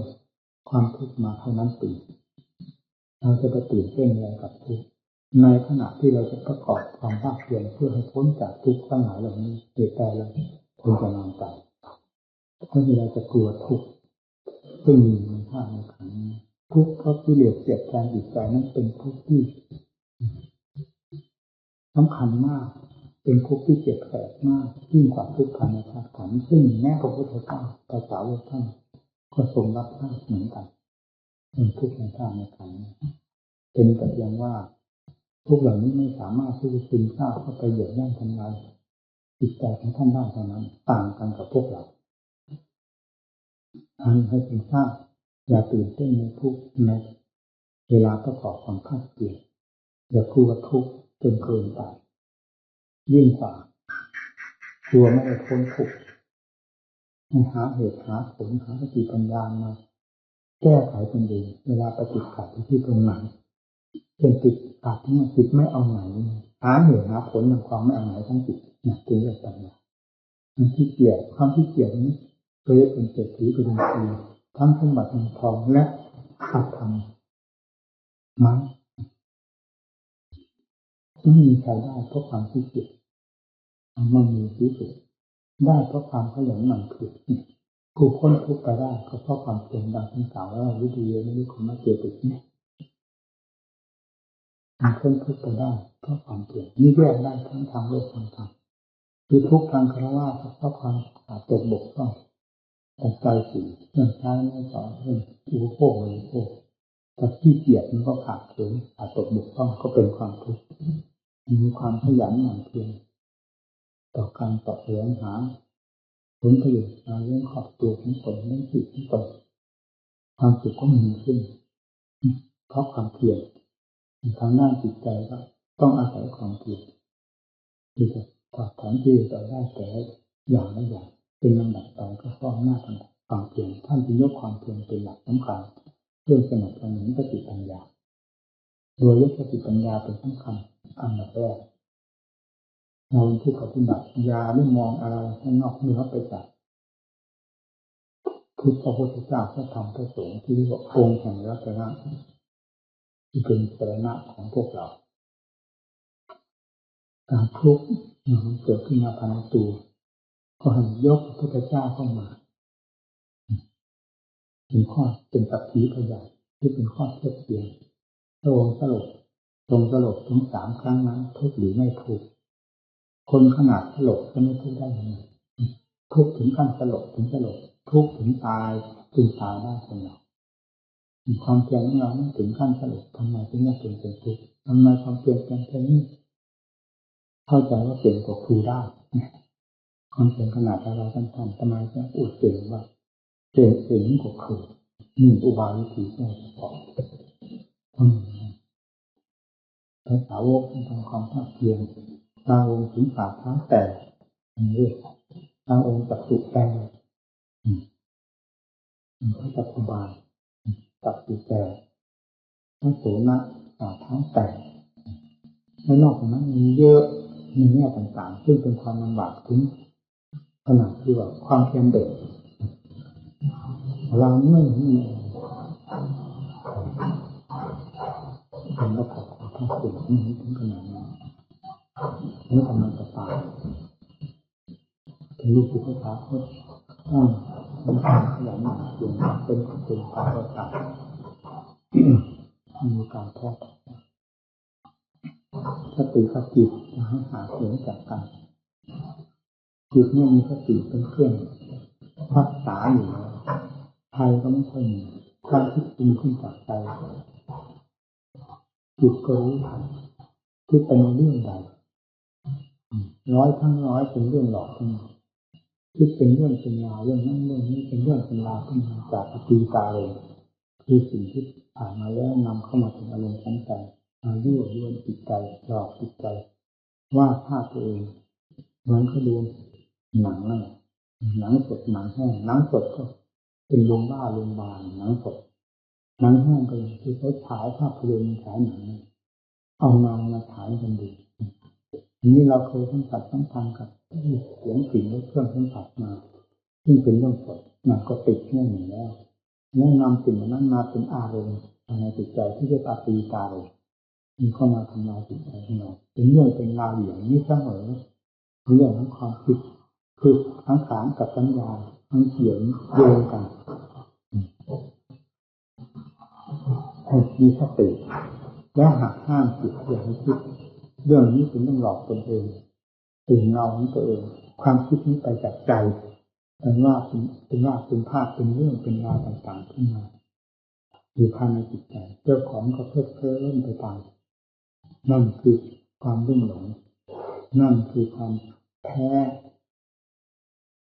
เรื่องสมุทัยที่ปรุงออกจากเจ้าของมีเราเคยคิดเคยปรุงมาแล้วได้ผลไม่เกิดอะไรบ้างคิดอย่างที่ว่านี่เคยคิดมาตั้งแต่ไหนแต่ไรได้ผลเกิดอะไรนอกจากก่อตัวเรื่องทุกข์ขึ้นมาเผาลนตัวเองเท่านั้นไม่มีอย่างอื่นมีเราจะหาอุบายคิดแง่ใหม่ถึงขณะที่จะทำจิตให้มีความสงบก็ต้องหักห้ามทั้งหมดไม่ให้จิตแสดงตัวออกขยับออกไปไหนจะเป็นเรื่องเป็นราวเพราะจิตเมื่อจิตขยับตัวออกไปได้ก็แสดงว่าจิตแสดงเรื่องราวได้แล้วก็ทำให้เราหลงไปตามเพลินไปตามได้เลยขณะที่จิตสงบไม่ยอมคิดตอนยังไม่คิดอะไรไม่ปรุงแต่งเรื่องราวอะไรขึ้นมามีแต่ความสงบที่มีเรื่องราวเป็นความสุขขั้นของสมาธิเป็นอย่างไรเป็นขั้นปัญญาเรื่องราวของปัญญามีแต่เรื่องราวปลดเปลื้องที่หลุดอาสวะที่นอนเนื่องภายในจิตใจออกไปโดยลำดับถ้าออกเป็นเรื่องก็ให้เป็นเรื่องปัญญาอย่าให้เป็นเรื่องของโมหะอย่าให้เป็นเรื่องของสมุทัยซึ่งคอยจะหลอกลวงตัวเองเสมอต้องฝืนต้องปฏิบัติให้ฝืนไม่ได้นี่เคยทำมาแล้วจิตมันไม่เป็นอะไรแต่ต้องลุกทุกครั้งทุกแสนครั้งตั้งหลักจิตไม่ได้แต่ก็พยายามหาที่ช่วยเหลือเลยหาสถานที่เหมาะสมที่จะช่วยเหลือกับกิเลสประเภทนี้มันจะได้ย่อยเพราะฉะนั้นจึงต้องเที่ยวหาอยู่ตามป่าตามเขาที่เป็นที่น่ากลัว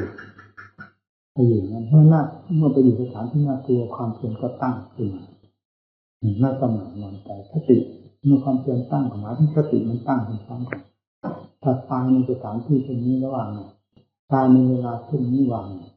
เวลากำลังเผลอจิตใจเล่นลอยจะไปทางดีหรือทางชั่วล่ะก็หมายถึงตายด้วยเสือนั่นแหละในป่าของเขาก็เป็นไปด้วยเสือเหมือนทุกวันนี้นะแต่ก่อนเสือชุมมากไปดงไหนก็มีแต่เสืออย่างนี้มันได้ยินแต่ที่เห็นเป็นรูปเสือในกระดาษมันไปอยู่ในที่นั้นมันก็เหมือนกับว่าถูกมัดมือมัดเท้าไว้เพื่อถูกมัดความเพียรก้าวดีสติปัญญาดีสติที่ดีเป็นกับตาทั้งนอกไว้กับพระพุทธเจ้าพระธรรมพระสงฆ์ซึ่งมีอยู่ภายในจิตใจนี้จิตใจไม่ยอมให้คิดปรุงถึงเรื่องสื่อเรื่องหนีเรื่องช้าเรื่องอะไรทั้งหมดให้อยู่กับความรู้อันนี้ไม่เช่นนั้นก็ให้ติดแนบที่พุทโธเนี่ยยอมเป็นยอมตายกับคำบริกรรมนี้ไม่ให้ส่งจิตไปเกาะหาเรื่องหาราวขึ้นมาหลอกตนเองเช่นแบบคือว่ามาหรือจะมากินคนมากินเรามีหลอกกันนั้นนะจิตจะกระเพื่อมขึ้นมาจิตจะตื่นตกใจเพราะฉะนั้นจึงไม่ให้จิตกระเพื่อมออกไปสู่อารมณ์ภายนอกอันจะเป็นเหตุให้เกิดเรื่องนั้นเลยมีแต่หมุนติ้วอยู่ในจิตภายในจิตอย่างเดียวไม่นานจิตก็สงบตัวลงได้เมื่อจิตสงบตัวลงแล้วความกลัวทั้งหลายนั้นหายไปที่เคยกลัวนั้นมันหายไปความกลัวได้หายไปแล้วยังไม่แล้วความกล้าหาญมันเกิดขึ้นมาแทนที่กล้าหาญสามารถที่จะเดินเข้าไปลูกคำหลังเสือซึ่งเป็นสัตว์ที่น่ากลัวมาแต่ก่อนนั้นได้อย่างสบายในเวลาที่เสือเดินผ่านเข้ามาที่นี่เราเป็นแล้วกล้าหาญขนาดนั้นไม่ทราบสาเหตุเหมือนกันว่าความกล้าหาญคนนี้และเดินเข้าไปลูบคำหลังเสือทั้งที่เป็นสัตว์ร้าย ซึ่งแต่ก่อนกลัวมากแล้วเป็นลูกทำได้อย่างสบายไม่กระทบกระทั่งเลยเป็นของไหนทั้งที่จิตมันไม่ได้รวมคือจิตเข้าใจมันคิดได้มันสบายแล้วเสือจะทำอันตรายต่อเราอย่างไรหรือไม่สนใจคิดต่อแน่ใจอยู่แต่ว่าเสือไม่สามารถจะทำอะไรได้เลยในขณะนี้ไม่ว่าเสือไม่ว่าอะไรทั้งหมดเพราะจิตมันเต็มที่กำลังของจิตในขณะนั้นรู้สึกว่าเต็มที่ขนาดที่ว่าศัตรูไม่มีตัวนี่แหละเวลาไปอยู่ในสถานที่ตัวกลัวมันดับตัวของได้ถึงขนาดนี้เองทีแรกมันกลัวจะเป็นตัวสั่นดีไม่ดีเวลาเสือกระหึ่มมันก็ไม่ใช่มากระหึ่มข้างทางตรงมันก็กระหึ่มอยู่ตามเรื่องนี้แต่ทีนี้ตัวสั่นขึ้นมานะแล้วมันกลับคลิกไปเป็นความกล้าหาญแบบเต็มที่แบบตัวสั่นเหมือนกันเดือดเมื่อจิตมันฝึกได้อย่างนี้ด้วยอุบายวิธีเราที่ฝึกเราจึงต้องไปเพื่อหาอยู่ในสถานที่เป็นนั้นเพื่อดัดสันดานจิตประเภทดื้อๆด้านนี้มันยอมจำนนเมื่อเราเคยได้ผลด้วยวิธีการหรือสถานที่เช่นนั้นแล้วเราจึงชอบหาอยู่แต่สถานที่ที่นั้นกำลังจิตก็มีความแน่นหนามั่นคงขึ้นโดยลำดับนี่เป็นขั้นเริ่มแรกแห่งการประพฤติปฏิบัติต่อสิ่งที่น่ากลัวในสถานที่น่ากลัวซึ่งเราไปอยู่โดยบังคับจิตไม่ให้คิดปรุงออกไปในสิ่งที่น่ากลัวเลยให้อยู่กับคำบริกรรมเช่นพุทโธพุทโธเป็นต้นถึงแนบสนิทกับใจไม่ยอมให้คิดแม้ลักษณะหนึ่งให้ติดแนบเป็นใจต้องบังคับบัญชาขนาดนั้นถ้าเผลอไปนี่ตายนะเวลาเสือมากัดการทางที่สองเนื้อตรงไปอีกหาความดีไม่ได้เพราะไม่มีสตินี่แหละท่านเริ่มแรกวิธีฝึกความกลัวปราบความกลัวของตนต่างอย่างนี้พอขั้นที่สองขึ้นมาคือจิตมีความเปลี่ยนแปลงประเดิมดับด้วยการอบรมพอจิตกล้าเข้าสู่ปัญญาพิจารณาทางด้านปัญญาทีนี้แยกธาตุแยกขันธ์มันไม่อยู่แบบนั้นนะแบบที่ไปอยู่มั่นอยู่ต้องกำหนดว่าเสือดังที่เขียนไว้ในปฏิปทามันก็บอกว่าเสือมีอะไรที่น่ากลัวนะมาค้นตัวขนมันเหนือเสือนี่มันมีลายมีอะไรขนดำขนเหลืองขนเราก็ยังมีเห็นกลัวถ้ากลัวขนเสือขนเราก็มีก็กลัวขนเราสินี่ขนเราเห็นกลัวเราจะกลัวขนเสือซึ่งเป็นขนเหมือนกันเอาเล็บกลัวเล็บเป็นเล็บเสือเหรอเล็บเราก็ยังมีเห็นกลัวไม่แก้กันอย่างนี้นะกันเลยแยกดูดูหนังดูเล็บดูเขี้ยวของมันตัวเขี้ยวมันเหรอเขี้ยวเราก็มีเหมือนตัวเนี่ยตัวตาหรือตาแล้วก็มีเหมือนตัวเนี่ยไล่ไปทุกแง่ทุกมุมทุกสิ่งทุกอย่างไล่ไปด้วยปัญญา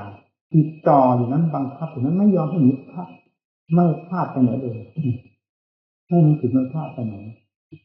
กำหนดเป็นพิจารณาด้วยปัญญามีสติเป็นผู้ควบคุมมันแยกไปแยกไปจนกระทั่งถึงตัวหางมันเหนือทีนี้เราไม่มีหางมันจะเป็นเกาะเลยนี่แล้วตัวหางเสือเหรอที่เราไม่มีหางก็หางเรามีไม่เห็นตัวมันไม่มีหางอยู่นะตั้งแต่ตัวมันเองมันไม่เห็นตัวหางมันเราตัวตัวมันทำไมแหน่มันก็เพื่อแต่นั่นเป็นได้นะตัวมันเองมันไม่เห็นตัวหางมันเนี่ยเราจะไปตัวมันทำไมถ้าแยกอีกนะถึงออกมาแล้วแยกเป็นหนังเป็นเนื้อเป็นเอ็นเป็นกระดูกธาตุขันธ์ทุกอวัยวะของมันแยกออกด้วยปัญญานี่มันถึงขั้นปัญญามันแยกกันได้นี่มีจิตเนี่ยน่ากลัวที่ตรงไหนถ้าพูดถึงจิตมันไม่มีธรรมยิ่งกว่าจิตเรามีธรรมจิตเรามีหน้ายิ่งกว่าจิตของจิตแล้วกลัวหาอะไรลอกเจ้าของมันแยกได้สัดได้ส่วนน้อยมันไม่มีกลัวละมันแยกธาตุได้หมดกลัวอะไรธาตุเฉยคำว่าเสือก็สมมติกันขึ้นมันก็เป็นธาตุอันหนึ่งเท่านั้นเองนี่อันหนึ่งเพราะฉะนั้นจึงไม่กระทบกระทานถึงขั้นปัญญามีแล้วไม่กระทบกระทานในเรื่องความกลัวสัตว์กลัวเสือกลัวอะไร มันพิจารณาแยกแยะได้อย่างรวดเร็วทีเดียวถึงขั้นมันรวดเร็วมากพิจารณาแยกแยะนี่เป็นขั้นหนึ่งของการพิจารณาตามขั้นของจิตพอถึงขั้นที่สามจิตมันเข้าสู่ความว่างมันว่างจริงๆจิตเนี่ยพิจารณารูปกายเหล่านี้ที่แรกเป็นรูปเป็นกายพิจารณานานเข้ามันก็พลาดจากกันระหว่างจิตกับกายอุปทานของทางร่างกายมันหมดไปมันปล่อยออกไปนั้นแล้วพิจารณาต่อไปนั้นมันว่างไปหมดร่างกายแม้จะมองเห็นก็เพียงลางๆเป็นเงาแต่จิตมันทะลุไปหมดเป็นความว่างไปหมดที่ร่างกายทั้งร่างมันหยุดขึ้นกับจิตเป็นของสำคัญเมื่อจิตมันว่างในตัวมันแล้วร่างกายก็เลยกลายเป็นของว่างไปตามๆหมดมองดูต้นไม้ภูเขาที่ไหนมองเห็นเป็นเพียงเงาแต่จิตมันทะลุไปหมดว่างไปหมดเลยถ้าถึงขั้นว่างนี้มันก็มีนิมิตของเสือเข้ามาเกี่ยวข้องอยู่พอมันปรุงขึ้นเรื่องเสือเย็บมันก็ดับพักความปรุงอันนี้มันเป็นเสือนี่นะมันปรุงว่าเสือความปรุงต่างหากเป็นเสือไม่มีง่ายปรุงแค่ดับพร้อมปรุงแค่ขึ้นมา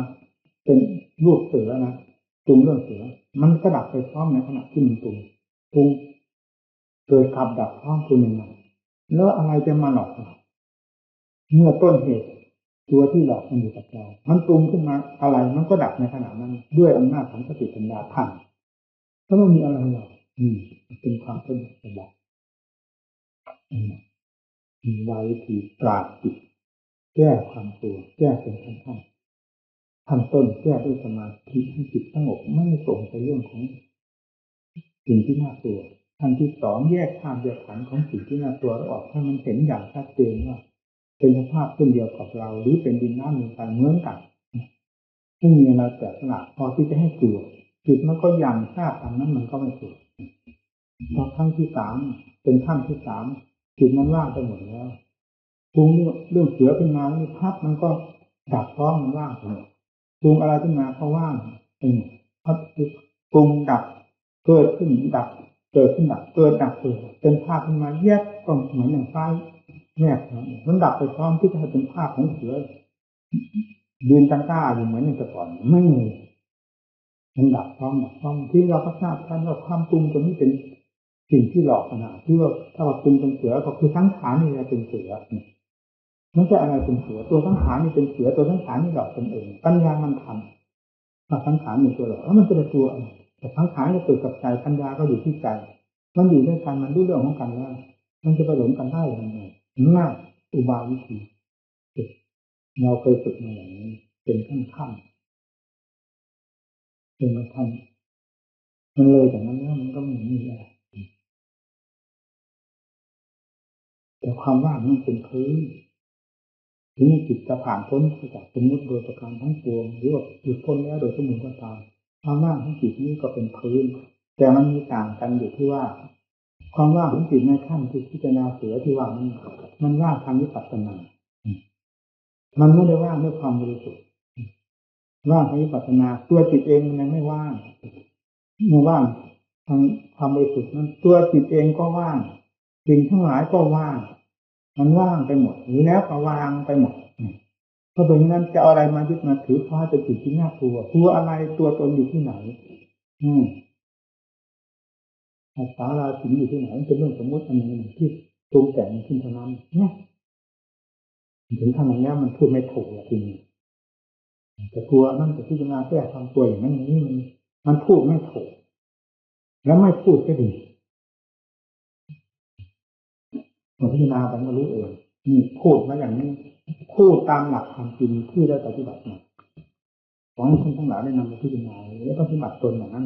จะไปไหนถ้ามันไปในแถวแนวเดียวกันไม่มีทางอื่นเป็นทางจิตใจตามหลักความจริงของทางภาคปฏิบัติเป็นอย่างนี้เมื่อจิตถึงขั้นว่างทั้งภายนอกว่างทั้งภายในคือจิตก็บริสุทธิ์เต็มที่แล้วมันหมดละอสังขารประการทั้งปวงเพราะมันเป็นสมมติอันนั้นมันไม่ใช่สมมติจะว่าอะไรก็แล้วแต่คนว่าไม่ว่าก็ไม่มีอะไรขัดข้องไม่มีหิวมีกระหายมีอะไรวายเลย หมดเรื่องทำให้หมดเรื่องสมมติทั้งหมดนั่นคือเรื่องสมมติทั้งหมดมาก่อกับมาเกี่ยวข้องกับใจวิจัยไปเกี่ยวข้องกับสมมติทั้งหลายนั่นเรียกว่าเรื่องนี้เมื่อไม่เกี่ยวข้องแล้วรู้เท่าทันกันด้วยไม่เพียงว่าไม่เกี่ยวข้องรู้เท่าทันกันทุกสิ่งทุกอย่างด้วยแล้วอะไรจะมาเกี่ยวมาเกาะนี่ก็ทำบายทางพุทธะตน3 วันเวลานั่งภาวนามีความเจ็บปวดแสบร้อนก็ให้คุณใช้ปัญญาให้มากอย่าไปจ่อหรือเฉยกับทุกขเวทนาที่มันเกิดขึ้นให้ค้นหาสาเหตุของทุกขเวทนาที่เกิดขึ้นมาจากไหนอะไรเป็นเหตุอะไรเป็นทุกข์ซึ่งเป็นตัวผลเป็นนั่งนานก็เป็นเหตุให้ร่างกายบอบช้ำให้ร่างกายเจ็บแล้วก็ทราบแล้วมันเจ็บที่ตรงไหนให้สติต่อลงไปตรงนั้นแยกดูหนังหรือเจ็บเป็นผู้เจ็บเนื้อหรือเป็นผู้เจ็บกระดูกหรือเป็นผู้เจ็บหรืออวัยวะส่วนใดเป็นผู้เจ็บอวัยวะส่วนนั้นๆมันรู้ตัวของมันไหมว่ามันเจ็บนั่นแล้วทุกขเวทนาที่กำลังบีบตัวอย่างสาหัสอยู่แล้วนี้มันทราบความหมายมันไม่ว่ามันเป็นเวทนามันเป็นตัวบีบสิ่งทั้งหลายเป็นตัวบีบขันมีรูปกับขันเป็นต้นมันทราบความหมายมันไหมมันทราบว่ามันได้บีบอะไรไหมนี่มันย้อนมาดูเวทนามันก็สักแต่ว่าเวทนาดูไปดูหนังเนื้อเองกระดูกแต่ละส่วนที่ว่าเป็นตัวทุกข์เป็นกองทุกข์มันก็เป็นหนังเนื้อเองกระดูกตามหลักธรรมชาติมันต่างอันต่างไม่รู้เรื่องของกรรมต่างอันต่างไม่ทราบความหมายของตนและของกันและกันแล้วผู้ใดเป็นผู้ไปหลอกลวงไปผู้สำคัญนั่นหมายว่านั่นเป็นทุกข์นี้เป็นทุกข์เกิดร้อนมาย้อนกลับมาหาใจมันจะมาติดที่ใจแล้วก็แยกจากใจไปหลายครั้งหลายหนเมื่อถึงอาการของส่วนร่างกายที่ว่าเป็นทุกข์แต่ละอย่างนั่นมันเป็นความจริงไม่เป็นทุกข์แล้วเวทนาก็สักแต่เวทนาเขาไม่ได้ว่าเขาเป็นทุกข์เห็นตามความจริงเหมือนกันเขาย้อนมาเห็นจิตก็สักแต่ว่าจิตสักแต่ว่ารู้เมื่อต่างอันต่างจริงในขั้นนี้แล้วหนึ่งทุกเวทนาสองอันใดที่เป็นอยู่อย่างไรเป็นจริงตามสภาพมันอย่างนั้นไม่มาเหยียบย่ำทำลายมากระทบกระเทือนกันเลยมีวิธีที่จะนำถ้าพิจารณาเห็นตามความจริงตัวเองนี้ได้มันเกิดความอาถรรพ์มาไม่ใช่ธรรมดาอาถรรพ์เหมือนกับว่าเอาผิวสารแก่งภูเขาอยู่ไหนภูเขานั้นแตกกระจายเลยนู่นน่ะดูที่ความสามารถอาหารของจิตของปัญญาทั้งที่เอาหัวแก่งไปภูเขาแตกความจริงก็หัวมันแตกนั่นแหละแต่เราไม่ได้เอาตรงนี้เราเอาตรงที่อำนาจของปัญญาความฉลาดแหลมคมความกล้าหาญของสติปัญญามันมีความสามารถขนาดนั้นเพราะฉะนั้นจึงสามารถแก้กิเลสในจุดที่มันยึดมันถือเช่นทุกเวทนาในเนื้อในกายในจิตได้โดยลำดับถึงทะลุไปหมดทั้งกิเลสประเภทต่างๆซึ่งมันอยู่ภายในจิตใจพ้นสติปัญญาไปหน้าสนุกนักที่ปัญญาสมาอาภาความสว่างสมมติด้วยปัญญาไม่มีถูกปัญญานี่แทงไปไหนทะลุ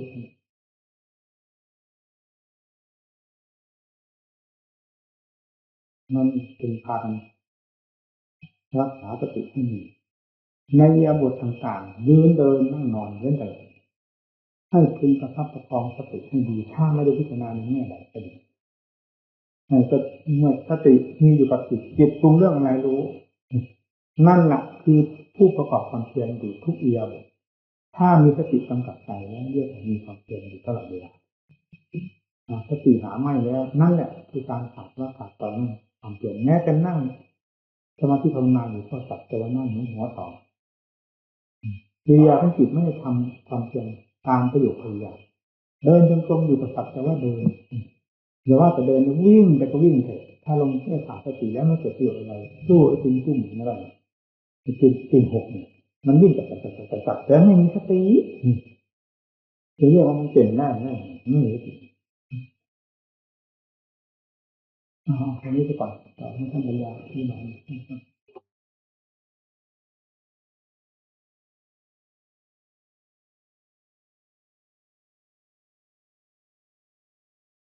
ที่กล่าวให้ผม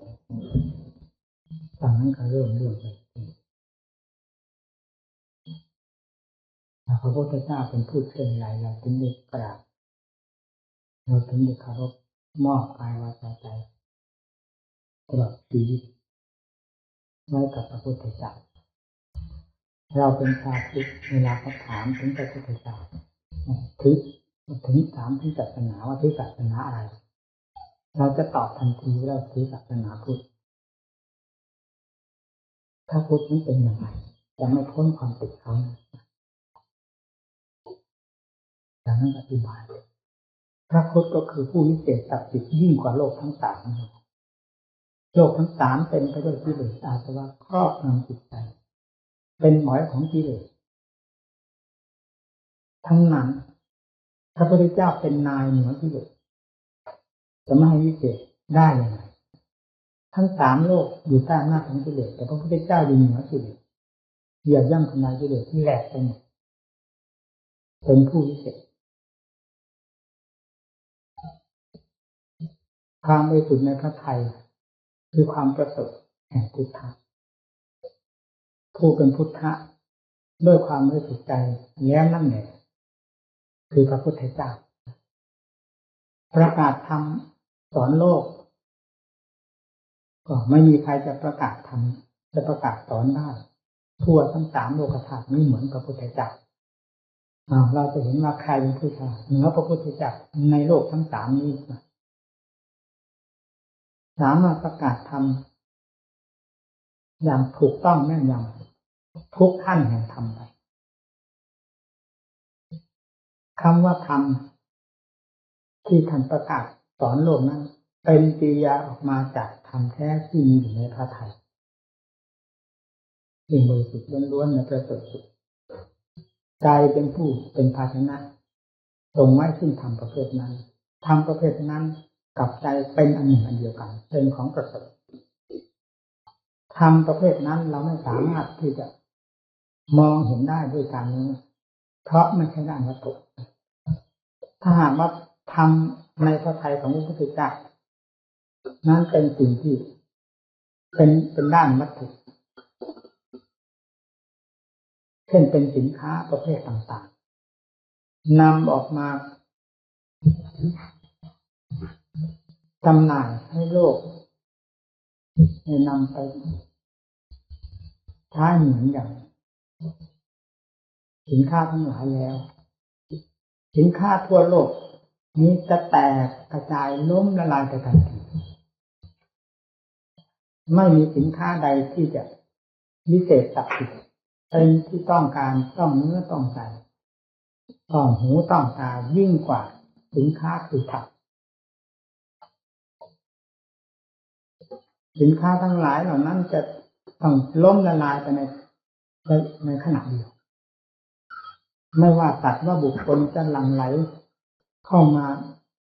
ซื้อสินค้าประเภทแห่งธรรมนี้ทั้งนั้นไม่มีใครสนใจสินค้าทั้งหลายที่เคยสนใจมาก่อนนั่นแหละนี่ความมีคุณค่าความที่ถูกเนื้อต้องใจของลูกค้าทั้งหลายนั้นธรรมะเป็นขนาดนั้นหากสามารถผิดให้ออกมาให้เป็นด้านวัตถุได้เหมือนสินค้าทั่วไปจะผิดออกมาเป็นชนิดใดอันใดก็ตามจะเป็นของประเสริฐทั้งนั้นไม่มีชิ้นใดส่วนใดแห่งสินค้าธรรมนี้จะไม่เป็นที่ต้องเนื้อต้องใจของประชาชนตลอดถึงสัตว์ทั่วไปจะเป็นสิ่งที่ต้องใจทั้งนั้นแต่ธรรมชาติอันนี้ไม่สามารถจะผลิตออกมาได้ถึงนั้นมีปรากฏอยู่กับผู้ที่ปฏิบัติตามหลักธรรมของพระเจ้าที่ทรงแสดงเป็นอาการออกมาเป็นแสดงมาทางเหตุดีเหตุชั่วสอนเรื่องให้รู้เรื่องบาปเรื่องบุญซึ่งเป็นความผิดความถูกและสอนให้ละบาปบำเพ็ญบุญนี่เป็นกิริยาแห่งธรรมไม่ใช่ตัวธรรมอย่างแท้จริงแต่ให้ดำเนินตามหลักที่ทรงสอนนี้ซึ่งเป็นเส้นทิศทางเดินเพื่อเข้าสู่ธรรมอันแท้จริงเมื่อประพฤติปฏิบัติตามเส้นทิศทางเดินคือธรรม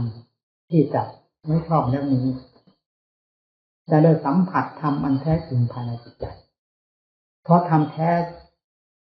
มีใจเท่านั้นเป็นผู้รับทราบเป็นผู้สัมผัส ตั้งแต่ทำขั้นต่ำถึงขั้นสูงสุดวิมุตตินิพพานและนอกเหนือไปจากเหตุอันดีนี้ไม่ได้พระสงฆ์ก็คือผู้สิ้นกิเลสแล้วด้วยความตะเกียกตะกายตามรอยพระบาทของพระพุทธเจ้าโดยทางปฏิปทาจนสามารถหลุดพ้นสิ่งที่ต่ำช้าเร็วช้าทั้งหลายซึ่งมีอำนาจเหนือจิตใจซึ่งเคยมีอำนาจเหนือจิตใจบังคับจิตใจนั้นออกไปโดยที่เชิญเสียได้กลายเป็นผู้ศักดิ์สิทธิ์วิเศษขึ้นเนี่ยพระพุทธเจ้าพระธรรมพระสงฆ์เป็นธรรมชาติที่แปลกจากโลกมากอย่างนี้เองโลกไม่มีโลกใดจะเสมอด้วยพุทธธรรมสงฆ์นี้ฉะนั้นการถือพระพุทธเจ้าพระธรรมพระสงฆ์หรือว่าถือพุทธศาสนาเองเป็นความถูกต้องที่สุดตามจุดที่เป็นของพระสงฆ์สอนพวกนี้ให้เข้าใจนะครับแต่พูดรู้สึกเข้มข้นมากหมุนติ้วติ้วติ้วติ้วแล้วเราพูดตามนั้นมันไม่อะไรเป็นการเล่านิทานไปการเทศนี้จะพูดออกมาสดๆร้อนๆมันเป็นมีกำลังออกมาจากกำลังของจิตกำลังของธรรม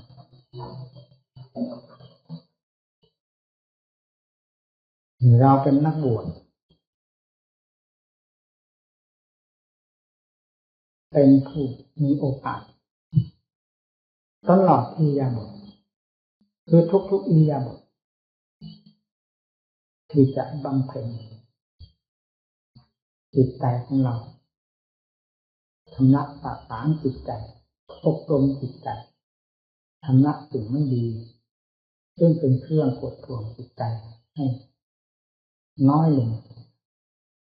และหมดไปโดยลำดับเรามีโอกาสมากมีเวลามากนี่จะเรียกว่าเราได้เปรียบชาวบ้านก็ถูกแต่ไม่ได้มีเจตนาจะเอาเปรียบผู้ใดเพราะการปฏิบัติธรรมไม่มีการกระทบกระเทือนกันเป็นเจตนาที่บริสุทธิ์เราพึงเห็นโอกาสของเราที่ได้มาบวชในพระพุทธศาสนานี้ว่าเป็นโอกาสอันเหมาะสมอย่างยิ่ง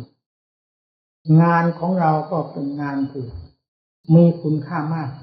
ยิ่งกว่างานใดๆในโลกผลที่จะพึงได้รับจากงานที่ทำของเรานี้ก็เป็นผลที่พึงปรารถนาอย่างยิ่งหากเราไม่ยินดีในงานนี้คือการบำเพ็ญการประพฤติปฏิบัติกำจัดกิเลสด้วยจิตตภาวนาเขาเรียกว่าเราพลาดจากโอกาสลืมเนื้อลืมตัวลืมหน้าที่การงานของตัวเห็นงานอย่างอื่นเรื่องอย่างอื่นดีกว่าเรื่องที่ดีเห็นสิ่งที่ไม่ดีว่าเป็นของดีที่เสียคือว่าจิตนี้มีความรู้สึกหรือมีความนึกคิดปีนเกี่ยวกันกับปีนเกี่ยวกันกับธรรมของพระพุทธเจ้าในขณะเดียวกันก็เรียกว่าเป็นข้าศึกของธรรมความคิดใดที่จะเป็นการสั่งสมกิเลสขึ้นมา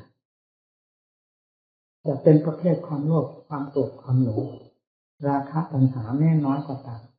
ให้พึงทราบว่าความคิดประเภทนั้นเป็นประเภทที่ทำลายศาสนาหรือทำลายตัวของเราศาสนาคือก็เราเป็นผู้รักษาการทำลาย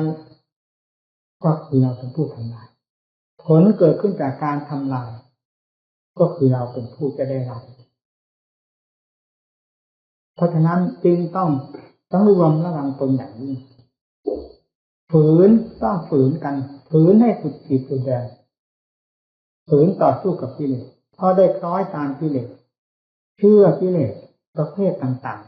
ๆโดยไม่มีความสำนึกตัวเลยว่าเป็นกิเลสเป็นข้าศึกแก่ตัวนั้นมาเป็นเวลานานแล้วเวลานี้เราได้มาศึกษาอบรมธรรมะเป็นเครื่องชี้แจงเป็นเครื่องทดสอบยืนยันขึ้นกันและกันได้แล้วว่า ธรรมเป็นของประเสริฐกิเลสเป็นของต่ำช้าหรือต่ำไม่ว่าจะหมักหมมอยู่ภายในจิตใจของเราไม่ว่าจะแสดงกิริยาออกมาทางความคิดความปรุงการพูดการจาการกระทำเป็นสิ่งที่ต่ำช้าเร็วช้าด้วยกันทั้งนั้น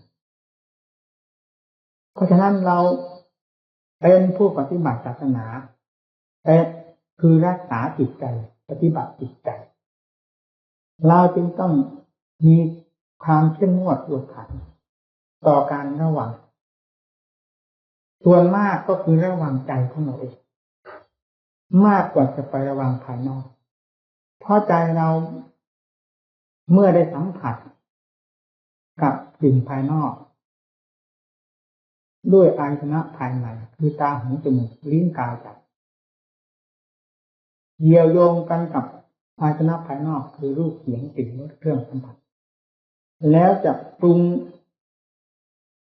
คิดปรุงขึ้นมาในแง่ต่างๆซึ่งส่วนมากเราอยากจะพูดว่า 99% มันเป็นเรื่องของกิเลสการสั่งสมกิเลสทั้งนั้นหรือการส่งเสริมกิเลสทั้งหมดถ้าไม่มีสติจริงๆเป็นไปได้ทั้ง 100% ในวันหนึ่งคืนหนึ่งยืนเดินนั่งนอนอิริยาบถหนึ่งเราจะไม่รู้สึกตัวเลยว่าเราได้ส่งเสริมกิเลสให้มีกำลังทำลายธรรมที่เราต้องการอยู่นั้นทุกๆขณะแห่งความคิดปรุงของจิตซึ่งเป็นไปด้วยอำนาจของกิเลสประเภทต่างๆโดยอาศัยอายตนะสัมผัสกันโดยอาศัยธรรมารมณ์ซึ่งได้มาจากการสัมผัสแล้วเป็นอตีตารมณ์เข้ามาตุ้นคิดหรือคิดปรุงต่างๆอยู่ภายในจิตใจใจแทนที่จะมีความผ่องใสขึ้นก็กลับกลายเป็นความเศร้าหมองยิ่งขึ้นถ้าขาดความระมัดระวังด้วยสติเพราะฉะนั้นความเพียรใดก็ตามไม่เหมือนความเพียรที่จะพยายามรักษาจิตและพยายามกำจัดสิ่งไม่ดีทั้งหลายซึ่งมีภายในจิตออกไปและพยายามรักษาไม่ให้จิตออกไปกว้านเอาอารมณ์ต่างๆมีรูปเสียงกลิ่นรสเป็นต้นเข้ามาทำลายจิตใจหรือเข้ามาเพิ่มกิเลสที่มีอยู่แล้วให้กำเนิดขึ้นงานนี้เป็นงานสำคัญสำหรับนักบวชครับเพราะจึงต้องต่อสู้กันอย่างสุดฤทธิ์สุดเดชสุดกำลังความสามารถสุดสติปัญญาที่จะต่อสู้ได้นั่นคือว่าเป็นผู้เชื่อธรรมของพระพุทธเจ้าเป็นผู้ต้องการมรรคผลนิพพานอย่างแท้จริงถ้าไม่เช่นนั้นแล้วเราจะต้องแพ้กิเลสไปเรื่อยๆโดยที่เราเข้าใจว่าเราประกอบความเพียรเพื่อชำระกิเลสมันจะสวมรอยกันเข้ามาโดยที่สติปัญญาเรารู้เท่าไม่ทันไม่ถึงการไม่รู้เท่าทันจึงต้องสั่งสมสติปัญญาขึ้นให้พอตัวการระมัดระวังอยู่กับตัวอย่าระวังอันใดมากยิ่งกว่าระวังความกระเพื่อมของจิตที่จะคิดปรุงในแง่ต่างๆที่เรียกว่าจิตแสวงหาอาหารความจริงนั้นจิตแสวงหายาพิษมาเผาตัวเองได้คิดได้ปรุงเรื่องใดด้วยความชอบใจพอใจส่วนมากจิตในพื้นซึ่งเป็นต้นพื้นนี้มักจะเป็นยาพิษทั้งนั้นเว้นเสียแต่จิตที่มีสติเท่าที่ควรหรือมีสติค่อนข้างจะสมบูรณ์และมีสติโดยสมบูรณ์ถ้าเป็นเช่นนั้นแล้วจิตจะผิดจะอัดแต่ทำลักษะสางลึกพลาดกันที่เหลือเรื่อยมาดูแล้วจิตเรายังไม่ถึงขั้นนั้นนี่จะขั้นทำลายตัวอยู่ด้วยความคิดความปรุงโดยเจ้าตัวเองก็ไม่ทราบทำลายอยู่ในทางจงกรมเดินมีตั้งแต่ก้าวขาเดินกลับไปกลับมานั่งก็มีแต่ร่างนั่งเฉยๆเหมือนหัวต่อแต่จิตลอยอยู่เหมือนว่าเชือกขาดอยู่บนอากาศ ร้อยไปตามรูปตามเสียงตามกลิ่นตามรสเครื่องสัมผัสต่างๆแล้วก็คว้านมาเป็นอตีตารมทุ่มคิดอยู่ภายในจิตใจเผาลนตนอยู่ด้วยอิริยาบถต่างๆโดยที่ตนเข้าสำคัญว่าตนประกอบความเพียรความจริงเป็นการเพียรเพื่อสั่งสมกิเลสโดยไม่รู้สึกตัวเพราะสติปัญญาไม่ทันกลมายาของกิเลสด้วยเหตุนี้จึงต้องมีความเข้มแข็งในการระวังรักษาจุดที่เราจะต้องรักษามากให้สม ให้ถูกต้องเหมาะสมกับธรรมก็คือจิตเป็นตัวคิดตัวปรุงอยู่ตลอดเวลาไม่มีการยับยั้งไม่มีเวลาพักผ่อนตัวเลยนอกจากจะได้รับความสงบจากการภาวนาที่เราบังคับให้จิตสงบด้วยธรรมบทใดบทหนึ่งแม้จิตจะยังไม่สงบการบริกรรมธรรมบทใดบทหนึ่งนั้นก็เป็นธรรมที่จะทำใจให้สงบงานของใจถ้าเป็นไปด้วยความบริกรรมโดยความมีสติแล้วเป็นงานแท้เป็นงานเพื่อใจความสงบอันเป็นผลคือความสุขขึ้นมาถ้าปราศจากสติแม้บริกรรมอยู่ก็ไม่เกิดประโยชน์อะไรเหมือนนกขุนทองในคุณค่าอะไรจุดที่รักษาคือใจอย่าลืมมีใจดวงเดียวเท่านั้นเนี่ยกายวาจาเป็นเครื่องมือจิตเป็นนายกายเป็นบ่าวนะว่ากายวาจาเป็นเพียงเครื่องมือหรือเป็นบ่าวเป็นเครื่องใช้ของใจใจเป็นสำคัญจึงควรได้รับการอบรมศึกษาและการระมัดระวังอยู่เสมอเราอยากเห็นสิ่งใดว่ามีความยิ่งมีความประเสริฐเลิศเลยยิ่งกว่างานคือการรักษาใจด้วยสติไม่ให้สิ่งใดมากระทบกระเทือนมันจะเป็นเหตุให้เกิดความทุกข์ร้อนหรือฟุ้งซ่านรำคาญเพิ่มตัวเข้าไปทุกข์ก็ยอมรับว่าทุกข์เพราะเราทำงานเราจะถือความทุกข์ความลำบากในการประกอบการงานที่ชอบนี้มาเป็นอุปสรรคจะก้าวไปไม่รอดหรือก้าวไม่ออกทุกข์ก็ยอมทุกข์แม้แต่ตายเรายังจะยอมตายเหตุใดทุกข์เราจะยอมทุกข์เพื่อการงานที่ชอบทำนี้ไม่ได้คืออุบายวิธีการอบรมหรือซักซ้อมตนเองโต้ตอบระหว่างกิเลสกับธรรมภายในตัวเราเองไม่อย่างนั้นแพ้ค่ะต้องมีการโต้ตอบกันด้วยอุบายวิธีการต่างๆการทุกข์อยู่เฉยๆมันก็ทุกข์การสั่งสมกิเลสด้วยกิริยาการมันก็ทุกข์แต่เราไม่สนใจจึงเข้าใจว่ามันไม่ทุกข์ความจริงมันทุกข์ด้วยกันทั้งนั้นเมื่อได้เคลื่อนตัวออกไปจากความเป็นปกติแล้วย่อมทุกข์นี่เราตั้งหน้าตั้งตาประกอบความภาคเพียรเพื่อรักษาใจเพราะใจไม่มีความปลอดภัยแก่ตัวเองถ้าปราศจากการรักษาด้วยเหตุนี้เราจึงต้องรักษาเพื่อความปลอดภัยของใจกิเลสที่ยังไม่เกิดขึ้นก็ไม่ยอมให้เกิดขึ้นที่เกิดขึ้นแล้วฝังอยู่ภายในจิตใจก็พยายามชำระสางออกนี่คืองานที่ชอบงานอันแท้จริงของพระ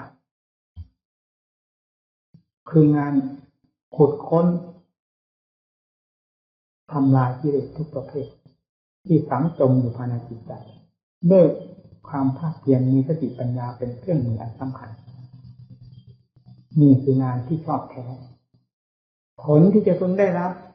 จากการรักษาจิตด้วยอุบายดังกล่าวนี้อย่างน้อยก็คือความสงบเย็นใจยิ่งกว่านั้นก็สงบละเอียดลงไปและเกิดความแยบคายด้วยสติด้วยปัญญาคือการค้นคิดการพิจารณาจิตจะมีเวลาขยายตัวมีโอกาสขยายตัวกันมีช่องทางที่จะขยายตัวออกมาให้เห็นความแปลกประหลาดและความอัศจรรย์โดยลำดับเมื่อได้เพิกถอนกิเลสออกไปเรื่อยๆเพราะกิเลสเป็นผู้ปิดบังเป็นผู้หุ้มห่อจิตดวงประเสริฐนั้นให้มืดมิดปิดตาไปหมดไม่สามารถที่จะมองเห็นของประเสริฐซึ่งมีในนั้นเพราะถูกปิดบังเอาไว้อย่างมิดชิดแห่งกิเลสทั้งหลาย เวลานี้เป็นเวลาที่เรามารื้อถอนกิเลสทั้งหมดด้วยความเพียรของเราที่ได้รับการศึกษาอบรมมาจากตำรับตำราก็ดีจากครูอาจารย์ก็ดีนำความรู้หรือคติธรรมต่างๆนี้เข้าไปทำหน้าที่เพื่อถอดถอนกิเลสประเภทต่างๆให้หมดสิ้นไปจากใจใจจะได้มีความสงบร่มเย็นใจสงบคือใจไม่คิดฟุ้งซ่านรำคาญกับสิ่งที่เป็นปืนเป็นไฟทั้งหลายที่เคยเป็นมาคิดก็คิดในแง่อัดแง่ธรรมแม้จะเป็นความคิดเหมือนกันก็ตามแต่ความหมายของความคิดที่เป็นภัยและเป็นคุณนั้นต่างกันคิดในแง่ธรรมย่อมเป็นความร่มเย็นเรียกว่าเป็นความคิดที่ถูกต้อง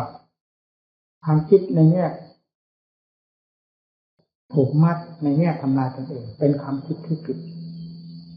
ให้พากันระมัดระวังเสมอเดินไปไหนก็ดีอยู่สถานที่ใดก็ดีอย่างน้อยให้มีสติอยู่กับตัวหรือผู้บริกรรมก็ให้รู้กับคำบริกรรมของตัวเวลาบริกรรมไปนานๆจิตมีความละเอียดแล้วคำบริกรรมแทบจะไม่ปรากฏก็ให้เลือกรู้อยู่เป็นคำบริกรรมอยู่เช่นนั้นจิตก็ยิ่งจะมีความละเอียดเรื่อยๆไป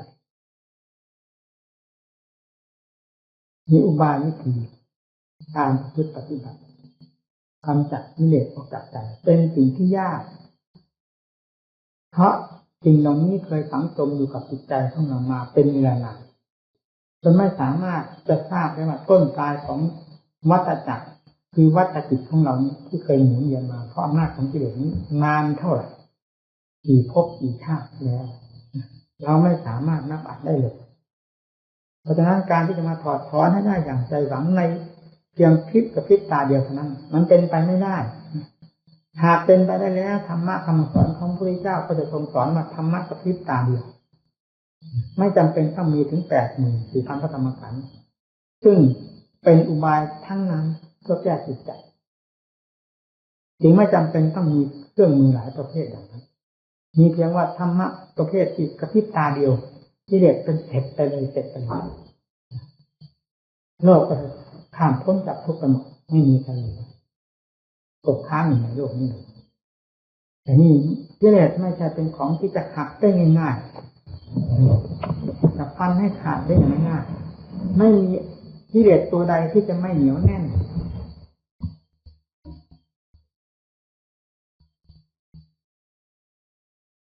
เหนียวที่สุดแน่นที่สุดก็คือกิเลสเป็นธรรมชาติที่กล่อมจิตใจคนให้เคลิบเคลิ้มหลงตามได้ที่สุดก็คือกิเลสไม่ว่าจะเป็นประเภทหยาบประเภทกลางประเภทละเอียดของกิเลสหลอกสัตว์โลกได้อย่างง่ายดายอย่างสบายมากเราจะเห็นได้ชัดๆเช่นความโลภก็ยำหยาบทราบแล้วว่าความโลภมันไม่ใช่ของดีเรายังพอใจโลภคำว่าพอใจโลภก็คือเชื่อกิเลสตัวโลภนั่นเองมันจึงพอใจถ้าไม่พอใจมันก็ต่อสู้กันความพอใจย่อมมันมีการต่อสู้คล้อยกันความโกรธให้เขาอยู่ภายในจิตใจมันก็เป็นไฟอยู่แล้วภายในใจของเรายังแสดงออกมาทางอาการอีกตาดำตาแดงไป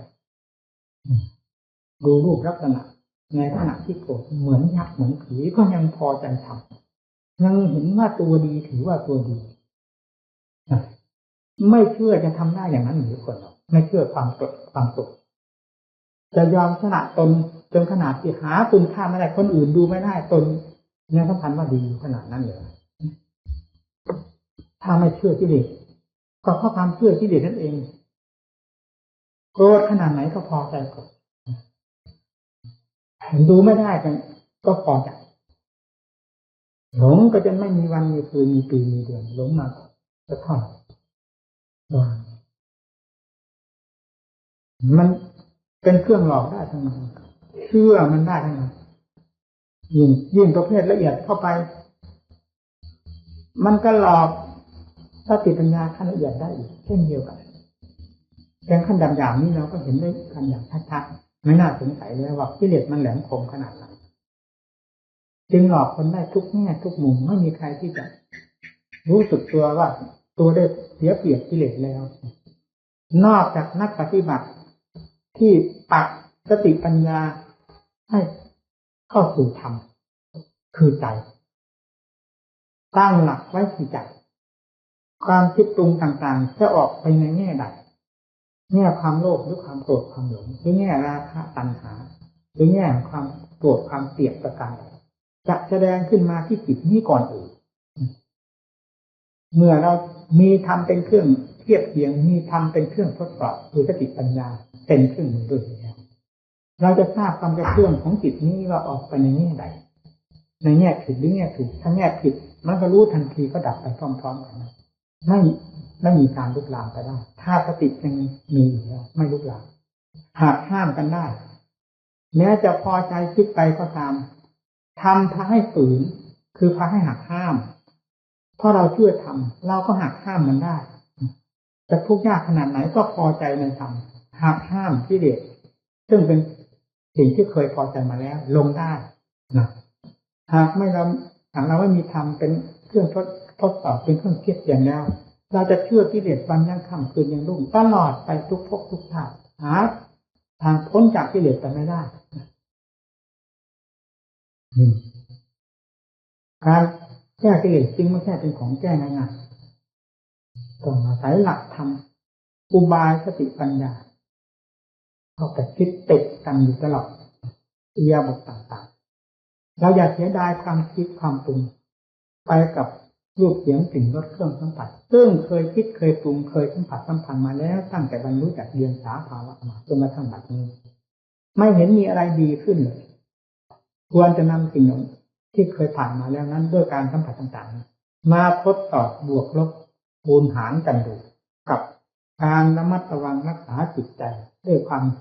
เข้มแข็งโดยอาศัยหลักธรรมเป็นเครื่องมือรักษาอันใดดีทางไหนดีเราใจของเราสงบจากความฟุ้งซ่านเกี่ยวกับเรื่องโลกเรื่องสงสารได้ชั่วระยะเวลาเท่านั้นเรายังรู้สึกมีความสุขมากไม่ใช่น้อยเกิดความตื่นเต้นภายในใจมีความกระหยิ่มยิ้มย่องขณะที่จิตมีความสงบตัวลงไปนี่แหละเป็นคุณค่าแห่งธรรมที่พอจะฟัดเหวี่ยงกันหน้ากับกิเลสที่เราเคยรู้รสชาติมันมาเป็นเวลานานกลับมารู้รสชาติแห่งความสงบเป็นใจเพราะอำนาจการปฏิบัติชั่วขณะเท่านั้นเทียบเทียงกันเข้ากันได้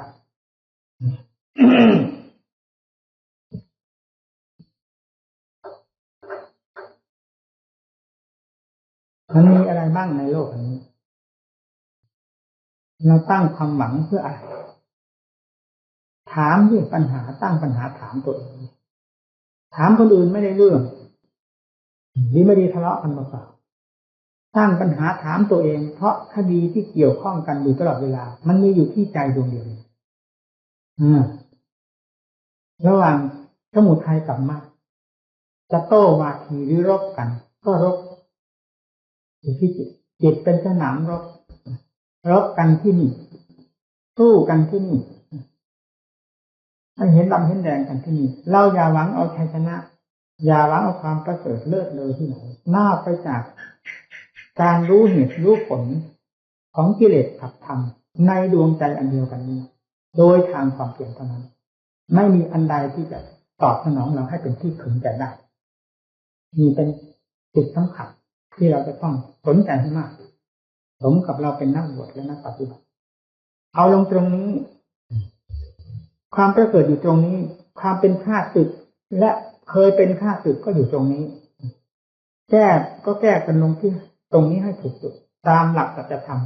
ซึ่งเป็นหลักแห่งความพ้นทุกข์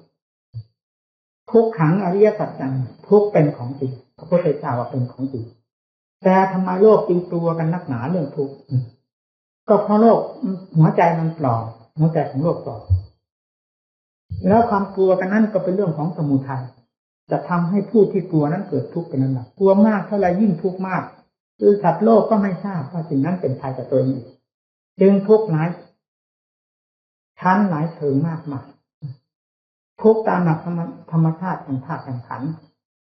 ก็เป็นทุกข์อันหนึ่งแล้วความกลัวทุกข์ จนเสียอกเสียใจวุ่นวายไปหมดแล้วก็สร้างความทุกข์ขึ้นที่ใจอีกชั้นหนึ่งในทุกข์ทั้งทางกายและทุกข์ทั้งทางใจทั้งหาที่ตรงวางไม่ได้ทั้งที่ทุกข์ท่านบอกว่าเป็นของจิตเพราะจิตใจมันปลอมมันหาความจริงจากทุกข์ไม่ได้จึงตั้งเนื้อตั้งตัวต่างคนต่างจริงไม่ได้กระทบกันเรื่อยๆมีแต่ความแท้อยู่ตลอดเวลาเราเนี่ยสัจธรรมเนี่ยเป็นแดนแห่งความพ้นทุกข์นี่อยู่ที่สัจธรรมนี้ไม่มีอยู่ในสถานการเวลาใดแต่มีอยู่ในสัจธรรมทุกขังอริยสัจจังได้กล่าวแล้วตะกี้นี้คือความทุกข์ทางกายทางใจนี่เป็นผลที่เกิดขึ้นจากสมุทัยสมุทัยคืออะไรแดนผิดทุกข์หรือธรรมชาติผิดทุกข์ท่านกล่าวไว้เป็นส่วนใหญ่ว่ากามตัณหาภวตัณหาวิภวตัณหาในธรรมจักรกับพระธรรมสูตรท่านแสดงไว้อย่างนี้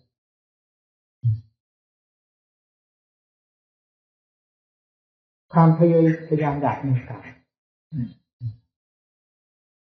ความอยากมีอยากเป็นในแง่ต่างๆจนหาประมาณไม่ได้นี่เรียกว่าตัณหาวิภวตัณหามีความอยากในของไม่มีอยากเท่าไรมันก็ไม่ได้กินมันไม่ได้อิ่มเพราะมันเป็นของไม่มีเป็นเกิดแล้วจะไม่ให้ตายความแปรสภาพอยู่ตลอดเวลาก็อยากให้ยืนยงคงถาวรมันจะยืนยงคงถาวรได้ยังไงธาตุขันธ์ทั้งหมดนี้เป็นกองอนิจจังทุกขังอนัตตาอยู่แล้วเราจะบังคับให้มันเป็นได้อย่างไรวิภวตัณหาคือความทะเยอทะยานอยากให้ของไม่มีถึงเวลาจะตายก็ยังไม่อยากตายดิ้นรนกระวนกระวายดิ้นเท่าไรก็ยิ่งเป็นทุกข์เพราะใจหัวใจพาให้ดิ้นก็ยิ่งเป็นทุกข์นี่แหละท่านเรียกว่าสมุทัยแล้วจะเอาอะไรมาระงับดับอันนี้มรรคเป็นเครื่องมือดับถ้าจะทำทั้งสองประเภทนี้ได้ทุกข์ท่านบอกพึงกำหนดรู้เท่านั้นไม่เป็นสิ่งสำคัญอะไรมากนักเลยแต่การกำจัดนี่เป็นของสำคัญคือกำจัดสมุทัยด้วยมากเอาเรียนให้ถึงกันพระพุทธเจ้าสอนทำให้ถึงความจริงเราเรียนทำฟังทำปฏิบัติธรรมต้องทำให้ถึงความจริงเมื่อถึงความจริงแล้วจะหาความปลอมไปไม่ได้สัมมาทิฏฐิสัมมาสังกัปโปนี่หมายถึงองค์ปัญญาถ้าเป็นดาบก็เป็นดาบอันคมกล้าที่สุดไม่มีอันใดที่จะผ่าดาบนี้จะตัดไม่ขาดกิเลสประเภทใดเป็นขาดท่านไปเลยเพราะสัมมาทิฏฐิสัมมาสังกัปโปที่เรียกว่าองค์ปัญญา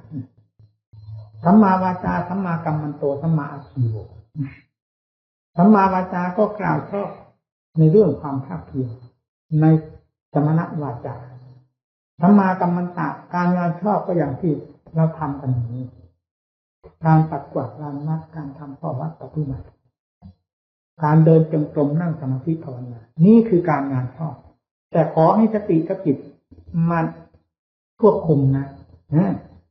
แต่สติกับปัญญามาควบคุมงานนี้จึงจะชอบแต่ทำไปเฉยๆแต่ว่าทำก็ไม่ชอบเหมือนกันทำด้วยโมหะอย่างนั้นสติจึงเป็นของสำคัญสัมมากัมมันตะสัมมาอาชีวะอย่างหยาบๆก็บิณฑบาตมาเลี้ยงชีพ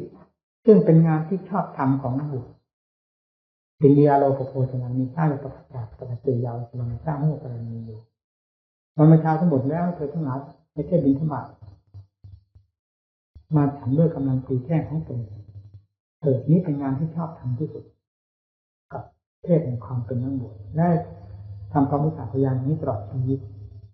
อย่าขี้เกียจนะพูดง่ายๆอย่างภาษาเราก็เลยว่าถ้าไม่ขี้เกียจกินอย่าขี้เกียจบิณฑบาตมาฉันนะว่าขี้เกียจบิณฑบาตแต่ขยันกินมันเข้ากันไม่ได้พูดอย่างภาษาของเราว่าสัมมาอาชีโวขั้นสัมมาอาชีโวอีกขั้นหนึ่งก็คือเลี้ยงดูแลเลี้ยงหล่อเลี้ยงจิตให้ชอบทำเอานำธรรมเข้ามาหล่อเลี้ยงจิตนำสตินำปัญญาศรัทธาความเพียรเข้ามาหล่อเลี้ยงจิตอย่าให้จิตหิวโหยในอาหารที่ถูกกับมโนธาตุอย่านำยาพิษเข้ามาทำลายจิตใจเรียกว่าเลี้ยง จิตชอบธรรมชีวะความเป็นอยู่จิตพาให้เป็นอยู่เลี้ยงอาหารคือธรรมโดยชอบธรรมเพื่อจิตจะได้มีความรื่นเริงมันเทิงกระปรี้กระเปร่าขึ้นมาเพราะแต่อาหารเป็นที่ถูกกับธาตุของตัวเองคือมโนธาตุแยกเป็นอย่างนี้สัมมาวายาโมท่านบอกว่าเพียรในที่สี่สถานเนี่ยก็เข้าใจอยู่แล้วเรื่องละบาปที่เกิดขึ้นแล้วให้เกิดขึ้นเรื่องสั่งสมกุศลคือความฉลาดหนึ่งให้เกิดขึ้นภายในจิตใจเราเป็นจะย่อยนี่เพียรอยู่ในกายเวทนาจิตธรรมนี่เรียกว่าเพียรชอบพิจารณากรรมฐานเกสาโลมานะขาทันตาตะโจดูให้ตลอดทั่วถึงเพียรอยู่ทั่วตรงนี้หนังทัดกำหนดถลกออกมาดูข้างนอกมีแต่ผิวบางๆตื่นกันที่ผิวนี้เข้าข้างในเยิ้มไปด้วยปุโพโลหิตน้ำเน่าน้ำหนองยิ่งเต็มเป็นของปฏิกูลไปหมดน่าเกลียดน่ากลัวคือป่าช้าผีดิบมันอยู่ในตัวของเราแต่ละคนนี่แหละความเพียรชอบดูให้เห็นเหตุเห็นผลในความจริงอย่างนี้ทำไมจึงเสกสรรตั้งยอกันว่าดีนักดีหนาเหมือนจะเหาะบินไปได้ทั้งที่ไม่มีปีกเสกสรรจะไปหาประโยชน์อะไรมันขัดต่อความจริงดูให้มันเห็นตามความจริงของมันสถานที่เกิดที่อยู่เป็นยังไงสิ่งเหล่านี้มันเกิดมาจากที่สกปรกโสมมทั้งนั้นแล้วเวลาอยู่ก็อยู่ด้วยความสกปรกโสมมหาความสะอาดที่ตรงไหนหนึ่งในร่างกายพิจารณาอย่างนี้ที่ เรียกว่าสัมมาวายโมสัมมาสติก็ตั้งสติไว้ในสติปัฏฐานสี่นี้แหละในการพิจารณาเนี่ยตั้งสติไว้ชอบพิจารณาไปตรงไหนในอาการ32อาการใดก็ตามหรือทั้งหมดทุกอาการก็ตามให้มีสติเป็นผู้ควบคุมงานไปทั้งหมดอันเรียกสัมมาสติสัมมาสมาธิเมื่อเราได้พิจารณาชอบตามธรรมแล้วความสงบก็สงบธรรมสัมมาสมาธิไม่ได้หลงโลกหลงสงสารไปไหนพอสงบแล้วก็เหาะเหินเดินฟ้าไปเห็นนรกไปเห็นสวรรค์ไปเห็นโน่นไปเห็นนี้ทั้งที่จิตใจยังไม่ถึงไหนเลยมันขายก่อนซื้อแล้วมันเห็นนรกสวรรค์ภายในจิตใจนี้ซะก่อนนั้นไม่เป็นปัญหาอะไรสงบอยู่ภายในใจเพราะใจเป็นผู้ฟุ้งซ่านใจเป็นผู้ก่อทุกข์ใจเป็นผู้ก่อความวุ่นวายให้แก่ตัวเองให้สงบลงด้วยธรรมด้วยการภาวนาเมื่อจิตสงบลงแล้วด้วยวิธีนี้ไม่ตรงกระแสไปสู่อารมณ์ภายนอกอันเป็นการยุแย่ต่อคนเองนั่นเรียกว่าสัมมาสมาธินี่ละมากทั้ง8นี่ทั้งสรุปเข้ามาได้เนี่ยศีลสมาธิปัญญาเนี่ยลงอยู่ที่นี่คือเครื่องแก้กิเลสเป็นสัจธรรมคือความจริงประเภทหนึ่งนิโรธแล้วก็มีปัญหาอะไรมากนะขอให้เราดำเนินเรื่องมรรคปฏิปทานี้ให้พอตัวเถิดนิโรธคือความดับทุกข์ก็เช่นเดียวกันกับการรับทานอาหารการรับทานอาหารก็เหมือนกับการบำเพ็ญมากรับทานไปรับทานไปความอิ่มหนำสำราญก็ปรากฏขึ้นโดยลำดับไอ้ความหิวโหยก็ดับลงไปอย่างนั้นมันเป็นเรื่องมันเองเราไม่จำเป็นจะต้องไปสร้างนิโรธขึ้นมาให้สร้างมรรคให้พอตัวนิโรธพึงทำให้แจ้งพึงทำให้แจ้งด้วยอะไรถ้าไม่พึงทำให้แจ้งด้วยมรรคคือศีลสมาธิปัญญาหรือด้วยมรรค8นี้เท่านั้นไม่มีอย่างอื่นที่จะทำนิโรธให้แจ้งได้เพียงจะไปสร้างนิโรธให้แจ้งวันยังค่ำก็ตายทิ้งเปล่าคืนยังรุ่งตายทิ้งเปล่าไม่เกิดประโยชน์อะไรถ้าไม่สร้างมรรคให้มีกำลังอบรมมรรคให้มีกำลังมรรคนี่เป็นของสำคัญสมุทัยเป็นของสำคัญเพียงไรมรรคมีความสำคัญเท่านั้นเนี่ยเราจะทำทั้งสี่นี้มีสำคัญอยู่ที่เกี่ยวข้องกับเราก็ต้องได้ตั้งหน้าตั้งตาทำจริงๆก็คือสมุทัยกับมรรคส่วนทุกข์มันเป็นผลที่เกิดขึ้นจากสมุทัยเป็นทุกข์ทางใจส่วนทุกข์ทางกายนั้นพระพุทธเจ้าสาวกก็มีเพราะท่านไม่ใช่คนตายย่อมมีความทุกข์แต่ท่านทุกข์เหล่านี้ไม่สามารถกระทบกระเทือนพระจิตของท่านได้ใจของพระสาวกทั้งหลายก็เหมือนกันมันรู้ตามเป็นจริงของมันอย่างนั้นนี่คือการปฏิบัติเพื่อมรรคผลนิพพานเพื่อฆ่ากิเลสถ้าดำเนินอยู่เช่นนี้เราอยู่ที่ไหนก็เป็นการต่อสู้กับกิเลสอยู่ตลอดเวลาแล้วเราจะได้เห็นกิเลสหมอบราบให้เราดูสักทีส่วนหน้ามีแต่เราหมอบราบกับกิเลส เดินจงกรมก็ยังหมอบราบให้กิเลสนั่งสมาธิก็หมอบราบให้กิเลสเพราะความเผลอสติเป็นของสำคัญอาการแห่งความเพียรที่แสดงทุกท่านี่แต่ท่าหมอบปราบกิเลสทั้งนั้นเพราะความเผลอสติความใจลอยความไม่ตั้งอยู่ในหลักธรรมแห่งการชำระกิเลสแห่งการแก้กิเลสแห่งการปราบปรามกิเลสจึงมีอำนาจกดคอยลงได้ทุกอาการของความเพียรให้คุณเข้าใจอย่างนี้ถ้าไม่ใช้สติปัญญาสอดแทรกให้รู้เรื่องของกิเลสแล้วจะไม่รู้กิเลสมันสวมรอยตลอดเวลาเอาเรียนให้จบสัจธรรมมันอยู่ที่กายที่ใจเท่านั้นเรียนจบที่นี่แล้วไม่ต้องหาเรื่องว่าประเสริฐนิพพานไม่ต้องไปหาทำไมนิพพานคืออะไรนิพพานก็เป็นชื่ออันหนึ่งธรรมชาติที่ให้ชื่อว่านิพพานนั้นคืออะไรกิเลสก็เป็นชื่ออันหนึ่งธรรมชาติที่เราให้ชื่อว่ากิเลสนั้นมันคืออะไรมันก็อยู่ที่หัวใจเราด้วยกันทั้งสองอย่างคือกิเลสก็อยู่ที่ใจนิพพานก็คือใจที่บริสุทธิ์หมดจากกิเลสแล้วเท่านั้นถ้าอุปติที่เสียจากนิพพานก็ได้นิพพานแล้วทั้งที่ธาตุขันธ์หนึ่งครองตัวอยู่เอาแค่นี้ก่อนท่านบรรยายอธิบายให้เพื่อนครับ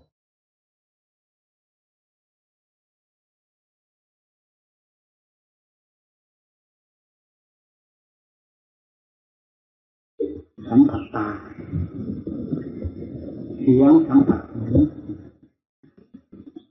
กลิ่นสัมผัสจมูกรสสัมผัสลิ้นเย็นร้อนอ่อนแข็งสัมผัสกายแล้วก็นำสิ่งเหล่านี้ไปเป็นอารมณ์ของใจที่เรียกว่าธรรมะเราสิ่งเหล่านี้เป็นสาเหตุที่ให้กิเลสแสดงตัวออกมาให้เห็นอย่างชัดเจนจนเป็นเรื่องเป็นราวขึ้นมาเพราะรูปเสียงกลิ่นรสเรื่องสัมผัสหรืออารมณ์กับสิ่งนั้นๆเกิดขึ้นจากสิ่งที่เคยสัมพันธ์เป็นอดีตลงไปแล้วนั่นแหละเข้ามาฝังอยู่ภายในจิตใจทำให้ขึ้นคิดตั้งแต่เรื่องกิเลสปัญหาเพราะถูกมัดตัวเองเข้าไปเรื่อยๆเป็นหาทางแก้ไขไม่ได้ผู้ปฏิบัติจึงต้องสังเกตเรื่องของจิตในขณะที่มีสิ่งต่างๆเข้ามาสัมผัสจะเป็นทางรูปเสียงกลิ่นรสทางไหนก็ตามต้องจดต้องอยู่ที่จิตการแสดงอาการกิริยาต่างๆไปตามเหตุการณ์ที่มาเกี่ยวข้องประกาศขึ้นที่จิตมีสติเป็นผู้คอยจดจ้องมองดูให้ทราบว่ามีชั่วหรือผิดประการใดมีปัญญาเป็นเครื่องค่อยควรพิจารณาแยกแยะกันออกหรือตัดกันออกในสิ่งที่เห็นว่าไม่ดีเราการปฏิบัติตัวเองการรักษาตัวเองรักษาอย่างนี้ปฏิบัติอย่างนี้อยู่ทุกอิริยาบถคือนั่นเชื่อเป็นผู้รักษาตัวด้วยดีนี่เลยปฏิบัติมานานผ่านมาพอสมควรพอรู้เรื่องราวสิ่งนี้ทั้งโทษทั้งสุขไม่มีสิ่งใดที่จะ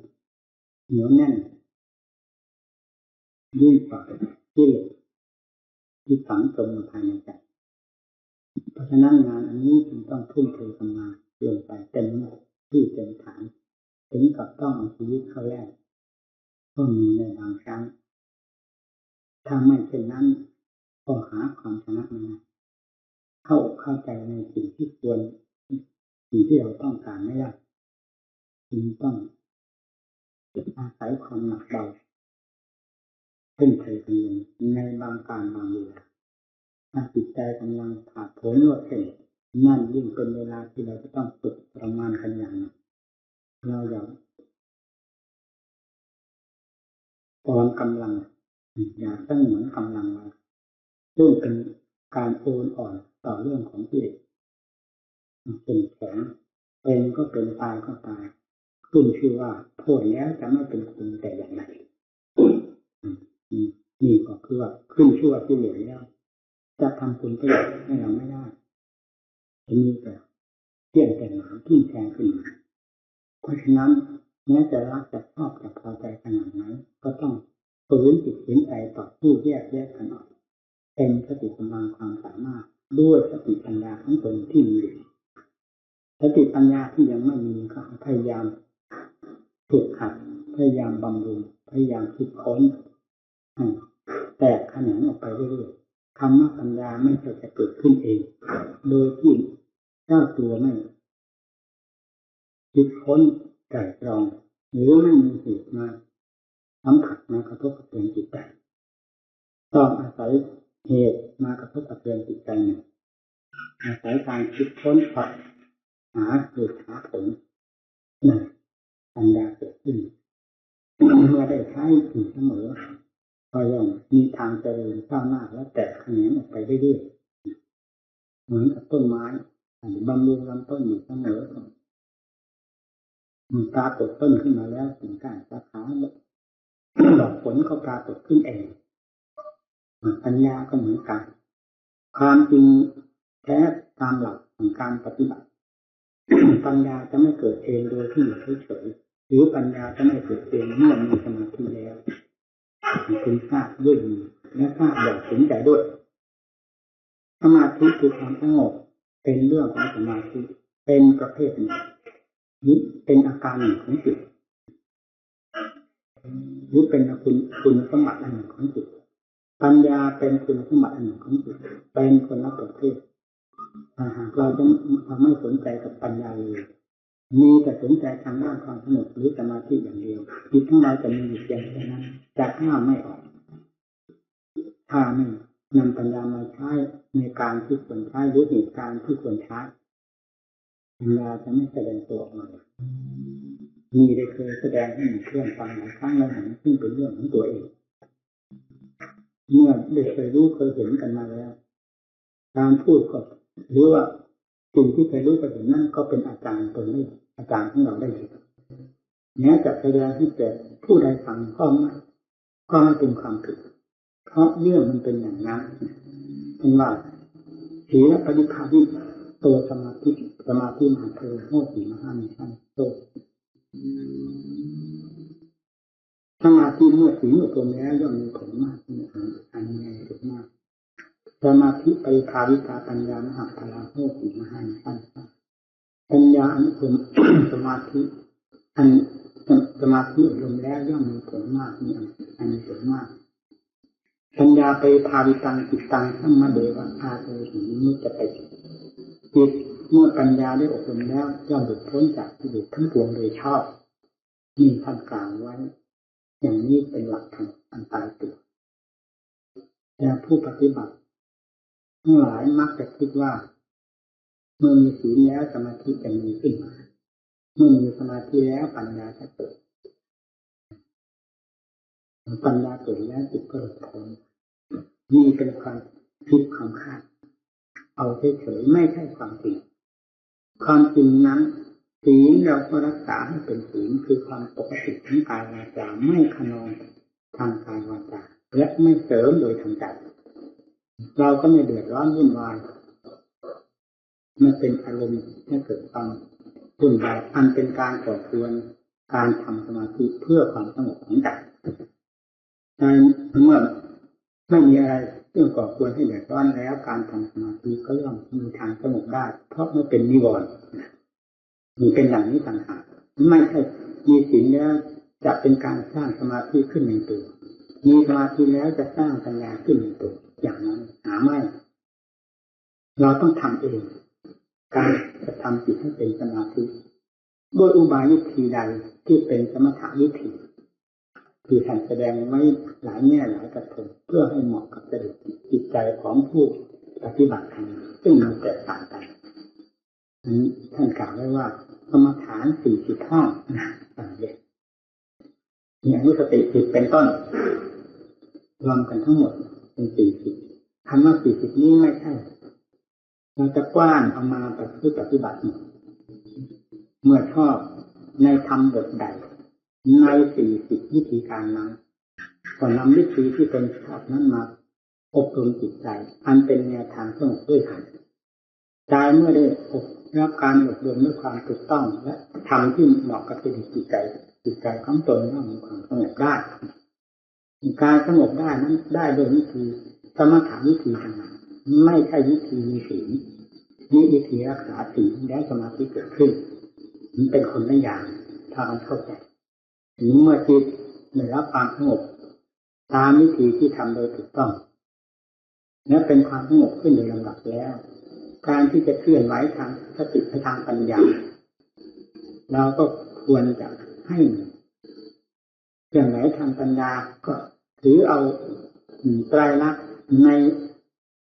สกุลกายของเรานี้ทั้งหมดเป็นสถานที่ทำงานถือไตรลักษณ์เป็นทางเดินไตรลักษณ์คืออะไรคืออนิจจังทุกขังอนัตตาเนี่ยแล้วที่กล่าวว่าอนิจจังทุกขังอนัตตานี้ก็มีเต็มกันในร่างกายของเราทุกส่วนหรือในขันธ์ห้านี้เป็นกองแห่งไตรลักษณ์ทั้งนั้น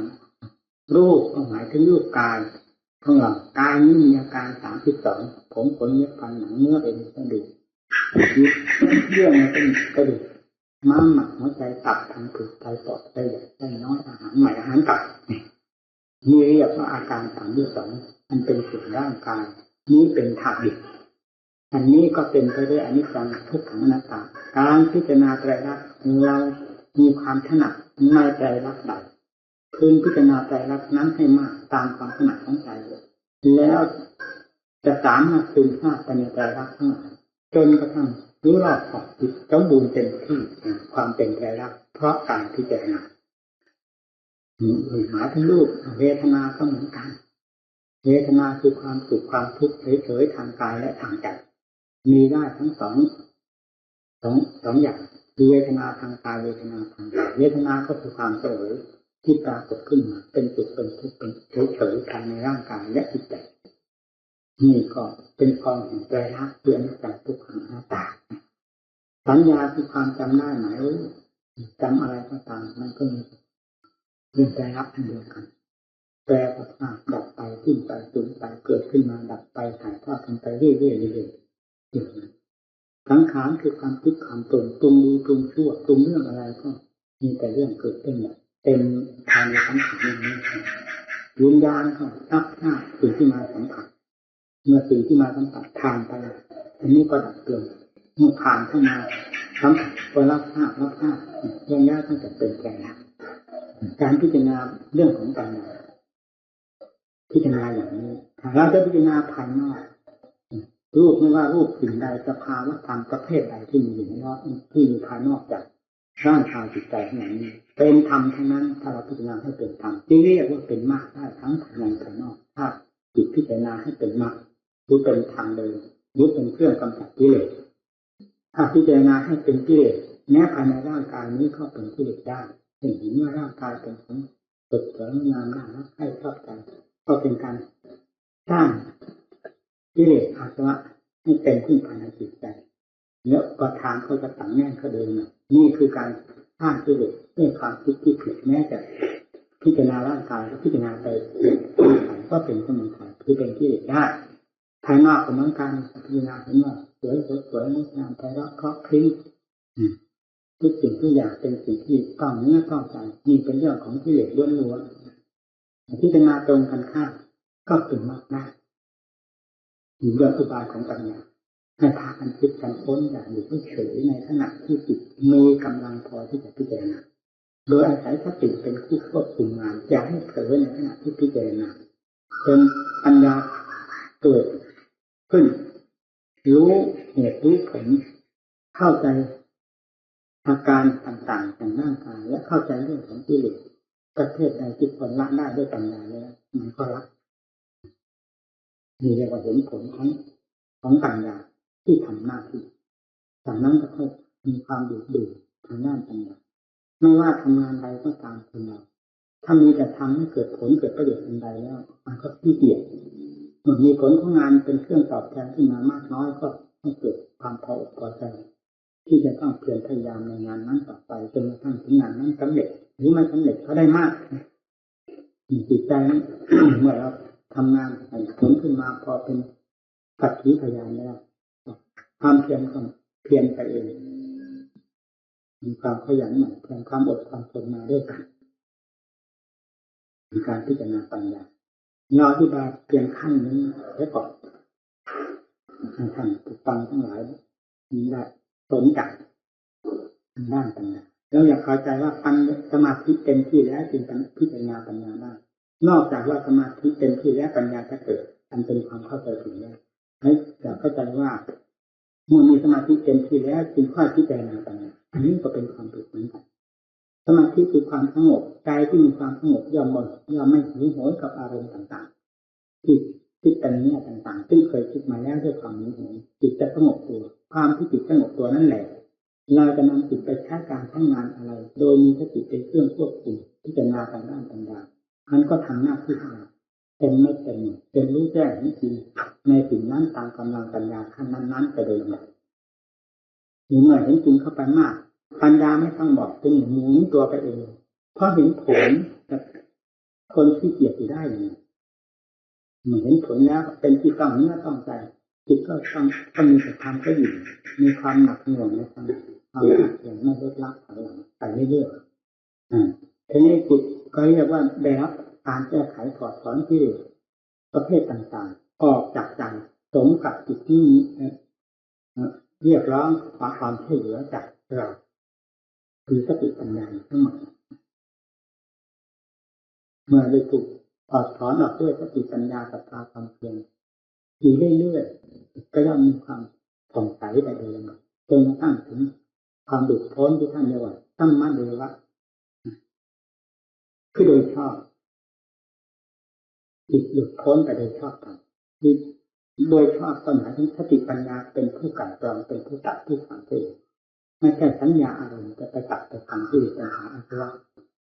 แล้วก็สำคัญตนว่าหลุดพ้นความหลุดพ้นด้วยความสำคัญนั้นเป็นเรื่องของปัญญา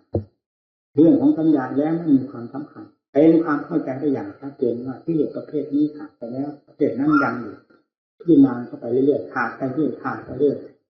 ไม่ติดต่อกันโดยลำดับกันเข้าไปจนกระทั่งถึงขาดกระเด็นออกไปโดยสิ้นเชิงจากสมมติทั้งหลายคำว่ากิเลสแต่ประเภทใดก็ตามก็อยู่ในขั้นสมมติคำว่าธรรมที่เป็นผู้เทียมกับกิเลสเป็นเครื่องแก้กิเลสทุกประเภทก็เป็นสมมติเหมือนกันเช่นสมาธิปัญญาเป็นต้นนี่ก็คือสมมติทำเครื่องแก้เครื่องนำเมื่อสติปัญญาให้ทำการแก้กิเลสกับถอนกิเลสออกจากใจหมดโดยสิ้นเชิงแล้วปัญญาก็หมดหน้าที่ไปสติก็หมดหน้าที่ไปในการควบคุมงานเพื่อถอนกิเลสกิเลสทุกประเภทก็หมดไปจากใจหลังจากนั้นแล้วไม่มีอะไรที่จะพูดอีกพูดได้เพียงว่าจิตบริสุทธิ์หมดหน้าที่ทำงานได้เสร็จสิ้นสมบูรณ์เต็มที่แล้วนี่แหละธรรมะคำสั่งสอนของพระพุทธเจ้าพระองค์ทรงสั่งสอนไว้อย่างแน่นยำที่สุดตัวขาโตพระวตาธรรมโมที่เรียกว่าตรัสไว้ชอบแล้วคือทำอันพระภูมิก็ตรัสไว้ชอบแล้วคือชอบทุกแง่ทุกมุมแห่งธรรมทั้งหลายไม่ว่าอย่างการอย่างไรพูดเรื่องกิเลสก็ชอบทำการอุบายวิธีแก้กิเลสก็ชอบทำถูกต้องกันหมดถ้าเรานำอุบายวิธีที่พระพุทธเจ้าทรงสั่งสอนนี้แล้วนั้นมาปฏิบัติเราจะต้องเห็นเราเป็นผู้ถอดถอนกิเลสขาดไปโดยลำดับอย่างก็จัดใจด้วยกันถ้าทำเน้นหนักทางความภาคเพียรอย่าสนใจกับสิ่งใดในโลกนี้ซึ่งเคยอยู่เคยอาศัยเคยเป็นเคยตายเคยทุกข์เคยลำบากมาแล้วไม่น่าสนใจสิ่งที่เราไม่เคยเห็นแต่จอมต่างทั้งหลายท่านรู้ท่านเห็นท่านรักมาทุกสิ่งทุกอย่างจนกระทั่งถึงเป็นจอมโลกก็คือความโดยตรงมุ่งหวังจิตใจตั้งเข็มคิดไว้ให้สูงทั้งหมดเลยให้ความเพียรเป็นเครื่องหนุนอย่าเป็นแต่เพียงความต้องการอยากรู้อยากเห็นแล้วไม่ประกอบความภาคเพียรให้เป็นไม่เป็นไม่สมเหตุสมผลนั่นก็ไม่เกิดประโยชน์ทั้งใด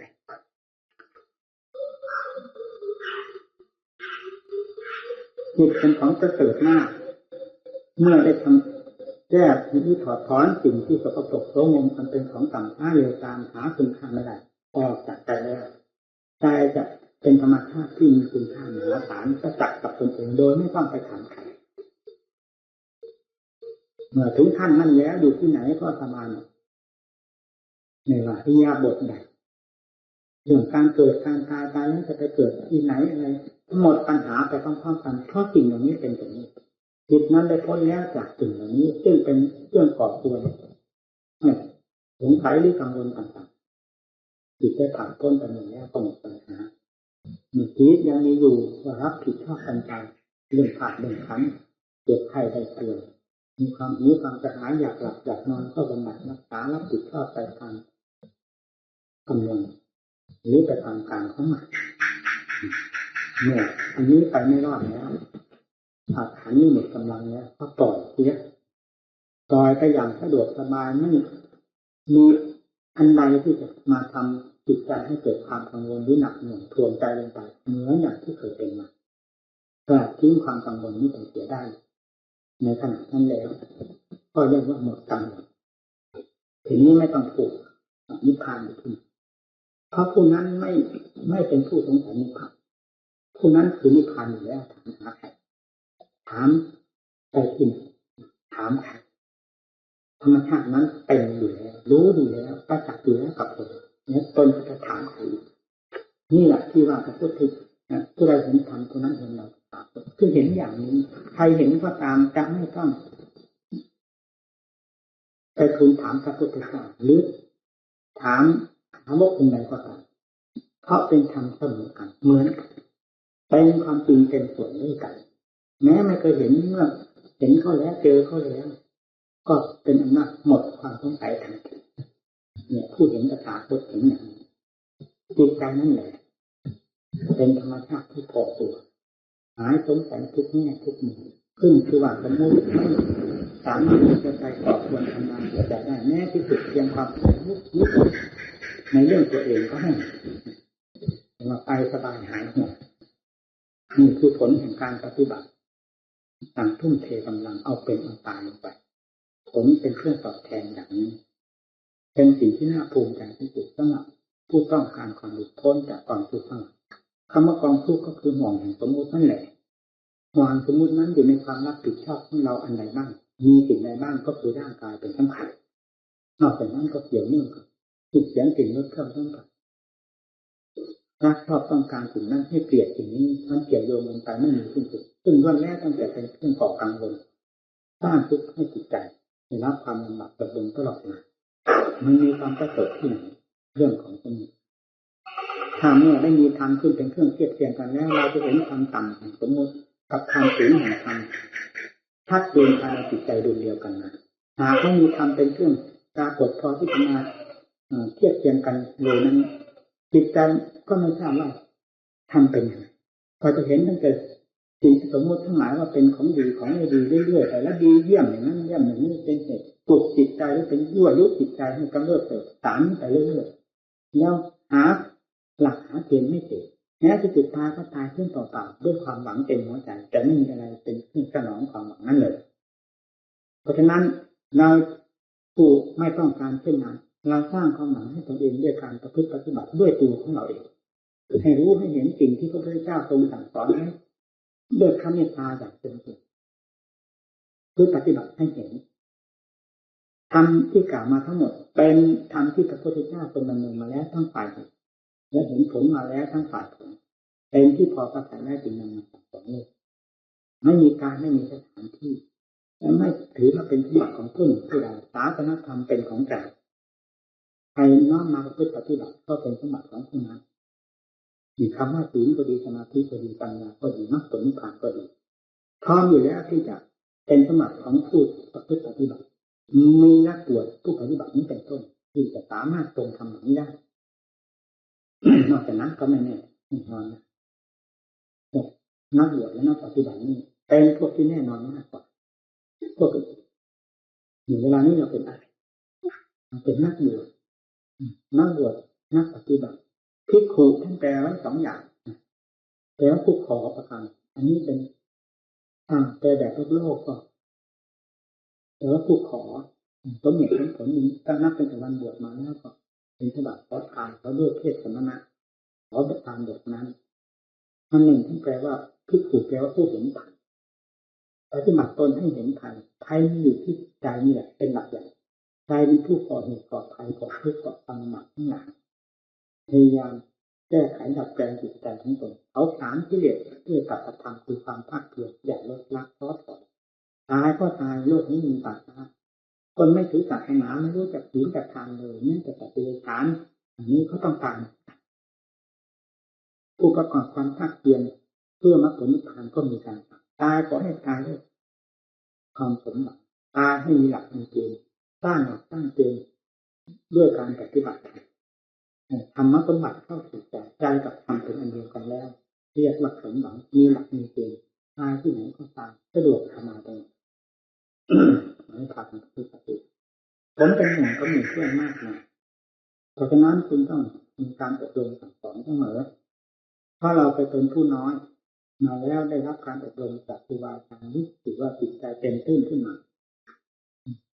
ยิ้มแย้มแจ่มใสเหมือนกับต้นไม้ที่ได้รับการบำรุง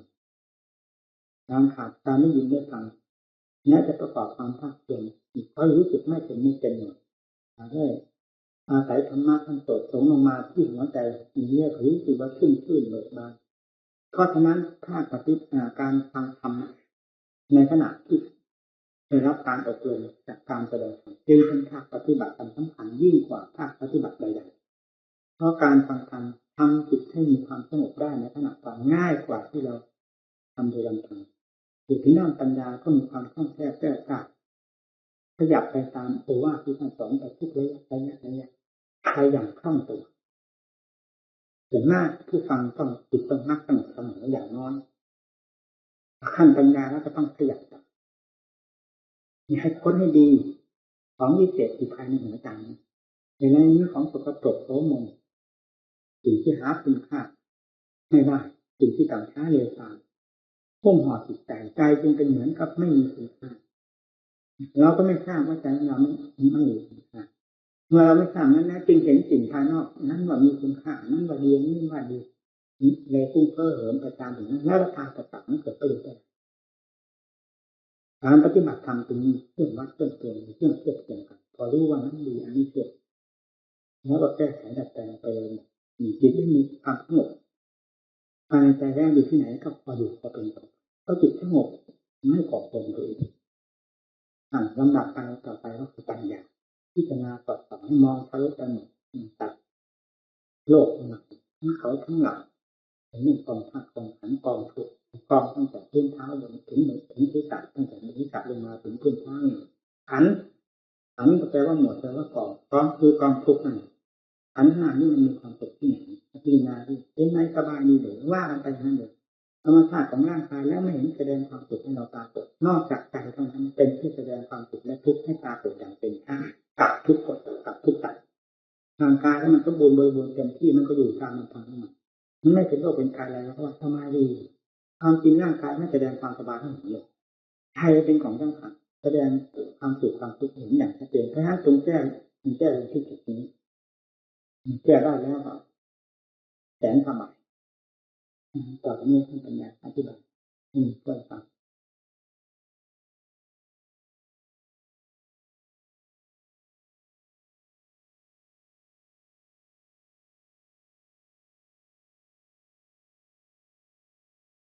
ต้นเมืองตายไม่ได้ความเกิดความตายของสัตว์ในกำเนิดต่างๆมีสืบเนื่องกันมาเป็นลำดับลำดาไม่หยุดไม่ยั้งเลื่อยมาจนปัจจุบันนี้และยังจะต้องเป็นไปอีกถ้าหากว่าเชื้อพาให้เกิดตายยังมีจากใดเชื้อก็คือกิเลสรวมลงไปแล้วก็คืออวิชชาที่ฝังใจแท้พูดอย่างนี้ทำปฏิบัติถ้าไม่ได้ปฏิบัติก็ไม่รู้สิ่งเหล่านี้แม้ถึงจะพูดให้ฟังก็ไม่มีใครเชื่อก็เชื่อแบบลางๆไปแต่สำหรับเราเองเราเชื่อว่างั้นเลยเชื่อพระพุทธเจ้า100%เรื่องเกิดเรื่องตายเพราะอำนาจของเชื้อคือกิเลสท้าให้เกิดให้ตายมีเชื้อคือกิเลสนี้เท่านั้นเชื่อตรงหมายถึงอวิชชาที่จะทราบมันก็ทำลายลงไปนี่พระพุทธเจ้าสอนสิ่งที่มีที่จริงอันนี้เข้ามาก็เทศประมาณ2 คนผมเนี่ยที่มาทำอะไรสั่งนั่นสั่งนี่ตามหน้าโรงพยาบาลถามพระภูมิเจ้าที่อะไรเข้ามาหา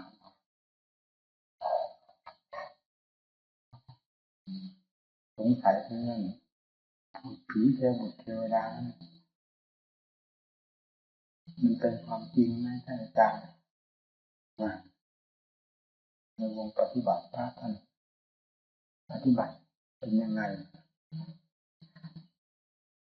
เราก็ไม่พูดว่าเป็นความจริงไม่จริงเรายกข้อเปรียบเทียบขึ้นในขณะนั้นว่าผู้เป็นหมอซึ่งมีเครื่องมือพิสูจน์เชื้อโรคต่างๆและสามารถพิสูจน์เชื้อโรคต่างๆได้ว่านั้นโรคชนิดนั้นนั่นคือโรคชนิดนั้นเห็นชัดด้วยกล้องคือเครื่องมือนั้นชัดเจน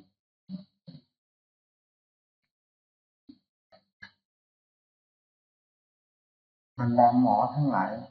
ที่เรียนมาในหลักวิชาเดียวกันไม่ได้ปฏิบัติเพื่อโลกมาแบบเดียวกันแล้วจะสงสัยที่ไหนคนอื่นที่เขาไม่เป็นหมอเขามาปฏิเสธว่าเชื้อโรคไม่มีจริงอันนี้ความปฏิเสธของเขาความไม่เชื่อของเขานั้นจะลบล้างความจริงคือเชื้อโรคชนิดต่างๆที่มีอยู่และได้พิสูจน์ดูแล้วด้วยเครื่องเขาจะมาลบล้างความจริงนี้ได้ไหมเขาก็ยอมรับบอกว่าไม่ได้แล้วคนเราทั่วไปเห็นได้ไหมเห็นไม่ได้เพราะมีเครื่องมือเป็นของละเอียดเมื่อโลกแต่ละชนิดเป็นของละเอียดมากมีต้องอาศัยเครื่องมือ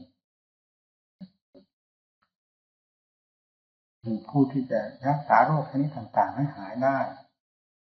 ต้องเป็นผู้รู้เรื่องของโรคพร้อมทั้งสูบยาวิชาแพทย์เป็นอย่างนั้น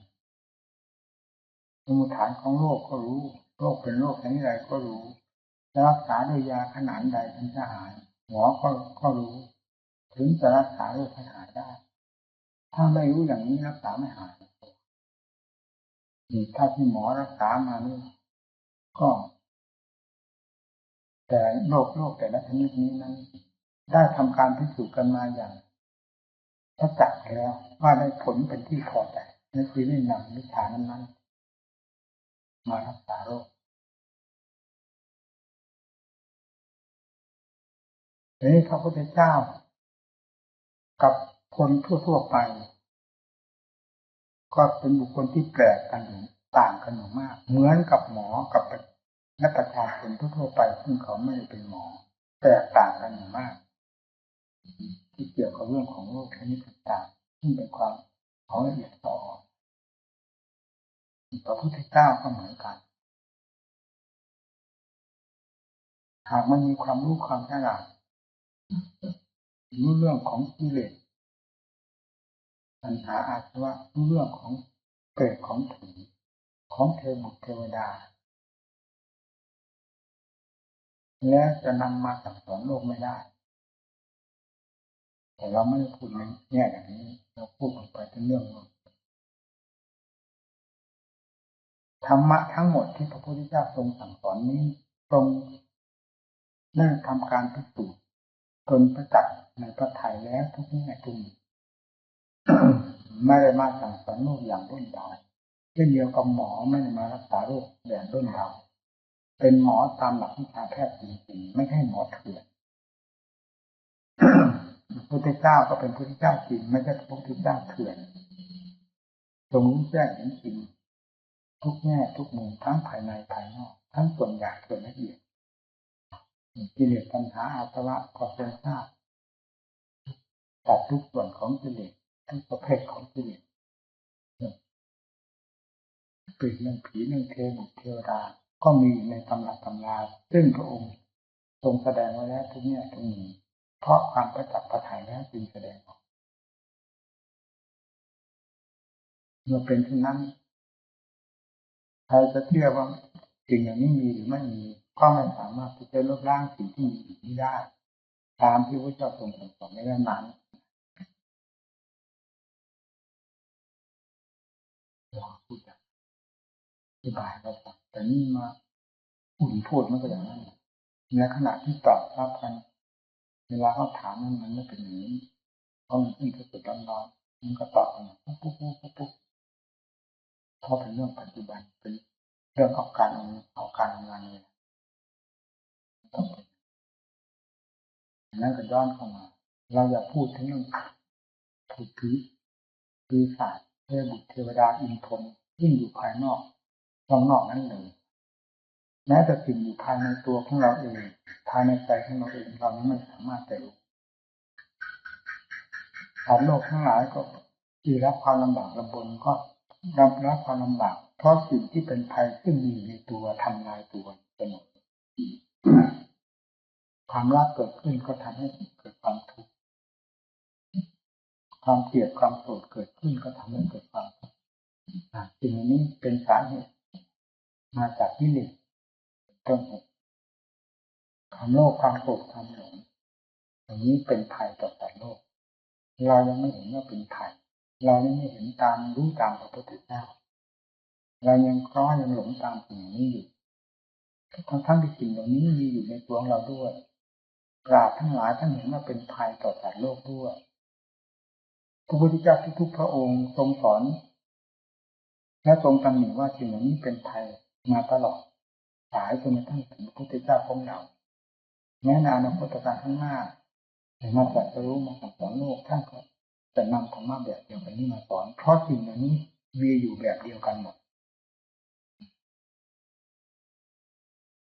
แม้เช่นนั้นพวกเราก็ยังไม่ทราบที่ดูที่เราจะว่าวิเศษวิโสผู้ฉลาดได้ยังไงแล้วจะไม่เชื่อพระพุทธเจ้า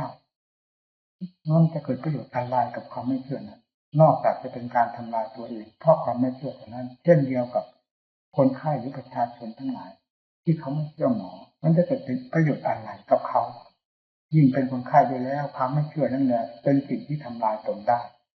ไม่ให้สนใจกับหมอกับบุกับยาแล้วมันตายได้แน่ๆคนไข้คนนั้นความไม่เชื่อหมอเช่นนั้นชนิดนั้นมันเกิดประโยชน์อะไรนอกจากเป็นภัยต่อตัวเองสิ่งที่ควรเชื่อเขาต้องเชื่อที่เราไม่รู้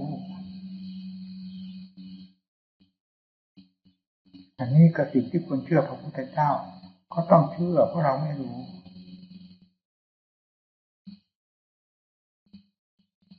หากเรารู้จริงๆแล้วเราก็ไม่ควรจะมีความทุกข์ความลำบากลำบน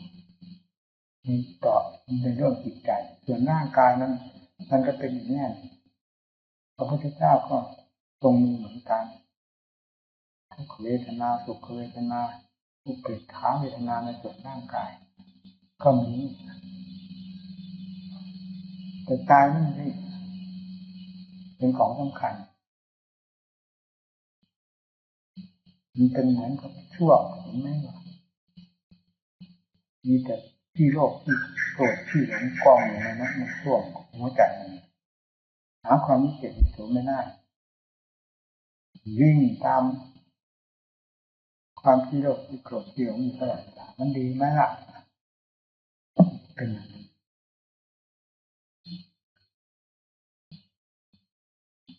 พระพุทธเจ้าทรงรู้ทรงละเลยการพูดในตอนนี้ต้องย้อนไปถึงเรื่องว่าการโลกที่ท้ายคืออยู่ไม่ถอยตั้งแต่ต้นจนกระทั่งถึงบัดนี้และจะเป็นไปอยู่จนหาประมาณไม่น่านั้นคือเพราะอะไรเป็นสาเหตุการเกิดแต่ละภพและชาติทำให้ประสบความทุกข์ความลำบากบ้างไม่มีเพราะกิเลสเป็นสิ่งที่ทำสัตว์โลกให้มีทุกข์อยู่เสมอท่านจึงกล่าวว่าดูขั้นนัตถิอาชาต่างๆทุกย่อมไม่มีแก่ผู้ไม่เกิดถ้ายังมีเกิดอยู่ความทุกข์ก็ต้องมีแม้จะเกิดในภพภูมิอันละเอียดเพียงไรก็เพราะอำนาจของกิเลสมีความละเอียดทุกข์ที่แฝงมากับกิเลสซึ่งเป็นผลนั้นก็ต้องมีอยู่ในภพนั้นๆแล้วเราจะทราบได้ยังไงพระพุทธเจ้าทรงทราบสิ่งเหล่านี้ได้ด้วยวิธีใดด้วยวิธีปฏิบัติ พระองค์ปฏิบัติอยู่ถึง6 ปีพิสูจน์ความจริงทั้งหลายทั้งข้างนอกข้างในจนกระทั่งได้เห็นความจริงอย่างประจักษ์พระทัยเฉพาะอย่างยิ่งในคืนของวันเดือนออกเป็นซึ่งตรงพระกยาหารมาทั้ง49 วันในวันเพ็ญเดือน 6ตอนเช้านั้นโมกโดยพระกยาหารของนางสุชาดา49 ก็ใหญ่เล็กขนาดไหนเราก็ไม่พอจะทราบได้แต่เป็นความจริงที่พระองค์ทรงโดยพระกยาหารของนางสุชาดาที่เขาไปเส้นสวงที่ต้นไม้นั้นต้นไม้ที่พระองค์ประทับอยู่นั้นแล้วประกอบกับตอนนั้นพระสรีระทุกส่วนยังเบารู้สึกว่า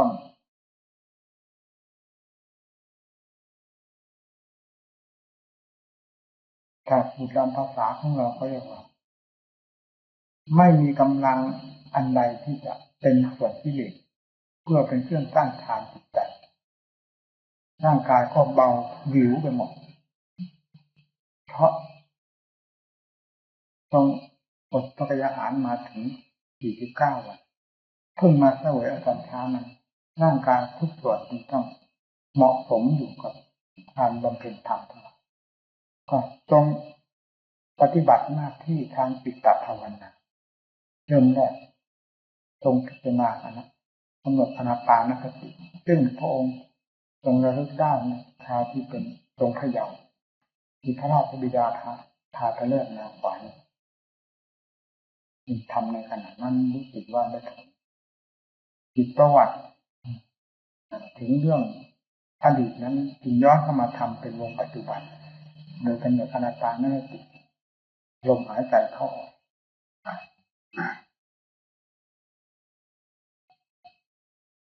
ปฐมยามก็ปรากฏว่าได้ดูอะไรตามหลักธรรมท่านกล่าวไว้ว่าในบรรลุอะไรเกี่ยวกับเรื่องอุเพนิวาสานุสติจะเป็นสติญาณอุเพนิวาสานุสติญาณตรงนี้ชาติถอยหลังหน้ากี่ภพกี่ชาติ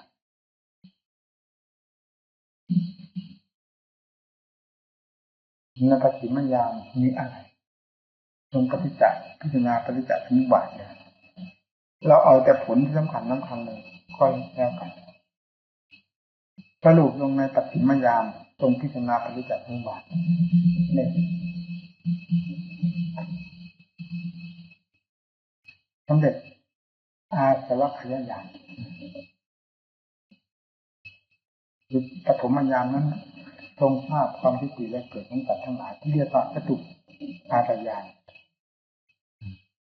อุเพนิวาสานุสติญาณทรงรู้ทรงเห็นในปฐมญาณจตุปาตญาณ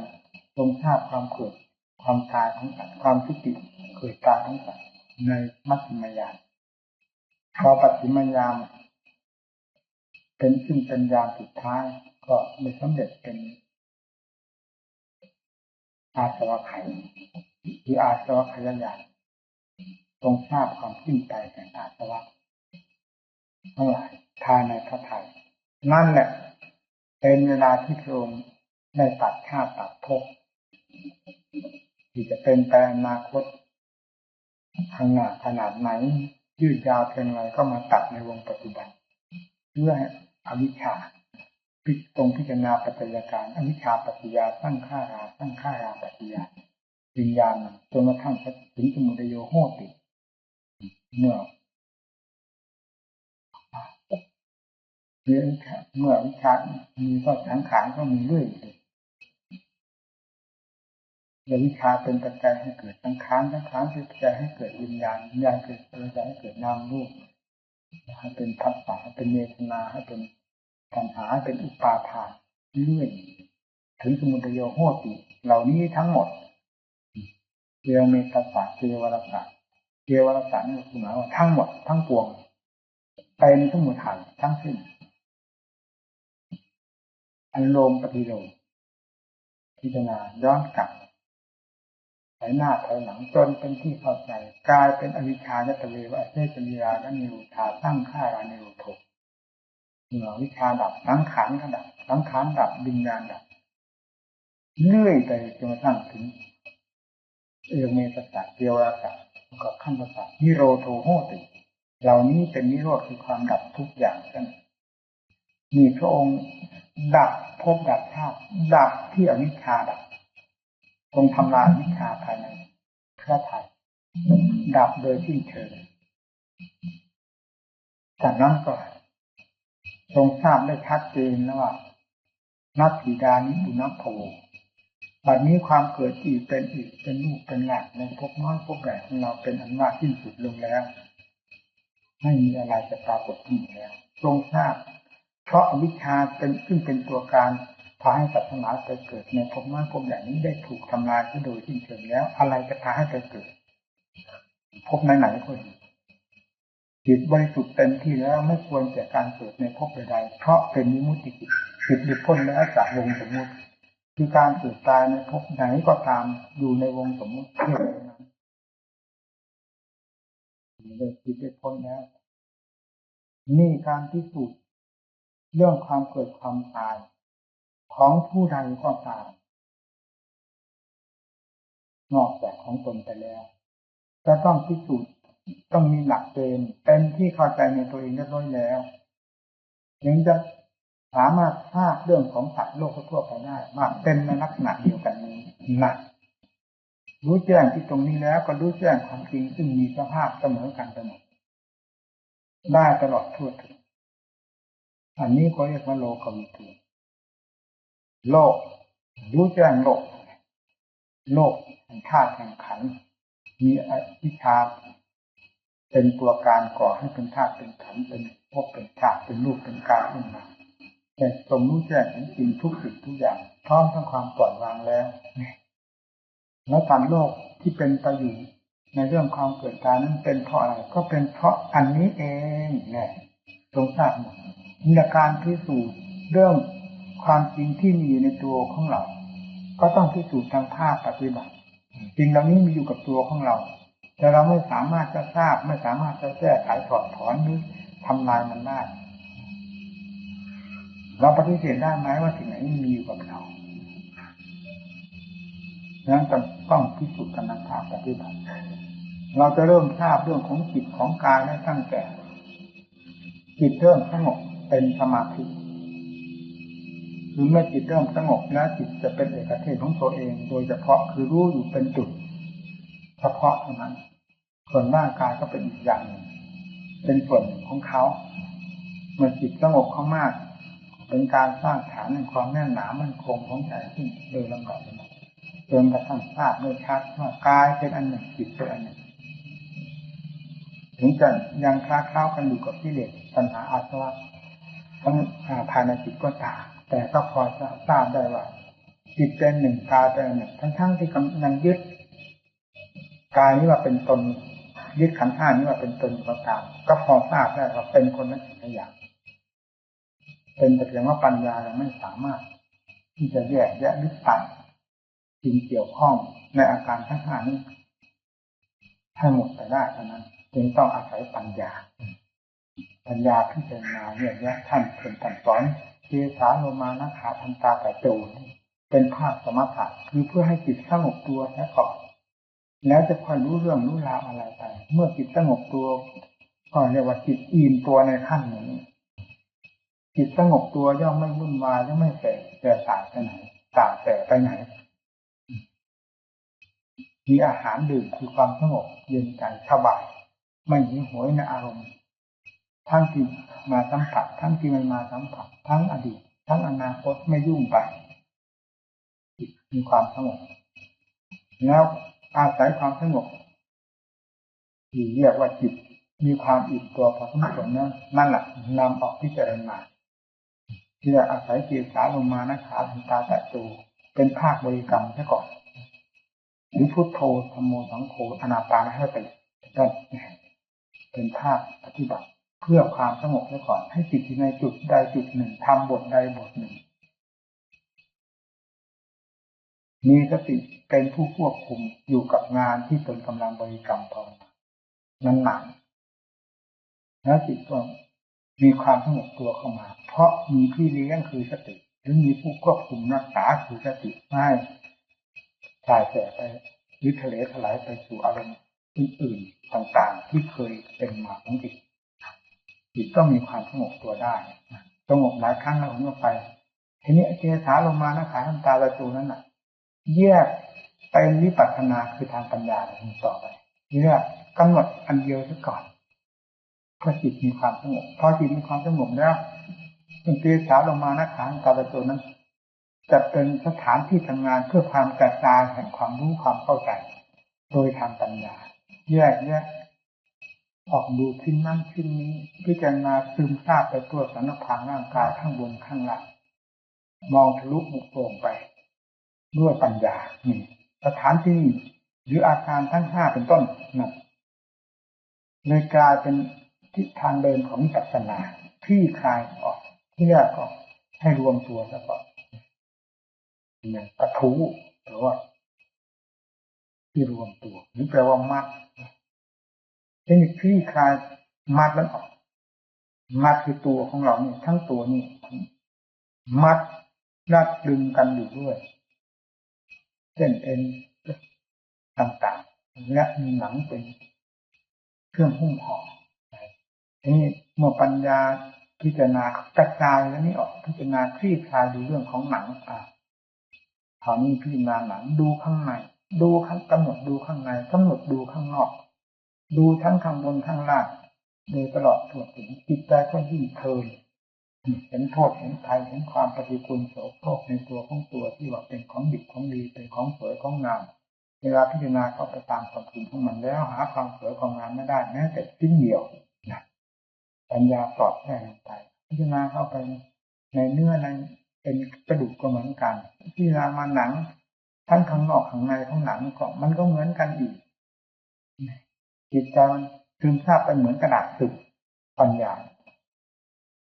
ทะลุไปแทรกไปเข้าใจไปจิตยิ่งมีความเพลินเลยและกำหนดมันเปื่อยมันเน่ามันพังทลายสมมติว่าตัวเราตายแล้วพวกเนื้อหนังมังสังอะไรนี่ก็เน่าก็พุก็พองก็แตกกระจายลงไปเป็นของปฏิกูลอย่างใหญ่หลวงนะทีออกจากรวมตัวเป็นเนื้อแตกกระจายกันออกไปยิ่งเป็นของปฏิกูลที่ประกาศให้โลกเห็นโดยตลอดทั่วถึงนั่นเองอยู่ภายในมีหนังหุ้มห่อมีจิตวิญญาณเป็นผู้ควบคุมหรือเป็นผู้รับผิดชอบยังไม่แสดงความปฏิกูลแท้นะเราจึงมักหลงในตอนนี้แต่นี้พอปัญญาได้อย่างทราบเข้าไปในอาการต่างๆตามความเป็นจริงของมันแล้วเราจะไปฝืนความจริงได้อย่างไรหนังก็สักแต่ว่าหนังเท่านั้นถ้าแยกออกเป็นทางปฏิกูลก็ตรงไหนที่เป็นสุภาพคือความงามไม่มีแต่อสุภาพคือความไม่สวยไม่งามมีแต่ของปฏิกูลโสโครกเท่านั้นนี่นาเข้าไปเนื้อก็ดีเอ็นก็ดีกระดูกก็ดีเป็นท่อนๆมันน่ารักน่ายินดีน่ายึดน่าถือยังไงแล้วพิจารณาเข้าไปในส่วนในเข้าไปเท่าไหร่ก็ยิ่งเห็นแต่ความปฏิกูลเต็มไปหมดป่าช้าผีดิบผีแห้งซากเอาศพของสัตว์ต่างๆมากองอยู่ในถุงรวมกันอยู่แล้วก็เป็นกองปฏิกูลยังลมผ่านมาทางตะวันหนักเท่านั้นมันก็จะทนไม่ได้แล้วจมูกจะหักแล้วนั่นมันก็ยิ่งซึ้งไปแต่นั้นขยายมีกำหนดมันแตกกระจายลงไปมันแตกไปแล้วอันนี้แสดงตัวเต็มที่ก็ปฏิกูลนี้แสดงตัวอย่างเต็มที่เห็นอย่างชัดเจนจากนั้นก็แห้งกรอบเกลียมลงไปส่วนน้ำก็ซึมซาบลงไปเป็นน้ำคนเป็นไอขึ้นบนอากาศก็มีแต่ลมก็กลายเป็นลมไปตามเดิมส่วนธาตุดินก็กลายเป็นธาตุดินกระดูกเหล่านี้เป็นยังไงมันก็เป็นธาตุดิน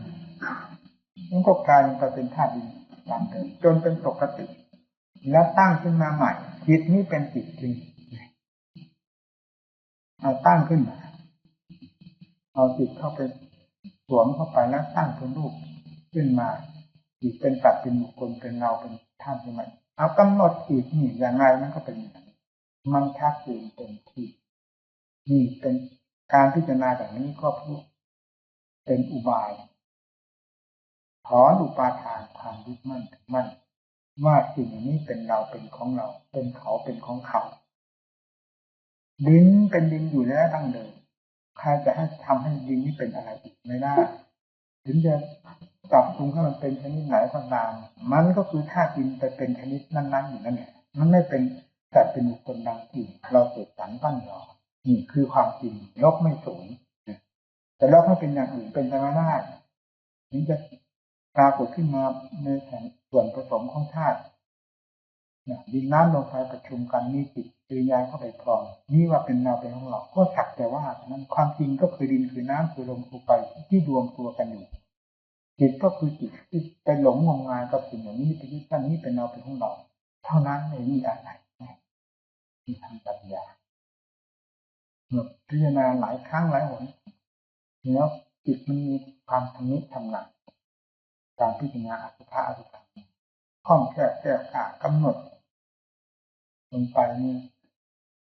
มันทะลุโปร่งไปการแตกการสลายทำลายก็อย่างรวดเร็วนี่การพิจารณา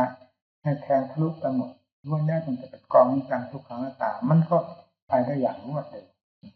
อุปทานความยึดมั่นถือมั่นเมื่อพิจารณารอบในส่วนร่างกายของเราอย่างเต็มที่เพราะการพิจารณาทั้งสักและทั้งหนจนเป็นที่พอตัวแล้วคำว่าอุปทานความยึดมั่นในกายก็ถอนตัวออกมานั่นเราจะไปถือยังไงเมื่อปัญญาอย่างทราบตามหลักความจริงแล้วเนื่องจากเราพิจารณาเพื่อหาความจริงปัญญาเข้าถึงความจริงในสิ่งทั้งหลายเหล่านี้อย่างเต็มที่แล้วมันก็ต้องถอนตัวเข้ามาไม่ยึดมั่นถือมั่นมีเรื่องอุปทานทางกายหมดไปเหลือแต่เวทนาสัญญาสังขารวิญญาณเวทนานี้แยกได้สองอย่างเวทนาทางกายเวทนาทางใจสุขทุกข์เฉยๆมีได้ทั้งทางกายและใจเพราะฉะนั้นเวทนาจึงเป็นส่วนละเอียดส่วนที่เกี่ยวกับเรื่องของใจแต่เมื่อจิตของเราได้พิจารณาด้วยความละเอียดละออขนาดนี้จะมีสุขเวทนาเด่นรวมอยู่ภายในจิตในขณะเดียวกันก็ต้องมีความเฉาต้องหมองบ้างเล็กๆน้อยๆจะทำให้เกิดทุกขเวทนาขึ้นมาแฝงอยู่นั่นแหละจิตก็พิจารณาแยกแยะพวกเวทนาสุขก็ดีทุกข์ก็ดีเฉยๆก็ดีมันล้วนแล้วตั้งแต่เป็นสิ่งที่ปรากฏขึ้นตามหลักธรรมชาติของมันแล้วก็ดับไปตามเรื่องของมันทั้งนั้นสุขก็ดีทุกข์ก็ดีเฉยๆก็ดีมันไม่ใช่เราไม่ใช่ของเรามันเป็นสภาพอันหนึ่งเนี่ยอันนี้เรียกว่าอนิจจังทุกขังอนัตตาสิ่งอย่างนี้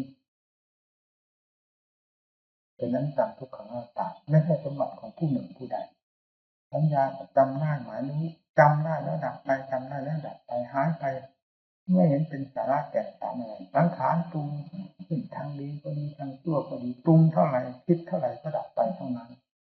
เอาสาระอะไรกับมันได้เป็นอาการออกมาจากใจแต่ไม่ใช่ใจอาการของใจจึงต้องมีเกิดมีดับวิญญาณความรับทราบจากสิ่งภายนอกที่มาสัมผัสตาสัมผัสรูปหูสัมผัสเสียงเป็นต้นเกิดความรู้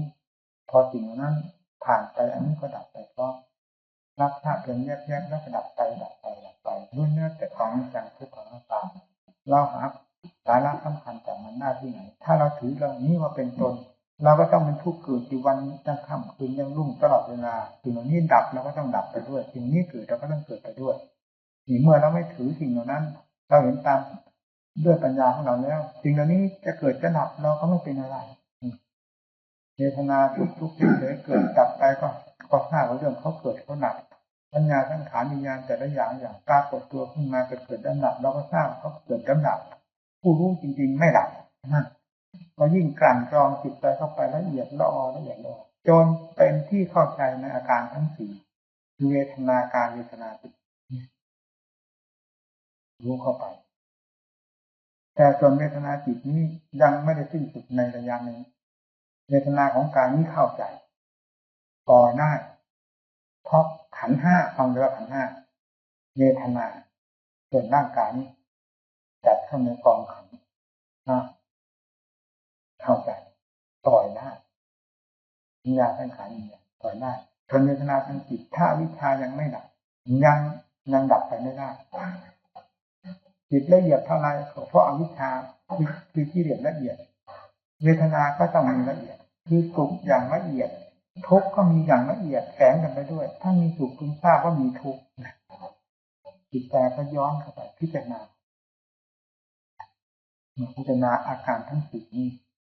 เข้าใจแล้วมันก็ปล่อยนี่แหละเรื่องที่ว่าตามดูความจริงให้ทราบว่าเรื่องการเกิดการตายเป็นอย่างไรตามดูความจริงที่เป็นสาเหตุให้พาเกิดตายนั้นเป็นมาจากอะไรมีทางภาคปฏิบัติเป็นอย่างนี้ในระยะเพียงรู้เท่าขันธ์ห้านี้ก็ยังทราบชัดแล้วว่าเรื่องพบหยาบๆอย่างนี้จะไม่มีอีกแล้วภายในจิตนะส่วนละเอียดคืออะไรก็พบที่เป็นนามธรรมส่วนละเอียดจะพูดถึงว่าความเป็นทิพย์ก็เป็นพวกกายทิพย์พรหมโลกแน่อันนี้ก็ยังเป็นสมมุติเป็นกระทั่งจิตสติปัญญาสามารถแทงทะลุเข้าไปในตัวกิเลสอันแท้จริงซึ่งฝังจมอยู่ภายในจิตใจให้แตกกระจายออกไปไม่มีเหลือเลยซึ่งชื่อว่ากิเลสแม้ละเอียดสุดก็จะดับไปแม้ด้วยสติปัญญาที่แหลมคมนั่นแหละที่นี่ทราบได้ชัดว่าจิตนี้ควรแก่ความไม่เกิดแล้วตั้งแต่แบบนี้ต่อไปเป็นอันว่ายุติเรื่องการเที่ยวจับจองปากท้าในภพต่างๆภพน้อยภพเนี่ยทั้งหลายเป็นอันว่ายุติกันแล้วจึงหมดเลิกกันคุณเงินเลิกการเที่ยวจับจองปากท้าเลิกความเป็นเจ้าของปากท้าคือการเกิดตายเลิกการท่องเที่ยวหาจับจองที่เกิดที่ตายอีกต่อไปเป็นความประจักษ์ภายในจิตไม่มีสิ่งใดเหลืออยู่เลยขึ้นที่ว่าสิ่งที่จะพาให้ไปก่อกำเนิดเกิดที่นั่นที่นี่นั่นแหละท่านเรียกว่าจิตบริสุทธิ์นี่รู้ได้ชัดเกิดตายหรือไม่เกิดตายรู้อยู่กับจิตพระพุทธเจ้าทรงรู้อย่างนั้นจึงได้นำมาทำเหล่านั้นมาสอนโลกทั้งอุบายวิธีแก้ไขดัดแปลงหรือถอนกิเลสประเภทต่างๆด้วยปฏิบัติทรงแสดงทั้งผลเป็นลำดับขึ้นไปจนกระทั่งถึงผลอันสุดยอดได้แก่ปรมังสุขขังนิพพานเป็นสุขอย่างยิ่งนั่นหมายถึงสุขหลักธรรมในหลักธรรมชาติไม่ใช่นิพพานนางปรมังสุขขังนั้นเป็นสุขเวทนาสุขเวทนานี้จะมีอยู่แค่ขั้นสมมุติยังมีอยู่ภายในจิตคืออวิชชามันจะละเอียดแหลมคมขนาดไหนอวิชชานั้นเรื่องเวทนาก็มีความละเอียดแหลมคมเช่นเดียวกันแฝงกันอยู่เช่นเดียวกับตัวและเงาซึ่งมีอยู่ด้วยกันทุกข์ก็ดีทุกข์ก็ดีอันเป็นส่วนละเอียดแต่มันมีอยู่ภายในจิตเพราะอวิชชาซึ่งเป็นตัวของตัวการของเงาทั้งสองนี้ยังมีอยู่ภายในจิตพอวิชาสิ้นลงไปแล้วทุกขเวทนาทั้งปวงก็ดับไปหมดไม่มีอะไรเหลือเลยเพราะฉะนั้นผู้ที่สิ้นกิเลสอาสวะโดยประการทั้งปวงแล้วจึงหาทุกขเวทนาหาเวทนาทั้งสามนั้นไม่ได้ภายในจิตของท่านตั้งแต่ขณะบรรลุธรรมถึงขั้นนี้แล้วเวทนาทั้งสามจะเข้าไปเกี่ยวข้องจิตไม่ได้ไม่มีเพราะจิตนั้นเป็นจิตวิมุตติเวทนานี่เป็นสมมุติเข้ากันได้อย่างไรเนี่ยจิตอันนี้เป็นจิตที่ประจักษ์แล้วหมดเรื่องการเกิดตายเพราะอวิชชาเป็นต้นเหตุเนี่ยท่านเรียกอวิชชาและปริวัติเสวิญญาณานิโรธาตั้งฆ่ารานิโรธตั้งฆ่ารานิโรธาวิญญาณานิโรธวิญญาณานิโรธานามรูปานิโรธนามรูปานิโรธาสลายนิโรธสลายนิโรธาทัศนิโรธทัศนิโรธาเวนะเยนานิโรธเยนานิโรธาตัณหานิโรธตัณหานิโรธาปาดานิโรธวานานิโรธาภวะนิโรธเพราะนิโรธาชาตินิโรธชาตินิโรธาโลกะเปรโลกโรนาสุปายาสานิโรธขันติ เมื่อวิชาดับสังขารดับสังขารดับสังขารดับวิญญาณดับวิญญาณเรื่อยไปจนกระทั่งถึงนิโรธโถโหติดับแล้วโดยสิ้นเชิงไม่มีสิ่งใดเหลือนี่คือหลักของธรรมสิ่งเหล่านี้ท่านเขียนไว้จารึกไว้ในคัมภีร์นั่นมีแต่ชื่อนะท่านทั้งหลายเข้าใจชื่อของกิเลสชื่อของอวิชชาวิธีบอกเรื่องราวของอวิชชาเกิดมันเป็นปัจจัยให้เกิดสังขารให้เกิดวิญญาณคือบอกเรื่องราวของกิเลสตัณหาที่มันเกิดต่อเนื่องกันไปและบอกเรื่องเล่าเรื่องราวของวิธีการดับกิเลสตัณหาดับวิชชาซึ่งเป็นกิเลสทั้งหลายเรื่อยแต่จนถึงดับโดยสิ้นเชิงตัวอวิชชาแท้ๆวิชชาปัจจยาสังขารแท้ๆคือใจอยู่ที่ใจนี้นี่ท่านสอนชี้เข้ามาตรงนี้ดูที่ตรงนี้ให้เป็นที่เข้าใจมีการพิสูจน์เรื่องภพเรื่องชาติการเชื่อเรื่องภพเรื่องชาติเชื่อที่จิตว่าจิตนี้เป็นนักท่องเที่ยวดังท่านอาจารย์มั่นท่านพูดและเคยเขียนไว้แล้วได้เขียนไว้แล้วในประวัติของท่านจิตนี้คือนักท่องเที่ยวท่านเรายอมกราบท่านพอตัดกงกรรมของนักท่องเที่ยวคืออวิชชานั้นออกได้แล้วหมดไม่มีอะไรเหลือเป็นวิวัฏจักรที่หมุนกลับหรือเป็นธรรมจักรก็ได้ซึ่งมีการประพฤติปฏิบัติธรรมผลในการปฏิบัติธรรมของผู้เอาจริงเอาจังจะต้องได้รับอย่าง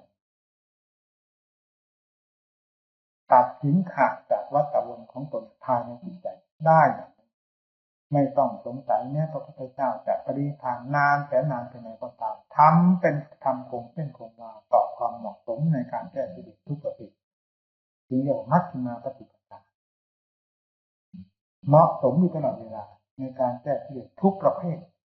พระพุทธเจ้าจะทรงประชนอยู่หรือปรินิพพานไปแล้วไม่สำคัญที่พระโอวาทที่สอนไว้แล้วนี้เป็นเพราะว่าเพื่อแก้กิเลสทุกประเภทที่ขาดเกินออกจากใจสำหรับผู้ปฏิบัติตามนั้นโดยถ่ายเดียวเท่านั้นถ้าเราไม่สนใจปฏิบัติแม้จะเกาะชาจีวรพระพุทธเจ้าอยู่มันก็แบกกิเลสตัณหาเต็มหัวใจอยู่นั่นแหละพระองค์ก็ช่วยอะไรไม่ได้พาไปเท่าการปฏิบัติมีความพอใจบึกบึนต่อการปฏิบัติของตนเราทุกยอมรับเราทุกมาในภพในชาติน้อยชาติใหญ่อะไรโน่นท่านคนนี้ทำไมจึงทนได้ที่เป็นนายเป็นต่างนี้เหตุใดเวลาประกอบความเพียรมีทุกเกิดทุกบ้างแต่ทนไม่ได้ล่ะเราต้องมาเทียบเทียงเพื่อหาทางแหวกหน้าไปได้เราอยากท้อถอยเราจะเอากิเลสเข้ามากล่อมหัวใจเดี๋ยวนี้เราจะเอาธรรมมากล่อมใจเราเราเชื่อธรรมเราไม่เชื่อกิเลสเราจะเอาแต่ธรรมมากล่อมเพราะเอาแต่กิเลสมากล่อมเราก็เป็นเรื่องของกิเลสทั้งหมดมันกล่อมให้หลับสนิทเอาแต่นี้ก่อนบรรยายอธิบาย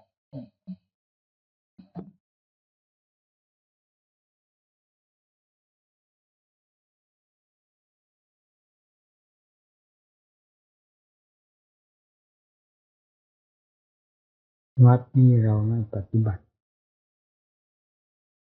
ตามความรู้ความเห็นความต้องการของคนแต่เราปฏิบัติเพื่อหลักธรรมหลักวินัยหลักศาสนาซึ่งเป็นส่วนใหญ่เพื่อประชาชนทั้งแผ่นดิน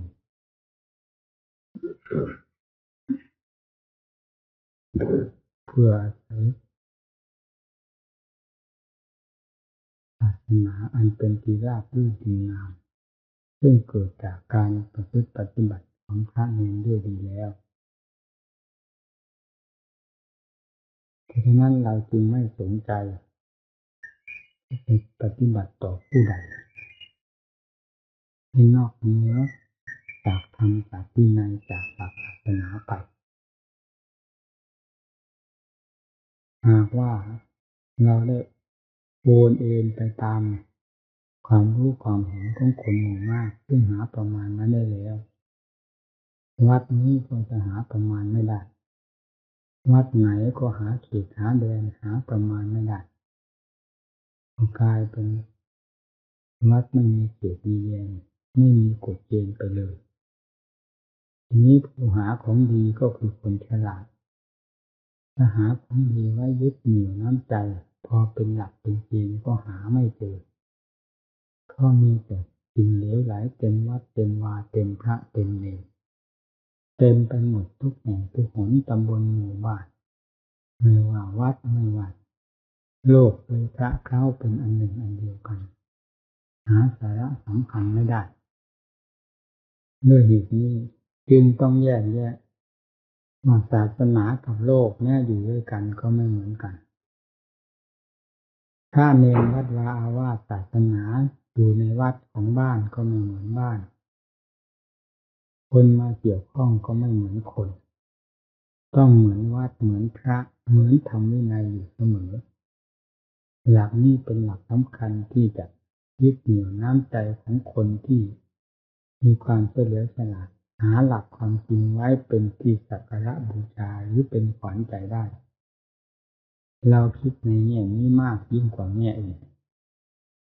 แม้พระพุทธเจ้าผู้เป็นองค์ศาสดาก็ทรงคิดในแง่นี้เหมือนกันดังจะเห็นได้ในเวลาที่พระองค์ประทับอยู่โดยเฉพาะกับพระนาคิตะเป็นต้นเวลามีประชาชนศรัทธาส่งเสียงเกริกเฮฮาเข้าไปเฝ้าพระพุทธเจ้าพระองค์ทรงรับสั่งว่าใครเสียงยุ่งเหยิงวุ่นวายกันมานั้นเหมือนกันกับชาวประมงเขาแย่งปลากันเราไม่ประสงค์สิ่งเหล่านี้ซึ่งเป็นการทำลายศาสนาศาสนาเป็นสิ่งที่รักษาไว้สำหรับโลกให้รับความร่มเย็นเป็นสุขเหมือนกับน้ำที่ใสสะอาดที่รักษาไว้แล้วด้วยดีเป็นเครื่องอาบดื่มใช้สอยแก่ประชาชนทั่วไปได้ด้วยความสะดวกสบายศาสนาก็เป็นเช่นนั้นจึงไม่ต้องการให้ผู้หนึ่งผู้ใดเข้ามารบกวนทำศาสนาให้ฝุ่นเป็นตมเป็นโคลนไปนี่คือพระพุทธพจน์ที่ทรงแสดงกับพระนาคิตะ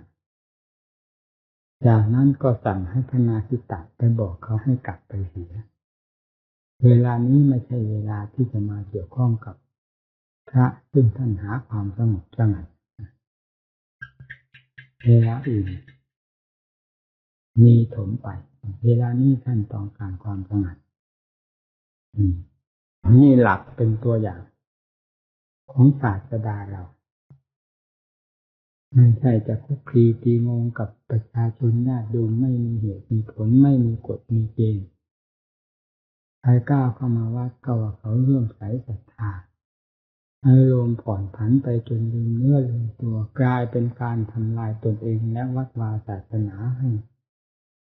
เสียไปวันละเล็กละน้อยจนกลายเป็นตมเป็นโคลนไปหมดทั้งชาววัดชาวบ้านหาที่ยึดเป็นหลักเกณฑ์ไม่ได้ด้วยเหตุนี้เราทุกคนผู้บวชในพระศาสนาจงสำนึกในข้อนี้ไว้ให้มากอย่าเห็นสิ่งใด มีคุณค่าเหนือธรรมเหนือวินัยอันเป็นหลักใหญ่สำหรับรวมจิตใจประชาชนให้ได้รับความร่มเย็นถ้าหลักธรรมหลักวินัยได้ขาดหรือด้อยไปเสียประโยชน์ของประชาชนที่จะพึงได้รับก็ต้องด้อยไปตามจนถึงกับหาที่ยึดเหนี่ยวไม่ได้ทั้งที่ศาสนามีเต็มคัมภีร์ไบรานมีอยู่ทุกแห่งทุกหนพระไตรปิฎกไม่อดไม่อั้นเต็มอยู่ทุกวัดทุกวาแต่สาระสำคัญที่จะนำมาประพฤติปฏิบัติให้ประชาชนทั้งหลายได้รับความเชื่อความสงสัยยึดเป็นหลักจิตหลักใจไปประพฤติปฏิบัติเพื่อเป็นประโยชน์และเป็นสิริมงคลแก่ตนนั้นไม่มีทั้งที่ ศาสนายังมีอยู่เราก็เห็นได้อย่างชัดเจนอยู่แล้วเวลานี้หลักใหญ่ที่จะทำให้ศาสนาเจริญรุ่งเรืองและเป็นสักขีพยานแก่ประชาชนผู้เข้ามาเกี่ยวข้องกับวัดก็คือพระเนร ถ้าพระเนรได้ตั้งใจประพฤติปฏิบัติตามหลักธรรมหลักวินัยที่พระพุทธเจ้าทรงสั่งสอนไว้แล้วนั่นแหละคือผู้รักษาไว้ซึ่งแบบฉบับอันดีงามแห่งพระศาสนาและหลักธรรมวินัยเขาจะยึดได้เป็นหลักเป็นเกณฑ์เพราะคนในโลกนี้คนฉลาดมีอยู่มากคนโง่หาประมาณไม่ได้เมื่อถูกต้องตามใจเขาก็ชมเชยการชมเชยนั้นก็ชมเชยแบบความโง่ของเขาไม่เกิดประโยชน์ถ้าไม่พอใจก็ตำหนิติเตียนความตำหนิติเตียนนั้นก็ไม่เกิดประโยชน์แก่ทั้งเขาและเราด้วยแต่ผู้เฉลียวฉลาดชมเชยยังได้เป็นหลักจิตหลักใจแก่เขาด้วยยังเป็นประโยชน์ทั้งสองฝ่ายชมเชยพระสงฆ์ก็ชมเชยด้วยหลักความจริงเป็นเนื้อนาบุญของเขาได้ด้วยเขาก็ได้รับประโยชน์ด้วยด้วยเหตุนี้เราผู้ปฏิบัติพึงตระหนักในข้อนี้ให้ดีไปที่ไหนอย่าลืมเนื้อลืมตัวว่าตนเป็นนักปฏิบัติเป็นองค์แทนพระศาสดาในการดำเนินพระศาสนาและประกาศศาสนาด้วยการปฏิบัติของตนเองโดยไม่ถึงกับต้องประกาศสั่งสอนประชาชนให้เข้าใจในอัตถธรรมโดยถ่ายเดียวแม้เพียงข้อวัดปฏิบัติที่ตนปฏิบัติดีปฏิบัติชอบนั่นก็เป็นทัศนียภาพอันดีงามให้ประชาชนได้เกิดความเชื่อความสงสัยเพราะการได้เห็นได้ยินของตนอยู่แล้วยิ่งมีการแสดงอัตถธรรมให้ถูกต้องตามหลักของการปฏิบัติโดยหลักธรรมของพระพุทธเจ้าด้วยแล้วก็ยิ่งเป็นการประกาศศาสนาโดยถูกต้องดีงามให้สาธุชนได้เข้ายึดเป็นหลักใจศาสนาก็มีความเจริญรุ่งเรืองไปโดยลำดับอยู่ที่ใดไปที่ใดอย่าลืมหลักสำคัญคือศีลสมาธิปัญญาอันเป็นหลักงานสำคัญของพระนี่แหละคือหลักงานสำคัญของพระเราทุกรูปที่เป็นสากยบุตรพุทธชินโรสปรากฏในพระพุทธศาสนาว่าเป็นลูกศิษย์พระตถาคตเป็นอยู่ที่ตรงนี้ไม่ได้เป็นอยู่เพียงโกนผมโกนคิ้วนุ่งเหลืองห่มเหลืองเท่านั้นอันนั้นใครทำเอาก็ได้สำคัญที่การประพฤติปฏิบัติตามหน้าที่ของตนศีลพยายามระมัดระวังรักษาอย่าให้ขาดอย่างให้ซ้อยมีความระเวียงระวังอยู่ทุกอิริยาบถด้วยสติปัญญาของเราอะไรจะขาดตกบกพร่องไปก็ตามศีลอย่าให้ขาดตกบกพร่องเพราะเป็นสมบัติอันสำคัญของตนเองประจำกับเพศของตนหวังพึ่งเป็นพึ่งตายกับศีลของตนโดยแท้สมาธิที่ยังไม่เกิดก็พยายามฝึกฝนอบรมดัดแปลงจิตใจฝ่าฝืนทรมานจิตใจตัวพยศเพราะอำนาจของกิเลสนั้นให้เข้าสู่เนื้อมือของความเพียรมีสติปัญญาเป็นเครื่องสกัดลัดกั้นความขนองของใจอันนั้นให้เข้าสู่ความสงบเย็นใจนี่ก็เป็นสมาธิสมบัติสำหรับพระเราปัญญาคือความฉลาดปัญญาจะใช้ได้ในที่ทุกสถานตลอดกาลทุกเมื่อไม่ว่ากิจการภายนอกภายในนำปัญญาออกใช้เสมอยิ่งเข้าสู่ภายในคือการพิจารณากิเลสอาสวะประเภทต่างๆด้วยแล้วปัญญายิ่งเป็นของสำคัญมากปัญญากับสตินี้แยกกันไม่ออกจะต้องทำหน้าที่ไปพร้อมๆกันสติเป็นผู้ควบคุมงานคือปัญญากำลังทำงานหากสติได้เผลอไปเมื่อไหร่งานนั้นก็ไม่สำเร็จเป็นเม็ดเป็นหน่วยเพราะฉะนั้นสติจึงเป็นธรรมจำเป็นที่จะต้องแนบนำในงานของตนอยู่เสมอนี่คืองานของพระให้ท่านทั้งหลายจำไว้อย่างถึงใจ และออกพรรษานี้ต่างองค์ก็จะต้องพลัดพรากจากกันไปโดยหลักสติธรรมดาคืออนิจจังทุกขังอนัตตาห้ามไม่อยู่เพราะเป็นสติธรรมดาเป็นเรื่องใหญ่แม้ตัวผมเองก็ไม่แน่ใจว่าจะอยู่กับท่านทั้งหลายไปนานเท่าไหร่เพราะอยู่ใต้อำนาจของกฎอนิจจังเหมือนกันในขณะที่อยู่ด้วยกันพึงตั้งใจสำเนียกศึกษาให้ถึงใจผมของเรามาประพฤติปฏิบัติคำว่าปัญญาดังที่กล่าวเมื่อสักครู่นี้คือการพิจารณาคลี่คลายดูส่วนต่างๆที่มาเกี่ยวข้องทั้งภายนอกภายในรูปส่วนมากก็เป็นรูปหญิงในหลักธรรมท่านกล่าวว่าไม่มีอันใดที่จะเป็นข้าศึกแก่เพศสมณะเรายิ่งกว่ารูปหญิงเสียงหญิงกลิ่นหญิงรสของหญิงเครื่องสัมผัสถูกต้องของหญิงนี้เป็นเอกที่จะให้เป็นโทษเป็นภัยแก่สมณะเราพึงสังรวมระวังให้มากยิ่งกว่าการสังรวมระวังอย่างอื่นสติปัญญาก็ให้คลี่คลายจุดที่สำคัญนี้มากยิ่งกว่าคลี่คลายจิตการงานอย่างอื่นรูปก็แยกแยะดูให้เห็นชัดเจนคำว่ารูปหญิงนั้นให้ชื่อว่าหญิงความจริงแล้วไม่ใช่หญิงเป็นรูปธรรมดาเหมือนเราท่านมีหนังหุ้มห่อทั่วสารพางร่างกายเข้าไปภายในก็มีเนื้อมีหนังมีเอ็นมีกระดูกเต็มไปด้วยของปฏิกูลโสโครกด้วยกันไม่มีสิ่งหนึ่งสิ่งใดอาการใดที่ผิดแปลกจากรูปของเราไปเลยเป็นแต่เพียงว่าความสำคัญของใจนั้นมันว่าเป็นหญิงความว่าเป็นหญิงนั้นมันสลับลงไปภายในจิตใจอย่างลึกซึ้งด้วยความสำคัญของตนแต่ไม่ใช่เป็นความจริงเป็นความสำคัญต่างหากเสียงก็เหมือนกันเสียงก็เป็นเสียงธรรมดา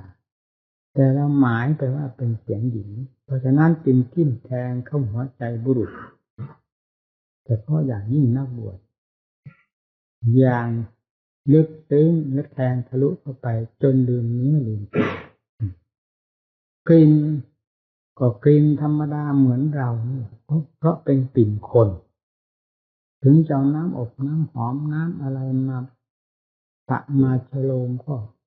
เป็นกลิ่นของอันนั้นต่างหากไม่ใช่กลิ่นของหญิงแท้แยกแยะออกดูให้ดีรสก็เพียงความสัมผัสกันการสัมผัสก็ไม่เห็นผิดแปลกอะไรอวัยวะสัมผัสอวัยวะนั้นก็เป็นดินน้ำลมไฟเหมือนกันไม่เห็นอะไรผิดแปลกกันนี่เราต้องพิจารณาให้ชัดเจนอย่างนี้แล้วก็พิจารณาตนเทียบเคียงกับรูปเสียงกลิ่นรสเครื่องสัมผัสของคำว่าอยู่นี้เข้ามาเทียบเคียงกับรูปเสียงกลิ่นรสของเราก็ไม่มีอะไรผิดแปลกกันโดยหลักธรรมชาติโดยหลักความจริงนอกจากความเสกสรรปั้นยอของใจที่มันคิดไปเท่านั้นด้วยเหตุนี้จึงต้องอาศัยปัญญาพิจารณาคลี่คลายยาให้ความสำคัญในแง่ใดแง่หนึ่งที่จะเป็นข้าศึกแก่ตนเข้ามาแทรกสิงหรือทำลายจิตใจของตนได้ให้สลัดปัดทิ้งด้วยปัญญาอันเป็นความจริงลงสู่ความจริงว่าสักแต่ว่ารูปสักแต่ว่าเสียงสักแต่ว่ากลิ่นสักแต่ว่ารสสักแต่ว่าเครื่องสัมผัสที่ผ่านแล้วหายไปเช่นเดียวกับสิ่งอื่นๆนี่คือการพิจารณาถูกต้องจะพิจารณาไปในวัตถุสิ่งใดก็ตามในโลกนี้มันเต็มอยู่ด้วยกองอนิจจังทุกขังอนัตตาหาความจีรังถาวรไม่ได้อาศัยสิ่งใดสิ่งนั้นก็จะพังลงไป วัตถุใดสิ่งใดก็ตามขึ้นชื่อว่ามีอยู่ในโลกนี้ล้วนแล้วตั้งแต่สิ่งที่จะต้องพังทลายเขาไม่พังเราก็พังเขาไม่แตกเราก็แตกเขาไม่พัดพรากเราก็พัดพรากเขาไม่จากเราก็จากเพราะโลกนี้เต็มไปด้วยความจากความพัดพรากกันอยู่แล้วโดยหลักธรรมชาติให้พิจารณาอย่างนี้ด้วยปัญญาให้เห็นชัดเจนก่อนหน้าที่สิ่งเหล่านั้นจะพัดพรากจากเราหรือเราจะพัดพรากจากสิ่งเหล่านั้นด้วยปัญญาของตนอย่างแจ่มแจ้งชัดเจนแล้วก็ปล่อยวางไว้ตามเป็นจริงเป็นเช่นนั้นจิตใจก็มีความสุขมีพูดถึงขั้นปัญญาในการพิจารณารูปเสียงกลิ่นรสเครื่องสัมผัสหนึ่งสมาธิก็อธิบายบ้างแล้วคำว่าสมาธิคือความแน่นหนามั่นคงของใจเริ่มไปตั้งแต่ความสงบสุขของใจ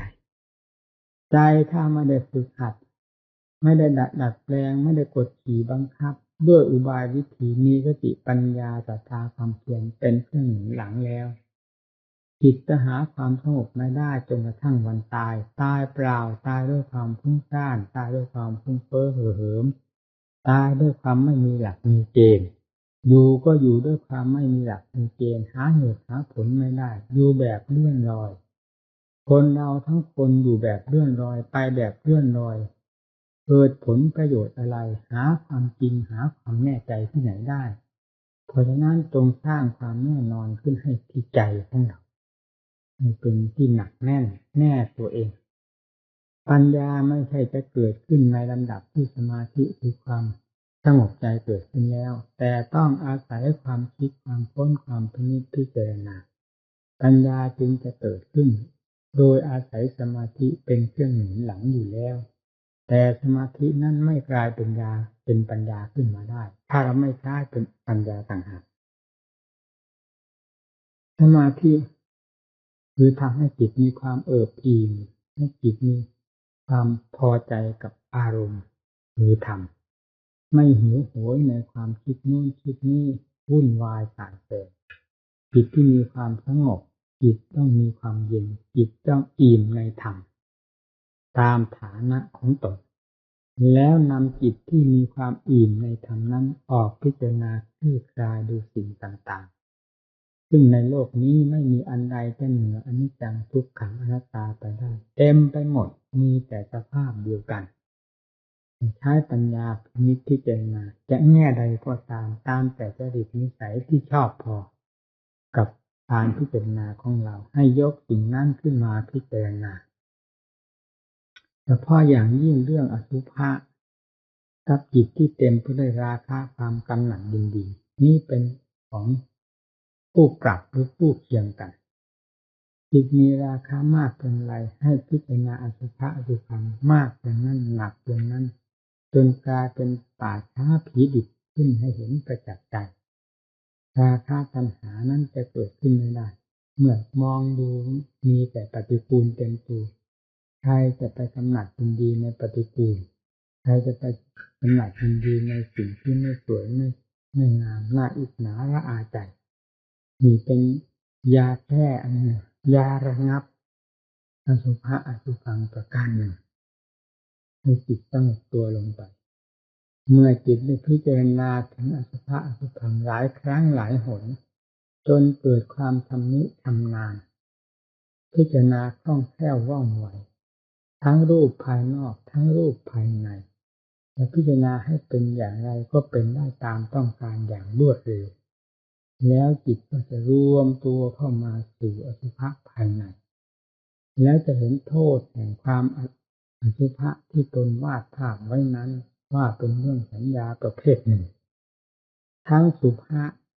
ทั้งอสุภะสองประเภทนี้เป็นสัญญาคู่เคียงกันกับเรื่องของราคะเมื่อพิจารณาได้เข้าใจทั้งสองเรื่องนี้เต็มที่แล้ว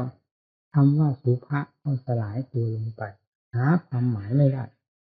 ความว่าอสุภะก็สลายตัวลงไปหาความหมายไม่ได้ผู้ที่ให้ความหมายว่าเป็นสุภะก็ดีอสุภะก็ดีก็คือใจก็คือสัญ สัญญาก็รู้เท่าแล้วว่าเป็นตัวหมายเห็นโทษแห่งตัวหมายนี้แล้วตัวหมายนี้ก็ไม่สามารถที่จะไปหมายออกไปได้นะเมื่อเป็นเช่นนั้นจิตก็ปล่อยวางทั้งสุภะทั้งอสุภะคือทั้งสวยงามทั้งไม่สวยงามโดยเห็นแต่เป็นเพียงตุ๊กตาเครื่องเล่นอันหนึ่งในขณะที่จิตยังไม่ชำนาญเท่านั้นเมื่อจิตชำนาญรู้เงื่อนเหตุผลทั้งสองประการแห่งสุภะอสุภะนี้แล้วยังสามารถมาย้อนทราบเรื่องความหมายของตนที่ออกไปปรุงแต่งว่านั้นเป็นสุภะอสุภะอีกด้วยเมื่อเราทราบความหมายนี้อย่างชัดเจนแล้วความหมายอันนี้ก็ดับตัวลงไปและเห็นโทษแห่งความหมายนี้อย่างชัดเจนว่านี้คือตัวโทษอสุภะไม่ใช่ตัวโทษสุภะไม่ใช่ตัวโทษความสำคัญว่าเป็นสุภะอสุภะต่างหากเป็นตัวโทษเป็นตัวหลอกลวงเป็นตัวให้ยึดถืองาน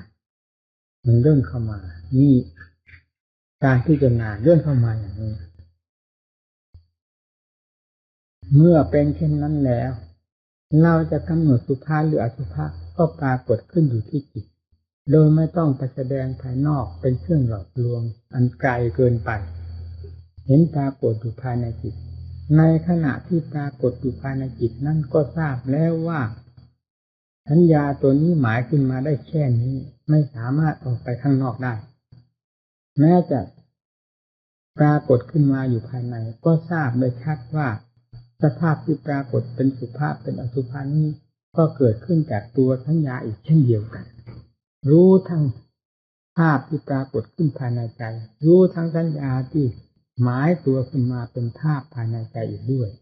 สุดท้ายภาพภายในใจนี้ก็หายไปสัญญาที่คือความสำคัญความหมายขึ้นมานั้นก็ดับไปเราก็รู้ได้ชัดว่าเมื่อสัญญาตัวเคยหลอกลวงว่าเป็นสุภะอสุภะหลอกให้หลงทั้งสองเงื่อนนี้ดับไปแล้วสัญญาก็ดับไปด้วยก็ไม่มีอะไรจะมาหลอกใจการพิจารณาอสุภะพิจารณาอย่างนี้ตามหลักปฏิบัติแต่เราจะไปหาในคัมภีร์หาที่ไหนก็ไม่เจอนอกจากหาความจริงคือในคัมภีร์ที่ใจนี้จะเจอนี่เป็นรูปกายก็ทราบได้ชัดกายของเราทุกส่วนนี้ก็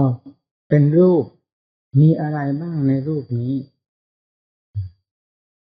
อวัยวะทุกส่วนเป็นรูปทั้งนั้นไม่ว่าผมขนเล็บฟันหนังเนื้อเอ็นกระดูกเยื่อในกระดูกม้ามหมักหัวใจตับพังผืดไตปอดไตใหญ่ไตน้อยอาหารใหม่อาหารเก่าล้วนแล้วตั้งแต่เป็นรูปเป็นสิ่งหนึ่งต่างหากจากใจพิจารณาเป็นอสุภะมันก็ตัวอสุภะอยู่แล้วตั้งแต่เรายังไม่พิจารณาแล้วคำที่ว่าสิ่งนี้เป็นสุภะสิ่งนั้นเป็นอสุภะใครเป็นผู้ไปให้ความหมายสิ่งเหล่านี้เขาหมายตัวของเขาได้ไหมเขาบอกว่าเขาเป็นสุภะเขาบอกว่าเขาเป็นอสุภะไหมเขาไม่ได้บอกว่ายังไงอันใดจริงอยู่ยังไงก็จริงอยู่ตามสภาพของเขาและเขาเองก็ไม่ทราบความหมายของเขาผู้ไปทราบความหมายของเขาก็คือสัญญาผู้หลงความหมายของสัญญาก็คือความหมายของเขาก็คือสัญญาเองเมื่อมารู้เท่าสัญญาอันนี้แล้วสิ่งเหล่านี้ก็หายไปอีกต่างอันก็ต่างจริงมีความรู้เท่ากายรู้เท่าอย่างนี้เวทนาคือความสุขความทุกข์เฉยๆที่เกิดขึ้นจากร่างกายกายก็เป็นธรรมชาติอันหนึ่งซึ่งมีอยู่ตั้งแต่ทุกข์ยังไม่เกิดทุกข์เกิดขึ้นทุกข์ตั้งอยู่ทุกข์ดับไปกายก็เป็นกายทุกข์ก็เป็นทุกข์ต่างอันต่างจริงพิจารณาแยกแยะเห็นตามความจริงสักแต่ว่าเวทนาสักแต่ว่ากายไม่นิยมว่าเป็นสัตว์เป็นบุคคลเป็นเราเป็นเขาเป็นของเราเวทนาก็ไม่ใช่เราเป็นของเราเป็นของเขาเป็นของใครเป็นแต่เพียงสิ่งที่ปรากฏขึ้นมาชั่วขณะแล้วดับไปชั่วการเท่านั้นตามสภาพของเขาเนี่ย สัญญาคือความจำได้เท่าไรไม่ว่าจำได้ใกล้ได้ไกลจำได้ทั้งอดีตอนาคตปัจจุบันจำได้เท่าไรความดับก็ไปพร้อมๆกันดับไปเกิดแล้วดับเกิดแล้วดับเนี่ยเราถือว่าเป็นสัตว์เป็นบุคคลที่ไหนมีหมายถึงปัญญาขั้นละเอียดอย่างทราบเข้าไปตามความจริงอันนี้ประจักษ์ใจตัวเองโดยไม่ต้องไปถามใครสังขารคือความปรุงดีปรุงชั่วปรุงกลางปรุงเรื่องอะไรก็มีแต่เรื่องเกิดเรื่องดับเรื่องเกิดเรื่องดับหาสาระสำคัญอะไรจากความปรุงนี้ไม่ได้ถ้าสัญญาไม่รับช่วงไปให้เกิดเรื่องเกิดราวสัญญาก็ทราบชัดเจนแล้วอะไรจะไปปรุงไปช่วงไปยึดไปถือให้เป็นเรื่องยืดยาวต่อไปก็มีเพียงความเกิดความดับภายในจิตใจเท่านั้น นี่คือสังขารมันเป็นความจริงอันหนึ่งอันนี้ท่านเรียกว่าสังขารขันธ์ทัพแปลว่ากองแปลว่าหมวดรูปประขันธ์แปลว่ากองแห่งรูปสัญญาขันธ์แปลว่ากองแห่งสัญญาหมวดแห่งสัญญาสังขารขันธ์คือกองแห่งสังขารหมวดแห่งสังขารวิญญาณขันธ์คือหมวดหรือกองแห่งวิญญาณที่รับทราบในขณะที่สิ่งภายนอกเข้ามาสัมผัสเช่นตาสัมผัสรูปเป็นต้นเกิดความรู้ขึ้นพอสิ่งนั้นผ่านไปความรับรู้นี่ก็ดับไป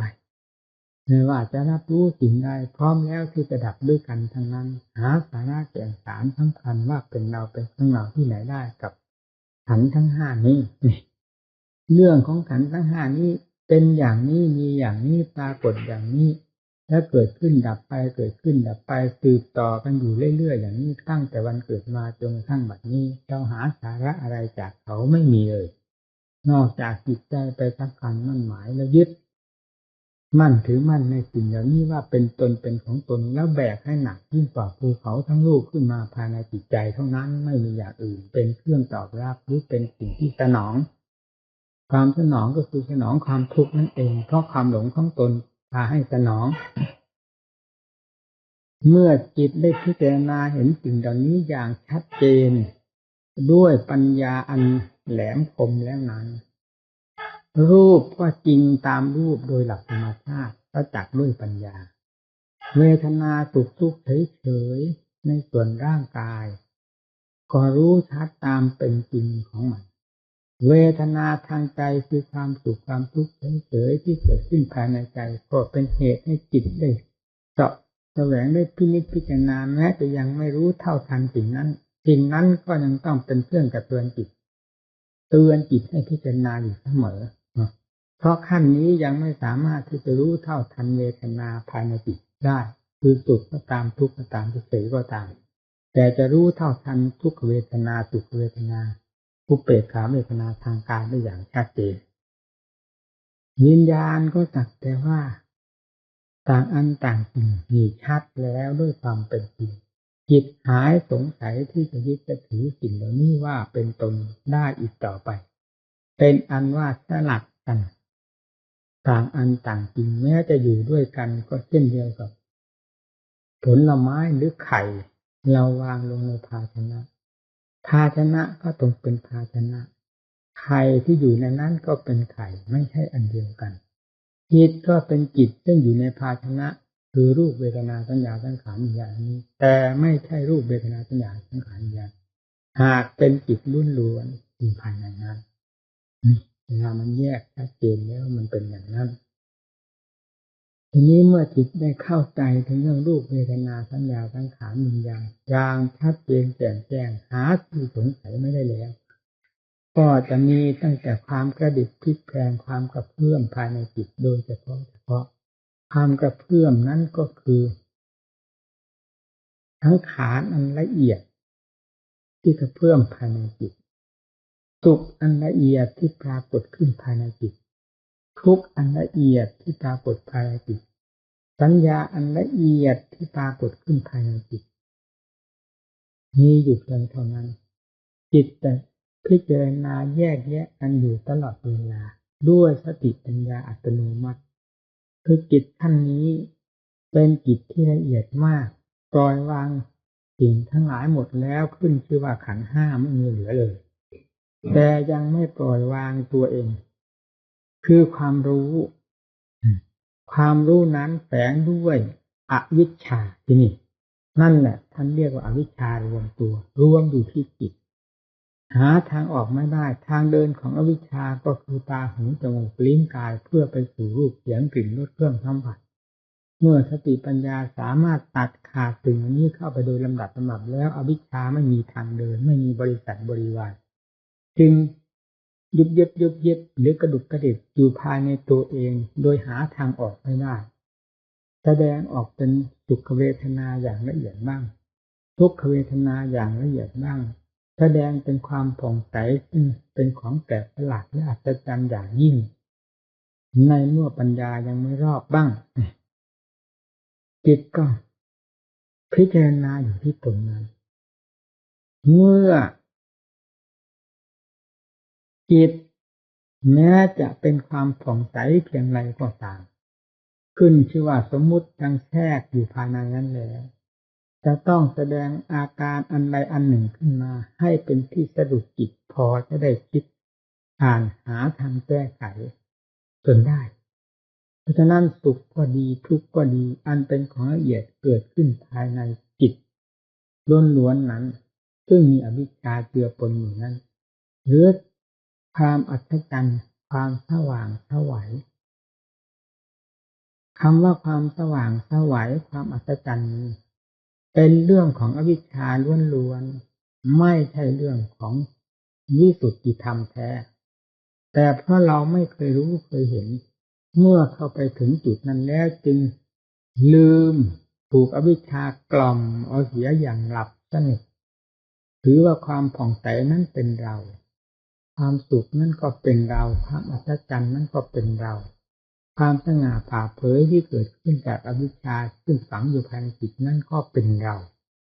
เลยถือจิตทั้งอวิชชาเป็นเราโดยไม่รู้สึกตัวแต่ก็ไม่นานเพราะอำนาจของมหาสติปัญญาเป็นสิ่งสำคัญมากไม่นอนใจคอยสอดคอยส่องคอยพิจารณาแยกแยะไปมาอยู่อย่างนั้นตามนิสัยของสติปัญญาขั้นนี้จะนิ่งนอนตัวอยู่ไม่ได้การหนึ่งเวลาหนึ่งต้องทราบได้แน่นอนโดยทราบถึงเรื่องสุขที่แสดงขึ้นเล็กๆน้อยๆอันเป็นเรื่องผิดปกติทุกข์แสดงขึ้นมากน้อย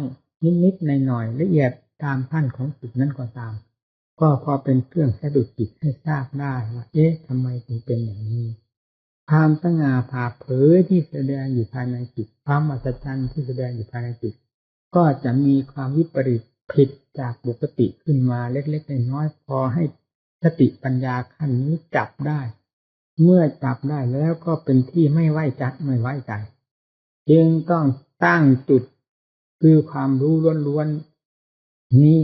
ที่เต็มไปกับอวิชชานี้เป็นเป้าหมายแห่งการพิจารณาเมื่อสติปัญญาขั้นนี้ได้จ่อลงไปถึงจุดนี้ว่านี่คืออะไรสิ่งอื่นทั้งหลายเราได้พิจารณามาแล้วทุกสิ่งทุกอย่างจนสามารถถอดถอนมันได้เป็นตัวของตัวเข้ามาเป็นขั้นๆแต่ธรรมชาติที่รู้ที่ว่าสว่างไสวที่ว่าอัศจรรย์นี่นั่นคืออะไรอันนี้มันคืออะไรสติปัญญาก็จ่อลงไปพิจารณาลงไปจุดนี้จึงเป็นเป้าหมายแห่งการพิจารณาหรือจุดนี้จึงกลายเป็นสนามรบขึ้นมาของสติปัญญาอันอัตโนมัติไม่นานนักก็สามารถที่จะทำลายจิตดวงประเสริฐโดยหลักอวิชชาอัศจรรย์ตามหลักอวิชชาสง่าผ่าเผยตามหลักอวิชชาให้กระจายออกไปเสียโดยสิ้นเชิงไม่มีสิ่งใดเหลือเมื่อธรรมชาติที่เราเสกสรรโดยไม่รู้สึกตัวว่าเป็นของประเสริฐอัศจรรย์เป็นต้นได้สลายตัวไปแล้ว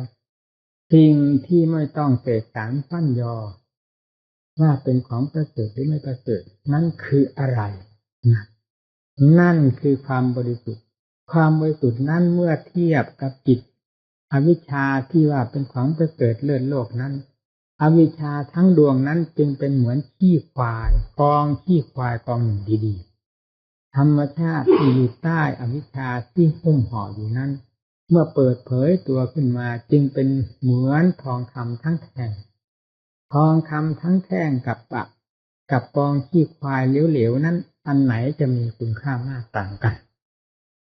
นี่แหละการพิจารณาจิตเมื่อถึงขั้นนี้แล้วเป็นขั้นที่ตัดขาดจากภพจากชาติซึ่งมีอยู่กับจิต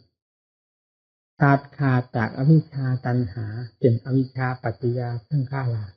ตัดขาดไปเป็นอวิชชายัตเววะเสกเยารานิโรธาสังขารานิโรโธสังขารานิโรธาวิญญาณานิโรโธเป็นต้นจนกระทั่งถึงเอวเมตัสสะเกวรัสสะดุขะขันธัสสะนิโรโธโหติเมื่ออวิชชาอยู่ภายในจิตใจนั้นดับแล้วนะสังขารที่ปรุงขึ้นมานั้นก็สักแต่ว่าสังขารล้วนๆไม่เป็นสมุทัยสังขาราปัจจยาวิญญาณังวิญญาณที่ปรากฏขึ้นมาในจิตก็เป็นวิญญาณล้วนๆไม่เป็นวิญญาณสมุทัยได้นามรูปัง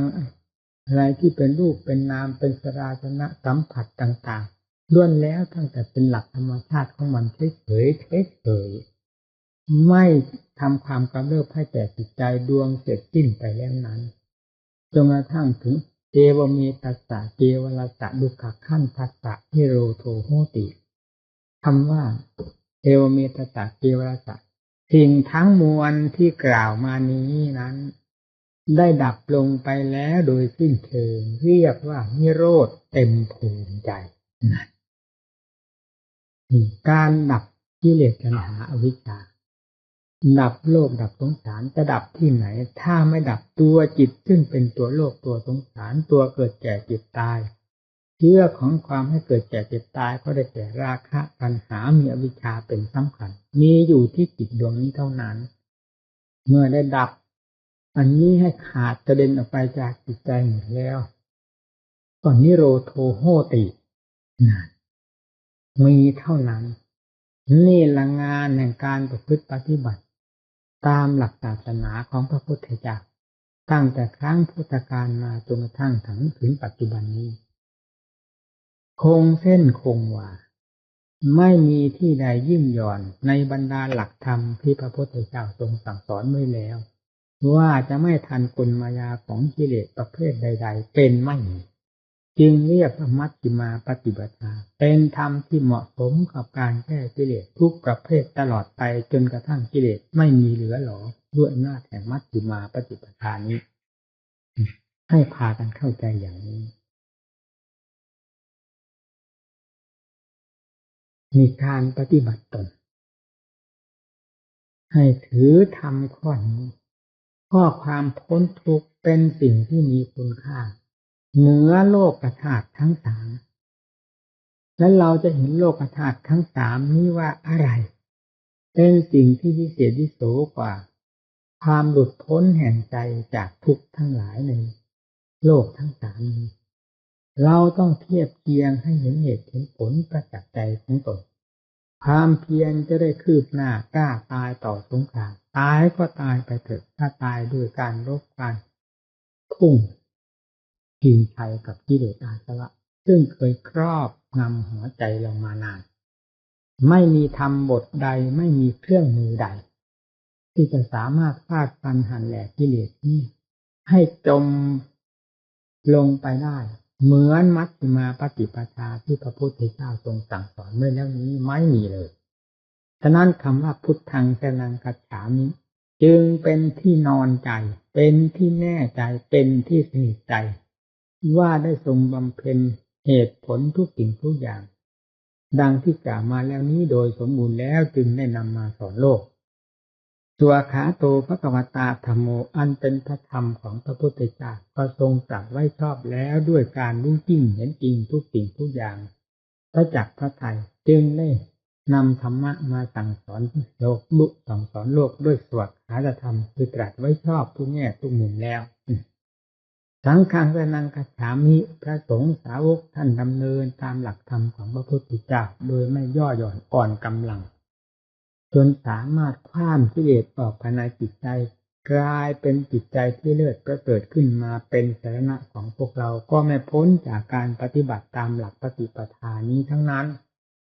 ด้วยเหตุนี้ขอให้เราทั้งหลายจงฟังให้ถึงใจเราอย่าฟังเรื่องหลอกเรื่องลวงเรื่องปลอมแปลงทั้งหลายซึ่งมีอยู่เต็มโลกเต็มสงสารให้ฟังของจริงปฏิบัติของจริงสนใจต่อของจริงเราจะเห็นของจริงไปเรื่อยๆในท่ามกลางแห่งของปลอมที่มีอยู่เต็มโลกอย่าพากันสงสัย การปฏิบัติธรรมให้มุ่งทางด้านนามธรรมคือศีลสมาธิปัญญาเป็นสำคัญยิ่งเป็นสำคัญยิ่งกว่าด้านวัตถุด้านวัตถุนั้นพอเป็นพอไปก็พอแล้วอยู่สถานที่ใดคนเราเกิดมาจากมนุษย์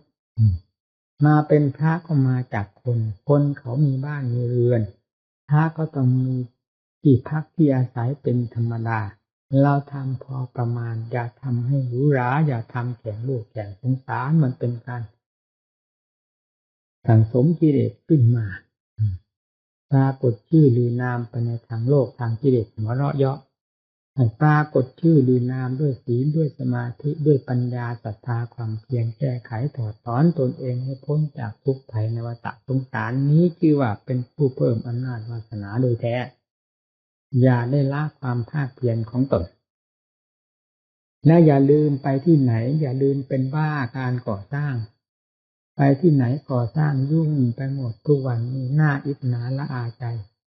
พอมองเห็นหน้ากันเป็นไงศาลาเป็นไงโรงเรียนจนเสร็จแล้วยังทิ้งเงินเท่าไหร่แล้วจะมีงานอะไรกว้านบ้านกว้านเมืองกวนบ้านกวนเมืองเขาแต่เขาต้องมายุ่งเหยิงวุ่นวายได้5ได้10แทนที่จะเลี้ยงปากเลี้ยงท้องเลี้ยงลูกเลี้ยงเมียเลี้ยงหลานเลี้ยงเหลนกับรายกวาดเอามาช่วยพระให้ยุ่งไปตามๆกันอันนี้มันเป็นศาสนากวนบ้านกวนเมืองขอให้ท่านทั้งหลายเข้าใจเอาไว้พระพุทธเจ้าไม่ได้ทำอย่างนี้เราดูที่กุฏิของพระมันน่าสลดสังเวชขนาดไหนแม้แต่กุฏิผมนี่ผมก็อดละอาไม่ได้เหมือนกันนะทั้งที่ผมก็อยู่ผมก็อดละอาเหมือนกันละอายตัวเองที่พักที่อยู่ที่ไหนอยู่เธอ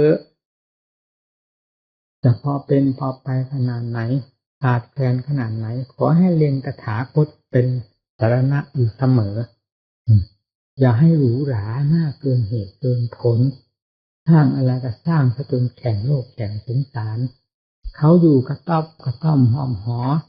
อุตส่าห์ได้อะไรมามันก็มาทำบุญให้ทานกับพระ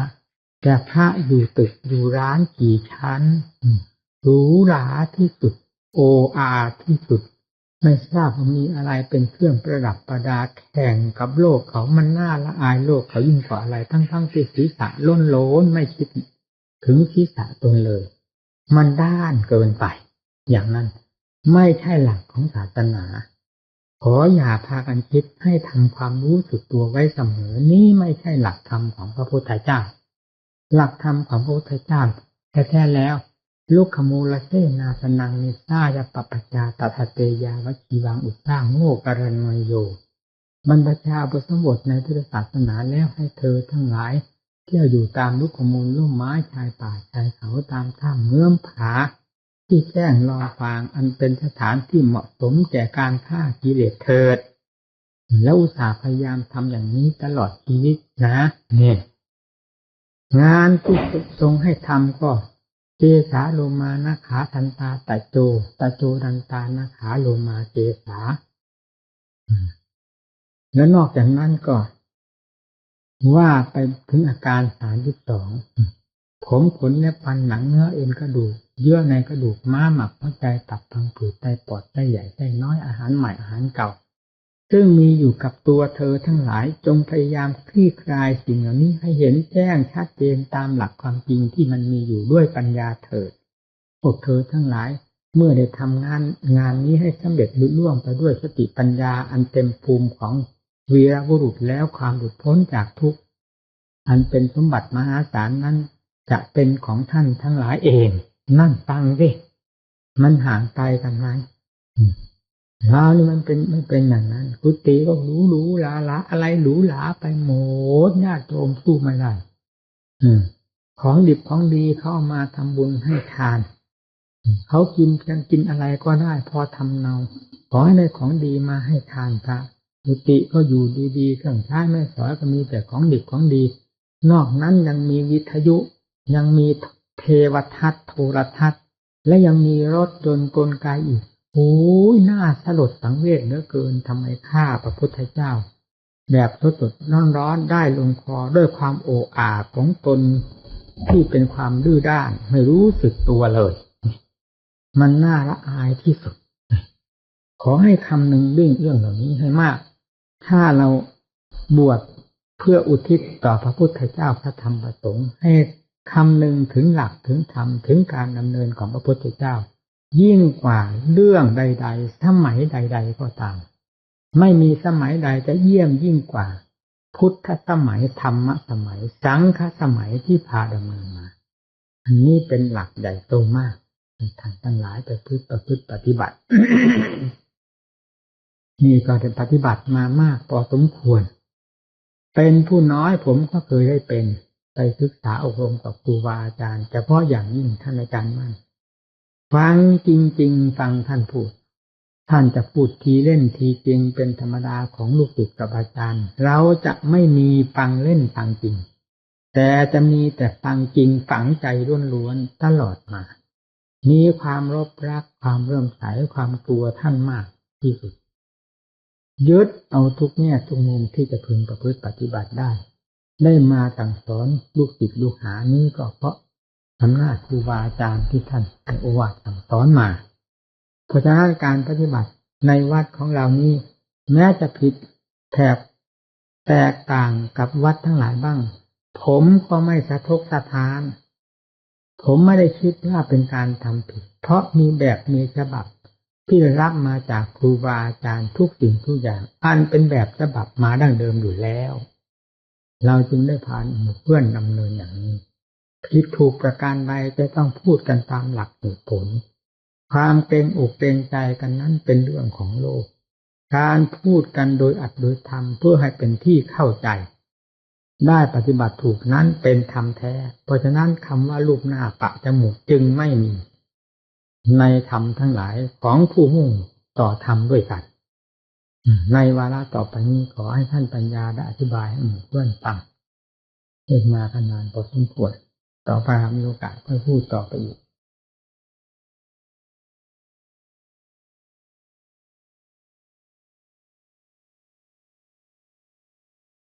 จิตธรรมดา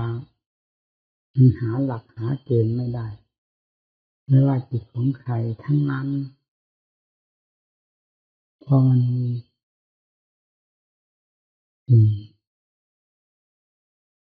ถูไถลากไปลากมา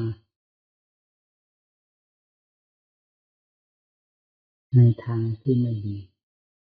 จนหาหลักยึดพอจะประทังความสุขไว้ไม่ได้ทำหลักธรรมทั้งกิเลสเราจะเห็นได้เวลาฝึกหัดอบรมเบื้องต้นมันล้มลุกคลุกคลานไม่ยอมไปตามอัตตามธรรมเพราะกิเลสมันรุนแรงผมจำไม่ลืมเลยตั้งแต่ออกปฏิบัติที่แรกจนกระทั่งปัจจุบันเพราะมันเป็นเรื่องสัจธรรมฝังอยู่ในจิตจะลืมได้อย่างไร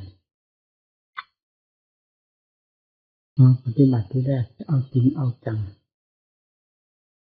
แล้วเรานิสัยเราจริงด้วยไม่ใช่เรื่องลอยๆถ้าปักลงตรงไหนก็ต้องเป็นอย่างนั้นนี่พอปฏิบัติมีปาฏิโมกข์พกเล่มเดียวติดยากคราวนี้จะเอาให้เต็มเม็ดเต็มหน่วยเต็มเหตุเต็มผลเอาเป็นเอาตายเข้าว่าเลยอย่างอื่นไม่หวังทั้งหมดหวังความพ้นทุกข์อย่างเดียวเท่านั้นจะให้พ้นทุกข์ในชาตินี้แน่นอน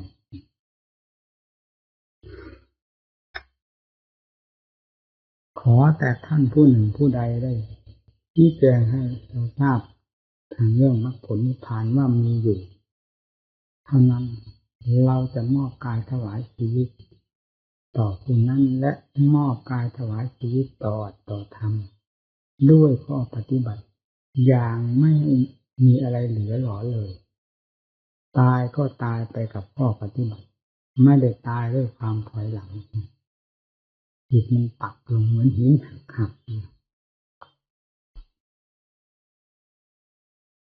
ออกมาก็เร่งมาที่แรกมาจำพรรษาโคราชอำเภอจักราชแล้วตามท่านอาจารย์มั่นไม่ทันก็เร่งตั้งแต่มาถึงที่แรกไม่นานจิตก็น่าได้ความสงบเพราะทำทั้งวันทั้งคืนไม่ยอมทำงานอะไรทั้งนั้นนอกจากงานสมาธิภาวนาเดินจงกรมอย่างเดียวตามภาษาของคนร่วมลุกคลุกคลานนั่นแหละจิตมันก็สงบได้ก็เร่งใหญ่เลย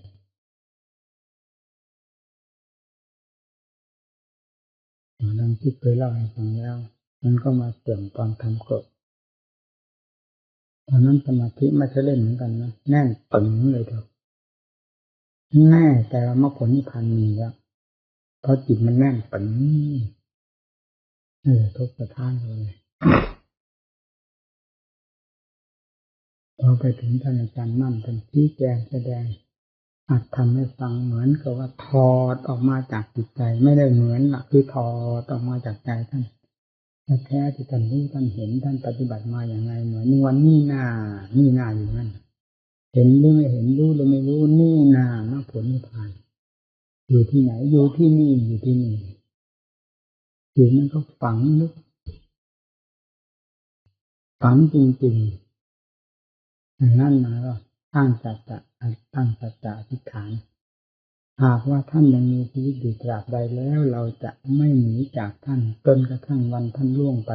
หรือเราล่วงไปแต่การไปเที่ยวเพื่อประกอบความภาคเพียรตามกาลเวลานั้นขอไปตามธรรมดาแต่ถือท่านเป็นหลักเหมือนกับว่าบ้านเรือนอยู่กับท่านไปที่ไหนต้องกลับมาหาท่าน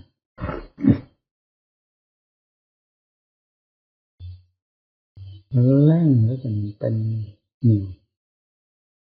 ความฝันเราก็ไม่ลืมความฝันเคยเล่าให้เพื่อนฟังแต่มันก็รู้สึกมันดื่มให้พูดได้อีกเหมือนกัน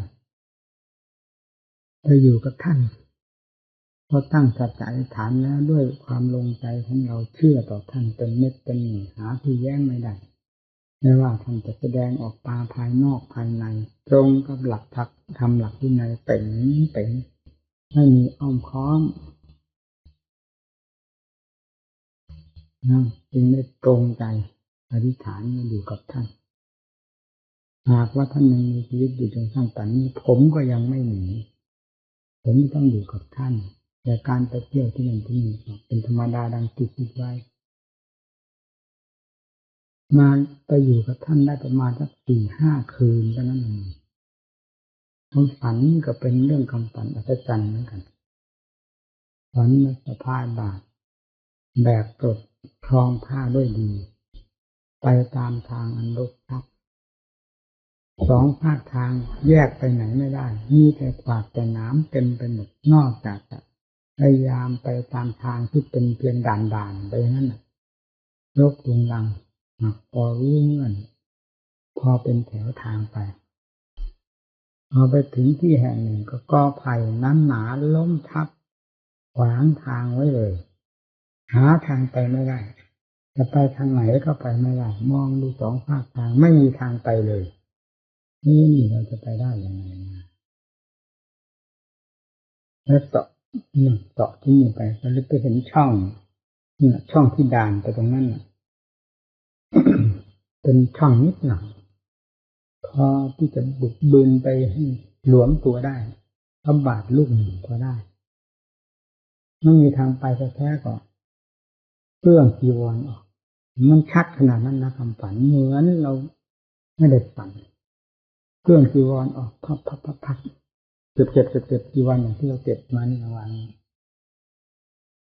เอาบาทออกจากบาท พอปลดออกจากบาตรแล้วเจ้าของก็คืบคลานไปแล้วก็ดึงสายบาตรไปด้วยกดกระดึงไปไว้ที่พอเอื้อมถึงพอบืนไปได้ก็ลากบาตรไปด้วยแล้วก็ลากกดไปด้วยแล้วก็ดึงจีวรไปด้วยบืนไปอยู่นั่น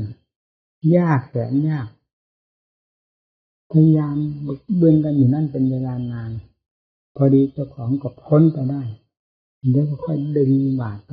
บาตรก็พ้นไปได้แล้วก็ดึงกดไปกดก็พ้นไปได้พยายามดึงจีวรไปจีวรก็พ้นไปได้พ้นไปได้แล้วนี่ครองผ้ามันชัดขนาดนั้นนะคำสั่งครองจีวรแล้วสะพายบาตรบอกว่าเราไปได้ละทีนี้ไปทำด่านเหมือนกันนั่นแหละลบพอไปอีกประมาณสัก1 เส้นสะพายบาตรแบบกดครองจีวรมองไปที่เวิ้งว้างหมดเลยเป็นคือข้างหน้านั้นเป็นมหาสมุทรมองฝั่งโน้นไม่มีเห็นแต่ฝั่งเจ้าของยืนอยู่เท่านั้นแล้วมองเห็นเกาะหนึ่งอยู่นู้นพอเป็นลึกนี่มองไปเห็นว่าเป็นเกาะเราจะต้องไปเกาะนั้นพอเดินลงไปฝั่งเรือไม่ทราบมาจากไหนเราก็ไม่ได้กำหนดว่าเรือยนต์เรือแก้วเรือพายอะไรหรอกหักเรือมานั่นเราก็ขึ้นนั่งเรือคนขับเรือนั่งเรือขับเรือเขาก็ไม่ได้พูดอะไรกับเราลงไปแล้วก็เอาบาตรแทนเลยนั่นเรือก็บึ่งพาไปนู่นเลยนะโดยไม่ต้องบอกนั่นอะไรต้นบึ่งไปนู่นเลยก็รู้สึกไม่มีภัยไม่มีอันตรายไม่มีคลื่นมีอะไรทั้งนั้นไปอย่างแบบเงียบๆครู่เดียวมันก็ถึงเพราะคำฝันพอไปถึงเกาะนั้นแล้วก็เรือก็พอเราขนของหมดแล้วเรือก็หายไปเลยไม่ได้พูดกันสักคำเดียวกับเรือนะกับคนในเรือเราก็จะพายบาตรขึ้นไปพอปีนขึ้นเขาไปเห็นท่านอาจารย์มั่นนั่งอยู่บนเขามีเตียงเล็กๆเตียงท่านตั้งมาจับท่านมาได้ยังไงนี่ทางสายนี้ใครมาได้เมื่อไหร่นี่ที่ผมนั่งเรือมาขึ้นเรือมาโอ้โหทางนี้มันมายากนะท่านนั้นตำหมากให้หน่อยยื่นตะบันหมากให้แล้วก็ตำก๊อกได้2-3 ก๊อกเลยตื่นรู้สึกตัวเสียใจอยากจะฝันต่อไปพอตื่นเช้ามาก็เลยไปเล่าความฝันให้ท่านฟังท่านพูดข้างในได้ดีมากที่ฝันนี่เป็นมงคลอย่างยิ่งนะสมหานี่เป็นแบบเป็นฉบับในปฏิปทาของท่านไม่เคลื่อนคลาดนะให้ท่านดำเนินตามปฏิปทาที่ท่านฝันนี้เบื้องต้นจะยากลำบากที่สุดนะอย่างนั้นนะท่านต้องเอาให้ดีท่านจะท้อถอยเบื้องต้นนี้ลำบากดูท่านบึกบืนลอดกอไผ่มาทั้งกอนั่นลำบากมากตรงนั้นเอาให้ดีอย่าถอยหลังเป็นอันขาดพอพ้นจากนั้นไปแล้วก็เวิ้งว้างไปได้สบายจนถึงเกาะของหวังนั้นไม่ยากตรงนี้ตรงยากนะเราฟังจริงๆถึงใจเป็นกับตาท่านอย่าถอยตรงนี้ครั้งแรกนี่ยากที่สุดพอตอนจิตเสื่อมจิตเจริญจิตเสื่อมนั้นมันยากจนจะเอาหัวฟาดใส่ภูเขาไปนั่นมันโมโหเองเนี่ยก็เสื่อมเองเนี่ยก็เสื่อมแนะว่าอย่างนั้นพอพ้นอยู่แล้วท่านจะไปด้วยความสะดวกสบายไม่มีอุปสรรคอันใดเลยมีเท่านั้นละเบื้องต้นเอาให้ดีนะอย่าถอยนะท่านว่างี้นะถ้าถอยตรงนี้ไปไม่ได้นะเป็นก็เป็นตายก็ตายฟาดมันให้ได้ตรงนี้นะในนิมิตบอกแล้วว่าไปได้นี่ มันจะยากแค่ไหนมันก็ไปได้นี่ถอย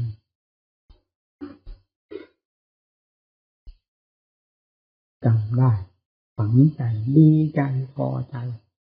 นั่นก็คือว่าได้ดำเนินตามนั้นเรื่อยมา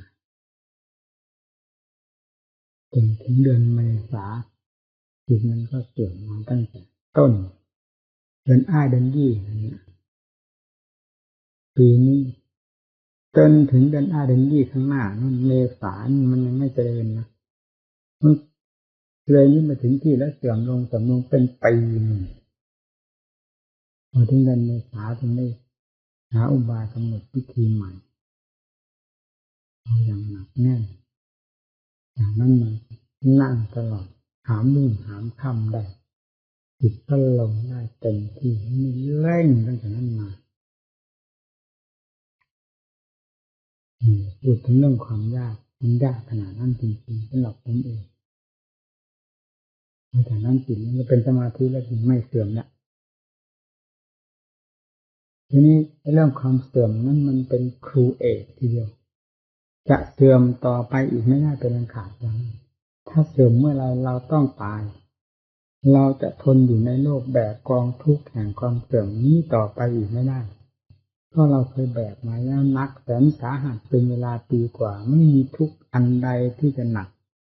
แผดเผายิ่งกว่าความทุกข์เพราะจิตเสื่อมหากยังจะเสื่อมต่อไปอีกได้อยู่แล้วเราต้องตายอย่างเดียวเท่านั้นเพราะอาการเรามัดระวังเจ้าของจากนั้นไปแล้วจึงเข้มงวดกวดขันที่สุดเลยไม่ยอมให้เสื่อมได้จิตก็เจริญนี่ตอนที่มันเห็นความอัศจรรย์ก็เห็นตอนนั่งภาวนาตลอดรุ่งตั้งแต่เริ่มคืนแรกเลยพิจารณาทุกขเวทนาแหมมันสาหัสนะแรกก็ไม่นึกว่าจะนั่งแต่ว่าพิจารณาตลอดรุ่งนั่งไปทุกเวทนาเกิดขึ้นพิจารณาก็ไม่เรื่องเดียวมันยังไงกันนี่วะเอาวันนี้ตายก็ตายเลยตั้งสัจจะอธิษฐานในขณะนั้น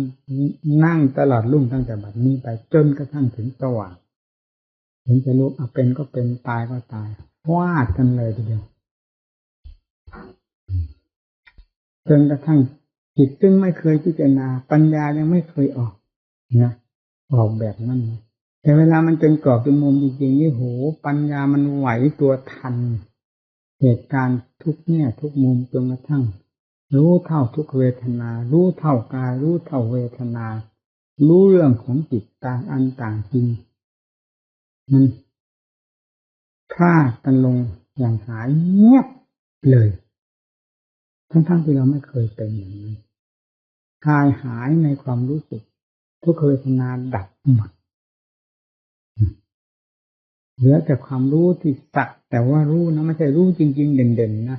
คือสักแต่ว่ารู้เท่านั้นแต่เป็นสิ่งที่ละเอียดอ่อนที่สุดอัศจรรย์ที่สุดในขณะนั้น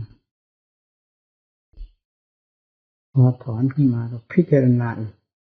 แต่การพิจารณาเราจะเอาอุบายต่างๆที่เราเคยพิจารณามาแล้วมาใช้ในขณะนั้นมันไม่ได้ผลมันเป็นสัญญาอดีตไปเสียต้องผลิตขึ้นมาใหม่ให้มันทันกับเหตุการณ์ในขณะนั้นลงได้อีกคืนนั้นลงได้ถึง3 ครั้งสว่างโอ้ยอัศจรรย์เจ้าของจริงตื่นเช้ามาก็ได้โอกาสขึ้นไปกราบเรียนท่านอาจารย์มั่นซึ่งปกติมีความกลัวท่านมากแต่วันนั้นไม่ได้กลัวเลยอยากจะกราบเรียนเรื่องความจริงให้ท่านทราบท่านเห็นผลแห่งความจริงของเราว่าปฏิบัติมาอย่างไรจึงได้ปรากฏเช่นนี้พูดขึ้นอย่างอาจหาญเลยซึ่งทั้งที่เราไม่เคยพูดกับท่านอย่างนั้นนั่นก็ขึงขังตึงตังใส่เปี้ยงให้ท่านก็ฟังพอฟังแล้วท่านมันต้องอย่างนั้นหรืองั้นเลยจ้ะท่านเอานี้นะอธิบายให้ฟังเต็มที่พอใจล้อมก็มันเหมือนหมาตัวหนึ่งพอท่านยอบ้างยุบ้างท่านจะกัดจะเห่า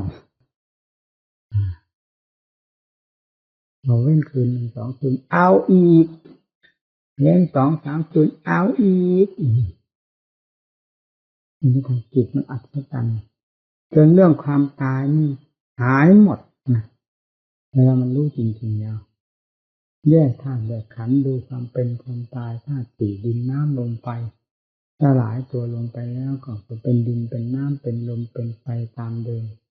อากาศธาตุก็เป็นอากาศตามเดิมใจที่กลัวตายก็ยิ่งเด่นมันเอาอะไรมาตายเด่นขนาดนี้มันตายได้ยังไงใจก็ไม่ตายแล้วมันกลัวอะไรมันโกหกกันโลกกิเลสอันนี้มันโกหกกันนะพิจารณาวันหนึ่งได้อุบายแบบหนึ่งขึ้นมาพิจารณาวันหนึ่งได้อุบายแบบหนึ่งขึ้นมาแต่มีแต่อุบายแบบเผ็ดร้อนแบบอัศจรรย์ทั้งนั้นจิตก็ยิ่งอัศจรรย์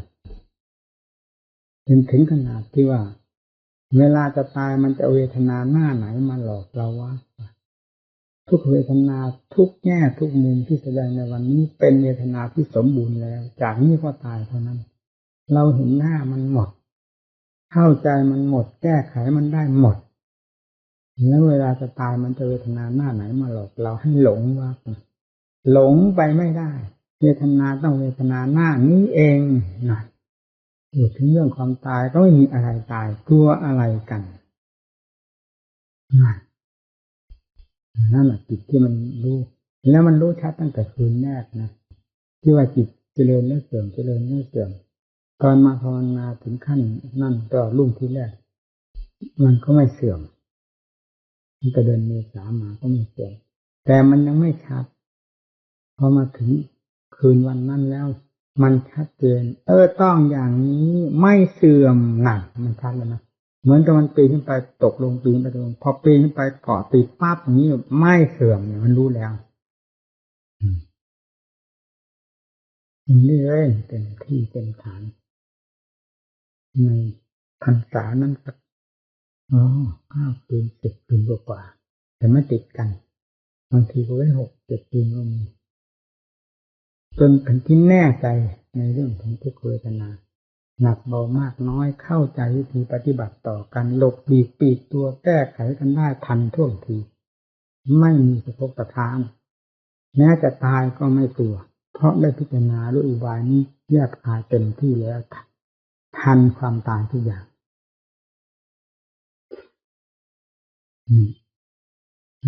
ปีถ้าพูดถึงเรื่องความเพียรผมความพรรษาที่10คือมันเริ่มตั้งแต่ตั้งแต่เดือนเมษายนเนี่ย9 พรรษาไปถึงพรรษาที่10เป็นความเพียรที่หักโหมที่สุดเลยในชีวิตนี้ไม่มีความเพียรใดในเกี่ยวกับเรื่องร่างกายที่จะหักโหมยิ่งกว่าพรรษาที่10ใจก็หักโหมร่างกายก็หักโหมเต็มที่หลังจากนั้นมาแล้วก็จะเรื่อยจิตนี่เป็นหินไปเลยหินความแน่นหนามั่นคงของสมาธิมันชำนาญพอจนเป็นเหมือนกับหินทั้งแท่งไม่หวั่นไหวอะไรง่ายๆเลยติดสมาธินี่อยู่ถึง5 ปีเต็มๆพอออกจากสมาธิด้วยอำนาจท่านอาจารย์มั่นเขตเอาไปอย่างหนักจึงออกพิจารณาพอพิจารณาเรื่องปัญญาก็เพราะสมาธิพร้อมแล้วเหมือนกับเครื่องทัพสัมภาระที่จะมาปลูกบ้านสร้างเรือนนี่มันมีพร้อมแล้วเป็นแต่เพียงเราไม่ประกอบให้เป็นบ้านเป็นเรือนเท่านั้นมันก็เป็นเศษไม้อยู่เปล่าๆไม่เกิดประโยชน์อะไรมีสมาธิก็เป็นสมาธิอยู่อย่างนั้นเมื่อไม่นำมาประกอบให้เป็นสติปัญญามันก็หนุนอะไรไม่ได้มันต้องพิจารณาตามท่านอาจารย์ใหญ่ท่านเทศพอท่านเทศเท่านั้นมันก็ออกพอออกมันก็รู้เรื่องรู้ราวฆ่ากิเลสตัวนั้นได้ตัดกิเลสตัวนี้ได้โดยลำดับเกิดความตื่นเนื้อตื่นตัวขึ้นมานอนเราอยู่ในสมาธิเรานอนตายมากี่ปีกี่เดือนเนี่ยไม่เห็นได้เรื่องราวอะไรตอนนี้ก็เล่นทางสมาธิแต่มันเป็นจิตใจโลดโผนผมถ้าไปแง่นั้นไปแง่เดียวพอมันเดินทางสมาธิแล้วมันก็มาตำหนิว่าพอมันเดินทางด้านปัญญาแล้วมันก็มาตำหนิสมาธิว่านอนตายอยู่เปล่าตัวความจริงสมาธิมันก็เป็นเครื่องพักจิตพอดีจริงก็เป็นอย่างนั้น มีไม่กลับมาตำหนิว่าสมาธิมีนอนตายอยู่เปล่าๆมากี่ปีไม่เห็นเกิดปัญญามันก็เร่งทางด้านปัญญาเร่งทางกายนี่หรอตอนอสุภะมันสำคัญมากนะสำคัญมากจริงๆพิจารณาอสุภะนี่มันคล่องแคล่วแพร่กล้ามองดูอะไรทะลุไปหมดไม่ว่าจะหญิงจะชายจะหนุ่มจะสาวขนาดไหนเอาพูดให้มันเต็มตามความจริงที่จิตมันกล้าหาญไม่ต้องให้มีผู้หญิงกับเฒ่าๆแก่ๆแล้วให้มีแต่หญิงสาวๆเต็มอยู่ในชุมนุมนั้นเราสามารถจะเดินบุกเข้าไปในที่นั้นโดยไม่ให้มีราคะตัณหาอันใดแสดงขึ้นมาได้เลยความอาถรรพ์ของจิตเพราะอสุภะมันมองดูคนมันมีแต่หนังห่อกระดูกมีแต่เนื้อแต่หนังแดงโล่ไปหมดนั้นมันเห็นความสวยความงามที่ไหนเพราะอำนาจของอสุภะมันแรงมองดูรูปไหนมันก็เป็นแบบนั้นหมดแล้วมันจะเอาความสวยงามมาจากไหนพอให้กำลังมันดีเพราะฉะนั้นมันจึงกล้าเดินบุก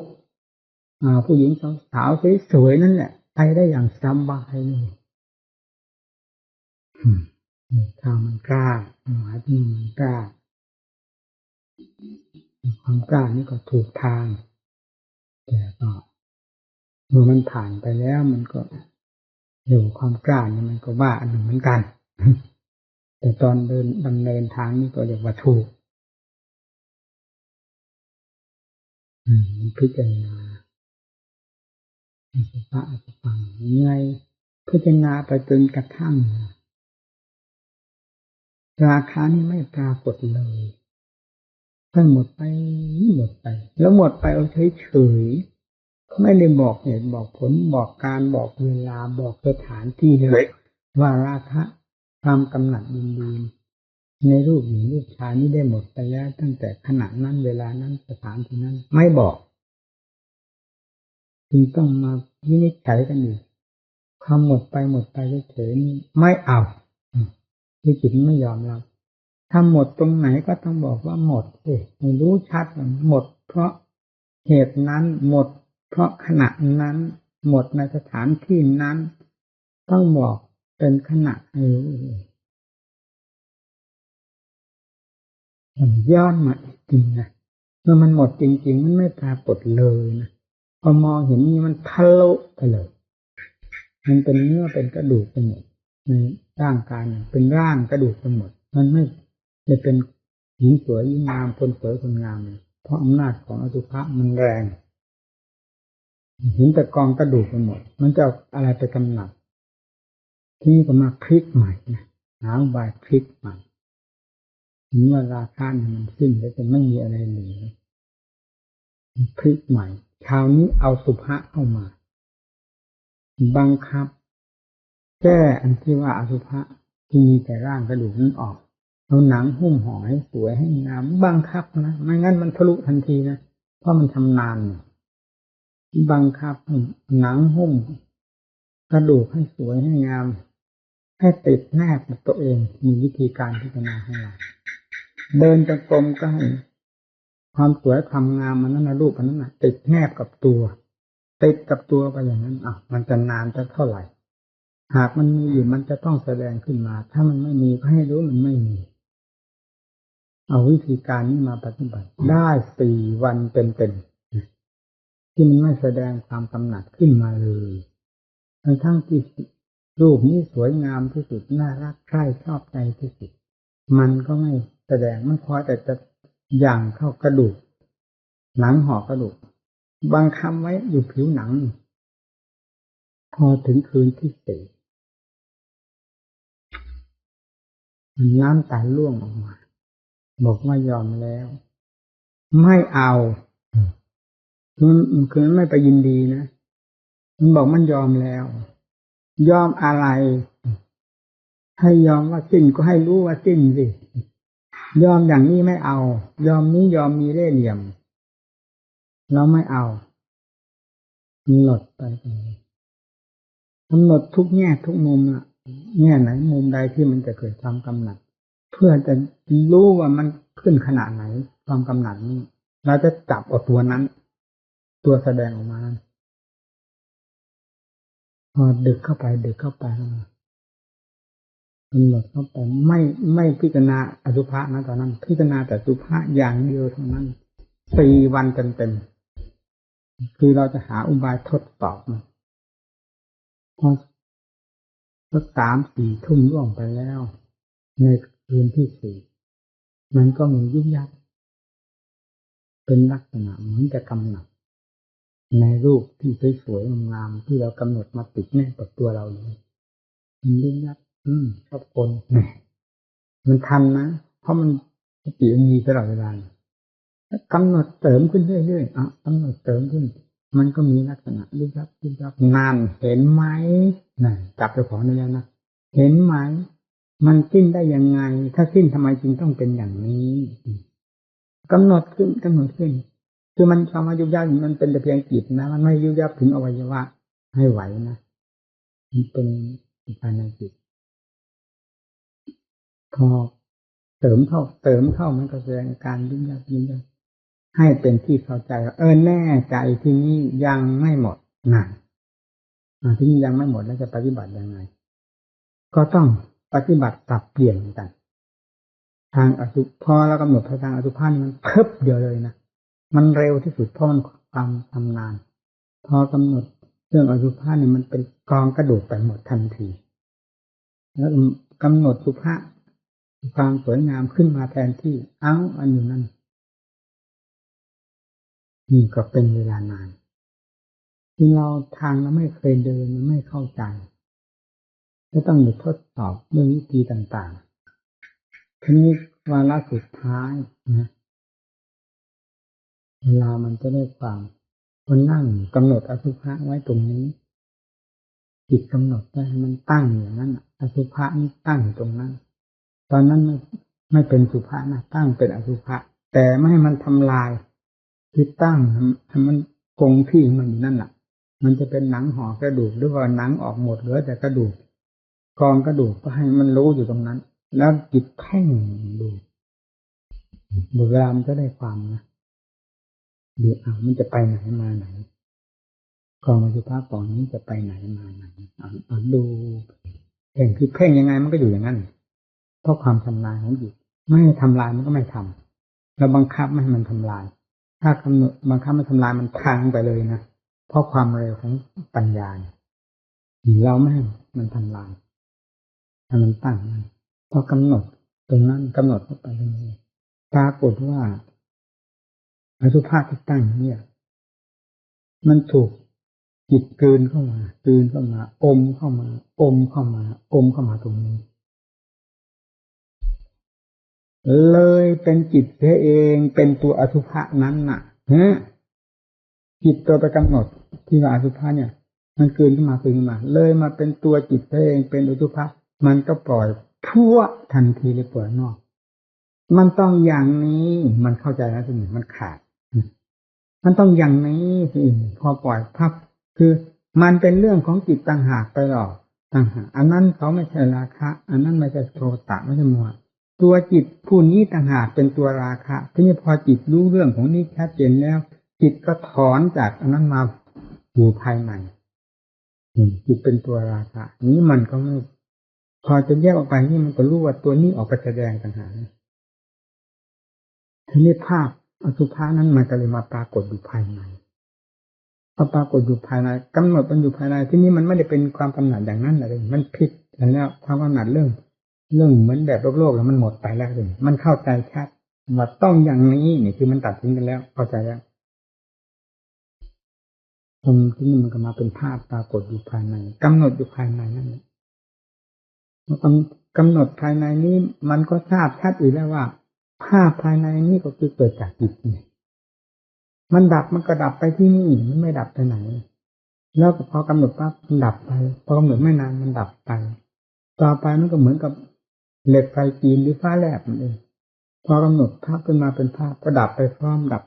เลยจะขยายให้เป็นสุภาพอะไรไม่ได้เพราะความรวดเร็วของอันนั้นพบปรากฏขึ้นภาพดับพร้อมต่อไปนั้นจิตก็กลายเป็นจิตว่างไปเลย ส่วนอสุภะภายนอกหมดปัญหาเข้าใจแล้วตั้งแต่ขณะที่มันมากลืนตัวเข้ามานี่เข้าใจแล้วมันปล่อยข้างนอกทันทีเลยรูปเสียงกลิ่นรสอะไรข้างนอกมันปล่อยทันทีเพราะอันนี้ไปหลอกต่างหากนี่เลยเข้าใจตัวนี้ชัดแล้วอันนั้นไม่มีปัญหาอะไรมันเข้าใจทันทีปล่อยนี่ก็มาปรากฏเป็นภาพอยู่ภายในจิตกำหนดภาพภายในจิตไม่นานแล้วภาพอันนี้มันก็ดับไปตั้งขึ้นมาก็ดับไปตั้งขึ้นมาไม่นานเดี๋ยวดับไปต่อไปก็ตั้งขึ้นมาเหมือนฟ้าแลบพอปรากฏภาพดับพร้อมจะพิจารณาเรื่องสุภาพหรือว่าไม่ทันเลยดับไปหลังจากภาพภายในดับไปหมดแล้วจิตมันก็ว่างหมดทีนี้นะหมดด้วยอะไรว่างหมดมองดูต้นไม้ภูเขาตึกรามบ้านช่องเห็นเพียงเป็นลางๆเป็นเงาแต่ส่วนใหญ่คือจิตนี้มันทะลุไปหมดว่างไปหมดแม้แต่ละมองดูร่างกายนี้มันก็เห็นพอเป็นเงาส่วนจิตแท้มันทะลุไปหมดว่างไปหมดโอ้โหจิตมันว่างขนาดนี้เลยนะว่างอยู่ตลอดเวลาไม่มีอะไรเข้าผ่านในจิตเลยถึงมันจะว่างมันก็ปรุงภาพเป็นเครื่องฝึกซ้อมเหมือนกันนะแล้วจะปรุงภาพใดก็แล้วแต่เป็นเครื่องฝึกซ้อมจิตใจให้มีความว่างช่ำชองเข้าไปจนกระทั่งแยบเดียวว่างพอปรุงขึ้นแยบเท่านั้นมันก็ว่างพร้อมไปหมดตอนนี้แหละตอนที่จิตว่างเต็มที่นี้ความรู้อันนี้จะเด่นเต็มที่เป็นคือรูปก็ดีเวทนาก็ดีสัญญาก็ดีสังขารก็ดีวิญญาณก็ดีมันรู้รอบหมดแล้วมันปล่อยของมันหมดไม่มีอะไรเหลือแต่ความรู้อันเดียวมันมีความปฏิภาคมันมีความสัมผัสสัมพันธ์มีความดื่มอยู่กับความรู้อันนี้อย่างเดียวความเกิดขึ้นพับมันก็ดับเพราะมันดูอยู่นี่สติปัญญาคันนี้ถ้าทั้งพุทธการท่านก็เรียกมหาสติมหาปัญญา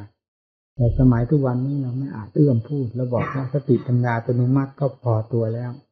กับที่เราใช้อยู่มันเหมาะสมกันอยู่แล้ว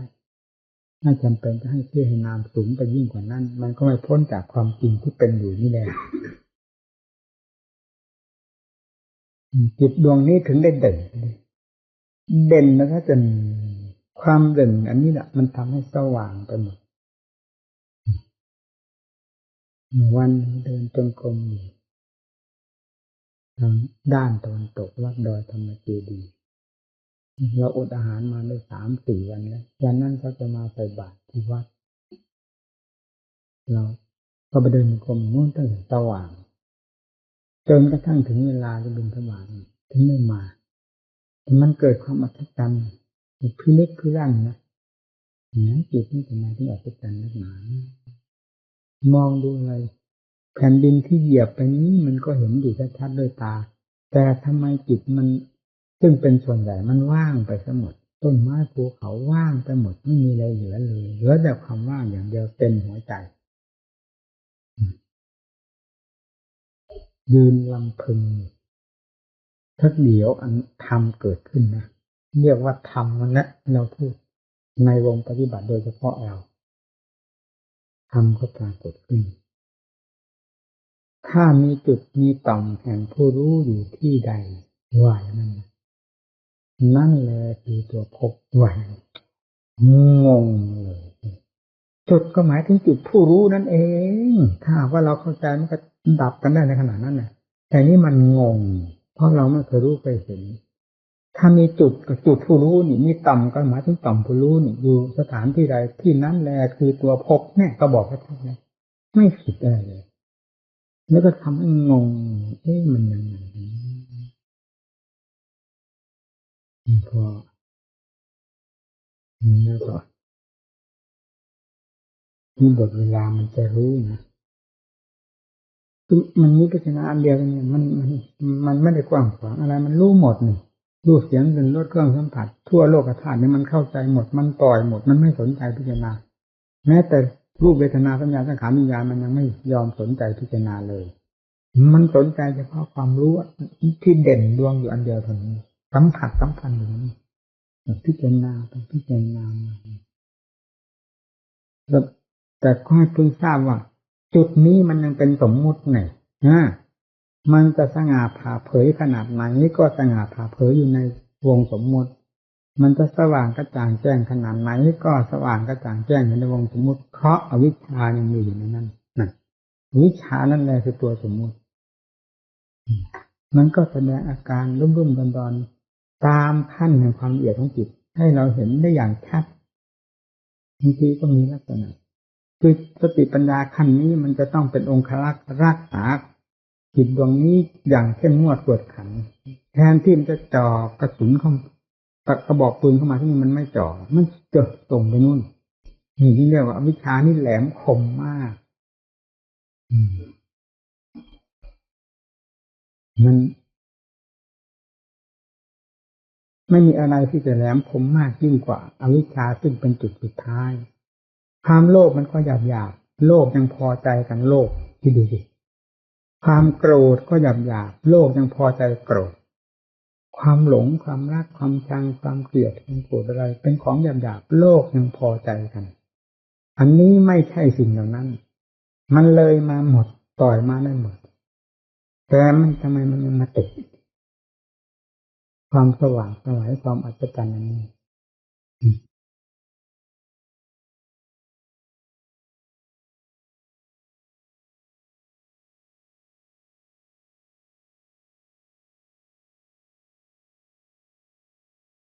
เดือดร้อนเรื่องทิฏฐานอยากพาปัญหาทิฏฐานสนใจต่อไปทำให้เชื่อพระพุทธเจ้าแล้วจะต้องร่มจมแน่เราจะไปสงสัยว่าโลกนี้เป็นใครมีความสุขไม่มีเรายืนยันได้เลยถ้าไม่มีธรรมที่อย่างเดียวอย่าเข้าใจว่าวัตถุสมบัติจะยังโลกให้มีความสุขความเย็นใจและสงบสุขสบายไม่มีเพราะสิ่งนี้เป็นเชื้อของไฟ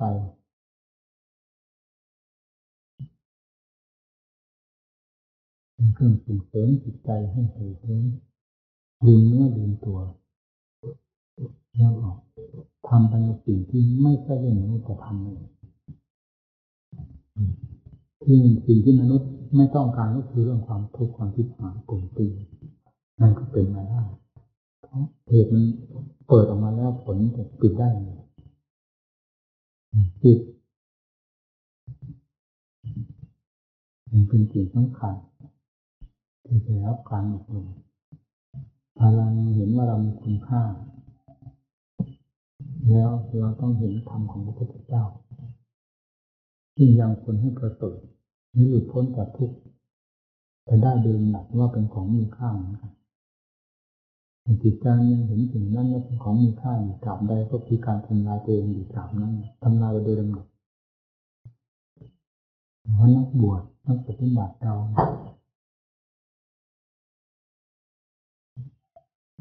เลยเสียดายอะไรผลมันก็เห็นอยู่นั่นชัดๆเนี่ยใครมานี่เป็นธรรมะระบายเรื่องความทุกข์ให้ฟังแต่เรานี่มันมากต่อมากที่เกี่ยวข้องกับคนไม่เคยมีใครที่จะนำเรื่องความสุขความสบายมาเล่าให้ฟังเลยไม่ว่าผู้ใหญ่ผู้น้อย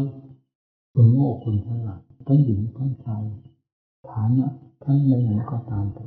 มีแต่เรื่องอันเดียวนี่มาเล่าให้ฟังมาระบายความทุกข์ความลำบากมันพูดเลยถามว่าความเป็นของโลกที่เขาดำเนินกันอย่างนั้นเป็นสิ่งที่ให้ความสุขความสมหวังในโลกต้องการจริงๆแล้วทำไมต้องมาบ่นกันมันก็คือเขาได้รับความทุกข์นำเรื่องความทุกข์มาบ่นกันนั่นเองนี่ไม่ทราบว่าจะแก้มันยังไงเป็นเรื่องทุกข์มีศาสนาเป็นเครื่องกระตุกบ้างแล้วแย่ ขอให้ผู้ปฏิบัติทั้งหลายพระพุทธเจ้าทรงรู้ทรงเห็นทุกอย่างทั้งดีทั้งชั่วทั้งผิดทั้งถูกทั้งสุขทั้งทุกข์ทรงแสดงทั้งหมดไม่ปิดบังลี้ลับโทษแห่งความเป็นของกิเลสมันพาคนได้รับความทุกข์เพราะมันอย่างไรบ้างพระองค์ก็แสดงราคะก่อทุกข์ให้เกิดขึ้นอย่างไรบ้างโทสะก่อให้เกิดทุกข์อย่างไรบ้างโมหะก่อให้เกิดทุกข์อย่างไรบ้างความโลภก่อให้เกิดทุกข์อย่างไรบ้างสิ่งเหล่านี้ไม่ปรากฏว่าก่อความสุขให้โลกเลยนั่นเองตามหลักธรรมของพระเจ้าผู้ทรงค้นพบจริงๆก็จับพระทัยจับได้อย่างนั้น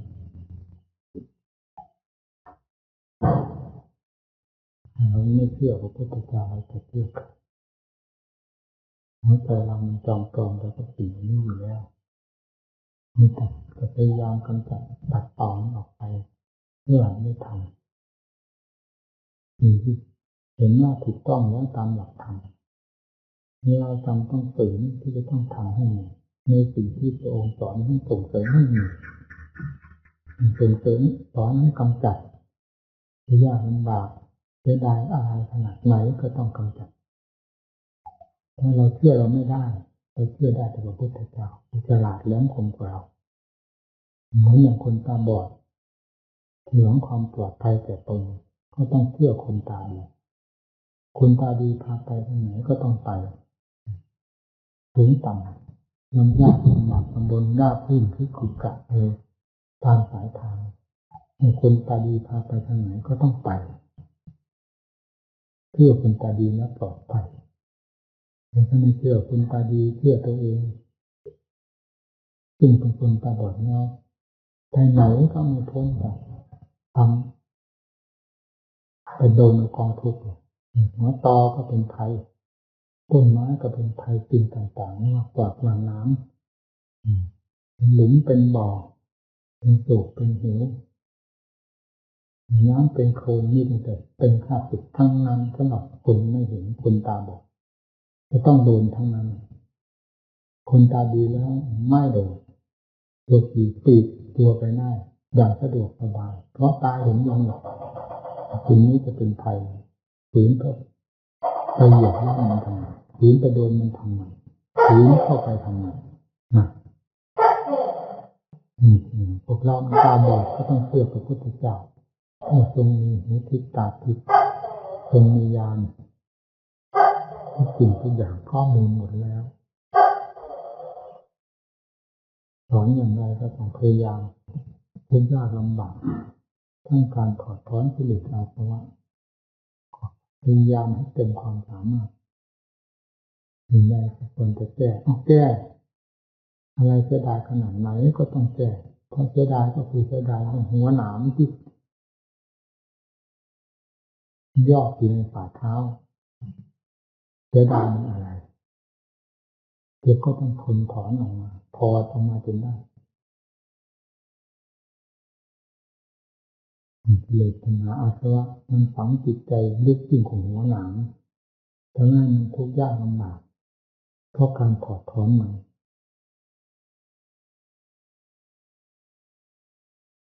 จะได้หรือมันต้องทุกข์พระพุทธเจ้าก็ทรงเป็นมาแล้วและยอมรับมาแล้วว่าทุกข์ขนาดสลบสลายก็ไม่ทุกข์ยังไงคนเรานี่คือการประกอบความเพียรเพื่อถอดถอนกิเลสนั่นเองขนาดที่สลบสลายพระกายอาหาร49 วันก็เพื่อถอดถอนกิเลสเองเป็นแต่เพียงว่าใช่ทางนั้นใช่ทางพวกยังไม่สงทราบเพราะเป็นสยามภูแต่พึงนี้เองปฏิบัติดำเนินโดยลำพังพระองค์เองไม่มีครูมีอาจารย์ผู้แนะนำท่านสอนเหมือนอย่างพวกเราที่มีอยู่แล้วนี้ทั้งตำหนักตำราทั้งครูบาอาจารย์แนะนำสอนอยู่มันผิดกันคนละโลกกับพระพุทธเจ้าที่ทรงดำเนินไปโดยลำพังพระองค์เองต้องเหยียบน้ำทั้งที่ในสองการไปเหยียบมันก็ต้องเหยียบเป็นธรรมดาโดนความทุกข์ความลำบากอดพระกายอาหาร49 วันไม่เป็นทุกข์ ขนาดถึงขนาดแล้วจะเป็นทุกข์ถึงขนาดไหนเอาพี่มาเลยพี่ก็ทรงทำทรงฝ่าทรงฝืนทุกสิ่งทุกอย่างการเสด็จออกตรงถนนด้วยความอะไรเสียดายบริษัทปรีวานเพื่อพระประชาชนเท่าไหร่พระราชโอรสพระชายา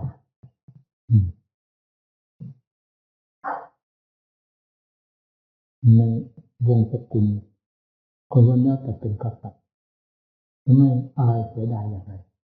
ทำไมพระองค์จึงทรงฝืนขนาดนั้นคุณทำได้ไม่ฝืนทำไม่ได้ต้องฝืนเราก็ทราบแล้วฝืนเพราะทรงเห็นเห็นผลข้างหน้าว่าจะเลิศยิ่งกว่าสิ่งเหล่านี้อยู่แล้วเราฝืนนี้แม้จะทุกข์ยากลำบากความสุขก็คุ้มค่ากันคือความเป็นศาสดาของโลกตามพระประสงค์จึงต้องฝืนแล้วฝืนอยู่ทุกเวลาทุกแง่ทุกมุมด้วยพระพุทธเจ้านี่แล้วจะประทับอยู่ในสถานที่ใด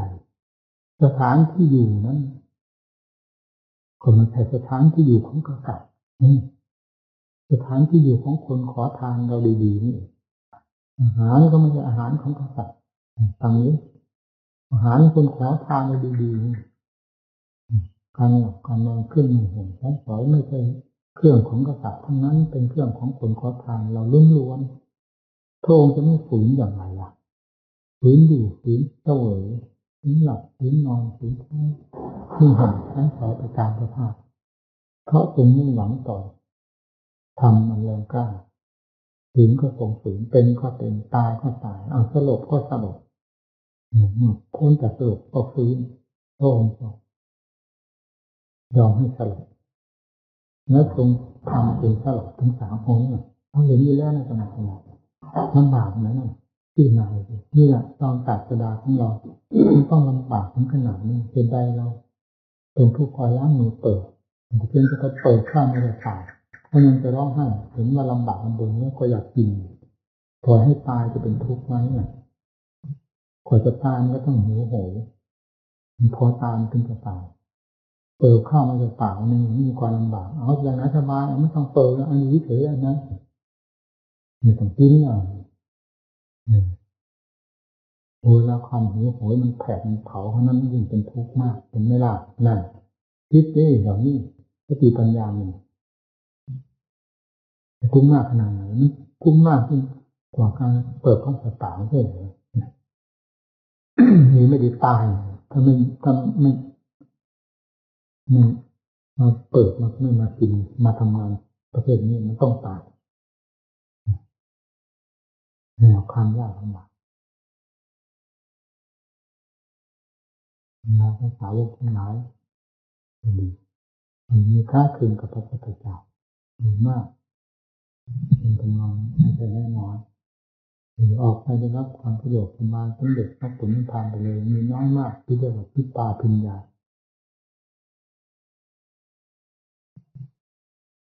ควรที่บรรลุถึงจะได้บรรลุมีเหตุเฉยกับบรรลุเอาเ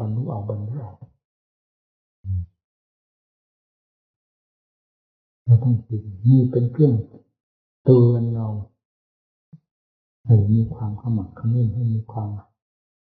บึกบึนอดทน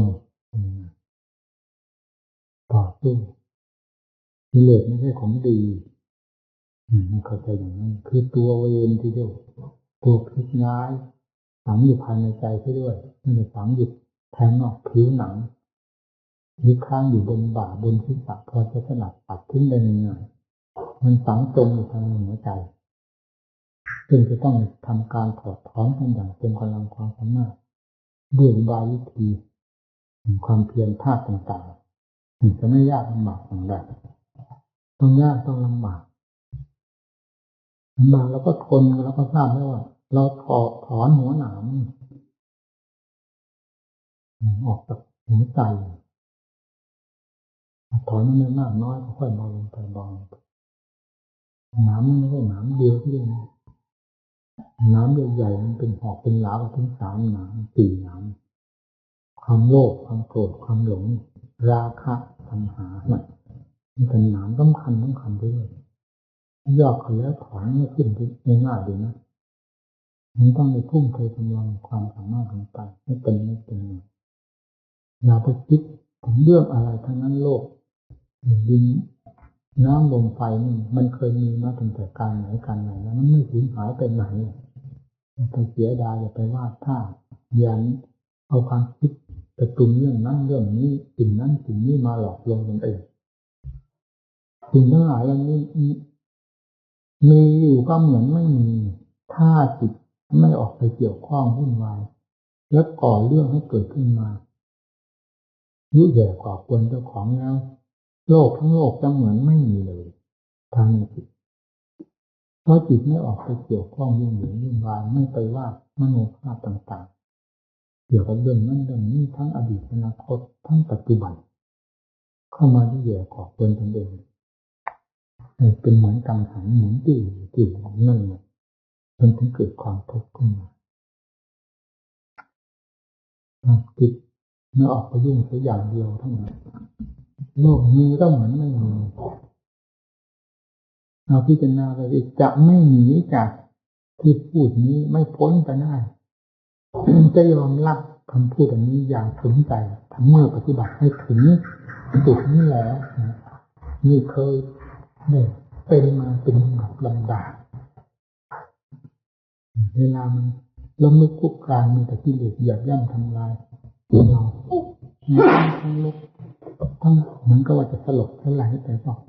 มือเรื่องอำนาจเยอะเล่นงานเราก็เป็นมาแล้วเคยเป็นมาแล้วภาวนาจิตมีแต่ความคิดความขนองดิ้นเกินกว่าแต่ยิ่งกว่าจะเอาไปฆ่าเป็นมาแล้วแต่ก็เพราะความเพียรสำคัญมากความต่อสู้ความเอาจริงเอาจังความเด็ดเดี่ยวอาจหารความมุ่งมั่น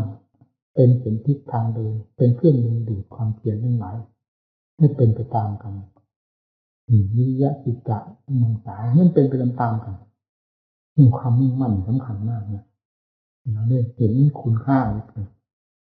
ถ้าเรามุ่งมั่นต่อธรรมแดนพ้นทุกอย่างสุดหัวใจไม่หวังแต่ค้างอยู่ในโลกไหนๆเลยแต่เวลาเริ่มออกมาปฏิบัติมีความมุ่งมั่นอย่างนั้นแม้ตั้งสัจจะอธิษฐานเอาไว้ในขณะที่เรียนหนังสืออยู่เราก็ตั้งสัจจะอธิษฐานเรียนสำเร็จตามความต้องการในภูมินั้นแล้วก็ปฏิบัติเพื่อความหลุดพ้นโดยถ่ายเดียวเท่านั้นทีนี้เมื่อออกมาแล้วไอ้กิเลสนั้นไม่ได้เห็นดีด้วยเราเรื่องความหลุดพ้นของเราพอมันจะอนุโมทนาเรายิ่งจะต้องฟาดกันอย่างเต็มที่ในขณะที่เราจะออกจากมันเห็นไหมล่ะล้มลุกคลุกคลานเลยสลบสลายอย่างไรมันต่อสู้มันฉุดมันลากเราก็ไม่ถอย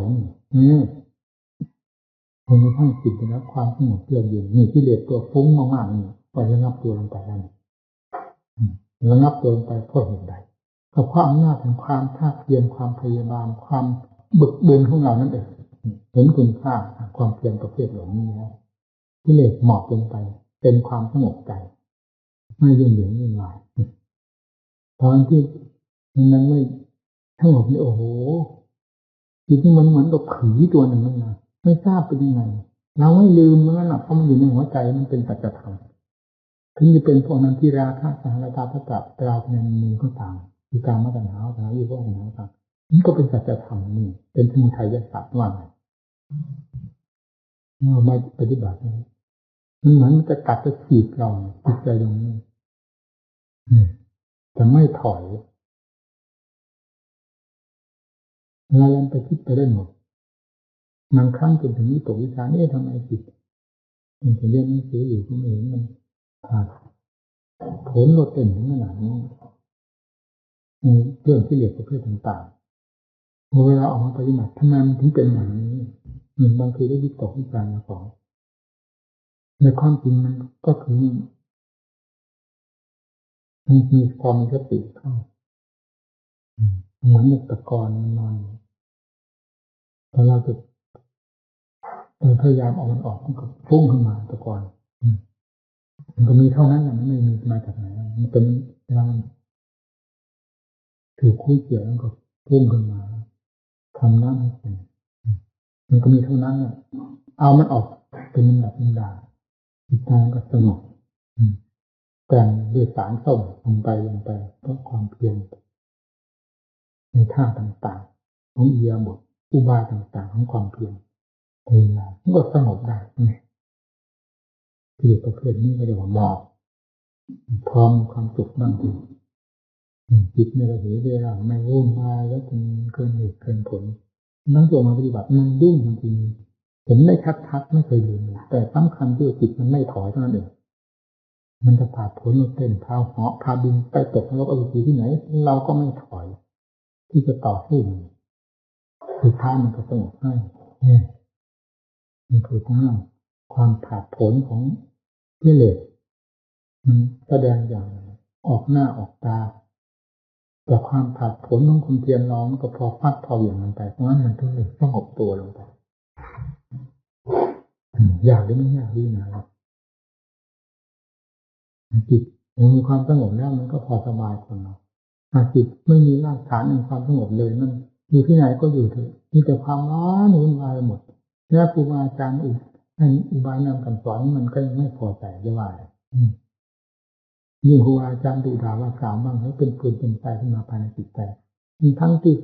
คำด่าว่ากล่าวนั้นเป็นธรรมอย่างนี้แต่เพราะหัวใจเรามันเป็นไฟธรรมกับไฟคือกิเลสมันไม่เข้ากันมันเป็นข้าศึกกันไม่ก่อเป็นกับไฟเป็นมาเผาเราด้วยความไม่พอใจในสิ่งนั้นสิ่งนี้คำนั้นคำนี้ของครูบาอาจารย์มันเป็นไปได้เหรอเนี่ยถ้าใจไม่สงบเป็นได้ง่ายๆเดียวถ้าใจสงบแล้วเรื่องนี้ก็ค่อยสงบลงไปสงบมากเท่าไหร่ก็ยิ่งสงบลงมากได้เห็นคุณค่าของว่าคำสอนของครูบาอาจารย์นั่นก็เอาที่จิตก้าวเข้าไปสู่วิปัสสนาพิจารณาเรื่องธาตุเรื่องขันธ์แยกธาตุแยกขันธ์นี่จิตมันเห็นได้อย่างชัดเจนด้วยปัญญาเข้าใจไปโดยลำดับยอมจำนนตามปัญญาจิตที่เป็นนาโดยทางเหตุทางผลแล้วทีนี้จิตก็ยิ่งมีความเบาลงไปสบายลงไปราคะตัณหาก็เหมือนกับเป็นไม่มีทั้งที่มันดิ้นของมันสงบตัวไปพร้อมหน้าแห่งความเปลี่ยนนี่เราก็จับอันนี้เป็นกับผีพยานน้อยสิ่งนี้สงบไปเพราะอะไรเพราะความเพียรด้วยอุบายวิธีต่างๆยิ่งทุ่มลงไปเรื่อยพูดถึงเรื่องความเพียรแล้วกิเลสมันต้องยากเพราะทำเป็นของเกิดนี่มันดูว่ากำแพงกี่ชั้นกี่ร้อยกี่พันชั้นกำแพงนี้ได้แต่ที่เลยมันขวางกั้นไม่ให้ยอมให้ไปต้องฟาดฟันกันหันแหลกลงไปถ้าจะเทียบเรื่องทางโลกก็ระเบิดนี้มีกี่ประเภทต้องทุ่มกันลงถึงขั้นปรมาณูนิวเคลียร์ก็ฟาดมันลงไปถึงขั้นสติปัญญาที่อย่างฉลาดแหลมคมควรแก่กิเลสประเภทใดจะทำลายกิเลสประเภทใดได้ก็ต้องทุ่มกันลงความเพียรก็หนักเป็นก็เป็นเหมือนกับว่าเราจะตายไม่ตายก็ให้หนูเราไม่ตายให้กิเลสตายตอนกิเลสไม่ตายก็เราตายมีสองเท่านั้นเพราะคู่ต่อสู้มีสองคนนี้มันพุ่งมาลงแล้วค้นมือไปไม่ได้มันหมอกลงไปฆ่าไปด้วยพอฆ่าตรงไหนฆ่าคำว่าฆ่าคือขาดออกไปด้วยความรู้ชัดของเราขาดออกไปเรียกว่าฆ่าหมอบลงไปคือความสงบของกิเลสประเภทนั้นๆสงบตัวเข้าไปเมื่อกิเลสมันหมอบกิเลสประเภทใดที่ขาดออกไปจากใจทราบชัดแล้วขาดออกไปนี่คือถูกฆ่าแล้วเนี่ยถูกฆ่าด้วยปัญญาชัดลงไปโดยลำดับจนกระทั่งฆ่าหมดไม่มีอะไรเหลืออยู่ภายในใจเลยมีความเพียรประเภทต่างๆที่เราล้มลุกคลุกคลานมารวมมาเป็นพลังอันสำคัญเป็นสิ่งที่มีคุณค่ามากเห็นคุณค่าของความเพียร เพราะได้รู้นี้เพราะความเพียรในเรื่องต่างๆตั้งแต่ขั้นเริ่มทุกการมาจนกระทั่งสิ้นทุกสิ่งที่อย่างไม่มีอะไรเหลือเลยเรียกว่าได้ชัยชนะเต็มภูมิงานก็เสร็จสิ้นดีงานศาสนางานแค่ที่เหลือมีความเสร็จสิ้นลงได้ด้วยความเพียรของเรามากแล้วถ้าเรื่องนั้นขึ้นกับความเพียรความพยายามอุบายวิธีการต่างๆสำคัญที่ปัญญาทำไมชอบคิดชอบค้นนั่งปัญญามันก็เกิดจิตหาความสงบไม่ได้เพราะไม่มีสมาธิจิตที่จะเป็นสมาธิความสงบไม่ได้เพราะไม่มีสติในขณะภาวนามันก็ต่อเหตุต่อผลเกี่ยวเนื่องกันมาเดิมมันมีสติคอยกำกับมีความมุ่งมั่นมีความตั้งใจมีความรักในอัตในธรรมในความเพียรของตนนั้นมันไม่หนีความพยายามไปได้จิตก็สงบแล้วสติเป็นสำคัญสงบลงได้แล้วก็หยุดผลเป็นลำดับลำดาไปเราเห็นในโลกสามโลกอยู่ใต้อำนาจของกิเลสอย่างเดียวเท่านั้นมีใครอยู่เหนือกิเลสได้นอกจากพระพุทธเจ้าและพระอรหันต์เท่านั้นอุบายที่จะวิธีการที่จะได้ขึ้นอยู่เหนือกิเลสไม่มีใครแหลมคมยิ่งกว่าอุบายวิธีการของพระพุทธเจ้าอุบายเหล่านั้นก็ทรงสั่งสอนพวกเราทั้งหลายอยู่แล้วอย่างนั้นมันเข้าใจดีแบบเหตุการณ์นี้ว่าเวลาท่านไปผ่านมันไปแล้วอ่านนั้นแล้วเขาก็มาอ่านใจโดยอย่างดีอุบายวิธีใดที่ถูกกับผลิตจิตใจของเรานำอุบายนั้นเข้ามาเป็นเครื่องมือของเรารักชอบที่เหลือหนาเพราะของเรามีปรากฏผลขึ้นมาด้วยเราเองผลอันนี้ไม่มีใครมาแบ่งปันแบ่งเลยเป็นสมบัติของเราด้วยอุบายวิธีการของเราที่ยืมเงินมาจากพระพุทธเจ้าเป็นประธานอุบายไว้เรื่องปัญญาสำคัญความรวดเร็วอยู่กับปัญญาอยู่กับความเพียรความสงบก็อยู่กับความเพียรความพยายามนั้นใช้ปัญญาพิจารณาในสกุลอากาศเมื่อข้างนอกมันติดมันคล้องมันดูดดื่มพอใจกับวัตถุสิ่งใดเอานำวัตถุนั้นมาค้นคว้าพิจารณามาแยกเนี่ยมันขยายดูให้มันหมดเป็นรูปเป็นต้นเป็นไงเป็นหน้าเป็นข้อดูมันละเอียดละออจนกระทั่งกระดูกทุกท่อนอาหารใหม่อาหารเก่าติดเต็มไปด้วยของประโยชน์ทั้งเนื้อทั้งหนังเส้นทั้งเอ็นเวลาเน่าลงไปแล้วเป็นยังไงกระจายจากกันหมดกระดูกทุกท่อนที่ติดต่อกันได้ด้วยเส้นเนื้อเอ็นเปื่อยไปแล้วกระจายไปด้วยกันหมดเหลือแต่กระโหลกที่สะแต่กระดูกนี่ละได้เลยชอบใจได้เลยชอบใจได้เลยนั่นเรียกว่าปัญญาพิจารณาย้อนเข้ามาจะของพิจารณาลงไปแบบนั้น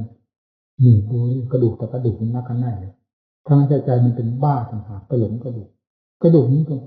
มันขยายออกไปให้มันลงตามส่วนของมันอย่างแท้จริงแล้วก็คือธาตุดินอยู่ไม่ว่าส่วนไหนพิจารณาเป็นขั้นปฏิกูลก็พิจารณาลงเป็นขั้นธาตุก็ลงอ่านชัดเจนในปัญญาทุกอย่างจิตใจมันก็ถอนตัวซ้ำๆกับซากพิจารณามันเห็นแค่มันอยู่กับสิ่งนี้ทั้งวันทั้งคืนเหมือนกับเราเคยจมอยู่ในกิเลสที่เกี่ยวกับเรื่องเหล่านี้ทั้งวันทั้งคืนเดินนั่งนอนอย่างนั้นมันก็ไม่ทันเลยจนกระทั่งมันพอแล้วมันถอนเองมันพอแล้วมันอิ่มพุ่งงานอิ่มตัวแล้วถอนเองนี่ใครบอกก็รู้มันพอมันเคยรู้ก็รู้เรียกว่าสันทิฏฐิโกมันจะไม่ทรงผูกขาดเนี่ยเคยพูดซ้ำๆซักๆมาหลายครั้งหลายหนจนเบื่อจะพูดและเบื่อจะฟังแล้วที่ฟังก็ดูเป็นความจริงอยู่ตลอดเวลาอยู่แล้วอาจจะไปท้อถอยไงเหยียบปัญญาที่มามันขัดมีความดื้อดื่นพอใจในวิหารเอามาว่ามันแหลกหมดวันหนึ่งปีหนไม่ต้องไปนับเอาให้มันอยู่ด้วยกันเลยกับสิ่งนั้นปฏิกูลโสโครก มีสิ่งที่มันเกิดสารปัญญาเป็นของดีเป็นของสวยของงามนะใครชอบใจพิมพ์งานเห็นไม่ทำหรือชอบไปหมดทางพระพุทธเจ้าทรงสอนสาวกเป็นนางสิริมาซึ่งเป็นผู้มีความสวยงามที่สุดมีหนังสือขึ้นมาจะเป็นโสเภณีอยู่ผู้ชายมานอนร่วมคืน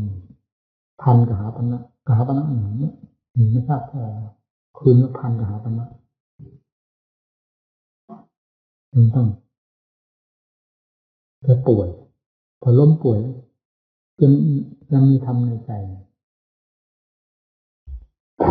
มีความเรื่องใจก่อนนะนิมนต์พระไปฉันในบ้านไปฉันที่บ้านนั่นแต่ท่านกำลังเจ็บป่วยฉันในบ้านพอสาวใช้พยุงใจลุกขึ้นมาว่าพระโมฆะองค์นั้นเห็นเข้าไปรักชอบหรือว่ามีจะเป็นบ้าถึงในขนาดนั้นเลยจะเป็นบ้าในขนาดนั้นจะลืมจะเป็นจะสั่งจะลืมเที่ยวอาหารกินข้าวบ้านเขานะจะลืมเที่ยวอาหารหลงรักนางสิริมากลับมาถึงบ้านแล้วกินข้าวกินน้ำไม่ได้เลยหอมโตจะตายไปถามเป็นไงว่ารักนางสิริมาว่างั้นดีนะถ้าขั้นตัวการ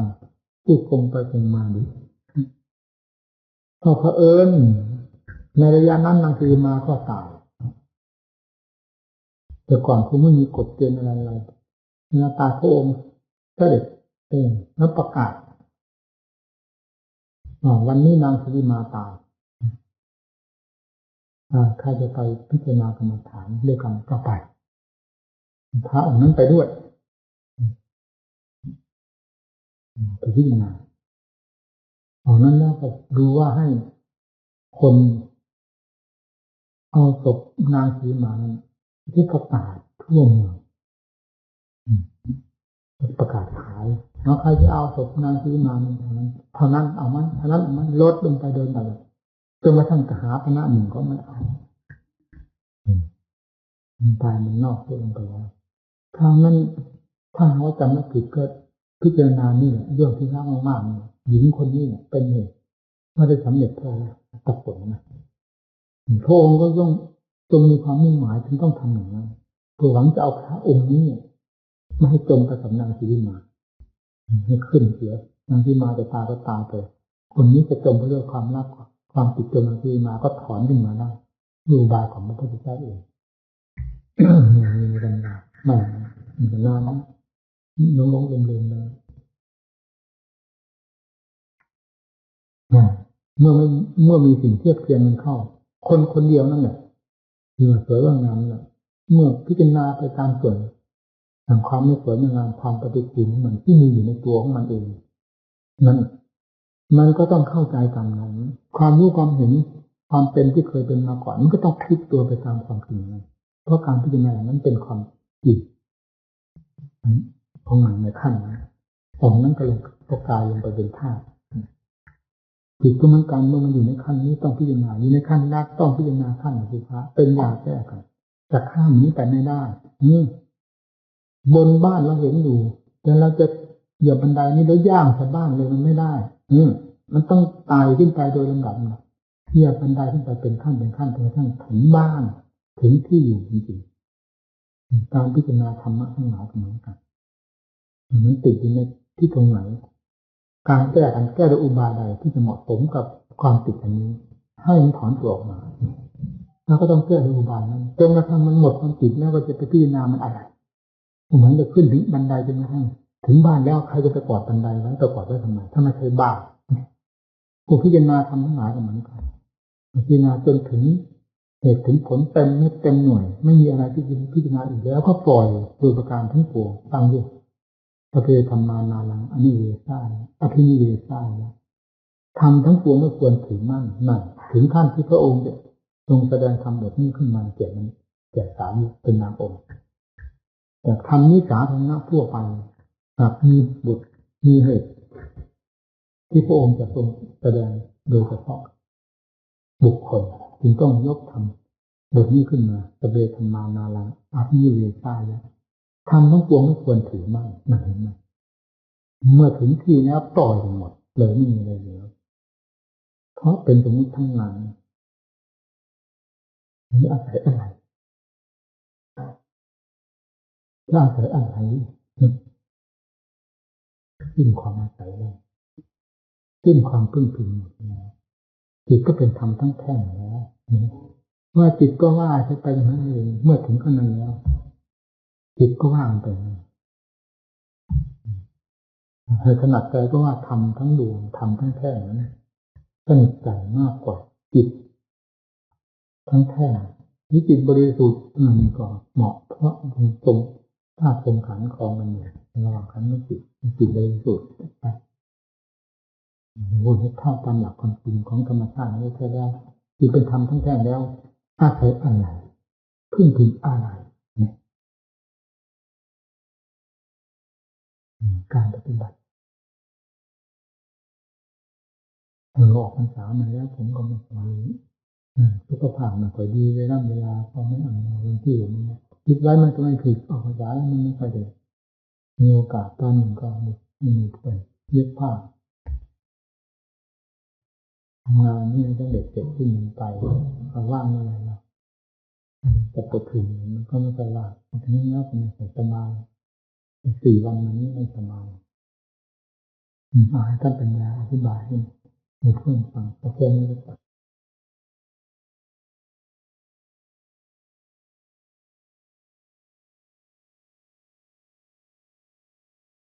เพราะผมเคยเป็นผู้น้อยมา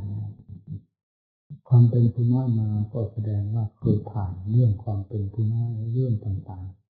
ๆความเป็นของตนภายในจิตใจมาแล้วที่จะเสาะแสวงหาครูหาอาจารย์ไปที่ไหนไม่สนิทใจเราก็ไม่อยู่ไปที่ไหนไม่สนิทใจเราก็ไม่อยู่ครูบาอาจารย์ท่านก็ดีแต่ไม่สนิทใจเราต้องหาบายออกไปจากท่านไปโดยท่านก็ไม่รู้ว่าเราไม่สนิทใจกับครูบาอาจารย์เป็นนั้นๆเข้าใจว่าเราลาไปเที่ยวธรรมดานี่คือความมีสหายต่อครูบาอาจารย์ผู้ให้อุบายแนะนำสั่งสอนโดยความถูกต้องเป็นที่สนิทใจของผู้ไปศึกษาอบรมกันเราก็เป็นผู้หนึ่งในระยะนั้นที่เป็นผู้มุ่งต่อการศึกษาอบรมอย่างนี้ไม่ใช่ศึกษาอบรมธรรมดามุ่งอย่างยิ่งเลยคุณง่ายๆเลยมุ่งพระนิพพานอย่างเดียวเท่านั้นในการออกปฏิบัติตั้งแต่ท่านเริ่มแรกออกเราไม่ได้มุ่งอะไรทั้งหมดมุ่งความเป็นผู้สิ้นกิเลสโดยถ่ายเดียวเพราะฉะนั้นจึงต้องเสาะแสวงหาครูอาจารย์ที่เหมาะกับผลิตเป็นที่แน่ใจในการให้อุบายสั่งสอนต่างๆเราไม่ผิดทางไม่เป็นที่สงสัยสำหรับเราผู้ได้รับการอบรมกับท่านฉะนั้นจึงต้องไปหาอาจารย์องค์นั้นไปหาอาจารย์องค์นี้ฟังท่านพูดท่านให้อุบายสั่งสอนทางตาก็ดูทางหูก็ฟังทางใจก็คิดยังไม่สนิทใจไม่เป็นที่แน่ใจก็ต้องหาอุบายลาท่านออกไปเพื่อเสาะแสวงหาครูบาอาจารย์อื่นๆอีกต่อไปแต่ไม่ให้ท่านฟัง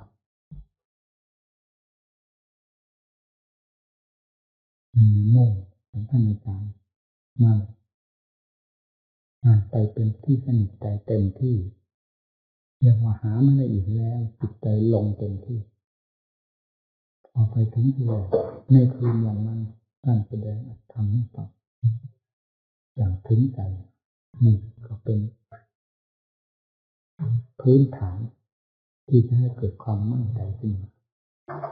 อย่างนั้นตาก็ดูหูก็ฟังใจก็คิดการแสดงออกของท่านไม่ผิดจากหลักธรรมหลักวินัยไม่มีสิ่งใดที่จะเกือบแฝงประสาทผลในการแสดงออกและการประพฤติปฏิบัติของท่านเลยนี่เป็นที่สนิทใจ การแสดงธรรมะผมไม่เคยได้ยินท่านแสดงว่าเห็นแต่เป็นอย่างนั้นหน้าจะเป็นอย่างนี้ไม่เคยแสดงออกด้วยความแน่ใจทุกอย่างไม่ว่าธรรมะขั้นไหน เราจึงไม่ตรงจิตตรงใจเป็นที่อบอุ่นจริงๆอยู่กับท่านแต่มันแม้ตนยังไม่มีสมบัติอันใดก็ตามเมื่อเขาไปพึ่งร่มเงาของมหาเศรษฐีแห่งธรรมแล้วเราก็พลอยมีความร่มเย็นเป็นสุขไปด้วยความเป็นผู้น้อยเป็นอย่างนี้เราออกจากท่านไปประพฤติปฏิบัติตามการอันควรแทนที่จะเป็นไปเพื่อความสงบร่มเย็นโดยลำพังเราที่ปฏิบัติคนเพียงคนเดียวซึ่งไม่มีหน้าที่การงานอะไรเข้าไปยุ่งเหยิงวุ่นวายเลยแต่จิตใจมันก็เป็นไปไม่ได้ถ้าอยู่ขั้นดูกันนานๆมันเลยปรากฏเหมือนกับไม่มีความหมายอะไรในตัวของเราเองถ้าเหมือนกับเวลาอยู่กับท่านซึ่งได้ดื่มธรรมเพราะอาศัยรัศมีธรรมเมตตาของท่านมันก็มีความร่มเย็นเอาไปโดยลำพังตนเองเพราะในอันนั้นยังไม่มีหลักใจด้วยเห็นนี้นะออกไปโดยลำพังตนเองมันจึงไม่ได้หลักไม่เกณฑ์มีปัญญามันก็จะเสื่อมไปเรื่อยๆดูพิจารณากำหนดภาวนาเนี่ยมันก็ไม่ได้นานหลังวกไปเย็นมาไม่ได้ต้องกลับเข้าไปหาท่านอีกคือเราสังเกตเราอยู่เสมอแต่อย่างไรก็ตามเราได้ตั้งคำตัดไว้แล้วว่านี่แหละคือครูอาจารย์ของเราแท้หากว่าท่านยังมีชีวิตอยู่ตราบใดเราจะไม่หนีจากท่านตราบนั้นจนกว่าว่าชีวิตท่านหาไม่หรือว่าชีวิตเราหาไม่เว้นเฉพาะการเวลาที่ประกอบความภาคเพียรตามการตามสมัยในบางโอกาสเท่านั้นแต่เราถือสถานที่อยู่ของท่านหรือท่านอยู่ในสถานที่ใดเราถือที่นั่นเป็นเหมือนบ้านของเราแม้จะไปทำการทำงานที่ไหนเราก็ถือนั้นเป็นบ้านเป็นหลักเป็นฐานต้องกลับมาบ้านนั้นเรียกว่าเป็นบ้านของเราเมื่ออยู่กับท่านถึงจิตใจจะไม่เป็นไปมันก็มีความอบอุ่นความเย็นสบายกิเลสตัณหาราคะต่างๆก็ไม่กำเริบไม่แสดงออกมาถึงจิตจะยังไม่หลับได้เพียงก็ยังมีท่านเป็นหลักเป็นแม่เหล็กเครื่องดึงดูดให้เราได้รับความร่มเย็นจนกระทั่งจิตมีหลักมีฐานขึ้นทางท่านสมาธิเกี่ยวข้องไปถึงด้านปัญญาเรื่อยๆจิตมีความละเอียดเข้าทับเพียงไรยิ่งเห็นความจำเป็นของครูของอาจารย์มากขึ้นเพียงไรแม้จะเราจะแน่ใจว่าจิตนี้ไม่เสื่อมก็ตามแต่เพื่อทำขั้นสูงนั้นจะต้องได้รับการอบรมแนะนำไปเป็นระยะตามที่เรามีข้อข้องใจจะต้องเรียนถามท่านหรือไม่ข้องใจท่านก็ต้องแสดงธรรมะเป็นลำดับลำดาจนกระทั่งถึงธรรมะอันสูงสุดทุกๆการที่ท่านเทศน์อบรมพระไม่เคยจะตกค้างอยู่ในที่ใดที่หนึ่งโดยไม่ถึงที่สุดแห่งธรรมเลยแต่เราเป็นแต่ยิ่งมีความดูดดื่มในการได้ยินได้ฟังเอายิ่งกว่าแต่ก่อนมากจนกระทั่งท่านล่วงลับไปแล้วก็เกิดปัญหาขึ้นภายในใจดังที่เคยเล่าให้หมู่เพื่อนฟังจึงไม่จำเป็นจะต้องเล่าที่นี่เสียเวลาการพูดทั้งนี้เพื่อเป็นคติตัวอย่างแก่หมู่เพื่อนที่มาอบรมศึกษาให้ทราบว่าเราที่หมู่เพื่อนมาเกิดสันว่าเป็นครูเป็นอาจารย์ได้เคยเป็นผู้น้อยมาแล้วความบกพร่องของความเป็นผู้น้อยซึ่งช่วยตัวเองไม่ได้นั้นเป็นอย่างไรบ้างมีอะไรบ้างเป็นสาเหตุที่จะทำให้เราของไม่แน่ใจอยู่เสมอเราก็ทราบได้อย่างชัดเจนต้องอาศัยครูอาจารย์เป็นที่ยึดเหนี่ยวเสมอการเชื่อครูเชื่ออาจารย์ซึ่งเป็นที่เราแน่ใจแล้วจึงเป็นพลังสำคัญที่จะพยุงจิตใจของเราให้เป็นไปด้วยความราบรื่นเสมอเมื่อเราได้เป็นครูเป็นอาจารย์หมู่เพื่อนเราก็กดจะคิดมาได้ในเรื่องของเราที่เคยเป็นผู้น้อยมามี ความจำเป็นกับครูบาอาจารย์อย่างไรบ้างอันนี้เองที่เป็นเหตุให้มีความห่วงใยครับเพื่อนทั้งหลายที่มาอาศัยผมจึงต้องได้อบรมสั่งสอนเสมอผิดถูกดีชั่วประการใดผมไม่เคยปิดบังลี้ลับแม้จะเป็นกิริยาแสดงออกภายนอกผิดตรงไหนก็ต้องบอกตรงนั้นผิดตรงไหนบอกตรงนั้นเพราะเหตุไรเพราะให้หมู่เพื่อนได้สติสตังค์ให้รู้ว่าสิ่งนั้นผิดและไม่ทำต่อไปในการทำงานหากไม่บอกก็จะผิดไปเรื่อยๆความผิดไปเรื่อยๆไม่ใช่เป็นของดีนะก็ทวีรุนแรงขึ้นไปการความเป็นห่วงหมู่เพื่อนจึงทำให้มีการ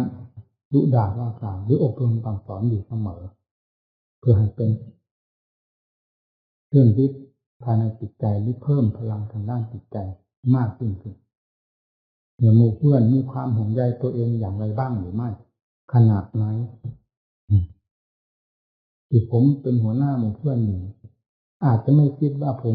ท่านทั้งหลายอาจจะไม่คิดว่าผมมีความห่วงใยหมู่เพื่อนอะไรนะ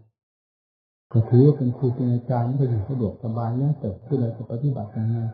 ถึงเวลาเข้ามาอบรมสั่งสอนอย่างนั้นผมไม่เป็นอย่างนั้นสำหรับผมเองเป็นอยู่ภายในจิตใจโดยหลักธรรมชาติไม่ใช่เป็นด้วยความโกรธสังในเรื่องการห่วงใยหมู่เพื่อนสงสารหมู่เพื่อนก็เพื่อจะหมู่เพื่อนเลยมีกำลังทางด้านจิตใจอันเป็นทางปลอดภัยจากกิเลสทั้งหลายโดยลำดับเพราะกิเลสนี้ถือไม่ว่าประเภทใดถือว่าเป็นค่าศึกต่อจิตใจอย่างยิ่งมีเราเป็นนักบวชได้สละมาแล้วจากบ้านจากเรือนจากภาคต่างๆประเทศต่างๆมุ่งหน้ามาสู่สถานที่นี้ผมก็เข้าใจแล้วว่ามุ่งหน้ามาเพื่อผมคือเพื่อการอบรมกับผมเหล่านี้ผมคิดหมดผมเป็นหัวหน้าจะไม่คิดได้อย่างไรด้วยเหตุนี้จึงต้องได้ระมัดระวังสิ่งที่จะมาเกี่ยวข้องให้เกิดความวุ่นวายในหน้าที่การงานของสมณะเราได้แก่การมันเป็นสมณะทำเดินเป็นกรมนั่งสมาธิภาวนาใครมาเกี่ยวข้องหรือใครจะไปเที่ยวเล่ร่อนตามวัดตามวาผิดเรื่องเวลาผมเป็นคนห้ามตัวเองไม่ให้ไปนี่ก็เพราะรักษาเพื่อนฝูงให้ได้รับความสะดวกสบาย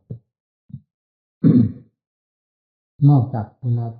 พระกำลังสังหารอยู่นี่เราเคยได้แนะเคยได้บอกเขาให้ทราบแล้วก็ตอนบ่าย4 โมงเมื่อท่านตัดบาตรผมนั่งถ่ายขึ้นไปจะให้เลยนอก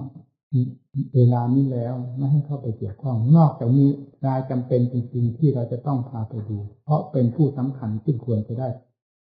เป็นคติตัวเองและเป็นประโยชน์แก่ส่วนรวมกว้างขวางมากมายอย่างนี้เราก็อาจพาไปเองถ้าเป็นคนประเภทนั้นหรือให้ผู้หนึ่งผู้ใดนำไปนอกนั้นเราเอาไม่ให้เข้าไปยุ่งเลยนี่ก็เพราะความเป็นห่วงเพื่อนฝูงให้ได้รับความสะดวกสบายผมเคยเป็นผู้น้อยจิตใจอยู่กับครูบาอาจารย์จะทำอะไรจะไปไหนมาไหนความกลัวท่านมากกลัวท่านอาจารย์มากกลัวมากเลื่อมใสมากเคารพมากเรื่องกลัวต้องกลัวมีความเคารพมากรักท่านมากเลื่อมใสทุกอย่างรวมกันนี้หมด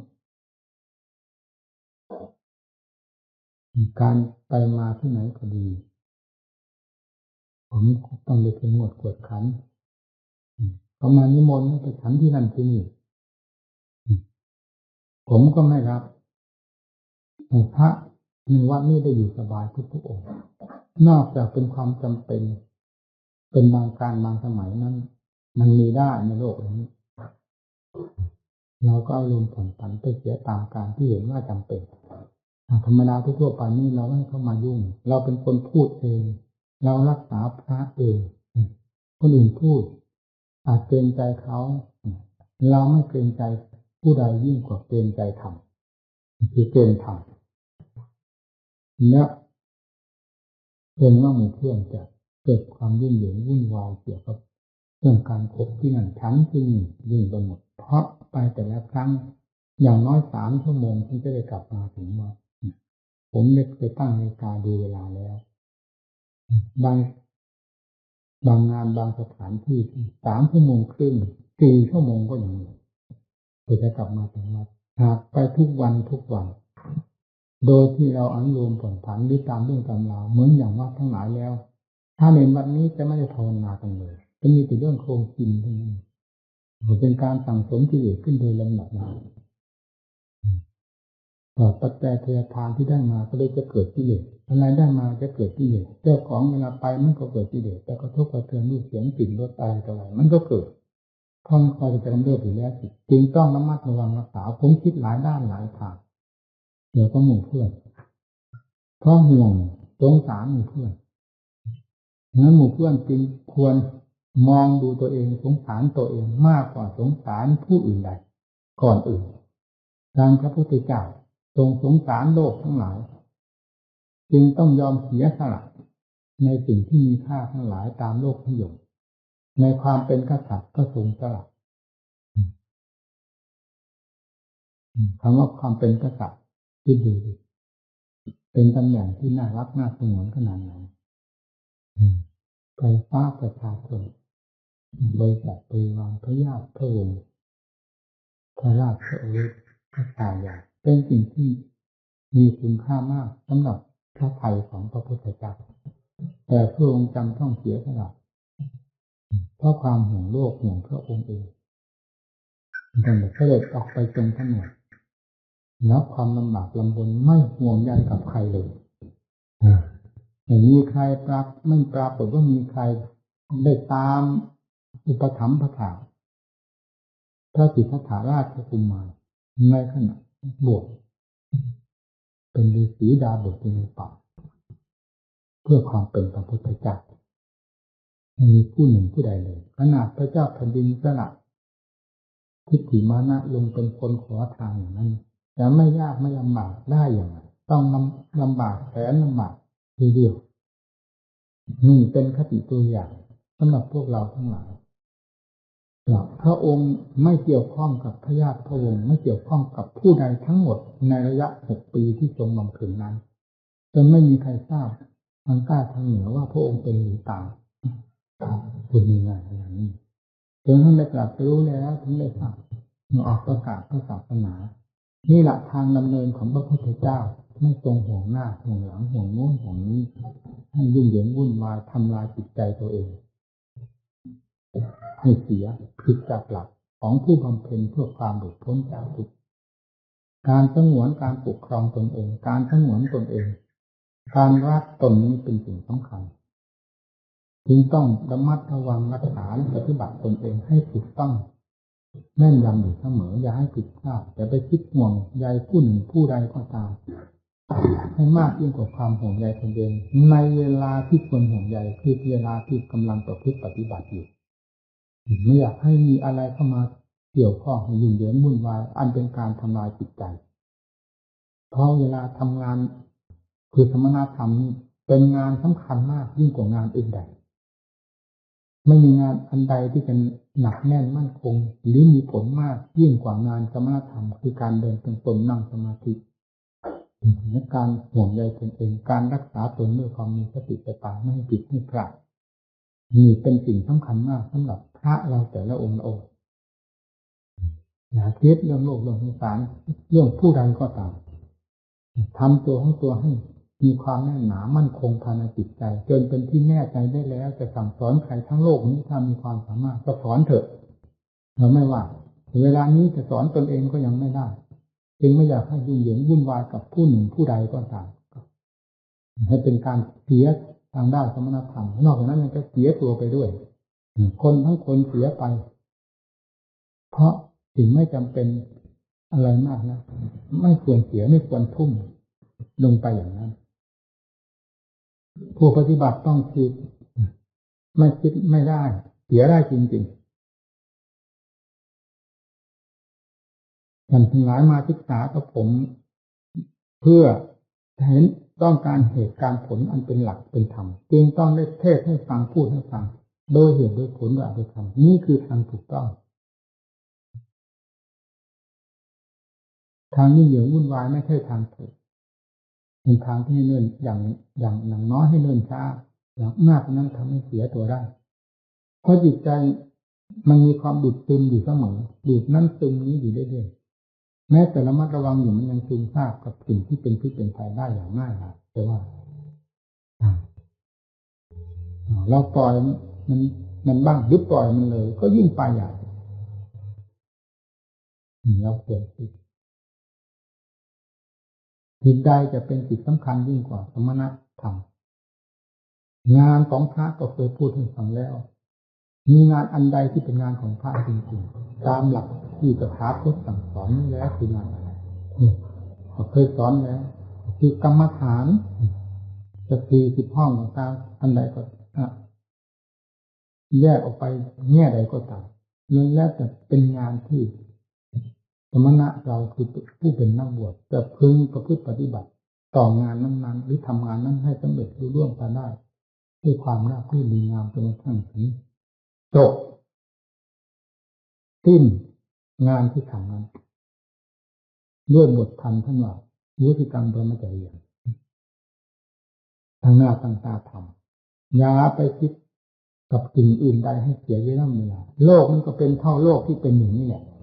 มันเคยเป็นมานี้ตั้งกับตั้งกันจนไม่ทราบว่าเงื่อนต้นมันอยู่ที่ไหนเงื่อนปลายมันอยู่ที่ไหนเรื่องความวุ่นวายหมุนเวียนของโลกสงสารนี้อันใดเป็นของอัศจรรย์ในโลกนี้มันมีแต่ดินน้ำลมไฟเท่านั้นแม้แต่คนทั้งคนทั่วโลกนี้มันก็คือก้อนแห่งธาตุที่ผสมกันเป็นก้อนๆนั่นเองพิจารณาให้ชัดเลย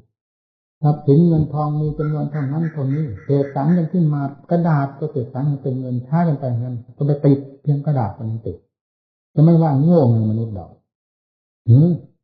สมมติว่าเป็นเงินแท้ๆนี้มันก็เป็นแร่ธาตุอันหนึ่งเท่านั้นแล้วเศษสังว่ามันเป็นเงินเป็นทองคำเป็นแก้วเพชรเป็นพลอยมีราคานั้นเราไปว่าเอาต่างหากมันเป็นแร่ธาตุอันหนึ่งเท่านั้นตามความจริงของมันก็เสมอกันไปหมดเมื่อยกขึ้นมาแล้วก็มามัดคอเจ้าของนี่เราพิจารณาให้มันดีนักปฏิบัติพิจารณาให้ละเอียดละออกับสิ่งนี้แต่มันจะได้ไม่หลงไม่เพลิดไม่เพลินไม่ดื่มเนื้อดื่มตัวมันไม่มีสาระอะไรแหละพังแต่ว่าอนิจจังทุกขังอนัตตามันครอบหมดในโลกสมมตินี้ไม่มีสิ่งใดเหลืออยู่หรือจะดูเหนืออนิจจังทุกขังอนัตตาได้เลยเมื่ออนิจจังทุกขังอนัตตามันครอบอยู่แล้วอันใดจะเป็นที่แน่ใจได้ไม่มีพิจารณาให้จริงจังมันไป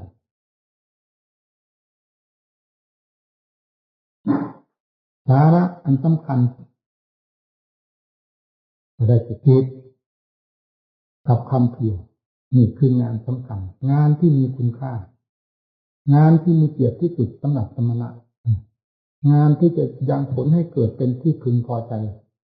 โดยลำดับจนกระทั่งถึงพึงพอใจอย่างยิ่ง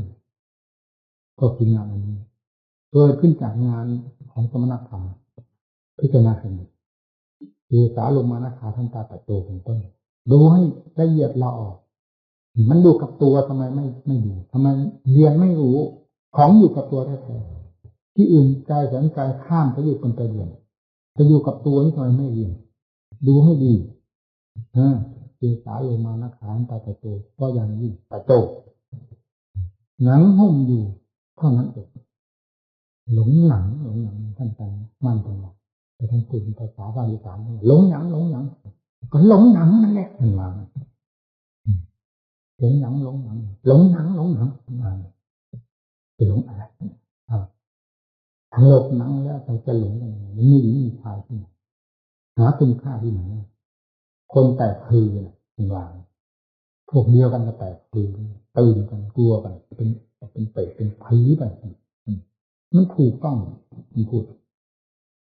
เอาให้จริงให้จังเราอย่าไปหลงแง่เล่ห์เหลี่ยมของกิเลสประเภทต่างๆที่มันฝังอยู่ภายในใจนี่แล้วผลักดันออกมาหลอกเจ้าของเป็นภาพแห่งความคิดนึกต่างๆหมายจากสัญญาอารมณ์ที่เกิดขึ้นจากความคิดนึกต่างๆว่าเป็นอย่างนั้นเป็นนี้จิตมันอยู่กับเรื่องอันนี้หลอกกันทั้งวันทั้งคืนจนกระทั่งแม้เดินยังคงนั่งสมาธิภาวนาก็สักแต่ว่าเดินสักแต่ว่านั่งแต่จิตไม่ทำงานตามหน้าที่ของตนไปทำงานกับสิ่งอย่างนี้ทั้งหมดแล้วมันจะมีกำลังจิตใจเกิด ความสงบเยือกเย็นมาจากไหนเมื่อไม่ทำงานของตนงานของกิเลสมาทำให้มันได้เป็นแย่ตัวเองไม่รู้เดินจงกรมมันเดินจริงเท้าเดินไปแค่จิตไปทำงานให้กิเลส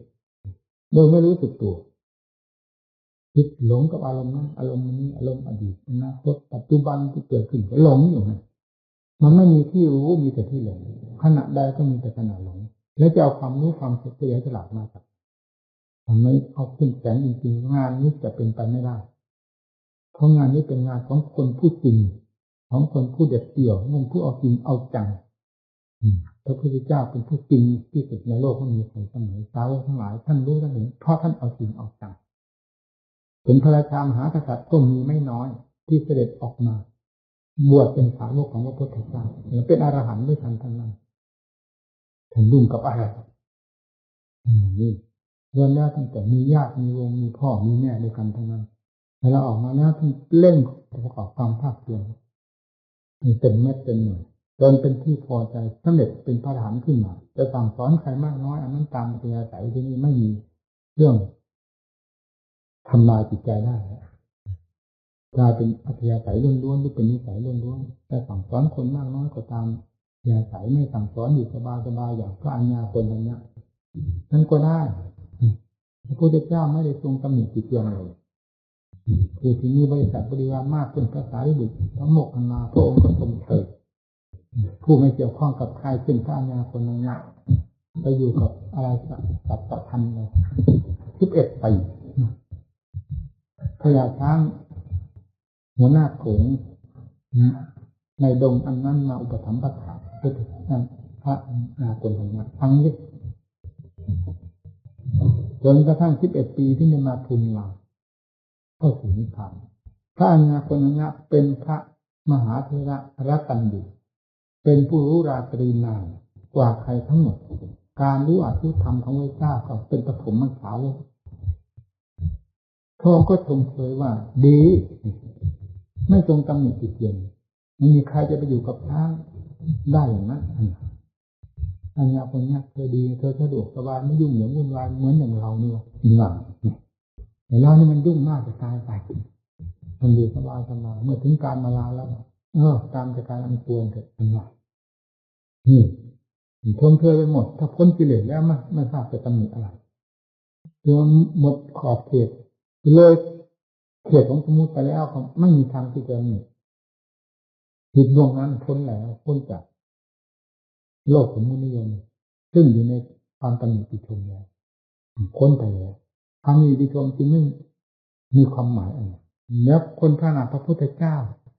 ยังจะไปคว้าเอาความตำหนิติชมมาตำหนิติชมสาวกอยู่เลยถ้าตำหนิติเตียนสาวกได้ไม่ตำหนิผมพ้นโทษหมดแล้วท่านทำนั้นขอให้ยึดหลักสังฆังสนังคาถานี้อย่าลืมว่าท่านปฏิบัติดำเนินอย่างไร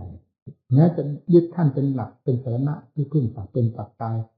ในจิตเป็นประจำฝังจิตเป็นประจำก็ตามการที่จะยึดเอาคติมาจากท่านมาเป็นเครื่องดำเนินของตนเองก็ได้ทั้งพระพุทธเจ้าทั้งพระสงฆ์สาวไม่ได้แบบท่าน100%ก็ให้ได้แบบศิษย์มีครูแบบลูกศิษย์ตถาคตเราจะเห็นผลความสำคัญขึ้นจิตใจของเรางานของเราจะได้สำเร็จไปได้เอาที่หน้าที่ของผู้ใดงานเพื่อถอดถอนกิเลสเป็นงานเพื่อความพ้นทุกข์ทำไมจะไม่วิเศษงานเพื่อจมในกองทุกข์งานเต็มไปด้วยความกังวลวุ่นวายกระทบกระเทือนทั่วโลกสงสารโลกยังยินดีทำกันมีงานเพื่อความพ้นทุกข์ทำไมเราจะไม่ยินดีเราสลับออกมาแล้วจากสกุลต่างๆจากพ่อจากแม่พ่อก็เป็นที่รักแม่เป็นที่รักเราก็สละออกมาจากวงพงสายอย่างนี้เป็นที่รักอะไรเป็นที่รักสละออกมาเพื่อทำตรงนี้จงดำเนินตามความมุ่งหมาย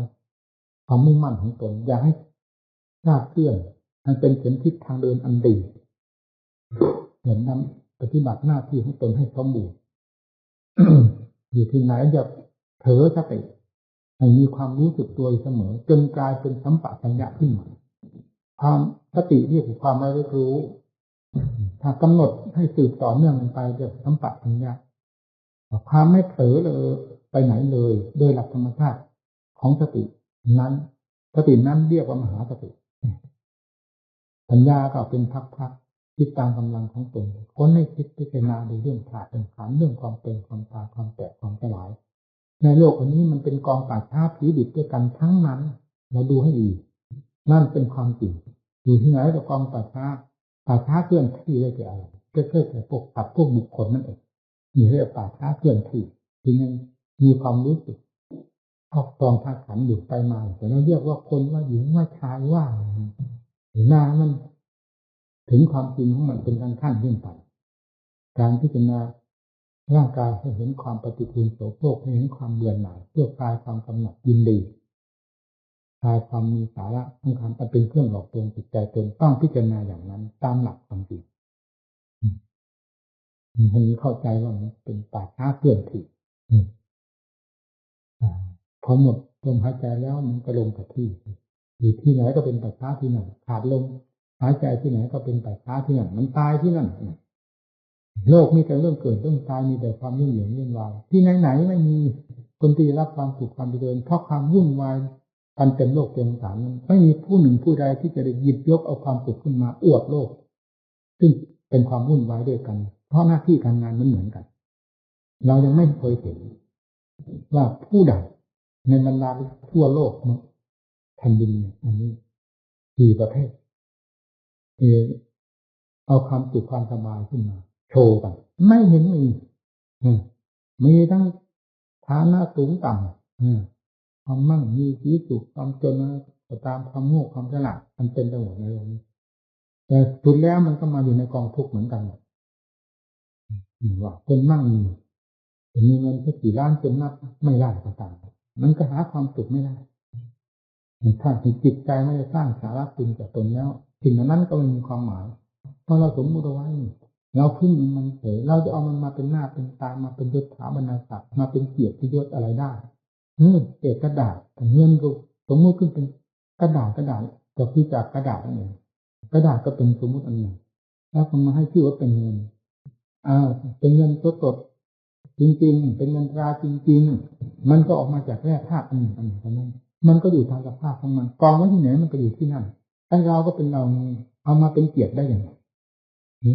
ที่นานี่มาเป็นหน้าเป็นตาได้ไงมันเศษเอาพึงไปเฉยพึงผาย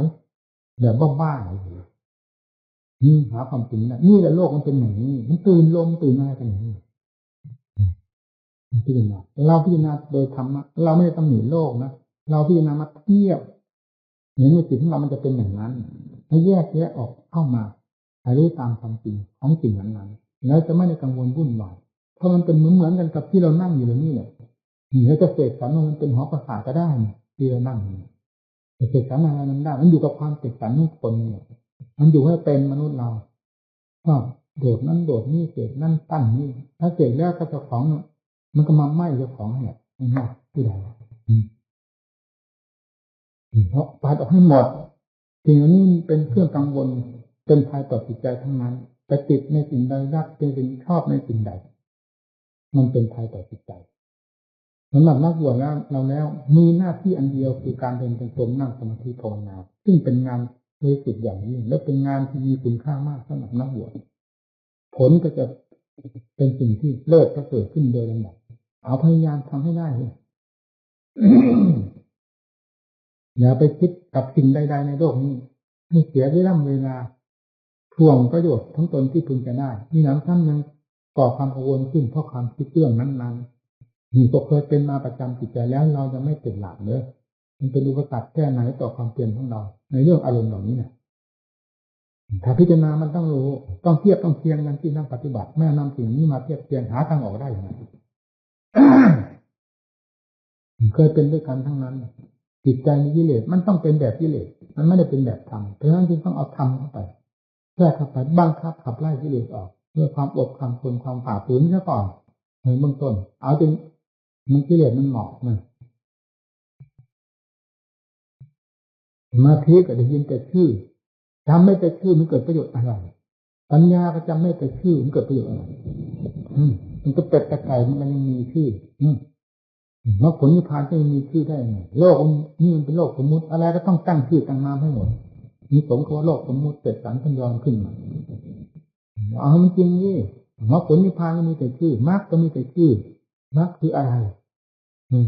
มรรคแปดมันเป็นยังไง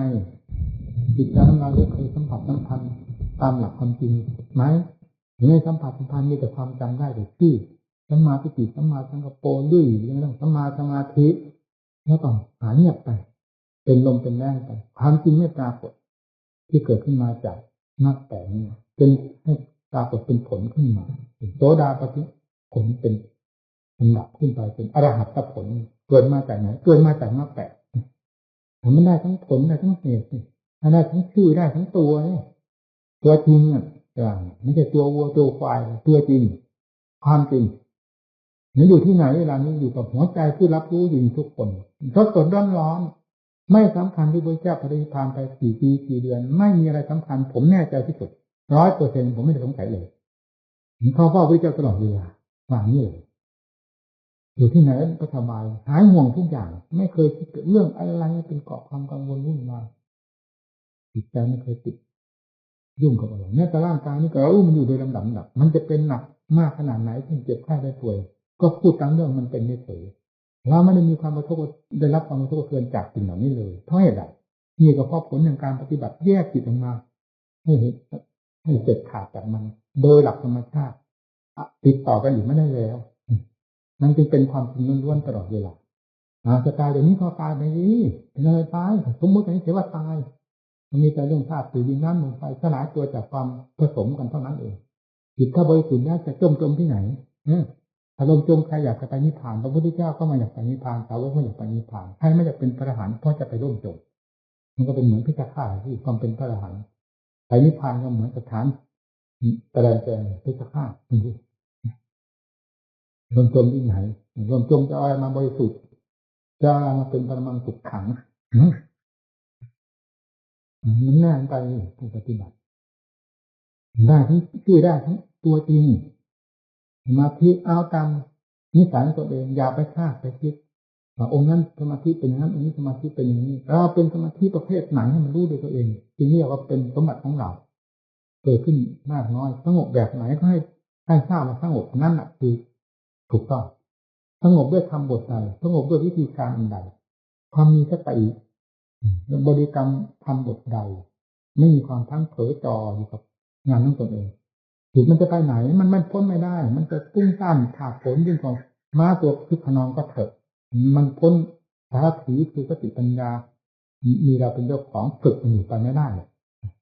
มันจะต้องเหมาะลงตรงหน้าพระพุทธเจ้าเคยปราบแล้วเรื่องความคึกขนองพระพุทธเจ้าเคยมีสาวกเคยมีใครเป็นชื่อว่ามีกิเลสมันต้องเคยมีสิ่งเหล่านี้ความที่เป็นตาหันก็เพราะปราบสิ่งนี้เสร็จไปร้อยแล้วตายราบไปหมดไม่มีใครที่ได้เหลือและถึงได้เป็นผู้บริสุทธิ์ทางปราบวิธีใดท่านก็สอนไว้แล้วเบื้องต้นของการดำเนินงานขึ้นเจตาลงมานะขาทำตาตะโจกสถานที่ดำเนินงานคืออะไรที่จะเป็นความสะดวกสบายแต่การบำเพ็ญหรือแต่การทำงานของตัวเองบอกลูกขโมยเท่นาขนาดเนี่ยที่หาอยู่ตามลูกขโมยล่มไม้ชายป่าชายเขาอันไหนเป็นที่ไหนเป็นที่สะดวกสบายแก่การบำเพ็ญสถานที่นั้นแหละเป็นที่เหมาะสมกับงานประเภทนี้ทำความมุ่งมั่นพยายามตลอดชีวิตเถิดนั่นใครจะพูดได้ถูกต้องไม่ยังไม่ก่อวิชาบอกทั้งสถานที่ก็บอก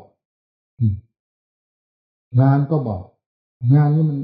ก็กระจายไปเรื่อยท่านยกเป็นเอกเทศขึ้นมาในขณะที่บวชนั้นคือยึดเอาหลักไปถึงตะโจนั้นก็ดีแต่การพิจารณาไปแล้วมันตะโจมันหุ้มอะไรไว้ก็เหมือนกับเชื้อไฟมันติดต่อก็ถึงตัวนี้ถึงบ้านต่างเลยไฟจ่อไปตรงนี้มันจะลุกลามติดจนกระทั่งถึงบ้านต่างเอาเชื้อไฟมันติดต่อไปที่อันนี้ก็เหมือนกันมันเหมือนกับเชื้อแห่งธรรมอันนี้ไม่ใช่เชื้อไฟอาการใดที่มีอยู่นี่มันเกี่ยวโยงกันหมดพอเข้าใจสิ่งหนึ่งแล้วมันจะซึมซาบยื่นไปจนตลอดทั่วถึงสกุลกายไม่ว่าจะเป็นเนื้อเป็นเอ็นเป็นกระดูกเป็นอะไรทั้งหมดที่อยู่ในร่างกายมันจะเข้าใจหมดเพราะเป็นความจริงเสมอกันขอให้ใช้สติปัญญาให้ดีเถิดจะไม่พ้นจากนี้ไปเลยพระพุทธเจ้าทรงสอนมาแล้วสวดพระตัวพระโคตาธรรมเรากราบอย่างราบเลยโอ้ยไม่มีใครที่จะสอนสิ่งนี้ของพระพุทธเจ้าวิธีการอย่างนี้ในโลกไม่มีใครสอนกันได้เลยมีพระพุทธเจ้าเพียงองค์เดียวเท่านั้นแต่ไม่ใช่ว่าพระพุทธเจ้าอัศจรรย์ได้ยังไง กิเลสก็ไม่มีใครรู้ว่ามันเป็นยังไงพระพุทธเจ้าทรงทราบว่ากิเลสนี่มันเป็นภัยโลกเห็นว่าสิ่งนี้เป็นคุณทั้งนั้นรักก็เป็นคุณทางโลกเป็นคุณแก่ตัวเองโลภก็เป็นคุณแก่ตัวเองโกรธก็เป็นคุณแก่ตัวเองทั้งที่ตาดำตาแดงมันก็เป็นคุณแก่ตัวเองความลุ่มหลงงมงายก็เป็นคุณแก่ตัวเองนี่จะหาทางไปไม่ได้เพราะความลุ่มหลงมันมืดมิดปิดตาหาทางเดินไม่ได้แต่นั้นว่าเป็นคุณแก่ตนโลกมันเห็นโทษเมื่อไหร่มีพระพุทธเจ้าเท่านั้นเป็นผู้ฉลาดแหลมคมเหนือโลกสามารถเห็นสิ่งนี้ว่าเป็นภัยแล้วก็เห็นทั้งสิ่งที่เป็นคุณด้วยจึงนำมาทั้งอุบายวิธีนอกจากแสดงว่าสิ่งนี้เป็นภัยโดยเป็นแบบนั้นแล้วนี่ต้องแสดงเรื่องคุณขึ้นมาวิธีการปฏิบัติได้แก่อะไรสัมมาทิฏฐิสัมมาสังกัปโปเป็นต้นมัชฌิมาปฏิปทาเป็นเครื่องมือที่เหมาะสมแก่การแก้กิเลสทุกประเภทไม่นอกเหนือไปจากมัชฌิมานี้ได้กิเลสก็มีหลายประเภทอย่างหยาบที่สุดก็มีอย่างดื้อด้านที่สุดก็มีนักต่อสู้ที่สุดก็มีเป็นเสือร้ายก็มีกิเลสที่มีอยู่ในหัวใจเสือร้ายแล้วมัชฌิมาแบบเสือร้ายเท่ากันเลยอย่างนั่นมันเหมาะสมกับมัชฌิมาแบบเสือร้ายกับเสือร้ายก็สู้กันเลยเราจะเอาลูกคำเหมือนกับเอากบนี่ไปใส่ไม้ทั้งต้นมันได้เลย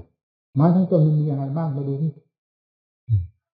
รากแก่รากปล่อยมีเปลือกมีกระพี้เอาถึงแก่ยังไม่ได้ถากให้ฟันอะไรพอที่เป็นชิ้นเป็นอันควรเกิดกบไปใส่เลยก็เอากบไปใส่เลยมันได้เลยถ้าจะหนักนี่กว่านี้ก็กลัวมันจะผิดมัชฌิมาเอามัชฌิมาแบบกบใส่ไม้ทั้งต้นลองใส่กันลองดูสิเขาจะมีหัวเราะกันทั้งบ้านพระพุทธเจ้าไม่ใช่คนโง่เขาไม่มัชฌิมาคืออะไรกิเลสมีกี่ประเภทหนักสร้างบ้านนี้จะต้องมีเครื่องมือขนาดไหนมากเท่าไหร่เครื่องมืออันนี้สมควรกับงานใดเครื่องมือนี้สมควรกับงานใดตลอดจนกระทั่งถึงลำรถส่วนเครื่องมือของช่างเขาสร้างก่อสร้างถือยามใหญ่ๆหลายชั้นเครื่องมือเป็นรถมันน้อยเครื่องมือที่จะสร้างบ้านทั้งหลังตึกทั้งตึกให้เป็นตึกเป็นร้านที่สวยงามหรือมั่นคงนี่เราจะสร้างจิตใจของเราให้มีความสง่าราศีขึ้นด้วยวิธีการชำระสาสางสิ่งที่ตกกับโลกอุ่มดังคือกิเลสมีกี่ประเภทมันดื้อด้านขนาดไหนเอามัดขึ้นมาตัวนั้นพวกที่เก่งๆนั้นใส่กันเลยดื้อเลยแล้วต่อสู้ก็ต่อสู้กันเอาตายก็ตายฟาดกันเลยขันติธรรมนี่เป็นเครื่องมืออันหนึ่งความอดทนเป็นเครื่องสนับสนุนสติปัญญาธรรมเป็นสำคัญว่ากันลงไปค้นกันลงไปยันหนีเวลากองทุกข์เกิดขึ้นมาประจันบานกันแล้วเผลอตัวไม่ได้เอาให้แหลกเรื่องความทุกข์เราเคยทุกข์มาแล้วตั้งแต่วันเกิดมันยังไม่เห็นโทษของความทุกข์นี่เลยเอาปัญญาเข้าไปให้เห็นโทษเมื่อเห็นโทษด้วยปัญญาแล้วจะผิดกันกับความเห็นโทษธรรมดา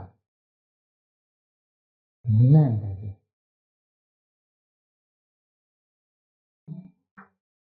พูดถึงเรื่องงานที่ชอบงานเลิศงานประเสริฐและเป็นงานใหญ่งานโต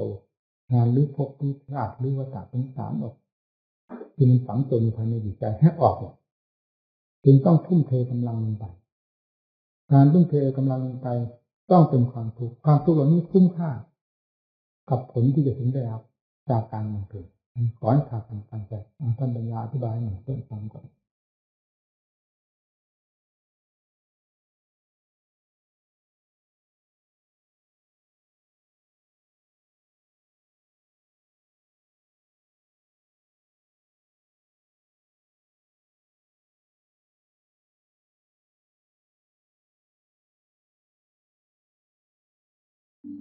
ถึงคราวสละที่จะต่อสู้กันจริงๆกับกิเลสประเภทนี้ประเภทที่ดื้อด้านที่สุดเราจะต้องใช้เครื่องมือมัชฌิมาคือเหมาะสมกับกิเลสประเภทนี้ด้วยการหนักมือเต็มที่ทนก็ทนเต็มที่ทนจนตายสติปัญญามีเท่าไรพุ่มกันลงอย่างเต็มที่เอาตายเป็นตัวประกันหรือเป็นเดิมพันกิเลสประเภทนี้จะทำอย่างอื่นไม่ได้ ถึงคราวหนักต้องหนักเอาชีวิตเข้าว่ากันแล้วไม่คำนึงถึงความตายยิ่งกว่าความจริงที่ไม่รู้ให้เห็นที่กิเลสก็หลุดลอยไปเพื่อรู้ความจริงทั้งหมดเรื่องอันนี้ต้องมีความหนักมากยิ่งกว่าชีวิตนี่เป็นกิเลสประเภทหนึ่งเมื่อกิเลสประเภทนี้ค่อยลดหย่อนตัวลงไปเครื่องมืออีกประเภทหนึ่งที่เหมาะกับกิเลสที่รองกันลงไปก็มีเป็นลำดับลำดาเรื่อยไปจนกระทั่งถึงขั้นละเอียดเมื่อถึงขั้นละเอียดแล้วจะไปใช้กีฬาใช้สติปัญญาอย่างแผะผาดโผนโลดเต้นอย่างนั้นก็ไม่ถูกเหมือนอย่างม้าที่ควรแก่การใช้กบแล้วจะไปผลักด้วยขวานก็ไม่ได้เพราะไม่เหมาะกันจะทำให้ม้ามันเสียทางเจ้ากิเลสประเภทละเอียดก็ต้องสติปัญญาที่เหมาะสมกันคือสติปัญญาอันละเอียดแหลมคมไปอย่างละเอียดละออเหมือนน้ำซับน้ำตึงนั่นเป็นอย่างนั้นเรียกว่ามัชฌิมาทั้งหมดให้พากันเข้าใจทางภาคปฏิบัติความจริงของภาคปฏิบัติเป็นอย่างนี้อันใดก็ตามถ้าเราได้ทำเองได้รู้เองเห็นเองทั้งฝ่ายเหตุฝ่ายผลแล้วหาความสงสัยไม่ได้และเป็นที่แน่ใจตัวเองไปโดยลำดับเมื่อแน่ใจตัวเองแล้วทำไมจะไม่แน่ใจในการสอนคนอื่นให้เข้าใจตามนั้นได้ล่ะนั่นพระพุทธเจ้าแต่ก่อนพระองค์ก็ยังไม่เคยประกาศพระองค์ว่าเป็นบรมศาสดาเมื่อได้ทรงบำเพ็ญโดยด้วยพระองค์เองทั้งฝ่ายเหตุก็ทุ่มเทลงอย่างเต็มที่จนถึงฝ่ายผลอันสมบูรณ์รู้ประจักษ์ด้วยพระทัยทั้งฝ่ายเหตุและฝ่ายผลในธรรมทุกขั้นในกิเลสทุกประเภทแม้จึงได้ประกาศตนเป็นศาสดาและสั่งสอนโลกตั้งแต่บัดนั้นมาเพราะฉะนั้นธรรมจึงเรียกว่าเป็นสวัสดิธรรมจากได้ชอบแล้วด้วยความรู้ชอบของจิตเป็นมีอานิยธรรมนำผู้ประพฤติปฏิบัติให้หลุดพ้นจากกิเลสและกองทุกข์ไปได้โดยลำดับเช่นเดียวกับพระองค์ท่านได้ทรงนำกิเลสทั้งหลายออกจากพระทัยเดิมจนถึงขั้นบริสุทธิ์ที่โผได้นะทำไมพระองค์จึงมีความกล้าหาญทางใจในการประทานโอวาทแก่สัตว์โลกเพราะทรงรู้ทรงเห็นแล้วทุกสิ่งทุกอย่างไม่ใช่ทรงด้นเดาสอนโลกนี่ความรู้เห็นด้วยตนเองจึงเป็นความแน่ใจในการแสดงออกทุกแง่ทุกมุมไม่ว่าจะเป็นฝ่ายกิเลสและอธรรมประเภทใดที่ไม่ว่าฝ่ายเหตุฝ่ายผลส่วนหยาบส่วนกลางส่วนละเอียดถ้าได้ผ่านแล้วด้วยตนเองจะสามารถพูดได้อย่างเป็นเม็ดเป็นหน่วยไม่สะทกสะท้านต่อผู้หนึ่งผู้ใดใครทั้งสิ้นนั่นแหละท่านว่าทำเป็นเวสาระสารณธรรมหรือทำที่ยังบุคคลให้กล้าหาญประเภทหนึ่งที่เป็นประเภทสำคัญเราทั้งหลายดำเนินทุกวันนี้เป็นอย่างไรมัชฌิมาของพวกเราคืออะไรไม่ใช่มัชฌิมาของเราพวกเรามันเป็นเทวทัศน์ทำลายศาสนธรรมซึ่งเป็นการทำลายตัวเองไปโดยลำดับอยู่ในเวลานี้จึงไม่รู้มาเห็นในสิ่งที่ควรจะรู้จะเห็นตามหลักธรรมที่พระเจ้าทรงสั่งสอนไว้การประกอบความเพียรทำอย่างไรความเพียรเดินจงกรมมีสติสตังติดแนบอยู่กับงานของตนหรือไม่หรือส่งและเหเร่ร่อนไปทางไหนซึ่งไม่ใช่เรื่องของอัดของทำมีแต่ก้าวเดินเฉยๆด้วยเท้าเหมือนกับสุนัขเขาเดินตามถนนหนทางถ้าอย่างนั้นก็ไม่เลยจากตัดไปกิริยาแห่งการก้าวเดินของเราและไม่ดีหรือไม่ยิ่งกว่าคนทั้งหลายที่เขาเดินธรรมดาเพื่อตามความมีแข้งมีขาของสัตว์ของคนการเดินทำความเพียรก็ต้องหมายถึงเรื่องจิต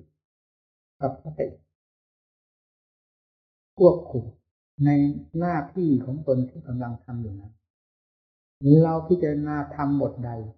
เราพิจารณาทำแง่ใดหรือเรานำทำบทใดมาบริกรรมภาวนาเรามีความพลั้งเผลอไหมจิตของเราทะเลถลายไปไหนไหมถ้าทะเลถลายก็แสดงว่าจิตเลื่อนลอยกำลังใจหรือความสนใจต่องานของตนมีน้อยจึงไม่สามารถจะปกครองหรือ คุมงานของตนได้ถ้าเป็นไปด้วยความสมัครเสมอถ้าเป็นอย่างนั้นแล้วทำไปเท่าไรก็อย่างว่ามันไม่เรียกว่าความเพียร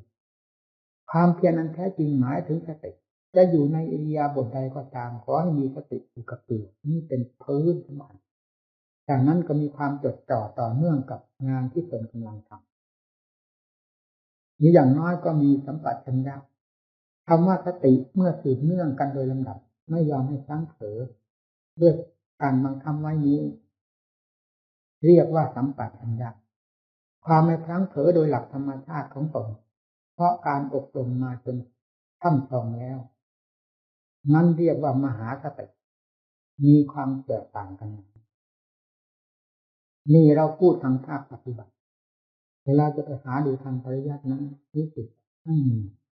ที่แบบที่ว่านี้มีแต่สติความระลึกได้สัมปชัญญะความรู้ตัวว่าความจริงสัมปชัญญะนั้นไปจากสติความระลึกได้ที่พยายามอยู่ตลอดสติก็เลยติดเนื่องกันไปจนกลายเป็นสัมปชัญญะความรู้สึกตัวเมื่อมีกำลังมากจนสามารถเป็นไปโดยลำพังตัวเองจึงไม่ต้องบังคับบัญชาให้ตั้งสติจะตั้งแต่อย่างไรแต่สติต้องทราบอยู่ทุกระยะโดยอัตโนมัติของตนอันนี้เรียกว่ามหาสติปัญญาก็ต้องอาศัยการบังคับให้คิดให้ค้นให้พิจารณาด้วยความจดจ่อต่อเนื่องกันไปโดยมีสติเป็นผู้กำกับงานเหมือนกันสติเป็นธรรมจำเป็นมากที่จะต้องปราศจากไม่ได้ไม่ว่าขั้นสมาธิไม่ว่าขั้นปัญญาสติต้องตามแนบไปเรื่อยๆเป็นผู้คุมงานเมื่อพิจารณา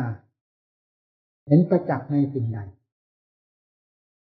มันเป็นขั้นเริ่มแรกพอให้เกิดความแปลกประหลาด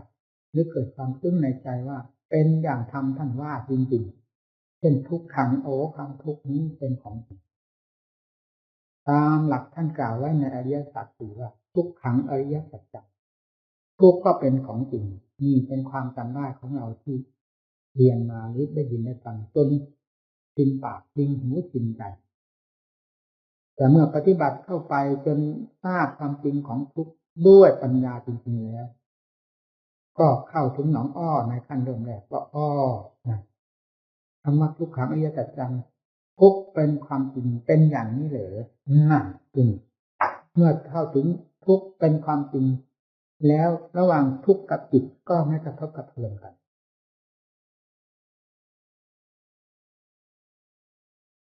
จึงเรียกว่าความจริงถ้ายังมีการกระทบกระเทือนกันอยู่ความจริงยังไม่สมบูรณ์ นี่ปัญญาขั้นเริ่มแรก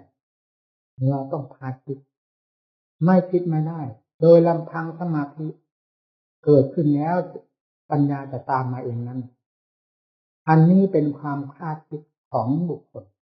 ของผู้ปฏิบัติทั้งหลายโดยอาศัยหลักธรรมที่ท่านแสดงไว้นั้นซึ่งไม่ทราบความหมายอย่างแท้จริงของหลักธรรมนั้นๆเลย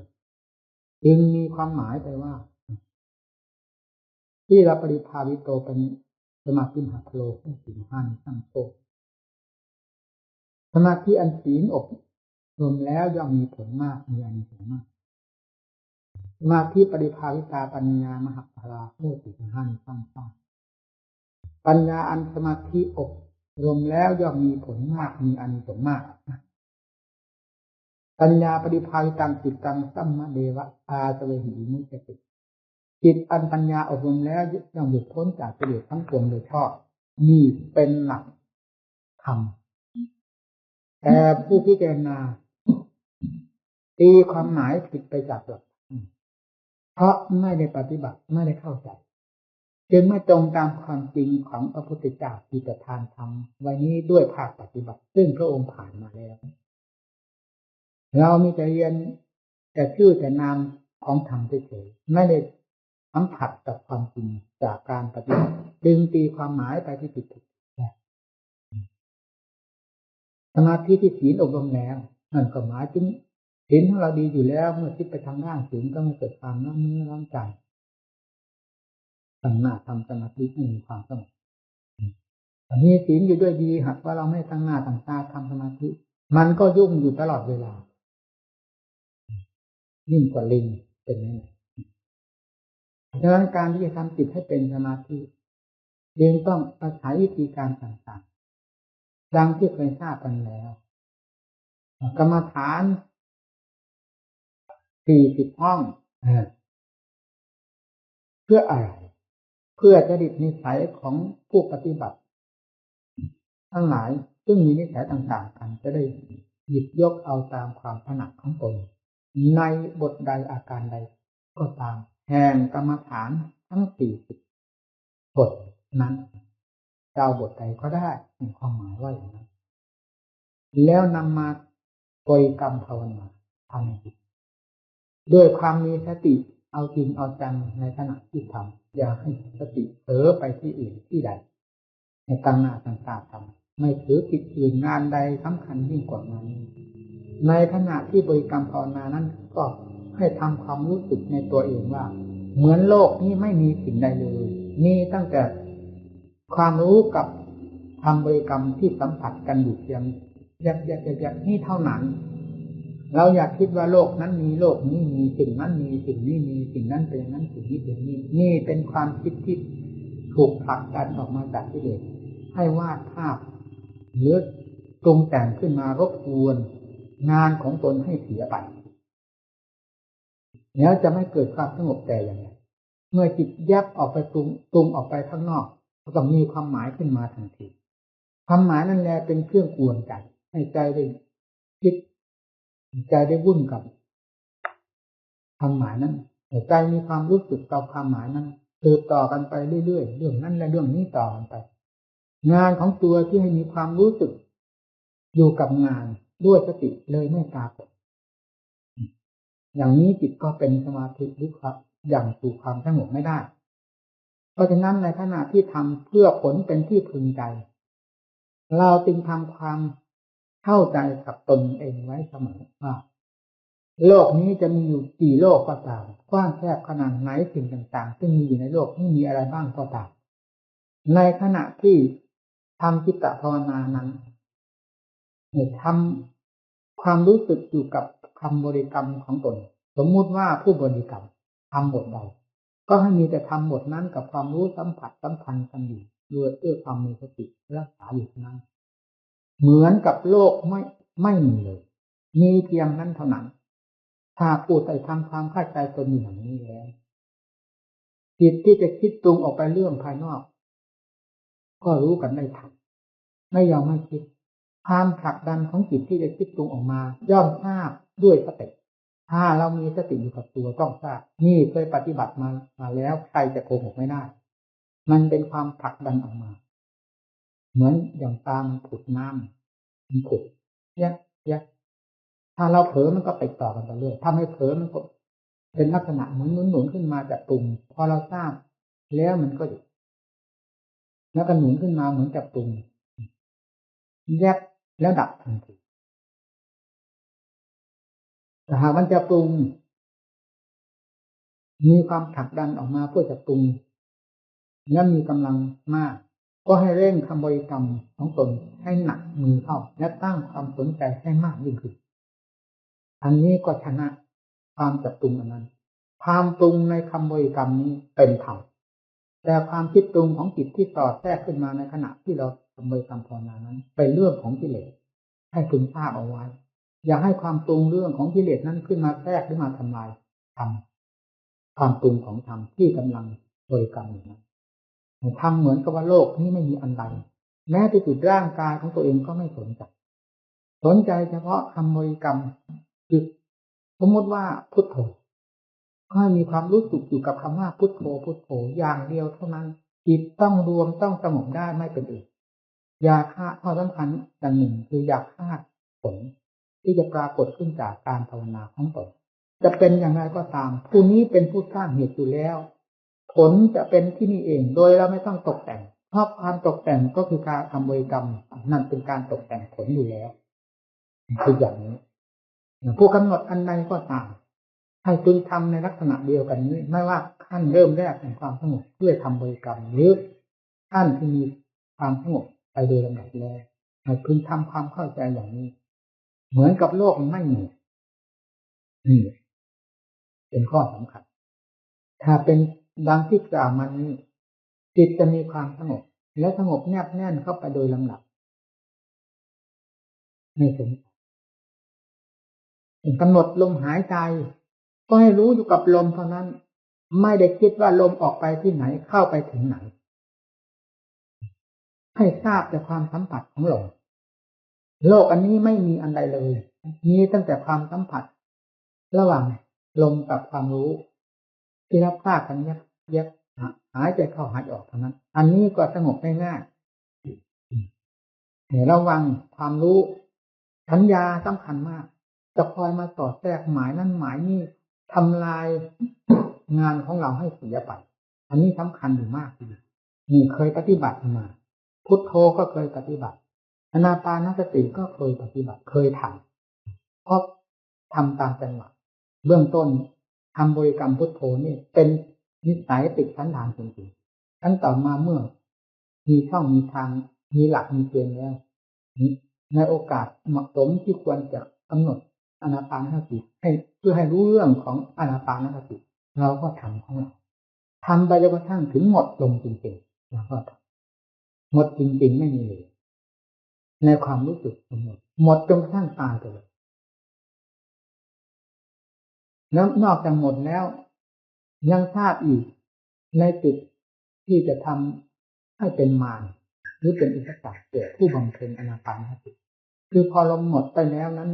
เนื่องจากจิตไม่เคยเป็นเนื่องจากจิตไม่เคยบำเพ็ญจึงไม่รู้เรื่องรู้ราวว่าเหตุผลกลไกจะเป็นประการใดบ้างเลยเกิดความตกใจในขณะที่ลมหมดไปในความรู้สึกนั้นว่านี่จะไม่ตายหรือนี่ลมหมดไปแล้วเพียงเท่านี้ก็เป็นการเขย่าจิตให้กระเพื่อมตัวขึ้นจับขึ้นลมก็ปรากฏในจิตเพื่อตัดปัญหาข้อนี้ให้ผ่านไปได้ตามความสะดวกความเป็นจริงของจิตของลมแล้วลมจะหายไปไหนก็หายไปเถิดนั่นเมื่อผู้รู้ยังครองร่างอยู่แล้วจะไม่ตายเราภาวนาเวลานี้เราไม่ได้ภาวนาเพื่อเป็นเพชฌฆาตอานาปานสติไม่ใช่เพชฌฆาตทำบริกรรมประเภทต่างๆไม่ใช่เพชฌฆาตแม้ลมจะดับไปก็ดับไปเถิดเวลาเราหลับไปเห็นคำนึงลมจนกระทั่งตื่นขึ้นมาเราถึงได้ทราบว่าลมมันหายหรือไม่หายตอนนั้นเราไม่เห็นคำนึงนี่เราก็จะไม่คำนึงลมเราจะคำนึงตั้งแต่เรื่องธรรมเนี่ยเดียวเท่านั้นคือจิตโดยเฉพาะลมจะหายไปไหนก็หายยังเท่านี้ก็ผ่านไปได้โล่งไปหมดอีกมีอธิบายให้ฟังสำหรับผู้ที่ไม่เข้าใจยังมีอยู่มาก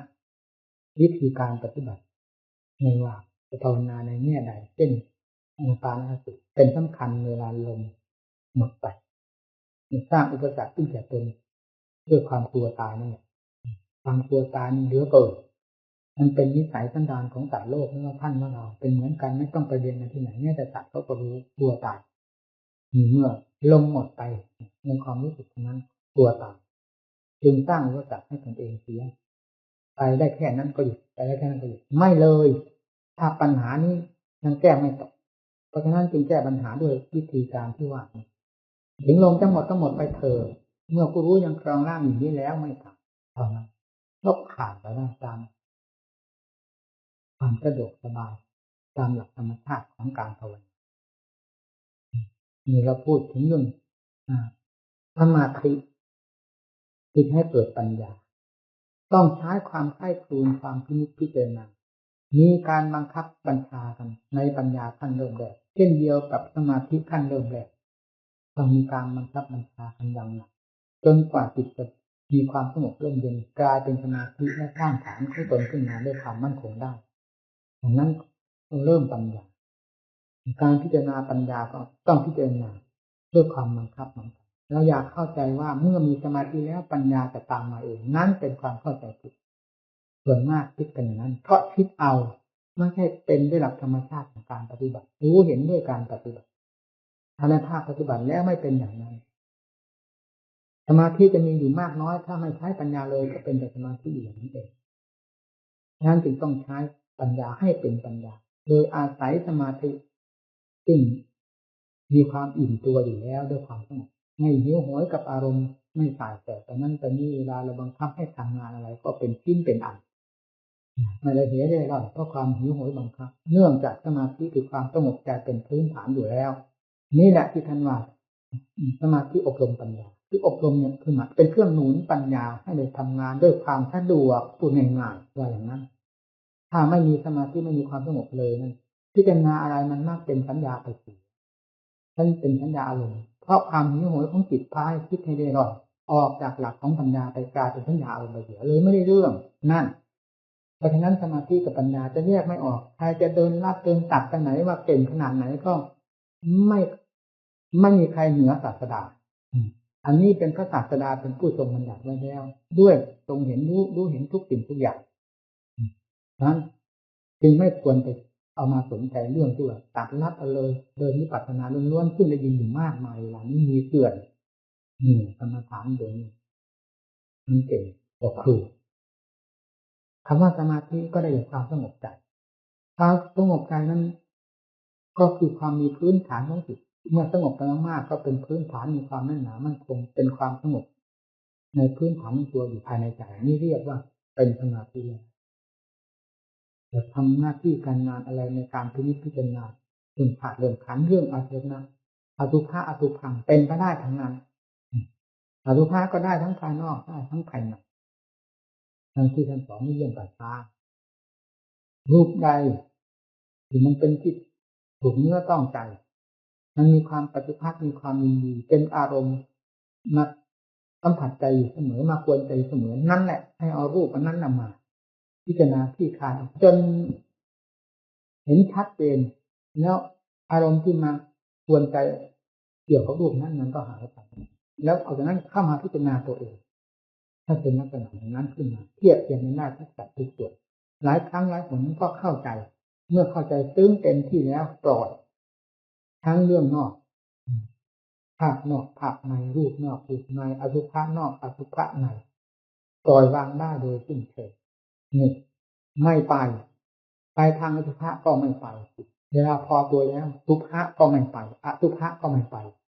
ผ่านออกช่องกลางนั้นเลยมีเรียกว่ามัชฌิมาตามเรื่องของจิตมัชฌิมาหนึ่งคือเครื่องดำเนินมัชฌิมาที่ผ่านไปได้เพราะการดำเนินถูกทางเรียกว่ามัชฌิมาของจิตจนกระทั่งถึงมัชฌิมาในหลักธรรมชาติคือความบริสุทธิ์แล้วไม่เอียงรักเอียงชังไม่เอียงไปทางดีทางชั่วเสมอตัวอยู่ตลอดเวลาโดยไม่ต้องบังคับเป็นหลักธรรมชาติของความจริงของตนในสมุมีมัชฌิมาในหลักธรรมชาติแล้วการในเบื้องต้นเนี่ยการเรื่องมัชฌิมาอันนาคนทั้งหลายคงจะเข้าใจมัชฌิมานั้นตามขั้นของกิเลสหยาบมัชฌิมาอย่างหนักเครื่องมือหนักแต่กันกิเลสค่อยเบาบางไปเครื่องมือก็ค่อยเบาบางไปการพิจารณาก็อย่างนั้นเหมือนกันในขั้นสมาธิกิเลสมันหนาก็ต้องใช้ข้อบังคับทำบริกรรมอย่างที่ว่าตั้งท่าตั้งทางเหมือนจะเข้าสู่สงครามเอาเป็นตายจริงๆสติกับคำบริกรรมให้มันติดกันแนบไปเลยไม่ยอมให้มีโอกาสพอความคิดปรุงต่างๆซึ่งเป็นเรื่องของกิเลสแทรกออกมาได้เลยนี้จิตก็สงบได้มีส่วนถ้ามัชฌิมาแบบนี้ถึงขั้นปัญญาก็เหมือนกันขั้นที่ผ่าผลที่สุดก็ขั้นพิจารณาร่างกายเกี่ยวกับเรื่องอสุภะปัญญาผ่าผลบางทีจึงกระเทือนตัวเองเหมือนกับตัวไหวไปเหมือนกันเราเคยทำมาแล้วมีทั้งเข้าใจได้ทุกสิ่งทุกอย่างแล้วปล่อยวางลงตามสภาพทั้งสุภะทั้งอสุภะไม่ยึดทั้งสองฝั่งเดินผ่านในท่ามกลางนั้นอย่างความแท้จริงอย่างความเพื่อความปลอดภัยและเข้าใจได้อย่างชัดเจนทั้งสองภาคนี่การพิจารณาทางด้านปัญญาให้พิจารณาบางครั้งให้พิจารณาอย่ารอให้สมาธิมาติดขึ้นให้เป็นปัญญาอย่างเดียว จะหมดหวังไม่เกิดประโยชน์อะไรมีสมาธิจะมาผลิตปัญญาให้เกิดขึ้นเป็นไปไม่ได้ต้องปัญญาเป็นผู้ผลิตความเฉลียวจะหนักขึ้นใส่ตัวเองเป็นลำดับจนกระทั่งถึงจิตได้เห็นเหตุเห็นผลของตนถ้าจับไปโดยลำดับแล้วนั้นปัญญาจะออกเดินดำเนินเองทีเดียวจนกลายเป็นปัญญาอัตโนมัติหนึ่งปัญญาจะเป็นอัตโนมัตินี่ก็เกี่ยวกับเรื่องมันปล่อยอะไรกันหมดแล้วเหลือแต่เรื่องขันธ์รูปพิจารณาชัดเจนแล้วเรื่องตั้งแต่อสุภะอสุภังผ่านไปรูปนี้ก็หมดความหมายไปแล้วเข้าใจชัดเจนที่มันยังสัมผัสสัมพันธ์ยุ่งกันอยู่ก็คือเวทนาความสุขความทุกข์เฉยๆเฉพาะอย่างยิ่งความทุกข์ในขณะที่นั่งภาวนาหรือเจ็บไข้ได้ป่วยมีทุกข์มากๆมีจิตจะเผลอไปได้ท่านหลักใจไม่มีในตอนนี้หรือปัญญาไม่ทันกันกับทุกขเวทนาเสียห้าหน้าปัญญาทันกันแล้วไม่เสียทุกขเวทนายิ่งเป็นหินรับได้ดีจนเข้าถึงความจริงเข้าใจเรื่องทุกขเวทนาเป็นของจริงอย่างเต็มที่เพราะพิจารณาเวทนานั่นเองพิจารณาเวทนาพิจารณากายแยกดูกายแยกดูเวทนาเพราะมันสัมผัสสัมพันธ์เกี่ยวเนื่องกันอยู่แล้วดูใจสามประเภทนี้จนกระทั่งเข้าใจแล้วทุกเวทนาจริงกายก็จริงจิตก็จริงต่างอันต่างจริงแล้วมีกี่ชิ้นกี่อันก็มากระทบกระเทือนกันนี่คือทุกขังอริยสัจจังเป็นอย่างนี้มรรคอริยสัจจังก็หมายถึงปัญญานั่นเองปัญญาก็ถึงจะรู้เท่าทันกิเลสรู้เท่าทันเรื่องของทุกข์ของกิเลสทั้งหลายได้เป็นลำดับนี้ถ้าปัญญาไม่ชอบจะรู้เท่าทันไม่ได้ต้องอดต้องทนนักปฏิบัติต้องเป็นนักขั้นส่วนสังเกตวินิจพิจารณาทั้งภายนอกภายในอย่าอยู่เฉยๆทำงานหยาบก็ตามให้มีปัญญารอบตัวอยู่เสมอกับงานนั้นๆมีสติอยู่เสมอเมื่อเข้ามาใช้ในวงในคือจิตตภาวนาล้วนๆจะเป็นไปได้อย่างสะดวกสบายและง่ายกว่าที่เราปล่อยจิตให้เร่ๆร่อนๆจนกว่าจะจับเข้ามาใส่ขอบ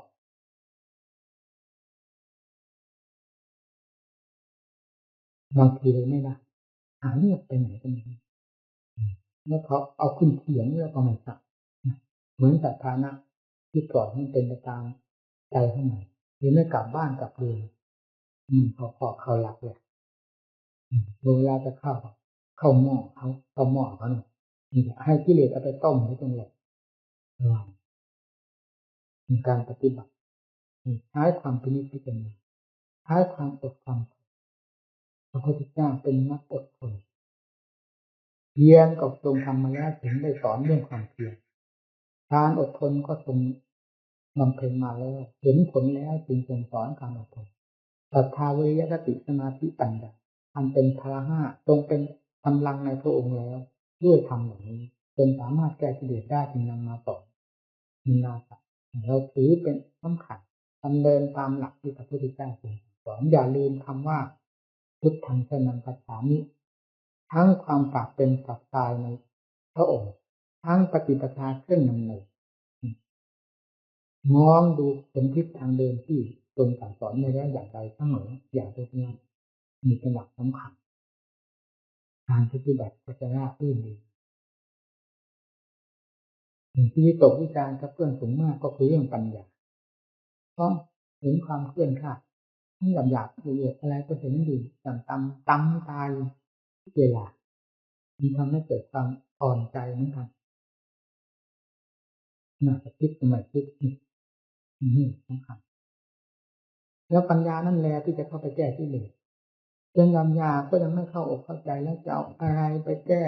สิ่งที่ละเอียดแหลมคมยิ่งกว่านั้นอย่างหนึ่งคือตัวกิเลสแหลมคมมากมีแต่ธรรมเท่านั้นที่แหลมคมเกินกว่ากิเลสจะทนทานได้เพราะนั้นไม่นะครับตั้งใจคิดเองอย่านอนใจในหน้าที่ของตนความเป็นอยู่ตัวอะไรญาติโยมเขานับรองหมดแล้วยิ่งนักปราชญ์นักสารท่วมทั้งวันทั้งคืนอะไรก็อะไรก็เป็นไปหมดจนผู้มาปฏิบัติอยู่ที่นี่อาจจะไม่เข้าใจว่ากรรมฐานท่านดำเนินแต่ก่อนเป็นอย่างไรว่านึกว่าจะเป็นอย่างนี้ทั้งนั้นสมบูรณ์ไม่เป็นอย่างนั้นท ำเจริญขึ้นในสถานที่ที่อดอยากขาดแคลนสถานที่ลำบากลำบนทนทุกข์ทรมานทำไม่ได้เกิดขึ้นในความอิ่มน้ำสำราญเกิดขึ้นในความผาสุกสบายอยู่เฉยๆในทางเข้าใจตรงนี้ตอนนี้ท่านปัญญาที่บ้าน